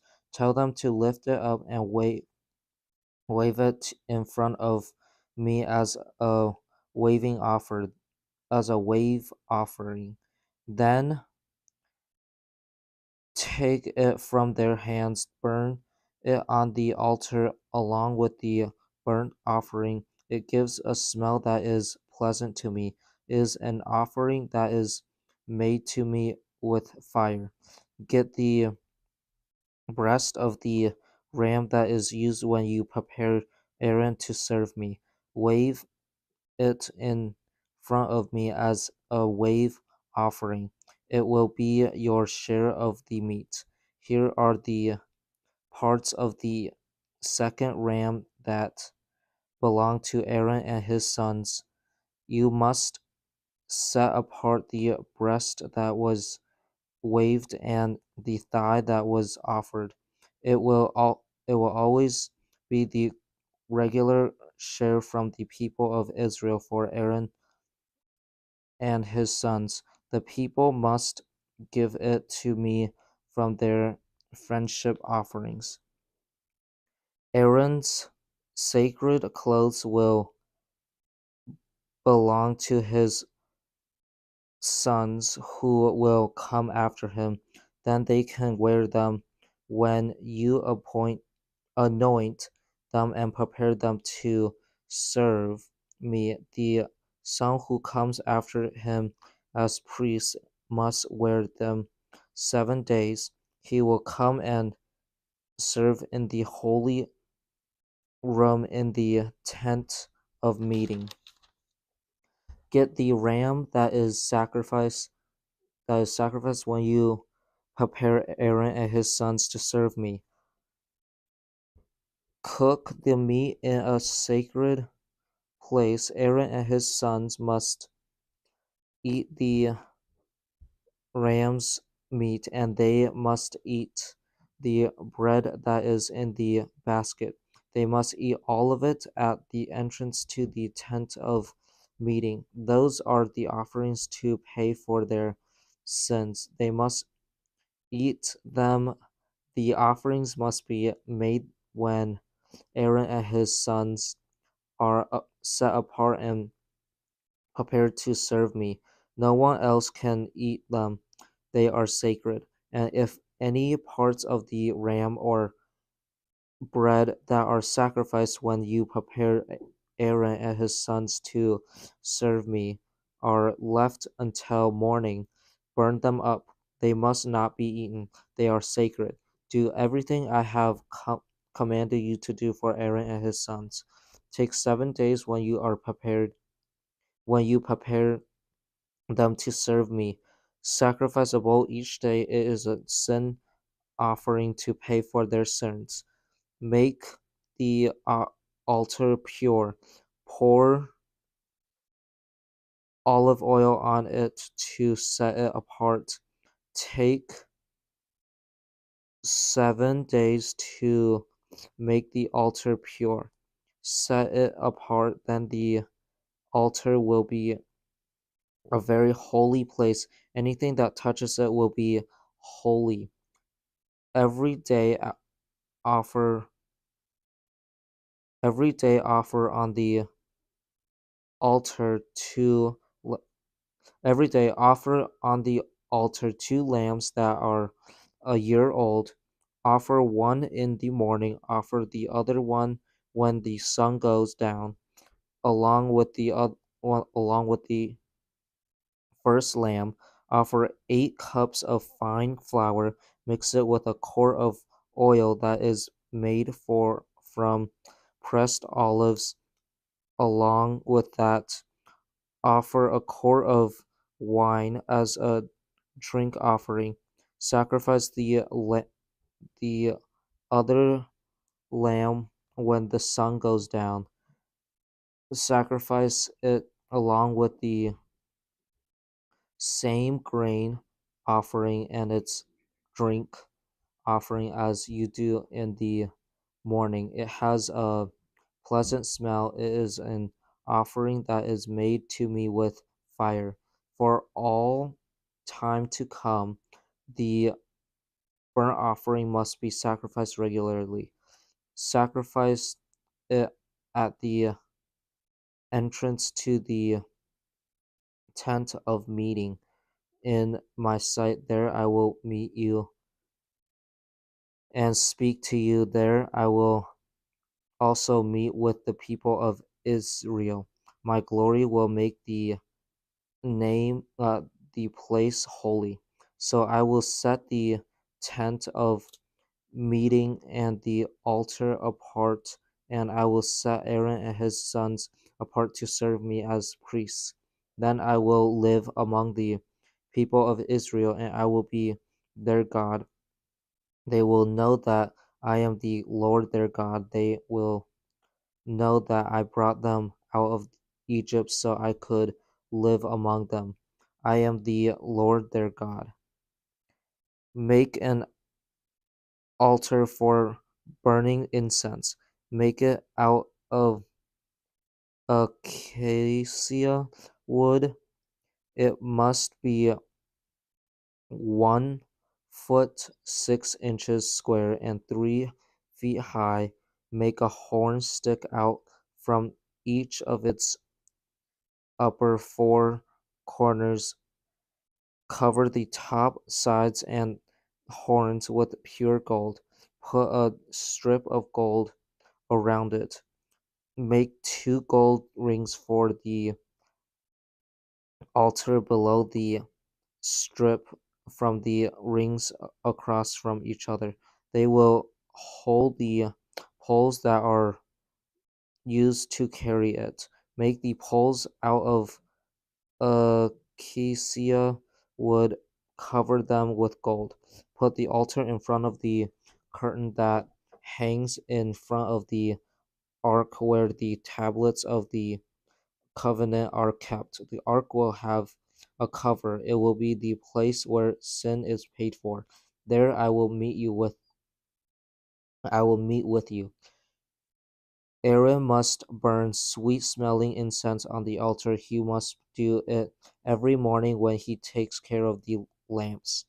He must burn incense again when he lights the lamps at sunset. Incense must be burned regularly to me. Do it for all time to come.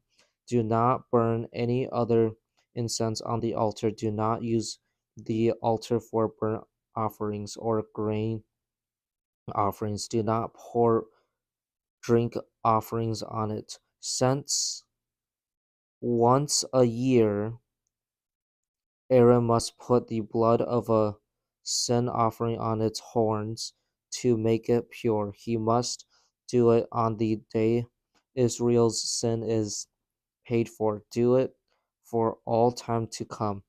The altar is a very holy place to me.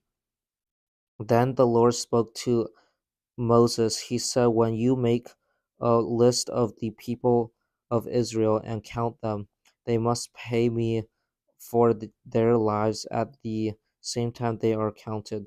Then a plague will not come on them when you count them. Each one is counted must each one is counted must pay a fifth of an ounce of silver. It must be weighed out in keeping with the standard weights that are used in the sacred tent. The payment is an offering to me. Each one who is counted much must be 20 years old or more. He must give an offering to me. When you make the offering, rich people must not give more than a fifth of an ounce of silver, and poor people must not give less. The offering that you give to me will pay for your lives. Receive the money from the people of Israel. Use it for any purpose in the tent of meeting. It will remind the people that they are paying me for their lives. Then the Lord spoke to Moses. He said, make a large bronze bowl for washing. Make a bronze stand to put it on. Place the bronze between the tent of meeting and the altar, but put water in it. Aaron and his sons must wash their hands and feet with water from it. When they enter the tent of meeting, they must wash with water so that they will not die. They will come to the altar to serve me. They will bring an offering that is made to me with fire. When they do, they must wash their hands and feet so that they will not die. For all time to come, that will be a law for Aaron and the priests who are in his family line. Then the Lord spoke to Moses. He said, get some fine spices, get 12 pounds, 8 ounces of liquid myrrh, get 6 pounds, 4 ounces of sweet smelling cinnamon, and the same amount of sweet smelling cane. Also, get 12 pounds, 8 ounces of cassia. All of these spices must be weighed out in keeping with the standard weights that are used in the sacred tent. Get 4 quarts of olive oil. Have a person who makes perfume mix everything into a sacred anointing oil. It will smell sweet. Then appoint the tent of meeting ark will and the ark where the tablets of the covenants are kept. Anoint the table for the holy bread and all of its articles. Anoint the lampstand and the things that are used with it. Anoint the altar for burning incense. Anoint the altar burning for burnt offerings and all of its tools, and anoint the large bowl together with its stand. You must set them apart so they so that they will be very holy. Anything that touches them will be holy. Anoint Anoint Aaron and his sons, set them apart so that they can serve me as priests. Say to the people of Israel, this will be my sacred anointing oil for all times to come. Do not pour it on the bodies of any other men. Do not make any other oil in the same way. It is sacred, so you must think of it as sacred. Anyone who makes perfume in the same way and puts it on someone who is not a priest must be cut off from his people. Then the Lord spoke to Moses. He said, get some sweet smelling spices, get some gum, gumrisen, onycha, and galbanum. Also, get some pure frankincense. Make sure everything is in equal amounts. Have a person who makes perfume mix it all up into a sweet smelling incense. It must have salt in it. It will be pure and sacred. Grind grind some of it into powder. Place it in front of the tablets of the covenant in the tent of meeting. There I will meet with you. The incense will be very holy to you. Do not make any incense for yourselves in the same way. The think of it as holy to me. Anyone who makes incense in the same way to enjoy its sweet smell must be cut off from his people. Then the Lord spoke to Moses. He said, I have chosen Bezalel, the son of Uri. Uri is the son of Har. Bezalel is from the tribe of Judah. I have filled him with the Spirit of God. I have filled him with skill, ability, and knowledge in all kinds of crafts. He can make beautiful patterns in gold, silver, and bronze. He can cut and set stones.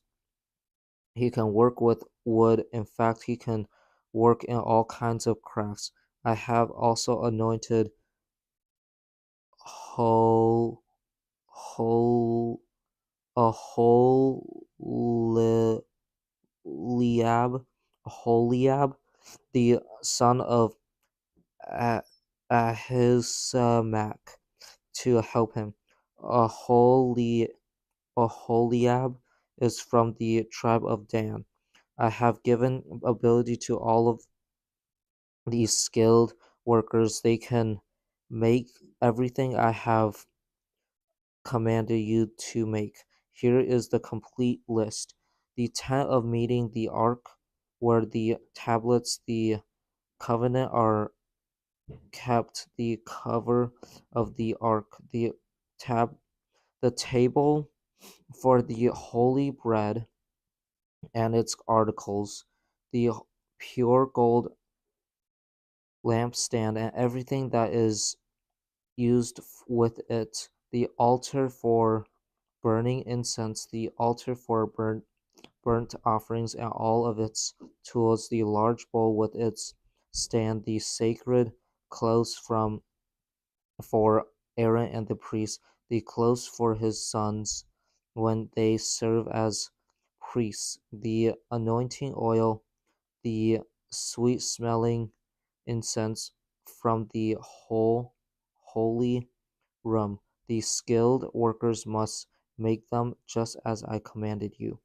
Then the Lord spoke to Moses. He said, "Tell the people of Israel, you must always keep my Sabbath days. That that will be the sign of the covenant I have made between me and you for all times to come. Then you will know that I am the Lord. I make you holy. Keep the Sabbath day. It is holy to you. Those who misuse it must be put to death. Those who do any work on that day must be cut off from their people. So do your work in 6 days, but the seventh day is a Sabbath day. You must rest on it. It is set apart for me. Though those who work on the Sabbath day must be put to death. The people of Israel must keep the Sabbath day, that's the Sabbath. They must celebrate it for all time to come. It will be a covenant that lasts forever. It will be the sign of the covenant I have made between me and the people of Israel forever. I made the heavens and the earth in 6 days, but on the seventh day I did not work. I rested. The Lord finished speaking to Moses on Mount Sinai. Then he gave him the two tablets of the covenant. They were made out of stone. The words on them were written by the finger of God. The people Exodus 32. The people that the people saw that Moses took a long time to come down from the mountain. So they gathered around Aaron. They said to him, "Come, make us a god that will lead us. This fellow Moses brought us up out of Egypt, but we don't know what has happened to him." Aaron answered them, "Take the gold earrings off your wives, your your sons and your daughters. Bring the earrings to me." So all of the people took off their earrings. They brought them to Aaron. He took what they gave him and made it into a metal statue of a god. It looked like a calf. He shaped it with a tool. Then the people said, Israel. Then the people then the people said, Israel, here is your God who brought you out of Egypt. When Aaron saw it, he built an altar in front of the calf. He said, Tomorrow will be a feast day in the Lord's honor. So the next day, the people got up early. They sacrificed burnt offerings and brought friendship offerings. They sat down to eat and drink. Then they got up to dance wildly in front of their God. The Lord spoke to Moses. He said, Go down, your people you brought out of Egypt have become very sinful. They have quickly turned away from me, from what I commanded them. They have made themselves a statue of a god that looks like a calf. They have bowed down and sacrificed to it. And they have said, Israel, here is your God who brought you up out of Egypt. I have seen those people. The Lord said to Moses, They are stubborn. Now leave me alone. My anger will burn against them. I will destroy them. Then I will make you into a great nation. But Moses asked the Lord his God to show favor to the people.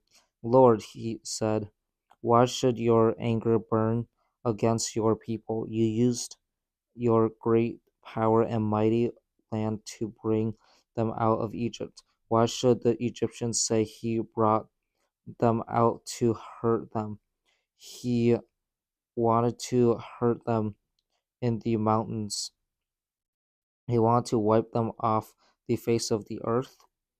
Turn away from your burning anger.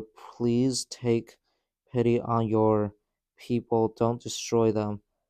Remember your servants, Abraham, Isaac, and Israel. You made a promise. You took an oath in your name. You said, I will make your children after you as many as the stars in the sky. I will give them all of this land I promised them. It will be it will belong to them forever. Then the looked then the Lord then the Lord took pity on his people. He didn't destroy them as he has said he would. Moses turned and went down the mountain. He had the two tablets of the covenant in his hands. Words were written on both sides of the tablets, front and back.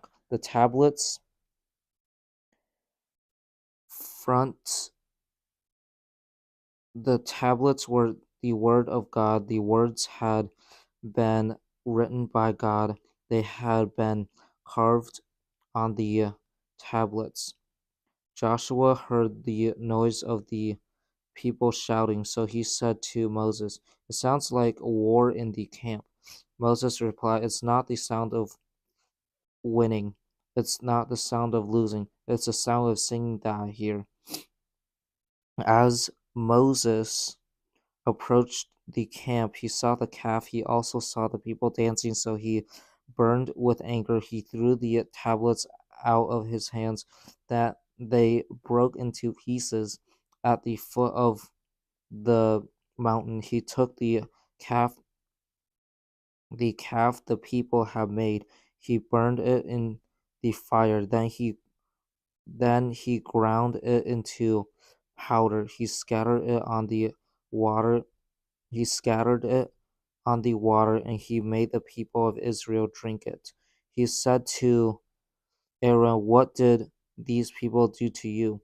How did they make you lead them into such terrible sin? Please don't be angry, Aaron answered. You know how these people like to do what is evil. They said to me, Make us a God that will lead us. This fellow Moses brought us up out of Egypt, but we don't know what has happened to him. So I told them, anyone who has any gold jewelry, take it off. They gave me the gold. I threw it into the fire, and out came this calf. Moses saw that the people were running wild. Aaron had let them get out of control. The people had become a joke to their enemies. Moses stood at the entrance to the camp. He said, anyone who is on the Lord's side, come to me. All of the Levites joined him. Then he spoke to the people. He spoke to them. He said, the Lord, the God of Israel, says each man must put on his sword. Then he must go back and forth through the camp from one end to the other. Each man must kill his brother, friend, and neighbor. The Levites did as Moses commanded. About 3,000 of the people died that day. Then Moses said to the Levites, you have been set apart for the Lord today. You stood against your own sons and brothers, and he has blessed you this day. The next day, Moses said to the people, you have committed a terrible sin, but now I will go up to the Lord. Maybe if I pray to him, he will forgive your sin. So Moses went up to the Lord. He said, these people have committed a terrible sin. They have made a god out of gold for themselves. Now please forgive their sin. But if they but if you won't, then erase my name from the scroll you have written.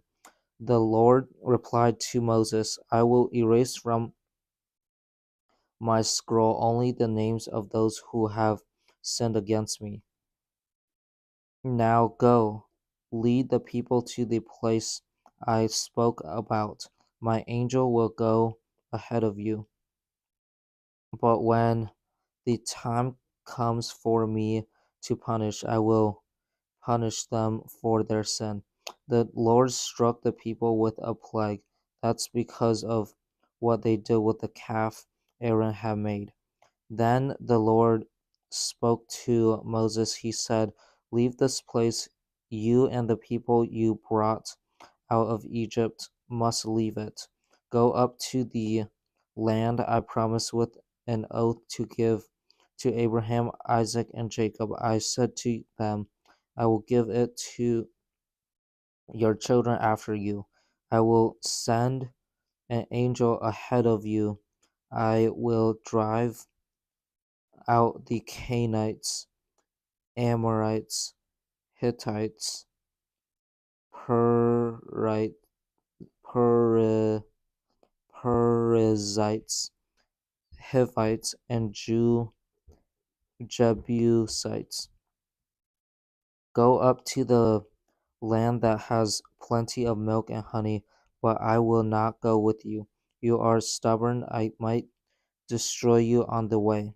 When the people heard those painful words, they became sad and began to sob. No one put on any jewelry. The Lord had said to Moses, tell the people of Israel, you are stubborn. If I went with you, even for a moment, I might destroy you. Now take off your jewelry, that I will decide what to do with you. So the people took off their jewelries at Mount Horeb. Moses used to take a tent and set it up far outside the camp. He called it the tent of meeting. Everyone who wanted to ask the Lord a question would go to the tent of meeting that was outside the camp. When Moses would go out to the tent, all of the people would get up and stand at the entrances to their tents. They would watch Moses until he entered the tent. As Moses would go into the tent, the pillar of cloud would come down. It would stay at the entrance while the Lord spoke with Moses. The people would see the pillar of cloud standing at the entrance to the tent. Then all of them would stand and worship at the entrance to their tents. The Lord would speak to Moses face to face. It was like a man speaking to his friend. Then Moses would return to the camp, but Joshua, his younger helper, didn't leave the tent. Joshua was the son of Nun. Moses said to the Lord, "You have been telling me, lead these people, but you haven't let, let me know whom you will send with me. You have said, I know your name, I know all about you, and I am pleased with you. If you are pleased with me, teach me more about yourself, then I can know you, and I can continue to please you. Remember that this nation is your people." The Lord replied, "I will go with you and I will give you rest." Then Moses said to him, "If you don't go with us, don't send us up from here. How will anyone know that you are pleased with me and your people? You must go with us. How else will we be different from all of the other people on the face of the earth?" The, the Lord said to Moses, "I will do exactly what you have asked. I am pleased with you, and I know your name. I know all about you." Then Moses said, "Now show me your glory." The Lord said, "I will make all of your goodness pass in front of you, and I will announce my name, the Lord, in front of you. I will have mercy on whom I have mercy, and I will show love to those I love. But you cannot see my face," he said. "No one can see me and stay alive." The Lord continued, "There is a place near me where you can stand on a rock. When my glory passes by, I will put you in an opening in the rock. I will cover you with my hand until I have passed by. Then I will remove my hand. You will see my back, but my face must not be seen." The Lord said to Moses, "Cut out 2 stone tablets that are just like the first ones. I will write on them the words that were on the first tablets which you broke. But be ready in the morning, then come up on Mount Sinai.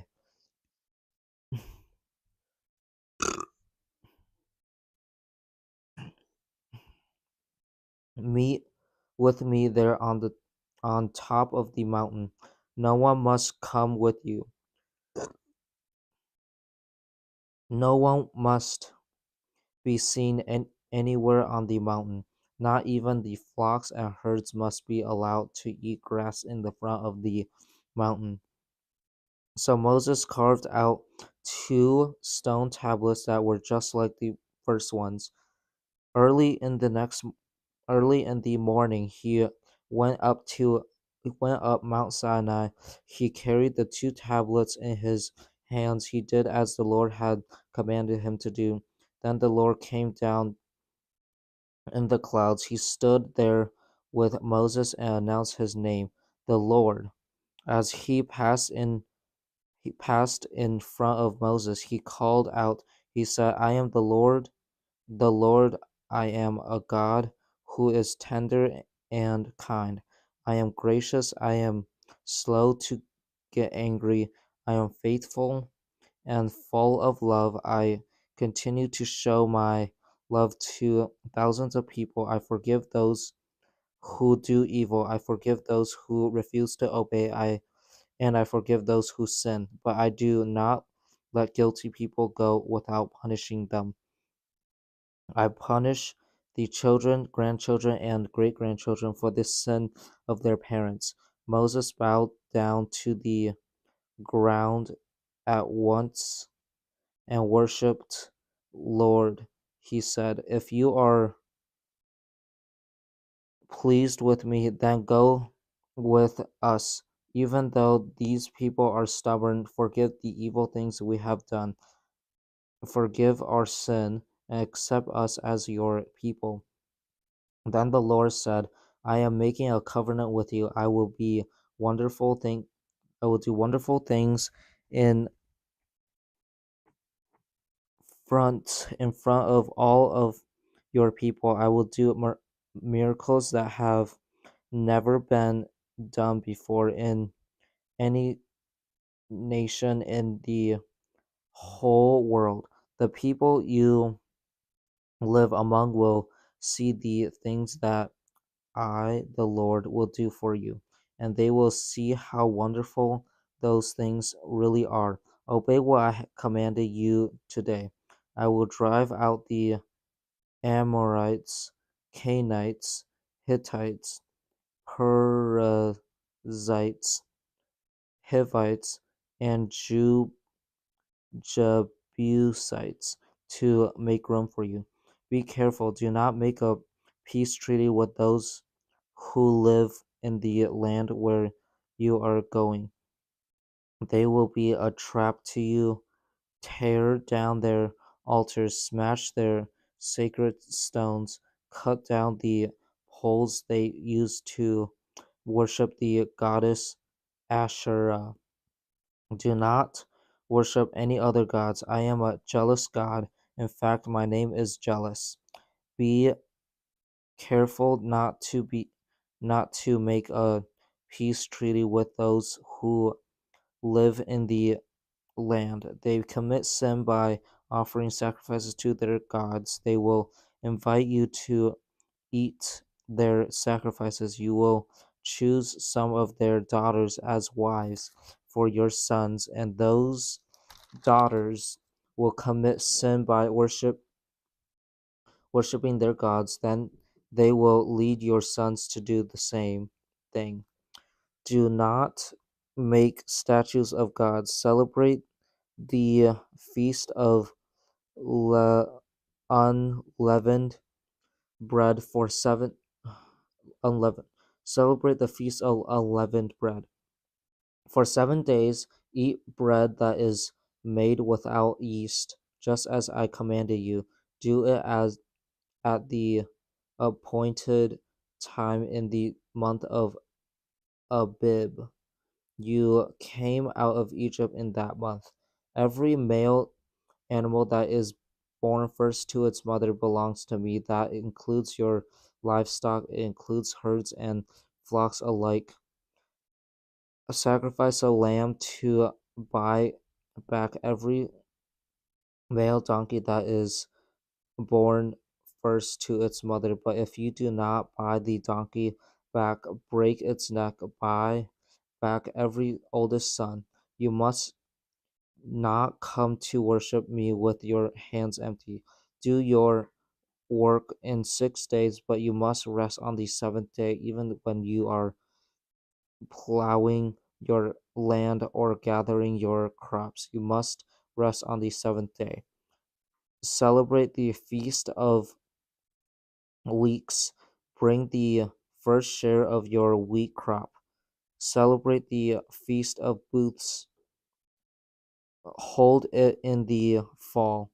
3 times a year, all of your men must come to worship me. I am your God and King, the God of Israel. I will drive out nations ahead of you.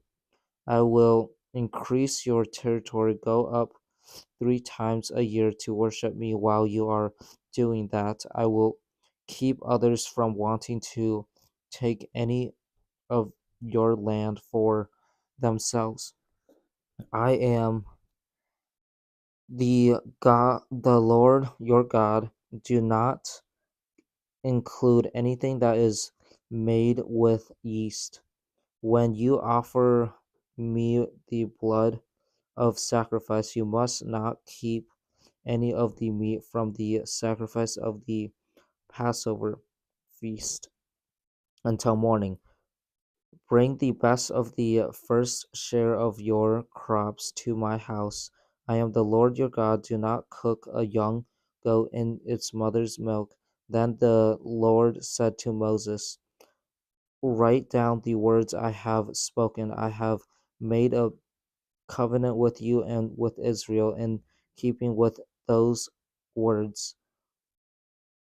Moses was there with the Lord for 40 days and 40 nights. He didn't eat any food or drink any water. The Lord wrote on the tablets the words of the covenant. Those words are the Ten Commandments. The, Moses came down from Mount Sinai. He had the two tablets of the covenant in his hands. His face was shining because he had spoken with the Lord, but he didn't realize it. Aaron and all the people of Israel saw Moses. His face was shining, so they were afraid to come near him. But Moses called out to them, so Aaron and all of the leaders of the community came to him, and Moses spoke to them. After that, all of the people came near him, and he gave them all of the commands the Lord had given him on Mount Sinai.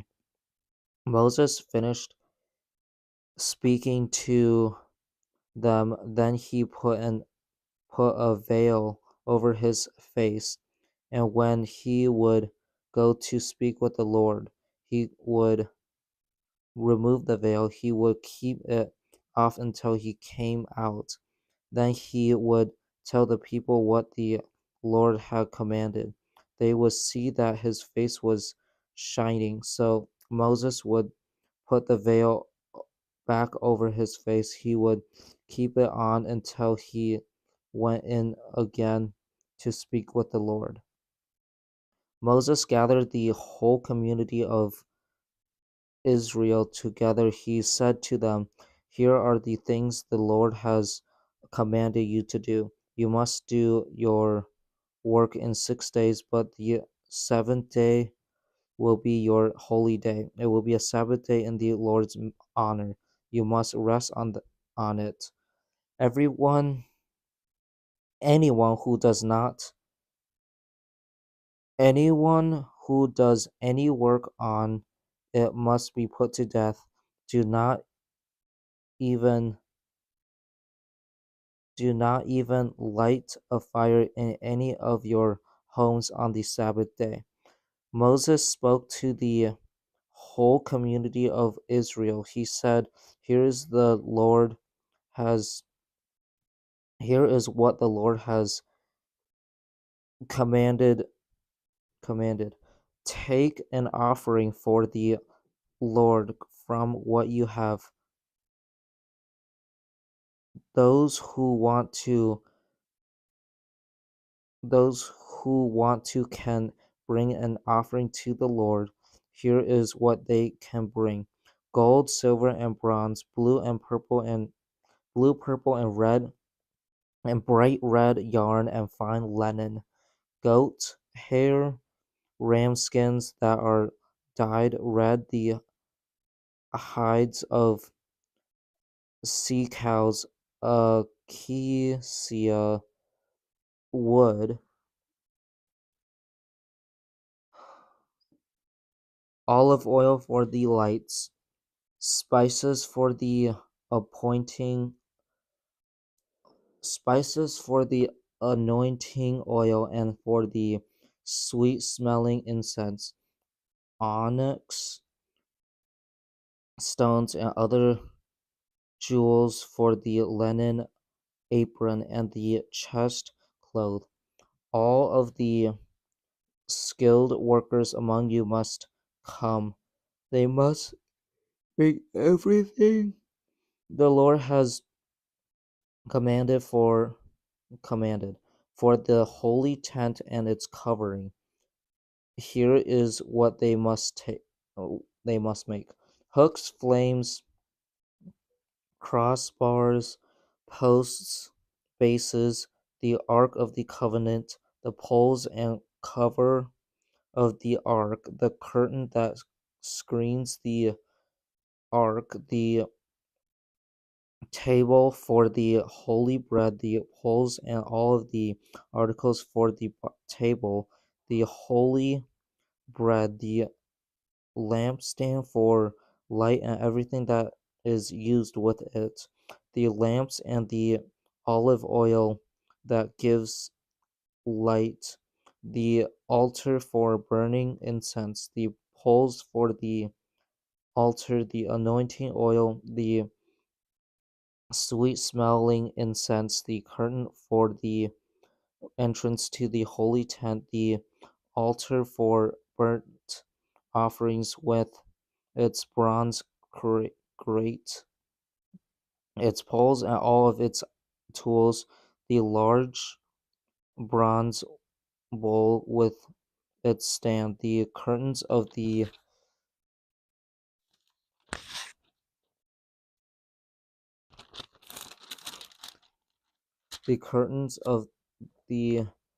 courtyard with their posts and bases, the curtain for the entrance to the courtyard, the ropes and tent stakes for the holy tent and for the courtyard, the sacred clothes for Aaron the priest, the clothes for his sons when they serve as priests. When the whole community of Israel left Moses, everyone who wanted to give offerings to the Lord brought them to him. The offerings were for the work on the tent of meeting, for the sacred clothes, and for any other purpose there. Every man and woman who wanted to give came. They brought gold jewelry of all kinds. They brought pins, earrings, rings, and other jewelry.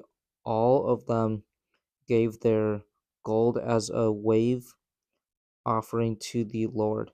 People brought what they had. They brought blue, purple, and or bright red yarn or fine linen. They brought goat hair, ram skins that were dyed red, or the hides of sea cows. Some brought silver or bronze as an offering to the Lord. Others brought uh, acacia wood for any part of the work. All of the skilled women spun yarn with their hands. They brought blue, purple, and blue, purple, or bright red yarn, or fine linen. All of the skilled women who wanted to spin the goat hair did so. The leaders brought onyx stones and other jewels for the linen apron and the chest cloth. They also brought spices and olive oil. They brought them for the light, for the anointing oil, and for the sweet smelling incense. All of the men and women of Israel who wanted to bring offerings to the Lord brought them to him.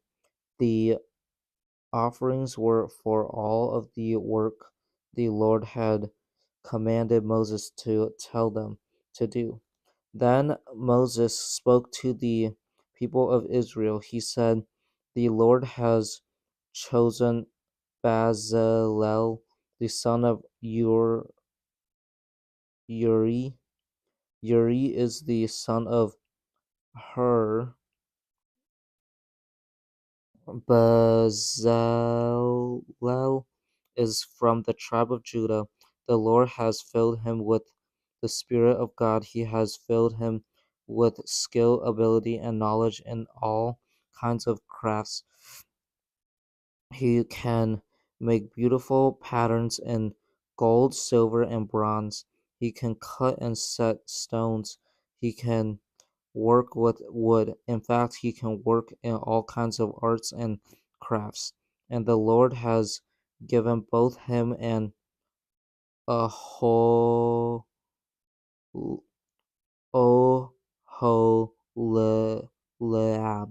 the ability to teach others. Oholab, the son of Ahisamach, is from the tribe of Dan. The Lord has filled them with skill to do all kinds of work. They carve things and make patterns. They sew skillfully with blue, purple, and bright red yarn, and on fine linen they use thread to make beautiful clothes. They have the skill to work in all kinds of crafts. Bezalel and Oholiab must be the work just must do the work just as the Lord has commanded. So must every skilled worker who to whom the Lord has given skill and ability.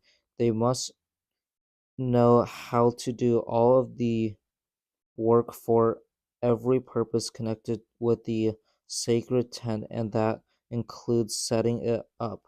Then Moses sent for Bezalel and Oholiab. He sent for every skilled worker to whom the Lord had given ability and who wanted to come and do the work. They received from Moses all of the offerings the people of Israel had brought. They had brought the offerings for all of the work for every purpose connected with the holy tent that included setting it up. The people kept bringing the offerings they chose to give. They brought them morning after morning. So all of the skilled workers who were working on the holy tent stopped what they were doing. They said to Moses, "The people are brings more than enough for doing the work the Lord commanded us to do." Then Moses gave an order. A message was sent through the whole camp. It said, "No man or woman should make anything else and offer it for the holy tent." And so the people were kept from bringing more offerings. There was already more than enough to do all of the work. All of the skilled workers made the holy tent. They made 10 curtains out of finely twisted linen. They made them with blue, purple, and bright red yarn. A skilled worker sewed cherubim into the pattern. All of the curtains were the same size. They were 42 feet and 6 feet wide. The workers joined 5 of the curtains together. Curtains together. They did the same thing with the other 5. Then they made loops out of blue stripes of stri- of blue strips of cloth along the edge of the end curtain in one set. They did the same thing with the end curtain in the other set. They also made 50 loops on the end curtains of on the end curtain of the one set. They did the same thing on the end curtain of the other set. They put the uh, loops across from each other. Then they made 50 gold hooks. They used them to join curtains together so the holy tent was all one piece. Then the workers made a total of 11 curtains out of goat hair to put over the holy tent. All 11 curtains were the same size. They were 45 feet long and 6 feet wide. The workers joined 5 of the curtains together into one set. They did the same thing with the other 6. Then they made 50 loops along the edge of the end curtain in the one set. They did the same thing with the other set. They made 50 bronze hooks. They used them to join the tent together all in one piece. They made a covering for the tent. They made it out of ram skins that were dyed red. They put a covering of the hides of sea cows over that. The workers made the flames out of acacia wood for the holy tent. Each flame was 15 feet long and 2 feet 3 inches wide. The workers added 2 small wooden pins to each flame. The pin struck out so that they were even with each other. The workers made all of the flames of the holy tent in the same way. They made 20 flames for the south side of the holy tent, and they made 40 silver bases to go under them. They made 2 bases for each frame. They put one under each pin that stuck out. For the north side of the holy tent, they made 20 frames and 40 silver bases. They put 2 bases under each frame. The workers made 6 frames for the west end of the holy tent. They made 2 frames for the corners of the holy tent at the far end. Those who At those 2 corners, the frames were double from top to bottom. They were fitted into a single ring. The workers made both of them in the same,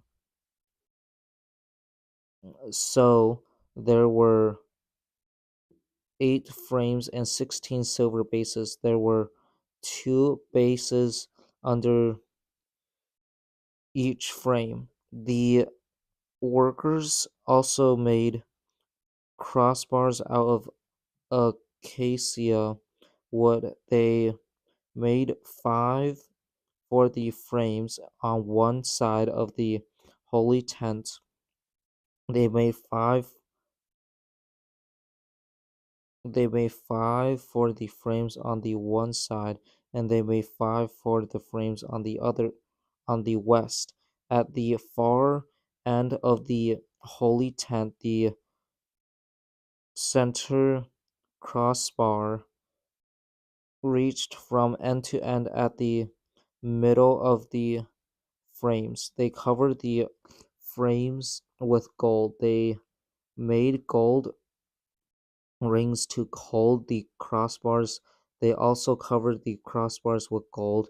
They made the curtain out of blue, purple, and bright red yarn and finely twisted linen, and skilled worker sewed cheru-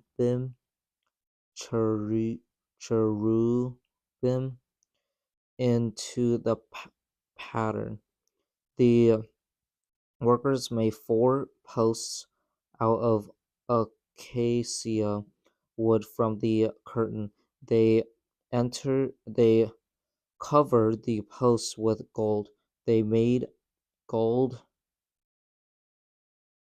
hooks and 4 silver bases for the posts.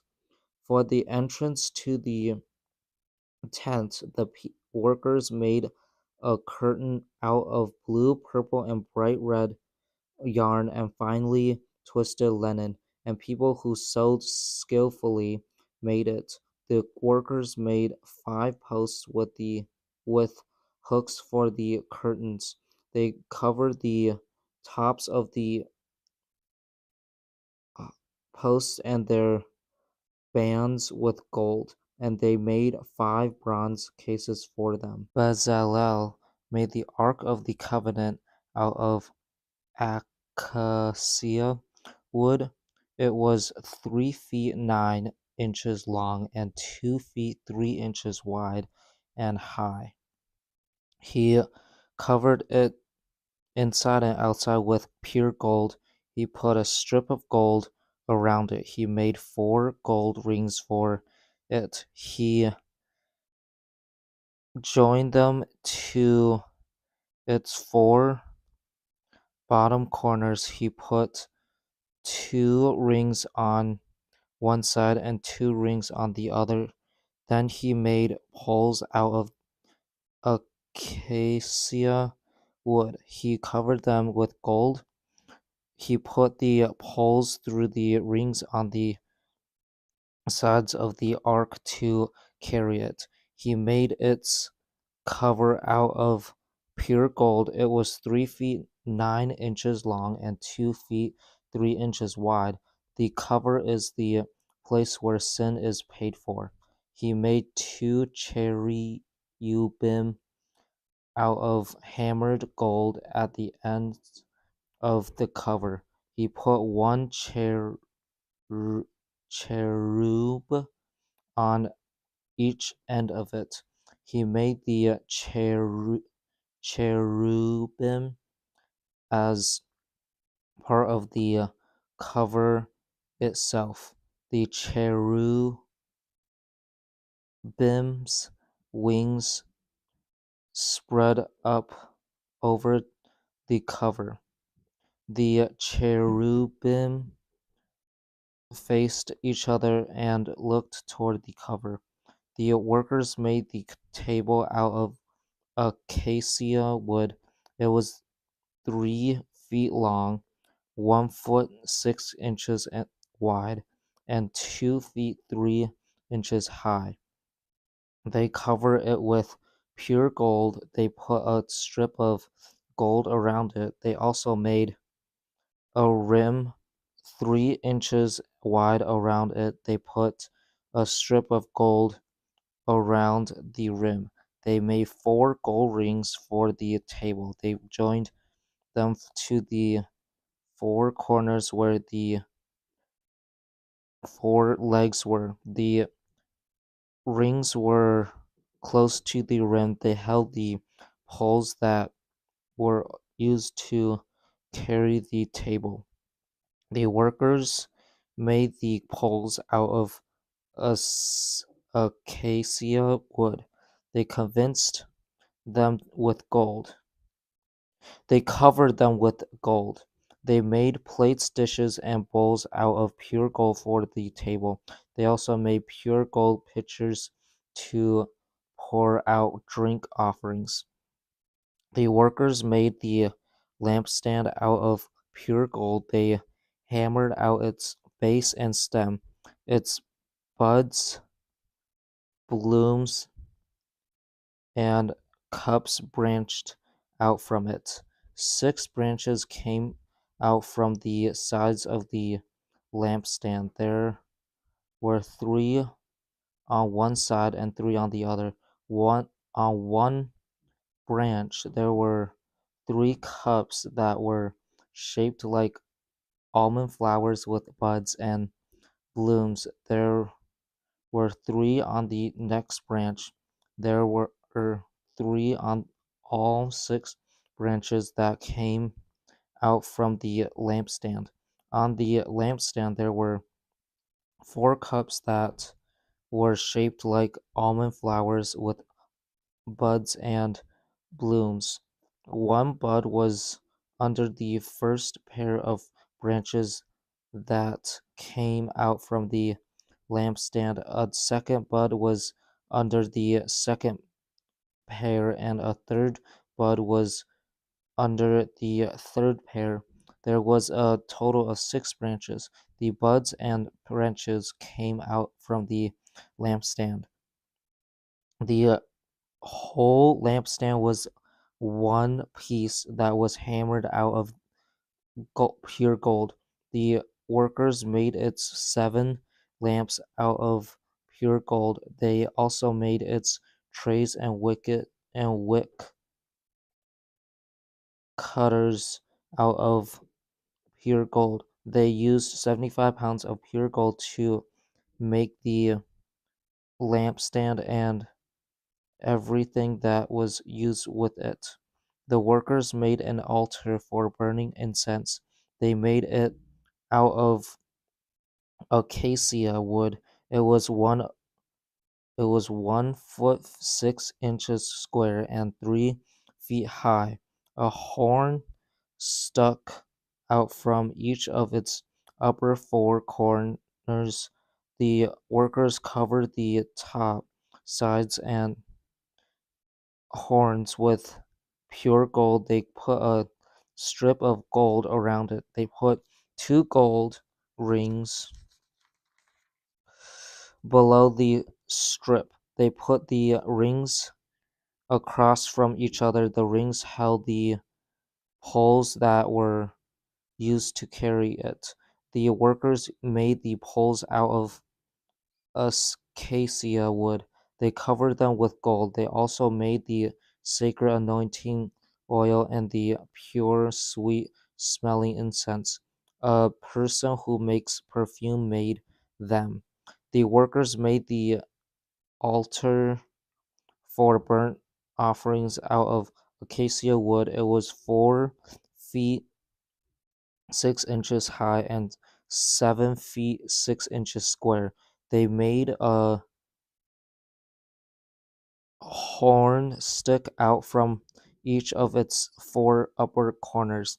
They covered the altar with bronze.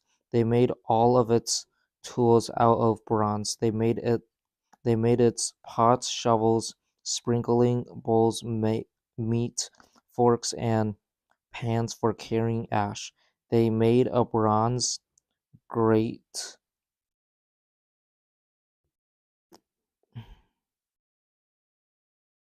They made a bronze grate for the altar. They put the crate, cr- crate halfway up the altar on the inside. They made a bronze ring for each of the 4 corners of the crate. They made poles out of acacia wood. They covered them with bronze. They put the poles through the rings. The poles were on 2 sides of the altar for carrying it. The workers made the altar out of boards. They made it hollow. The workers made the large bronze bowl and its bronze stand. They made them out of the bronze mirror that be- belonged to the women who served at the entrance to the tent of meeting. Next, the workers made the courtyard. The south side was 150 feet long. It had curtains that were made out of finely twisted linen. The court the curtains had 20 posts and 20 bronze bases. The posts had silver hooks and bands on them. The north side was also 150 feet long. Its curtains had 20 posts and 20 bronze bases. The posts had silver hooks and bands on them. The west end was 75 feet wide. It had curtains with 10 posts and 10 bases. The posts had silver hooks and bands on them. The east end toward the sunrise was also 75 feet wide. Curtains that were 22 feet 6 long were on one side of the entrance. They were hung on 3 posts. Each post had a base.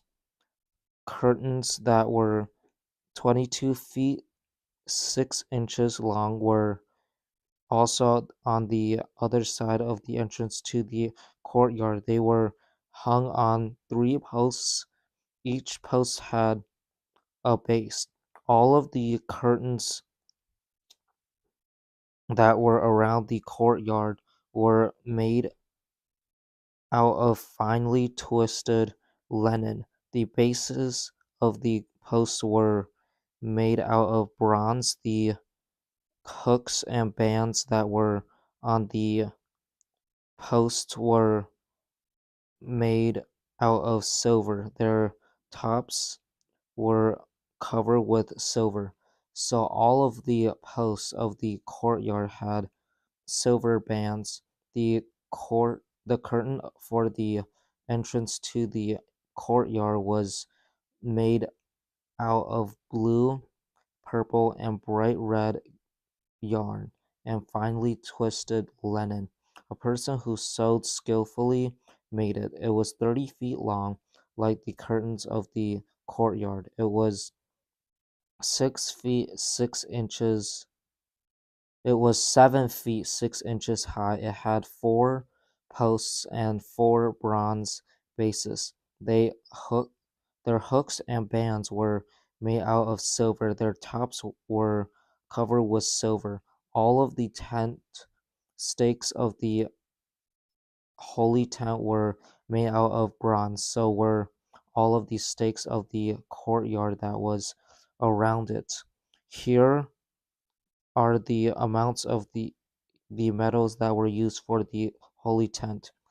Where the tablets of the covenant were kept, Moses commanded the Levites to record the amounts. The Levites did the work under the direction of Ith- Ithamar. Ithamar was the son of the priest Aaron. Bezalel, the son of Uri, made everything the Lord had commanded Moses. Uri was the son of Hur. But Bezalel was from the tribe of Judah. Oholiab, the son of uh, Ahisamach, helped Bezalel. Aholiab was from the tribe of Dan. Carve thing he could carve things and make patterns, and he could sew skillfully with blue, purple, and bright red yarn and on fine linen. The total weight of the gold from the wave offering was more than a ton. It was weighed out in keeping with the standard weights that are used in the sacred tent. The goal was used for all of the work that was done in the connection with the sacred tent. The silver that was received from the men in the community who were listed and counted weighed 4 tons. It was weighed out in keeping with the weights used in the sacred tent. It amounted to a fifth of an ounce for each person. It was weighed out in keeping with the weights used in the sacred tent. The silver was received from the men who had been listed and counted. All of them were 20 years old or more. They their total number was 603,550. The 4 tons of silver were used to make the basis for the holy tent and for the curtain. The 100 bases were made from the 4 tons. Each base used more than 75 pounds of silver. The workers used 45 pounds to make the hooks of the posts, to cover the tops of the posts, and to make their bands. The bronze from the wave offering weighed 2.5 tons. The workers used some of it to make the bases from the entrance to the tent of meeting. They used some of the bronze altar uh, from the bronze altar for burnt offerings and its bronze great great crates great and all of its tools. They used some for the basis for the courtyard that was around the holy tent. They used some for the basis for the courtyard entrance, and they used the rest to make all of the tent stakes for the holy tent and the courtyard that was around it. The workers made clothes from the blue, purple, and bright red yarn. The clothes were worn by those who served in the holy tent. The workers also made sacred clothes for Aaron. They made them just as the Lord had commanded Moses.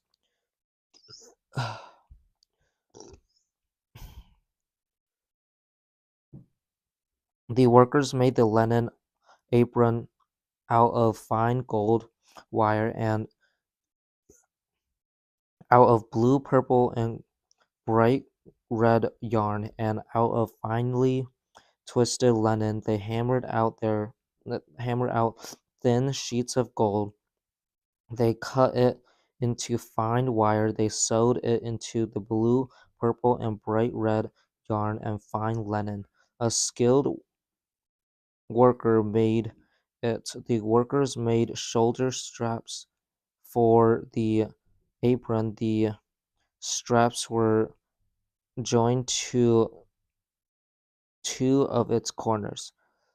Its skillfully made waistband was made like it. The waistband was part of the apron itself. It was made out of fine gold wire and out of blue, purple, and bright red yarn, and out of finely twisted linen. The workers made it just as the Lord had commanded Moses. They put the onyx stones in fancy gold settings. They carved the names of the sons of Israel on them. They did it the way a person carves a seal. Then they connected them to the shoulder straps of the linen apron. The stones stood for the sons of Israel and were a reminder for them. The workers did those things just as the Lord had commanded Moses. Skilled workers made the chest cloth. They made it like the linen apron. They used fine gold wire and blue, purple, and bright red yarn, and finely twisted linen. The chest cloth was 9 inches square. It was folded in half. They put 4 rows of valuable jewels on it: a ruby, a topaz, and ber- a beryl were in the first row. A turquoise, a sapphire, and an emerald were in the second row. A ja- jacinth, an agate, and an amethyst were in the third row, and a chrysolite, an oxen, uh, onyx, and a jasper were in the fourth row. The workers put them in fancy gold settings. They used a total of 12 stones. There was one stone for each of the names of the sons of Israel. Each stone was carved like a seal with the name of one of the 12 tribes. The workers made braided chains out of pure gold for the chest cloth. They made them like ropes. They made 2 fancy gold settings and 2 gold rings. They connected them to 2 corners of the chest cloth. They joined the 2 gold chains to uh, to the rings at the corners of the chest cloth. They joined the other ends of the chains to the 2 settings. Their they joined them to the shoulder straps on the front of the linen apron. The workers made 2 gold rings. They connected them to the other 2 corners of the chest clothes. They put them on the inside edge next to the apron. They made 2 more gold rings. They connected them to the bottom of the shoulder straps on the front of the apron. They put close to the seam right above the waistband of the apron. They tied the rings of the chest cloth to the rings of the apron with blue cord that connected it to the waistband. Then the chest cloth would not swing out from the linen apron. The workers did those The workers did those things just as the Lord had commanded Moses. The workers made the outer robe of the linen apron completely from blue cloth. The cloth was made by a skillful person. The workers made an opening like a collar in the center of the robe. They made an edge around the opening, then it couldn't tear.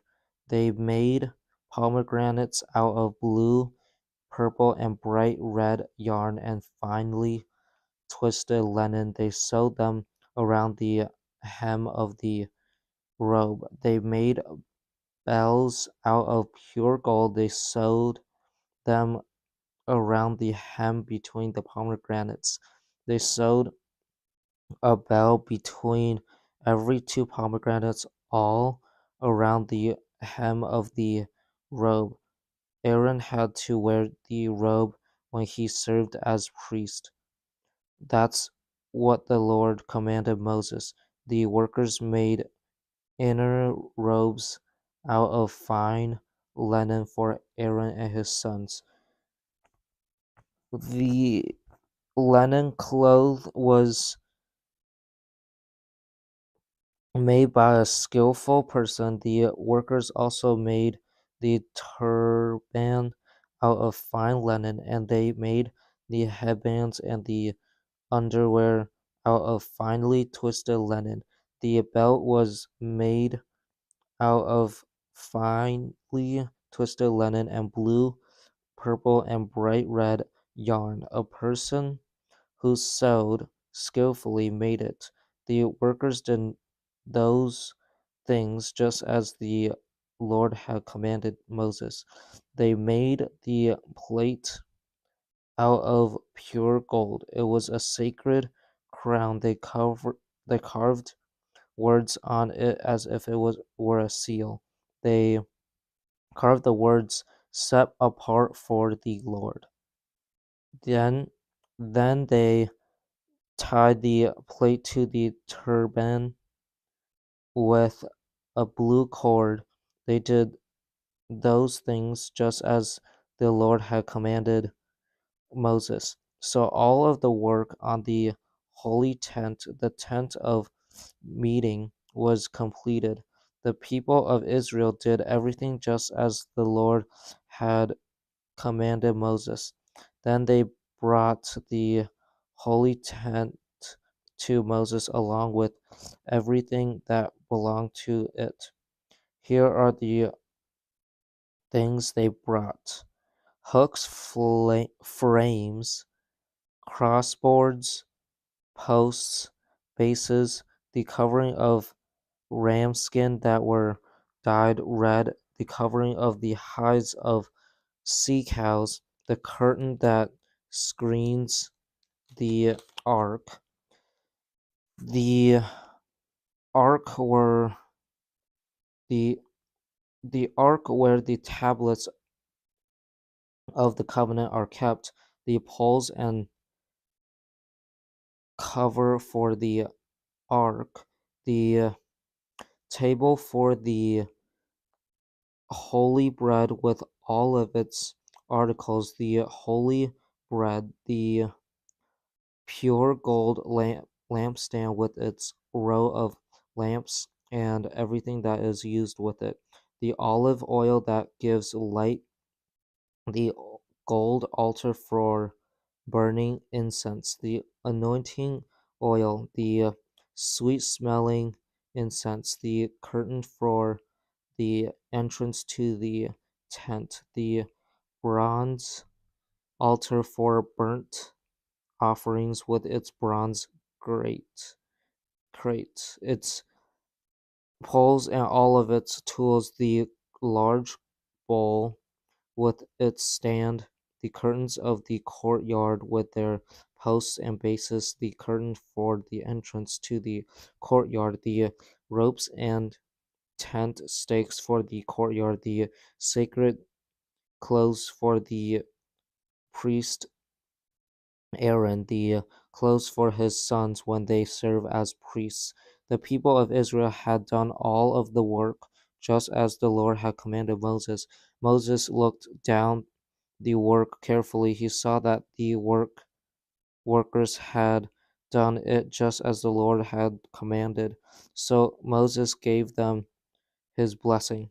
When then the Lord said to Moses, set up the holy tent, the tent of meeting, set it up on the first day of the first month. Place in it the ark where the tablets of the covenant are kept. Screen the ark with the curtain, bring the table for the holy bread. Arrange the loaves of bread on it. Then bring in the lampstand, set up its lamps. Place the gold altar for burning incense in front of the ark where the tablets of the covenant are kept. Put up the curtain at the entrance to the holy tent. Place the altar of burnt offerings in front of the entrance to the holy tent, the tent of meeting. Place the large bowl between the tent of meeting and the altar. Put water in the bowl. Set up the courtyard around the holy tent. Put the curtain at the entrance to the courtyard. Get the anointing oil. Anoint the holy tent and everything that is in it. Set apart the holy tent and everything that belongs to it. Then it will be holy. Anoint the altar for burnt offerings and all of its tools. Set the altar apart, then it will be a very holy place. Anoint the large bowl and its stand. Set them apart. Bring Aaron and his sons to the entrance to the tent of meeting. Wash them with water. Dress Aaron in the sacred clothes. Anoint him and set him apart. Then he will be able to serve me as priest. Bring his sons and dress them in their inner robes. Anoint them just as you anointed their father. Then they will be able to serve me as priests. They will be anointed to do the work of priests. That work will last all time to come. Moses did everything just as the Lord had commanded him. So the holy tent was set up. It was the first day of the first month in the second year. Moses set up the holy tent. He put the bases in place. He put the frames in them. He put in the crossbars. He set up the posts. He spread the holy tent over the frames. Then he put the coverings over the tent. Moses did it as the Lord had commanded him.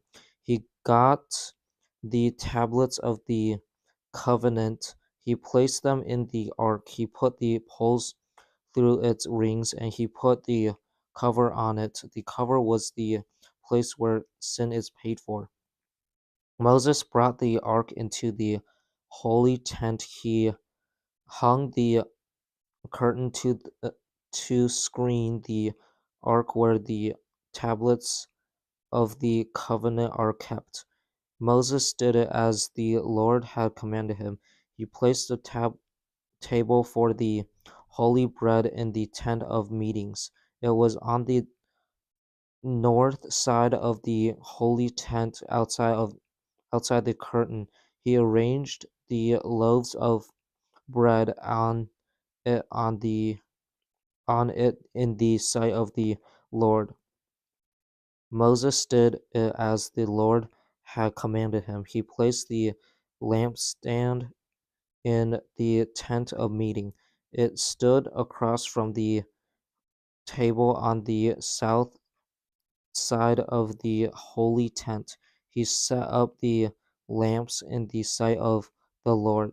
Moses did it as the Lord had commanded him. He placed the gold altar from he placed a gold altar for burning incense in the tent of meetings. He placed it in front of the curtain. He burned sweet smelling incense on it. Moses did it as the Lord had commanded him. Then he put up the curtain at the entrance to the holy tent. He set the altar for burnt offerings near the entrance to the holy tent, the tent of meeting. He sacrificed burnt offerings and grain offerings on it. Moses did it as the Lord had commanded him. He placed the large bowl between the tent of meetings and the altar. He put water in the bowl for washing. Moses and Aaron and his sons used it to wash their hands and feet. They washed when they entered the tent of meeting or approached the altar. They did it as the Lord had commanded Moses. Then Moses set up the courtyard around the holy tent and altar. He put up the curtain at the entrance to the courtyard, and so Moses completed the work. Then the cloud hovered over the tent of meeting. The glory of the Lord filled the holy tent. Moses couldn't enter the tent of meetings because the cloud had settled on it. The glory of the Lord filled the holy tent. The people of Israel continued their travels when the cloud lifted from above the holy tent. They started they started out. But if the cloud didn't lift, they did not start out. They stayed until the day it lifted. So the cloud of the Lord was above the holy tent during the day. Fire was on the fire was in the cloud at night. The whole community of Israel could see the cloud during all of their travels. Leviticus 1. The Lord called out to Moses. He spoke to him from the tent of meeting. He said, Speak to the people of Israel. Tell them, suppose any of you brings an offering to the Lord. You must bring an animal from your herd or flock. If a man brings a burnt offering from the herd, he must offer a male animal. It must not have any flaws. He must bring it to the entrance to the tent of meeting. Then the Lord will accept it. The man must place his hand on the head of the burnt offering. Then the Lord will accept it in place of him. It will pay for his sin. The young bull must be killed there in the sight of the Lord. Then the priests who are in Aaron's family line must bring its blood to the altar. They must sprinkle it against every side of the altar. The altar stands at the entrance to the tent of meeting. The skin must be removed from the animal that is brought for the burnt offering. Then the animal must be cut into pieces. The priests who are in Aaron's family line must build a fire on the altar. They must place wood on the fire. Then they must place places the pieces of the animal on the burning wood on the altar. The pieces include the head and the fat. The inside parts of the animal must be washed with water. The legs must also be washed. The priest must burn all of it on the altar. It is a burnt offering. It is an offering that is made with fire. It gives a smell that is pleasant to the Lord. If the offering is a burnt offering from the flock, it must be a male animal. It can be a sheep or a goat. It must not have any flaws. It must be killed at the north side of the altar in the sight of the Lord. The priests who are in Aaron's family line must sprinkle its blood against every side of the altar. The animal must be cut into pieces. The priest must place them on the burning wood on the altar. The pieces include the head and the fat. The inside parts must be washed with water. The legs must also be washed. The priest must bring all of it to the altar. He must burn it there. It is a burnt offering. It is an offering that is made with fire. It gives a smell that is pleasant to the Lord. If the offering to the Lord is a burnt offering of birds, it must be a dove or a young pigeon.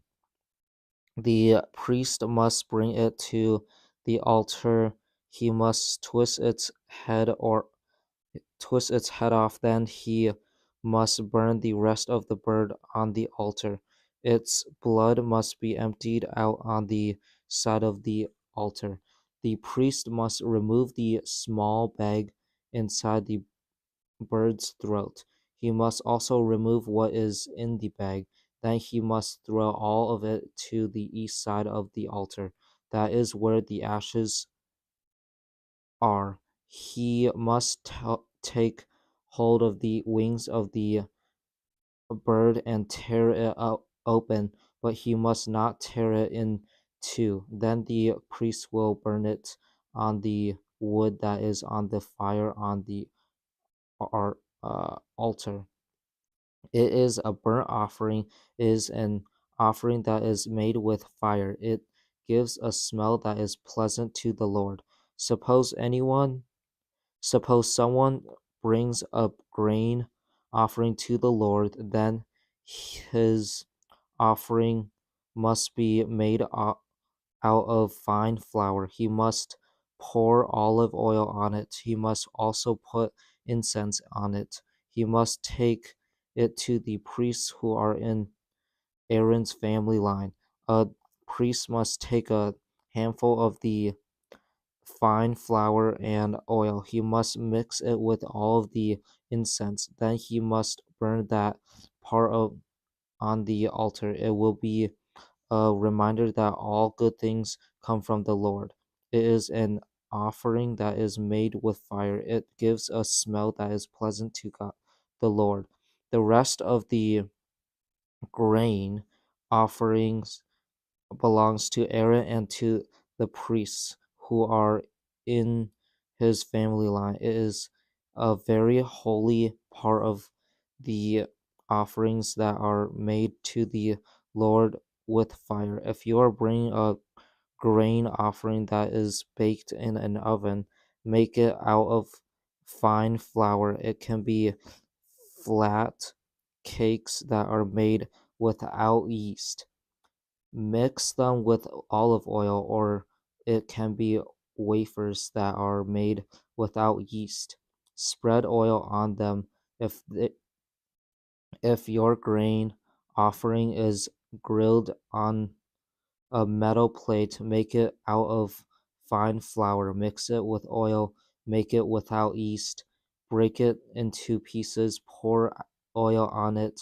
It is a grain offering. If your grain offering is cooked in a pan, making it out of fine flour and oil, bring to the Lord your grain offering that is made out of all of those things. Give it to the priest. He must take it to the altar. He must take out the part of the grain offering that reminds you that all good things come from the Lord. He must burn it on the altar. It is an offering that is made with fire. It gives a smell that is pleasant to the Lord.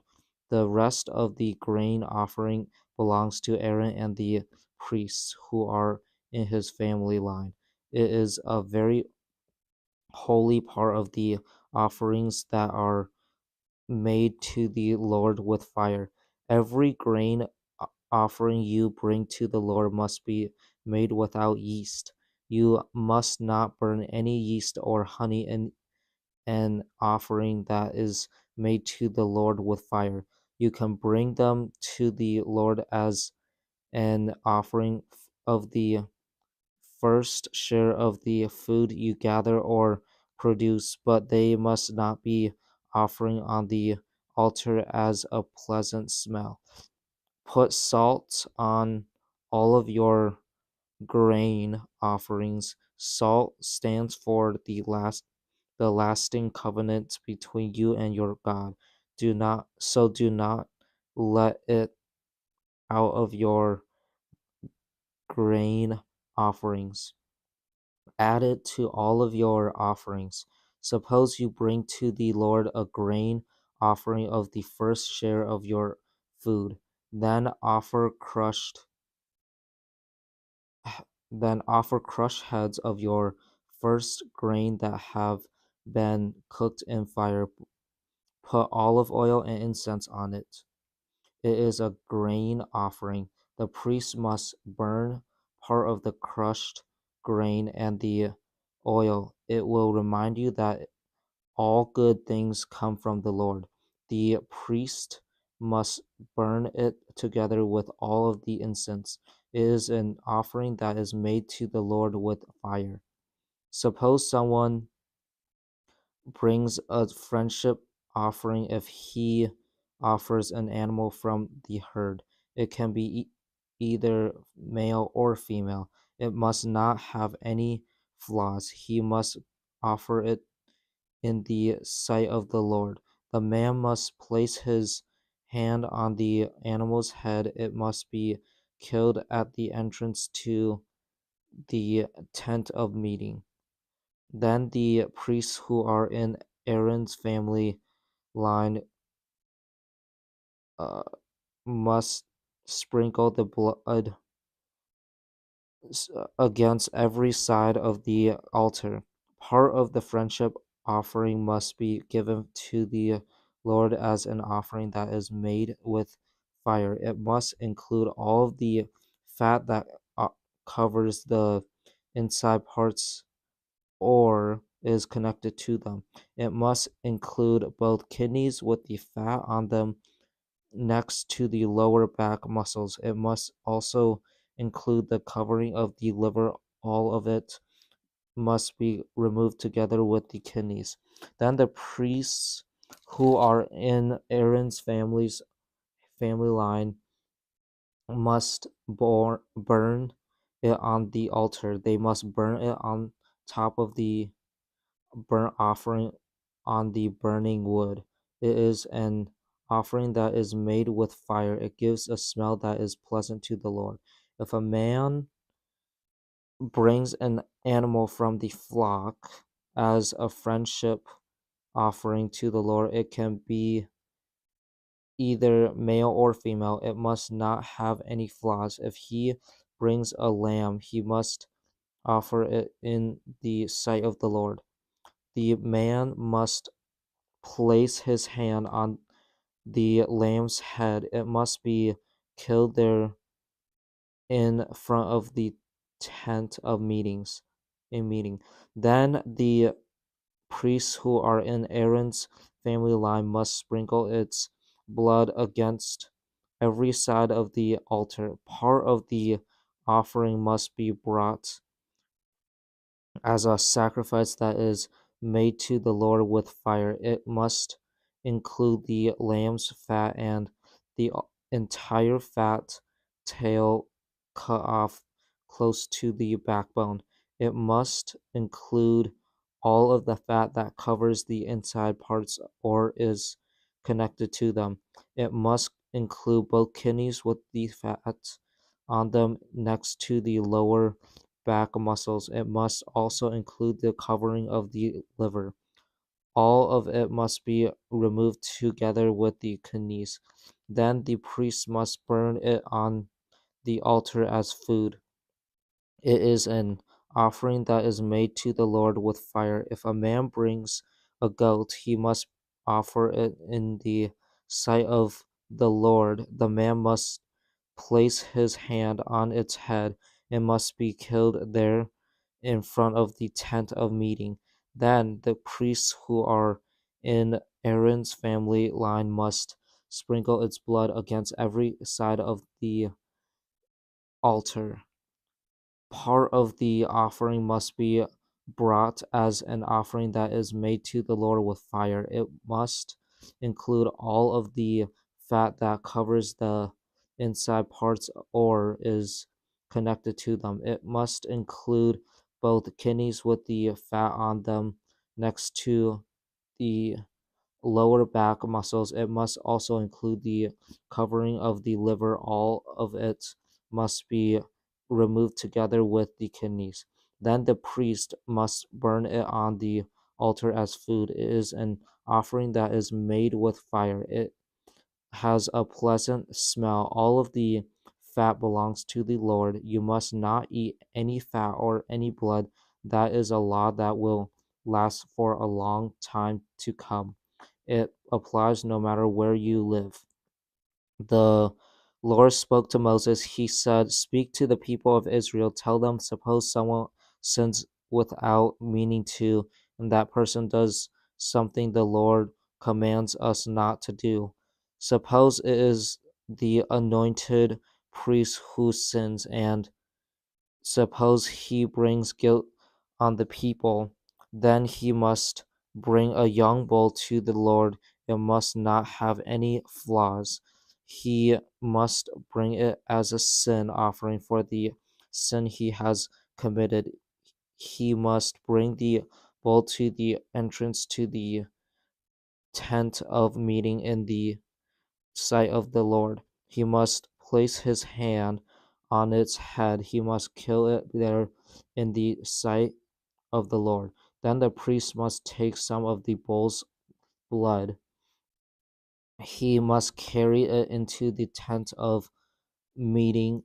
He must dip his finger into the blood. He must sprinkle some of it 7 times in the sight of the Lord. He must do it in front of the curtain of the most high, most holy room.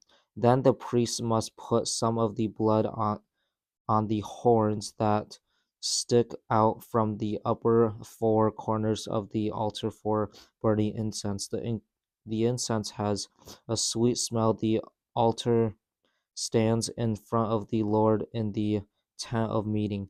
The priest must pour out the rest of the bull's blood at the bottom of the altar for burnt offerings. That altar stands at the entrance to the tent. He must remove all of the fat from the bull from the sin offering for the sin offering. It includes the fat that covers the inside parts or is connected to them. It includes both kidneys with the fat on them next to the lower back muscles. It also includes the covering of the liver. He must remove of all of it together with the kidneys. He must remove it in the same way the fat is removed from an ox that is sacrificed as a friendship offering. Then the priest must burn all of it on the altar for burnt offerings. But the bull's hide must be taken away, so must all of its meat, so must its head and legs, and so must its inside parts and guts. In other words, all of the rest of the bull must be taken away. The priest must take it outside the camp. He must take it to a place that is clean. He must take it to a place where the ashes are thrown. There he must burn it in a wood fire on a pile of ashes. Or suppose the whole community of Israel sins without meaning to. They do something the Lord commands us not to do, even if they are not aware of what they have done, they are guilty. But suppose they become aware of the sin they have committed, then they must bring a young bull as a sin offering. They must offer it in front of the tent of meeting. The elders of the community must place their hands on the bull's head in the sight of the Lord. The bull must be killed in the sight of the Lord. Then the anointed priest must take some of the bull's blood into the tent of meeting. He must dip his finger into the blood. He must sprinkle it 7 times in the sight of the Lord. He must do it in front of the curtain. He must put some of the blood on the horns that stick out from the upper 4 corners of the altar. The altar stands in front of the Lord in the tent of meetings. The priest must pour out the rest of the blood at the bottom of the altar for burnt offerings. That altar stands at the entrance to the tent. He must remove all of the fat from the bull. He must burn it on the altar. He must do the same thing that same thing with the that bull as he did with the bull for the sin offering. When he does, he will pay for the sin of the people and they will be forgiven. Then he must take the bull outside the camp. He must burn it just as he burned the first bull. It is the sin offering for the whole community. Or suppose a leader sins without meaning to. If he disobeys any of the commands of the Lord his God, he is guilty. But suppose he is made aware of the sin he has committed, then he must bring an offering. It must be a male goat. It must not have any flaws. He must place his hand on the goat's head. He must kill it. He must do it at the place where the animals for burnt offerings are killed in the sight of the Lord. His offering is a sin offering. Then the priest must dip his finger into some of the blood of the sin offering. He must put it on the horns that stick out from the upper four corners of the altar from burnt offerings. He must pour out the rest of the blood at the bottom of the altar. He must burn all of the fat on the altar. He must burn it in the same way he burned the fat of the friendship offering. When he does, he will pay for the sin of the leader, and the leader will be forgiven. Or suppose someone in the community sins without meaning to. If he disobeys any of the Lord's commands, he is guilty. But suppose he is made aware of the sin he has committed, then he must bring an offering for the sin he has committed. It must be a female goat. It must not have any flaws. He must place his hand on the head of the animal for the sin offering. It must be killed at the place where the animals for burnt offerings are killed. Then the priest must dip his finger into some of the blood. He must put it on the horns that stick out from the upper four corners of the altar for burnt offerings. He must pour out the rest of the blood at the bottom of the altar. He must remove all the fat in the same way the fat is removed from the friendship offering.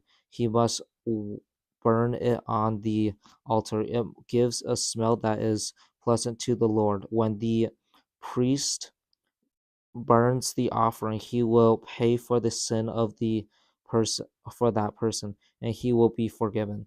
Suppose he brings a lamb as his sin offering, then he must bring a female animal. It must not have any flaws.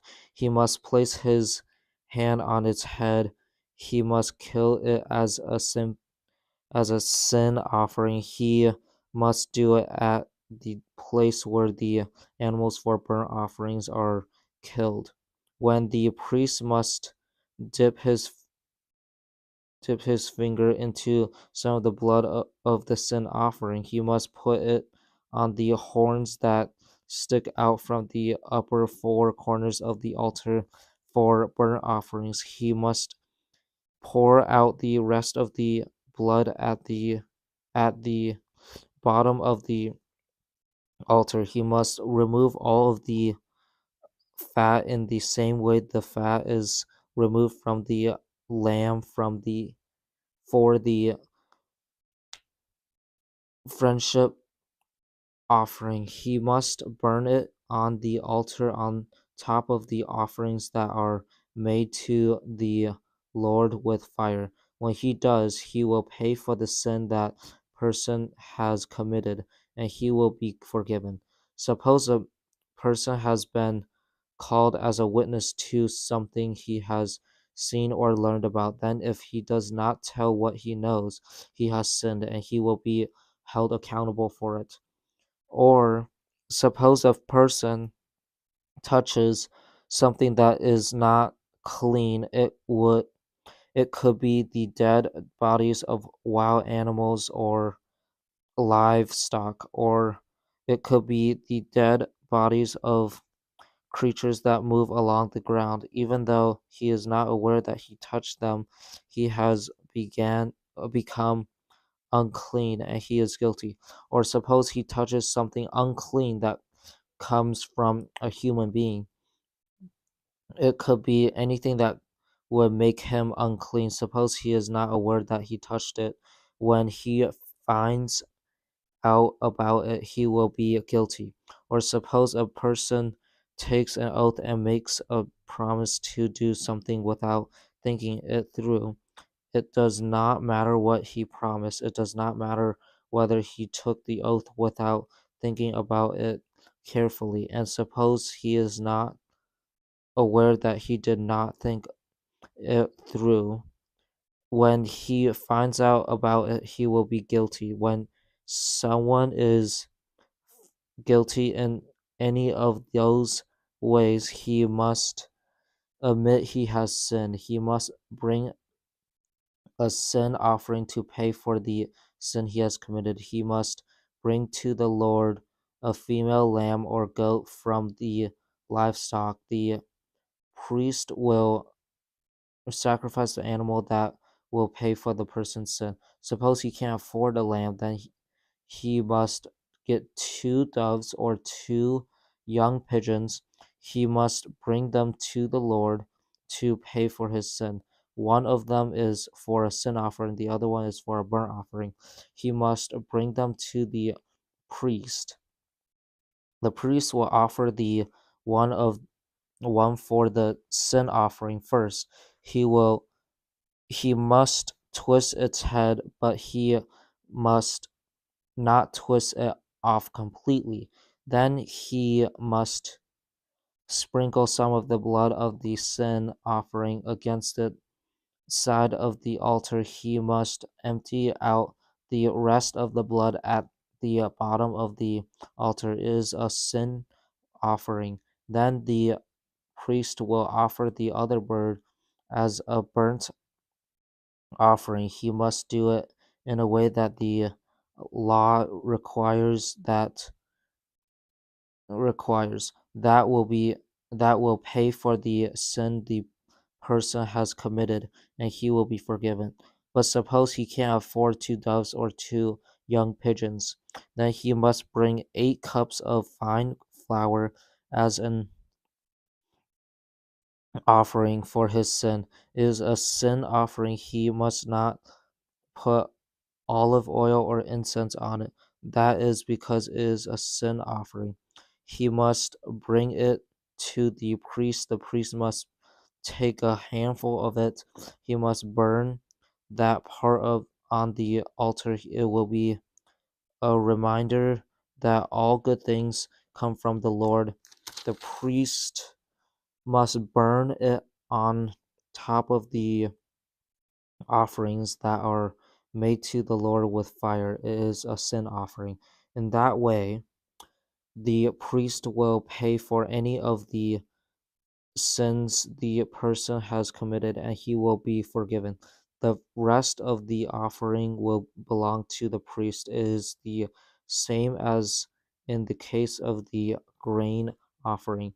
The Lord spoke to Moses. He said, suppose a person sins by breaking the law and he does it without meaning to.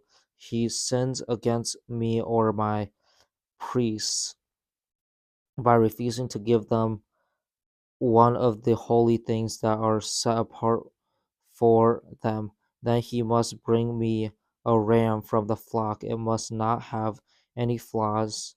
It must be worth the requirement amount of silver. It must be weighed out in keeping with the standard weights that are used in the sacred tent. It is a guilt offering. It will pay for his sin. He must also pay for the holy thing he refused to give. He must add a fifth of its value to it.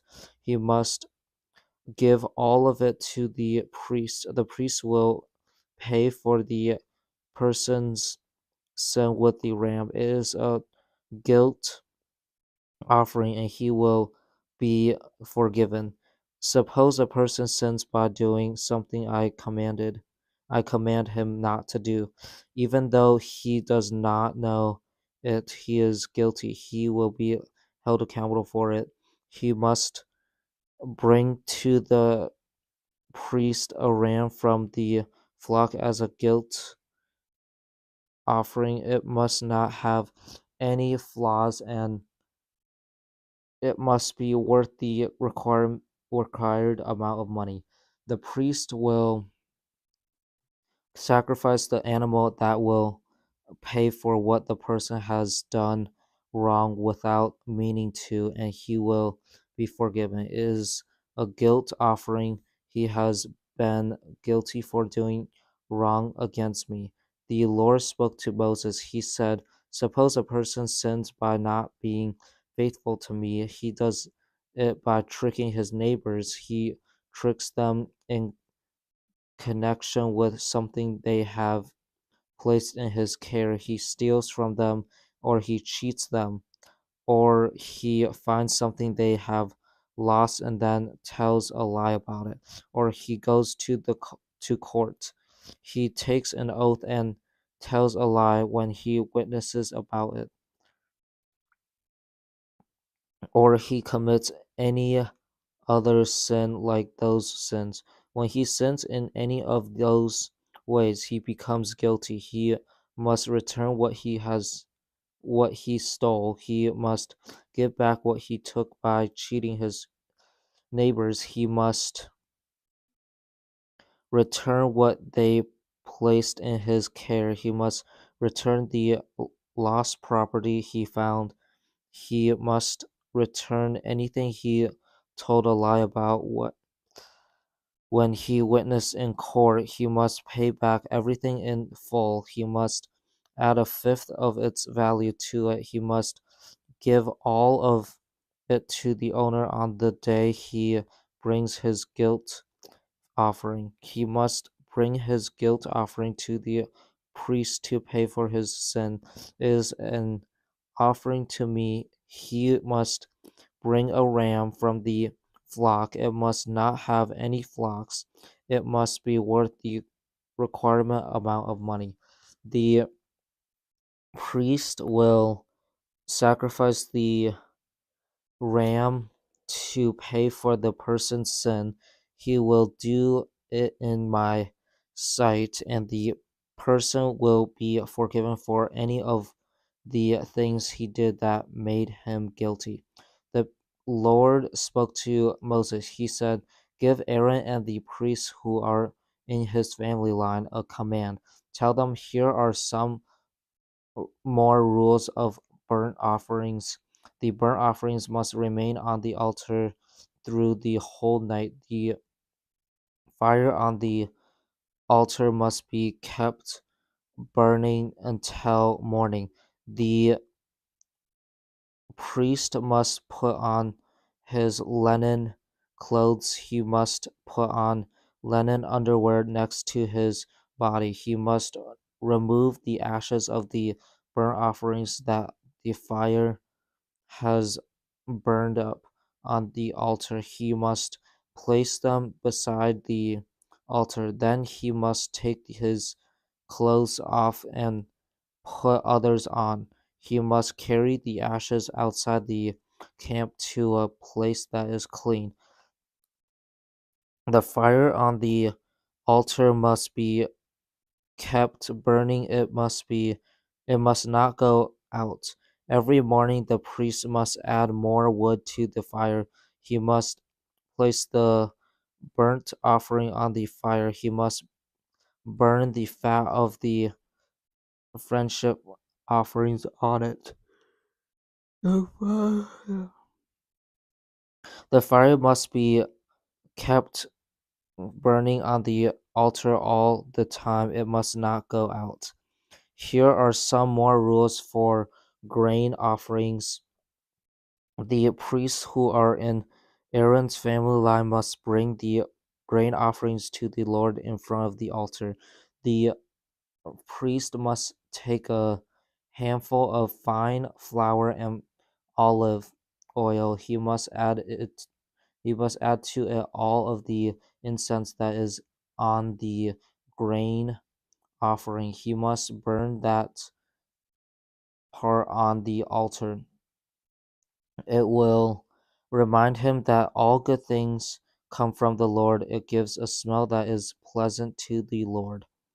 Aaron and the priests who are in his family line will eat the rest of it, but they must eat it without yeast in a holy place. They must eat it in the courtyard of the tent of meeting. It must not be baked with yeast. The Lord has given it to the priests as their share of the offerings that are made to him with fire.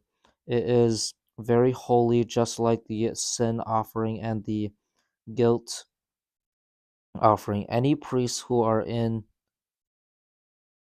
Aaron's family line can eat it. It is their regular share of the offering that are made to the Lord with fire.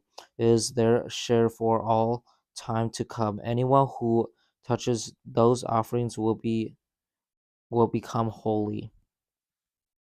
The Lord spoke to Moses. He said, "On the day each high priest who is in Aaron's family line is anointed, he must bring an offering to me. He must bring 8 cups of fine flour as a regular grain offering. He must bring half of it in the morning. He must bring the other half in the evening. Mix it with olive oil. Grill it in Grill it on a metal plate. Break it in pieces. Bring it as a grain offering.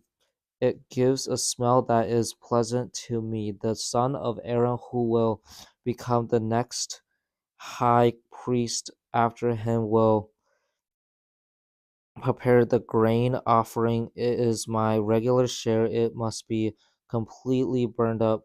Every grain offering a high priest offers must be completely burned up. It must not be eaten.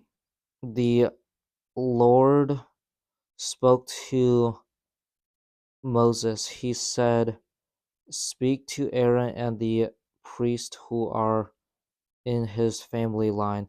Tell them here are some more rules for sin offerings. You must kill the animal for the sin offering in the sight of the Lord. Kill it in the place where the burnt offering is killed. It is very holy. The priest who offers it will eat it. He must eat it in a holy place. He must eat it in the courtyard of the tent of meeting. Anyone who touches any of its meat will become holy. Suppose some of the blood is spilled on people's clothes, then you must wash them in a holy place. Break the clay pot the meat is cooked in, but suppose you cook it in a bronze pot, then you must scrub the pot and rinse it with water. Any male in a servant's and a priest's family can eat the meat. it is very holy. But suppose some of the blood of a sin offering is brought into the tent of meeting, and that blood is brought into the holy book to pay for sin. Then that sin offering must not be eaten, it must be burned. Here are some more rules for guilt offerings. The guilt offering is very holy. You must kill the animal for the guilt offering in the same place where you killed the animal for the burnt offering. Sprinkle its blood against every side of the altar. Offer all of its fat. It must include the fat tail and the fat that covers the inside parts. It must include both kidneys with the fat on them next to the lower back muscles. It must also include the covering of the liver. Remove all of it together with the kidneys. The priest must burn all of it on the altar. It is an offering that is made to the Lord with fire. It is a guilt offering. Any male in a priest's family can eat it, but he must eat it in a holy place. It is very holy. The same law applies to the sin offering and the guilt offering. Both of them belong to the priest who offers them to pay for sin. The priest who offers a burnt offering for anyone can keep its hide for himself. Every grain offering that is baked in an oven belongs to the priest who offers it. So does every grain offering that is cooked in a pan or grilled on a metal plate. Every grain offering belongs equally to all of the priests who are in Aaron's family line. That is true whether it is mixed with olive oil or it is dry. Here are some more rules for friendship offerings a person may bring to the Lord. Suppose he offers a friendship offering to show he is thankful. Then, together with the thank offering, he must offer flat cakes of bread. He must make them without yeast. He must mix them with olive oil, or he must offer wafers that are made without yeast. He must spread oil on them, or he must offer flat cakes that are made out of fine flour. He must add oil to it. He must work the flour and mix it well. He must bring another friendship offering along with his thank offering. It must be flat cakes of bread that are made with yeast. He must bring one of each kind of bread as an offering. One kind is made with yeast, the other is not. Both of them are a gift to the Lord. They belong to the priest who sprinkles the blood of the friendship offerings. The person must eat the meat from his thank offering on the day he offers it. He must not leave any of it until morning. But suppose he brings a friendship offering to keep a promise he has made, or suppose he brings an offering he chooses to give, then he must eat the sacrifice on the day he offers it. But if anything is left over, he may eat it the next day. He must burn up any meat from the sacrifice that is left over until the third day. Suppose he eats any meat from the friendship offering on the third day, then the Lord will not accept the offering. He will not accept it as a gift from that person. It is not pure. If the person eats any of it, he will be held accountable for it. He must not eat meat that touches anything that is unclean. He must burn it up. Anyone who is clean may eat any other meat. But suppose a person is not clean and eats any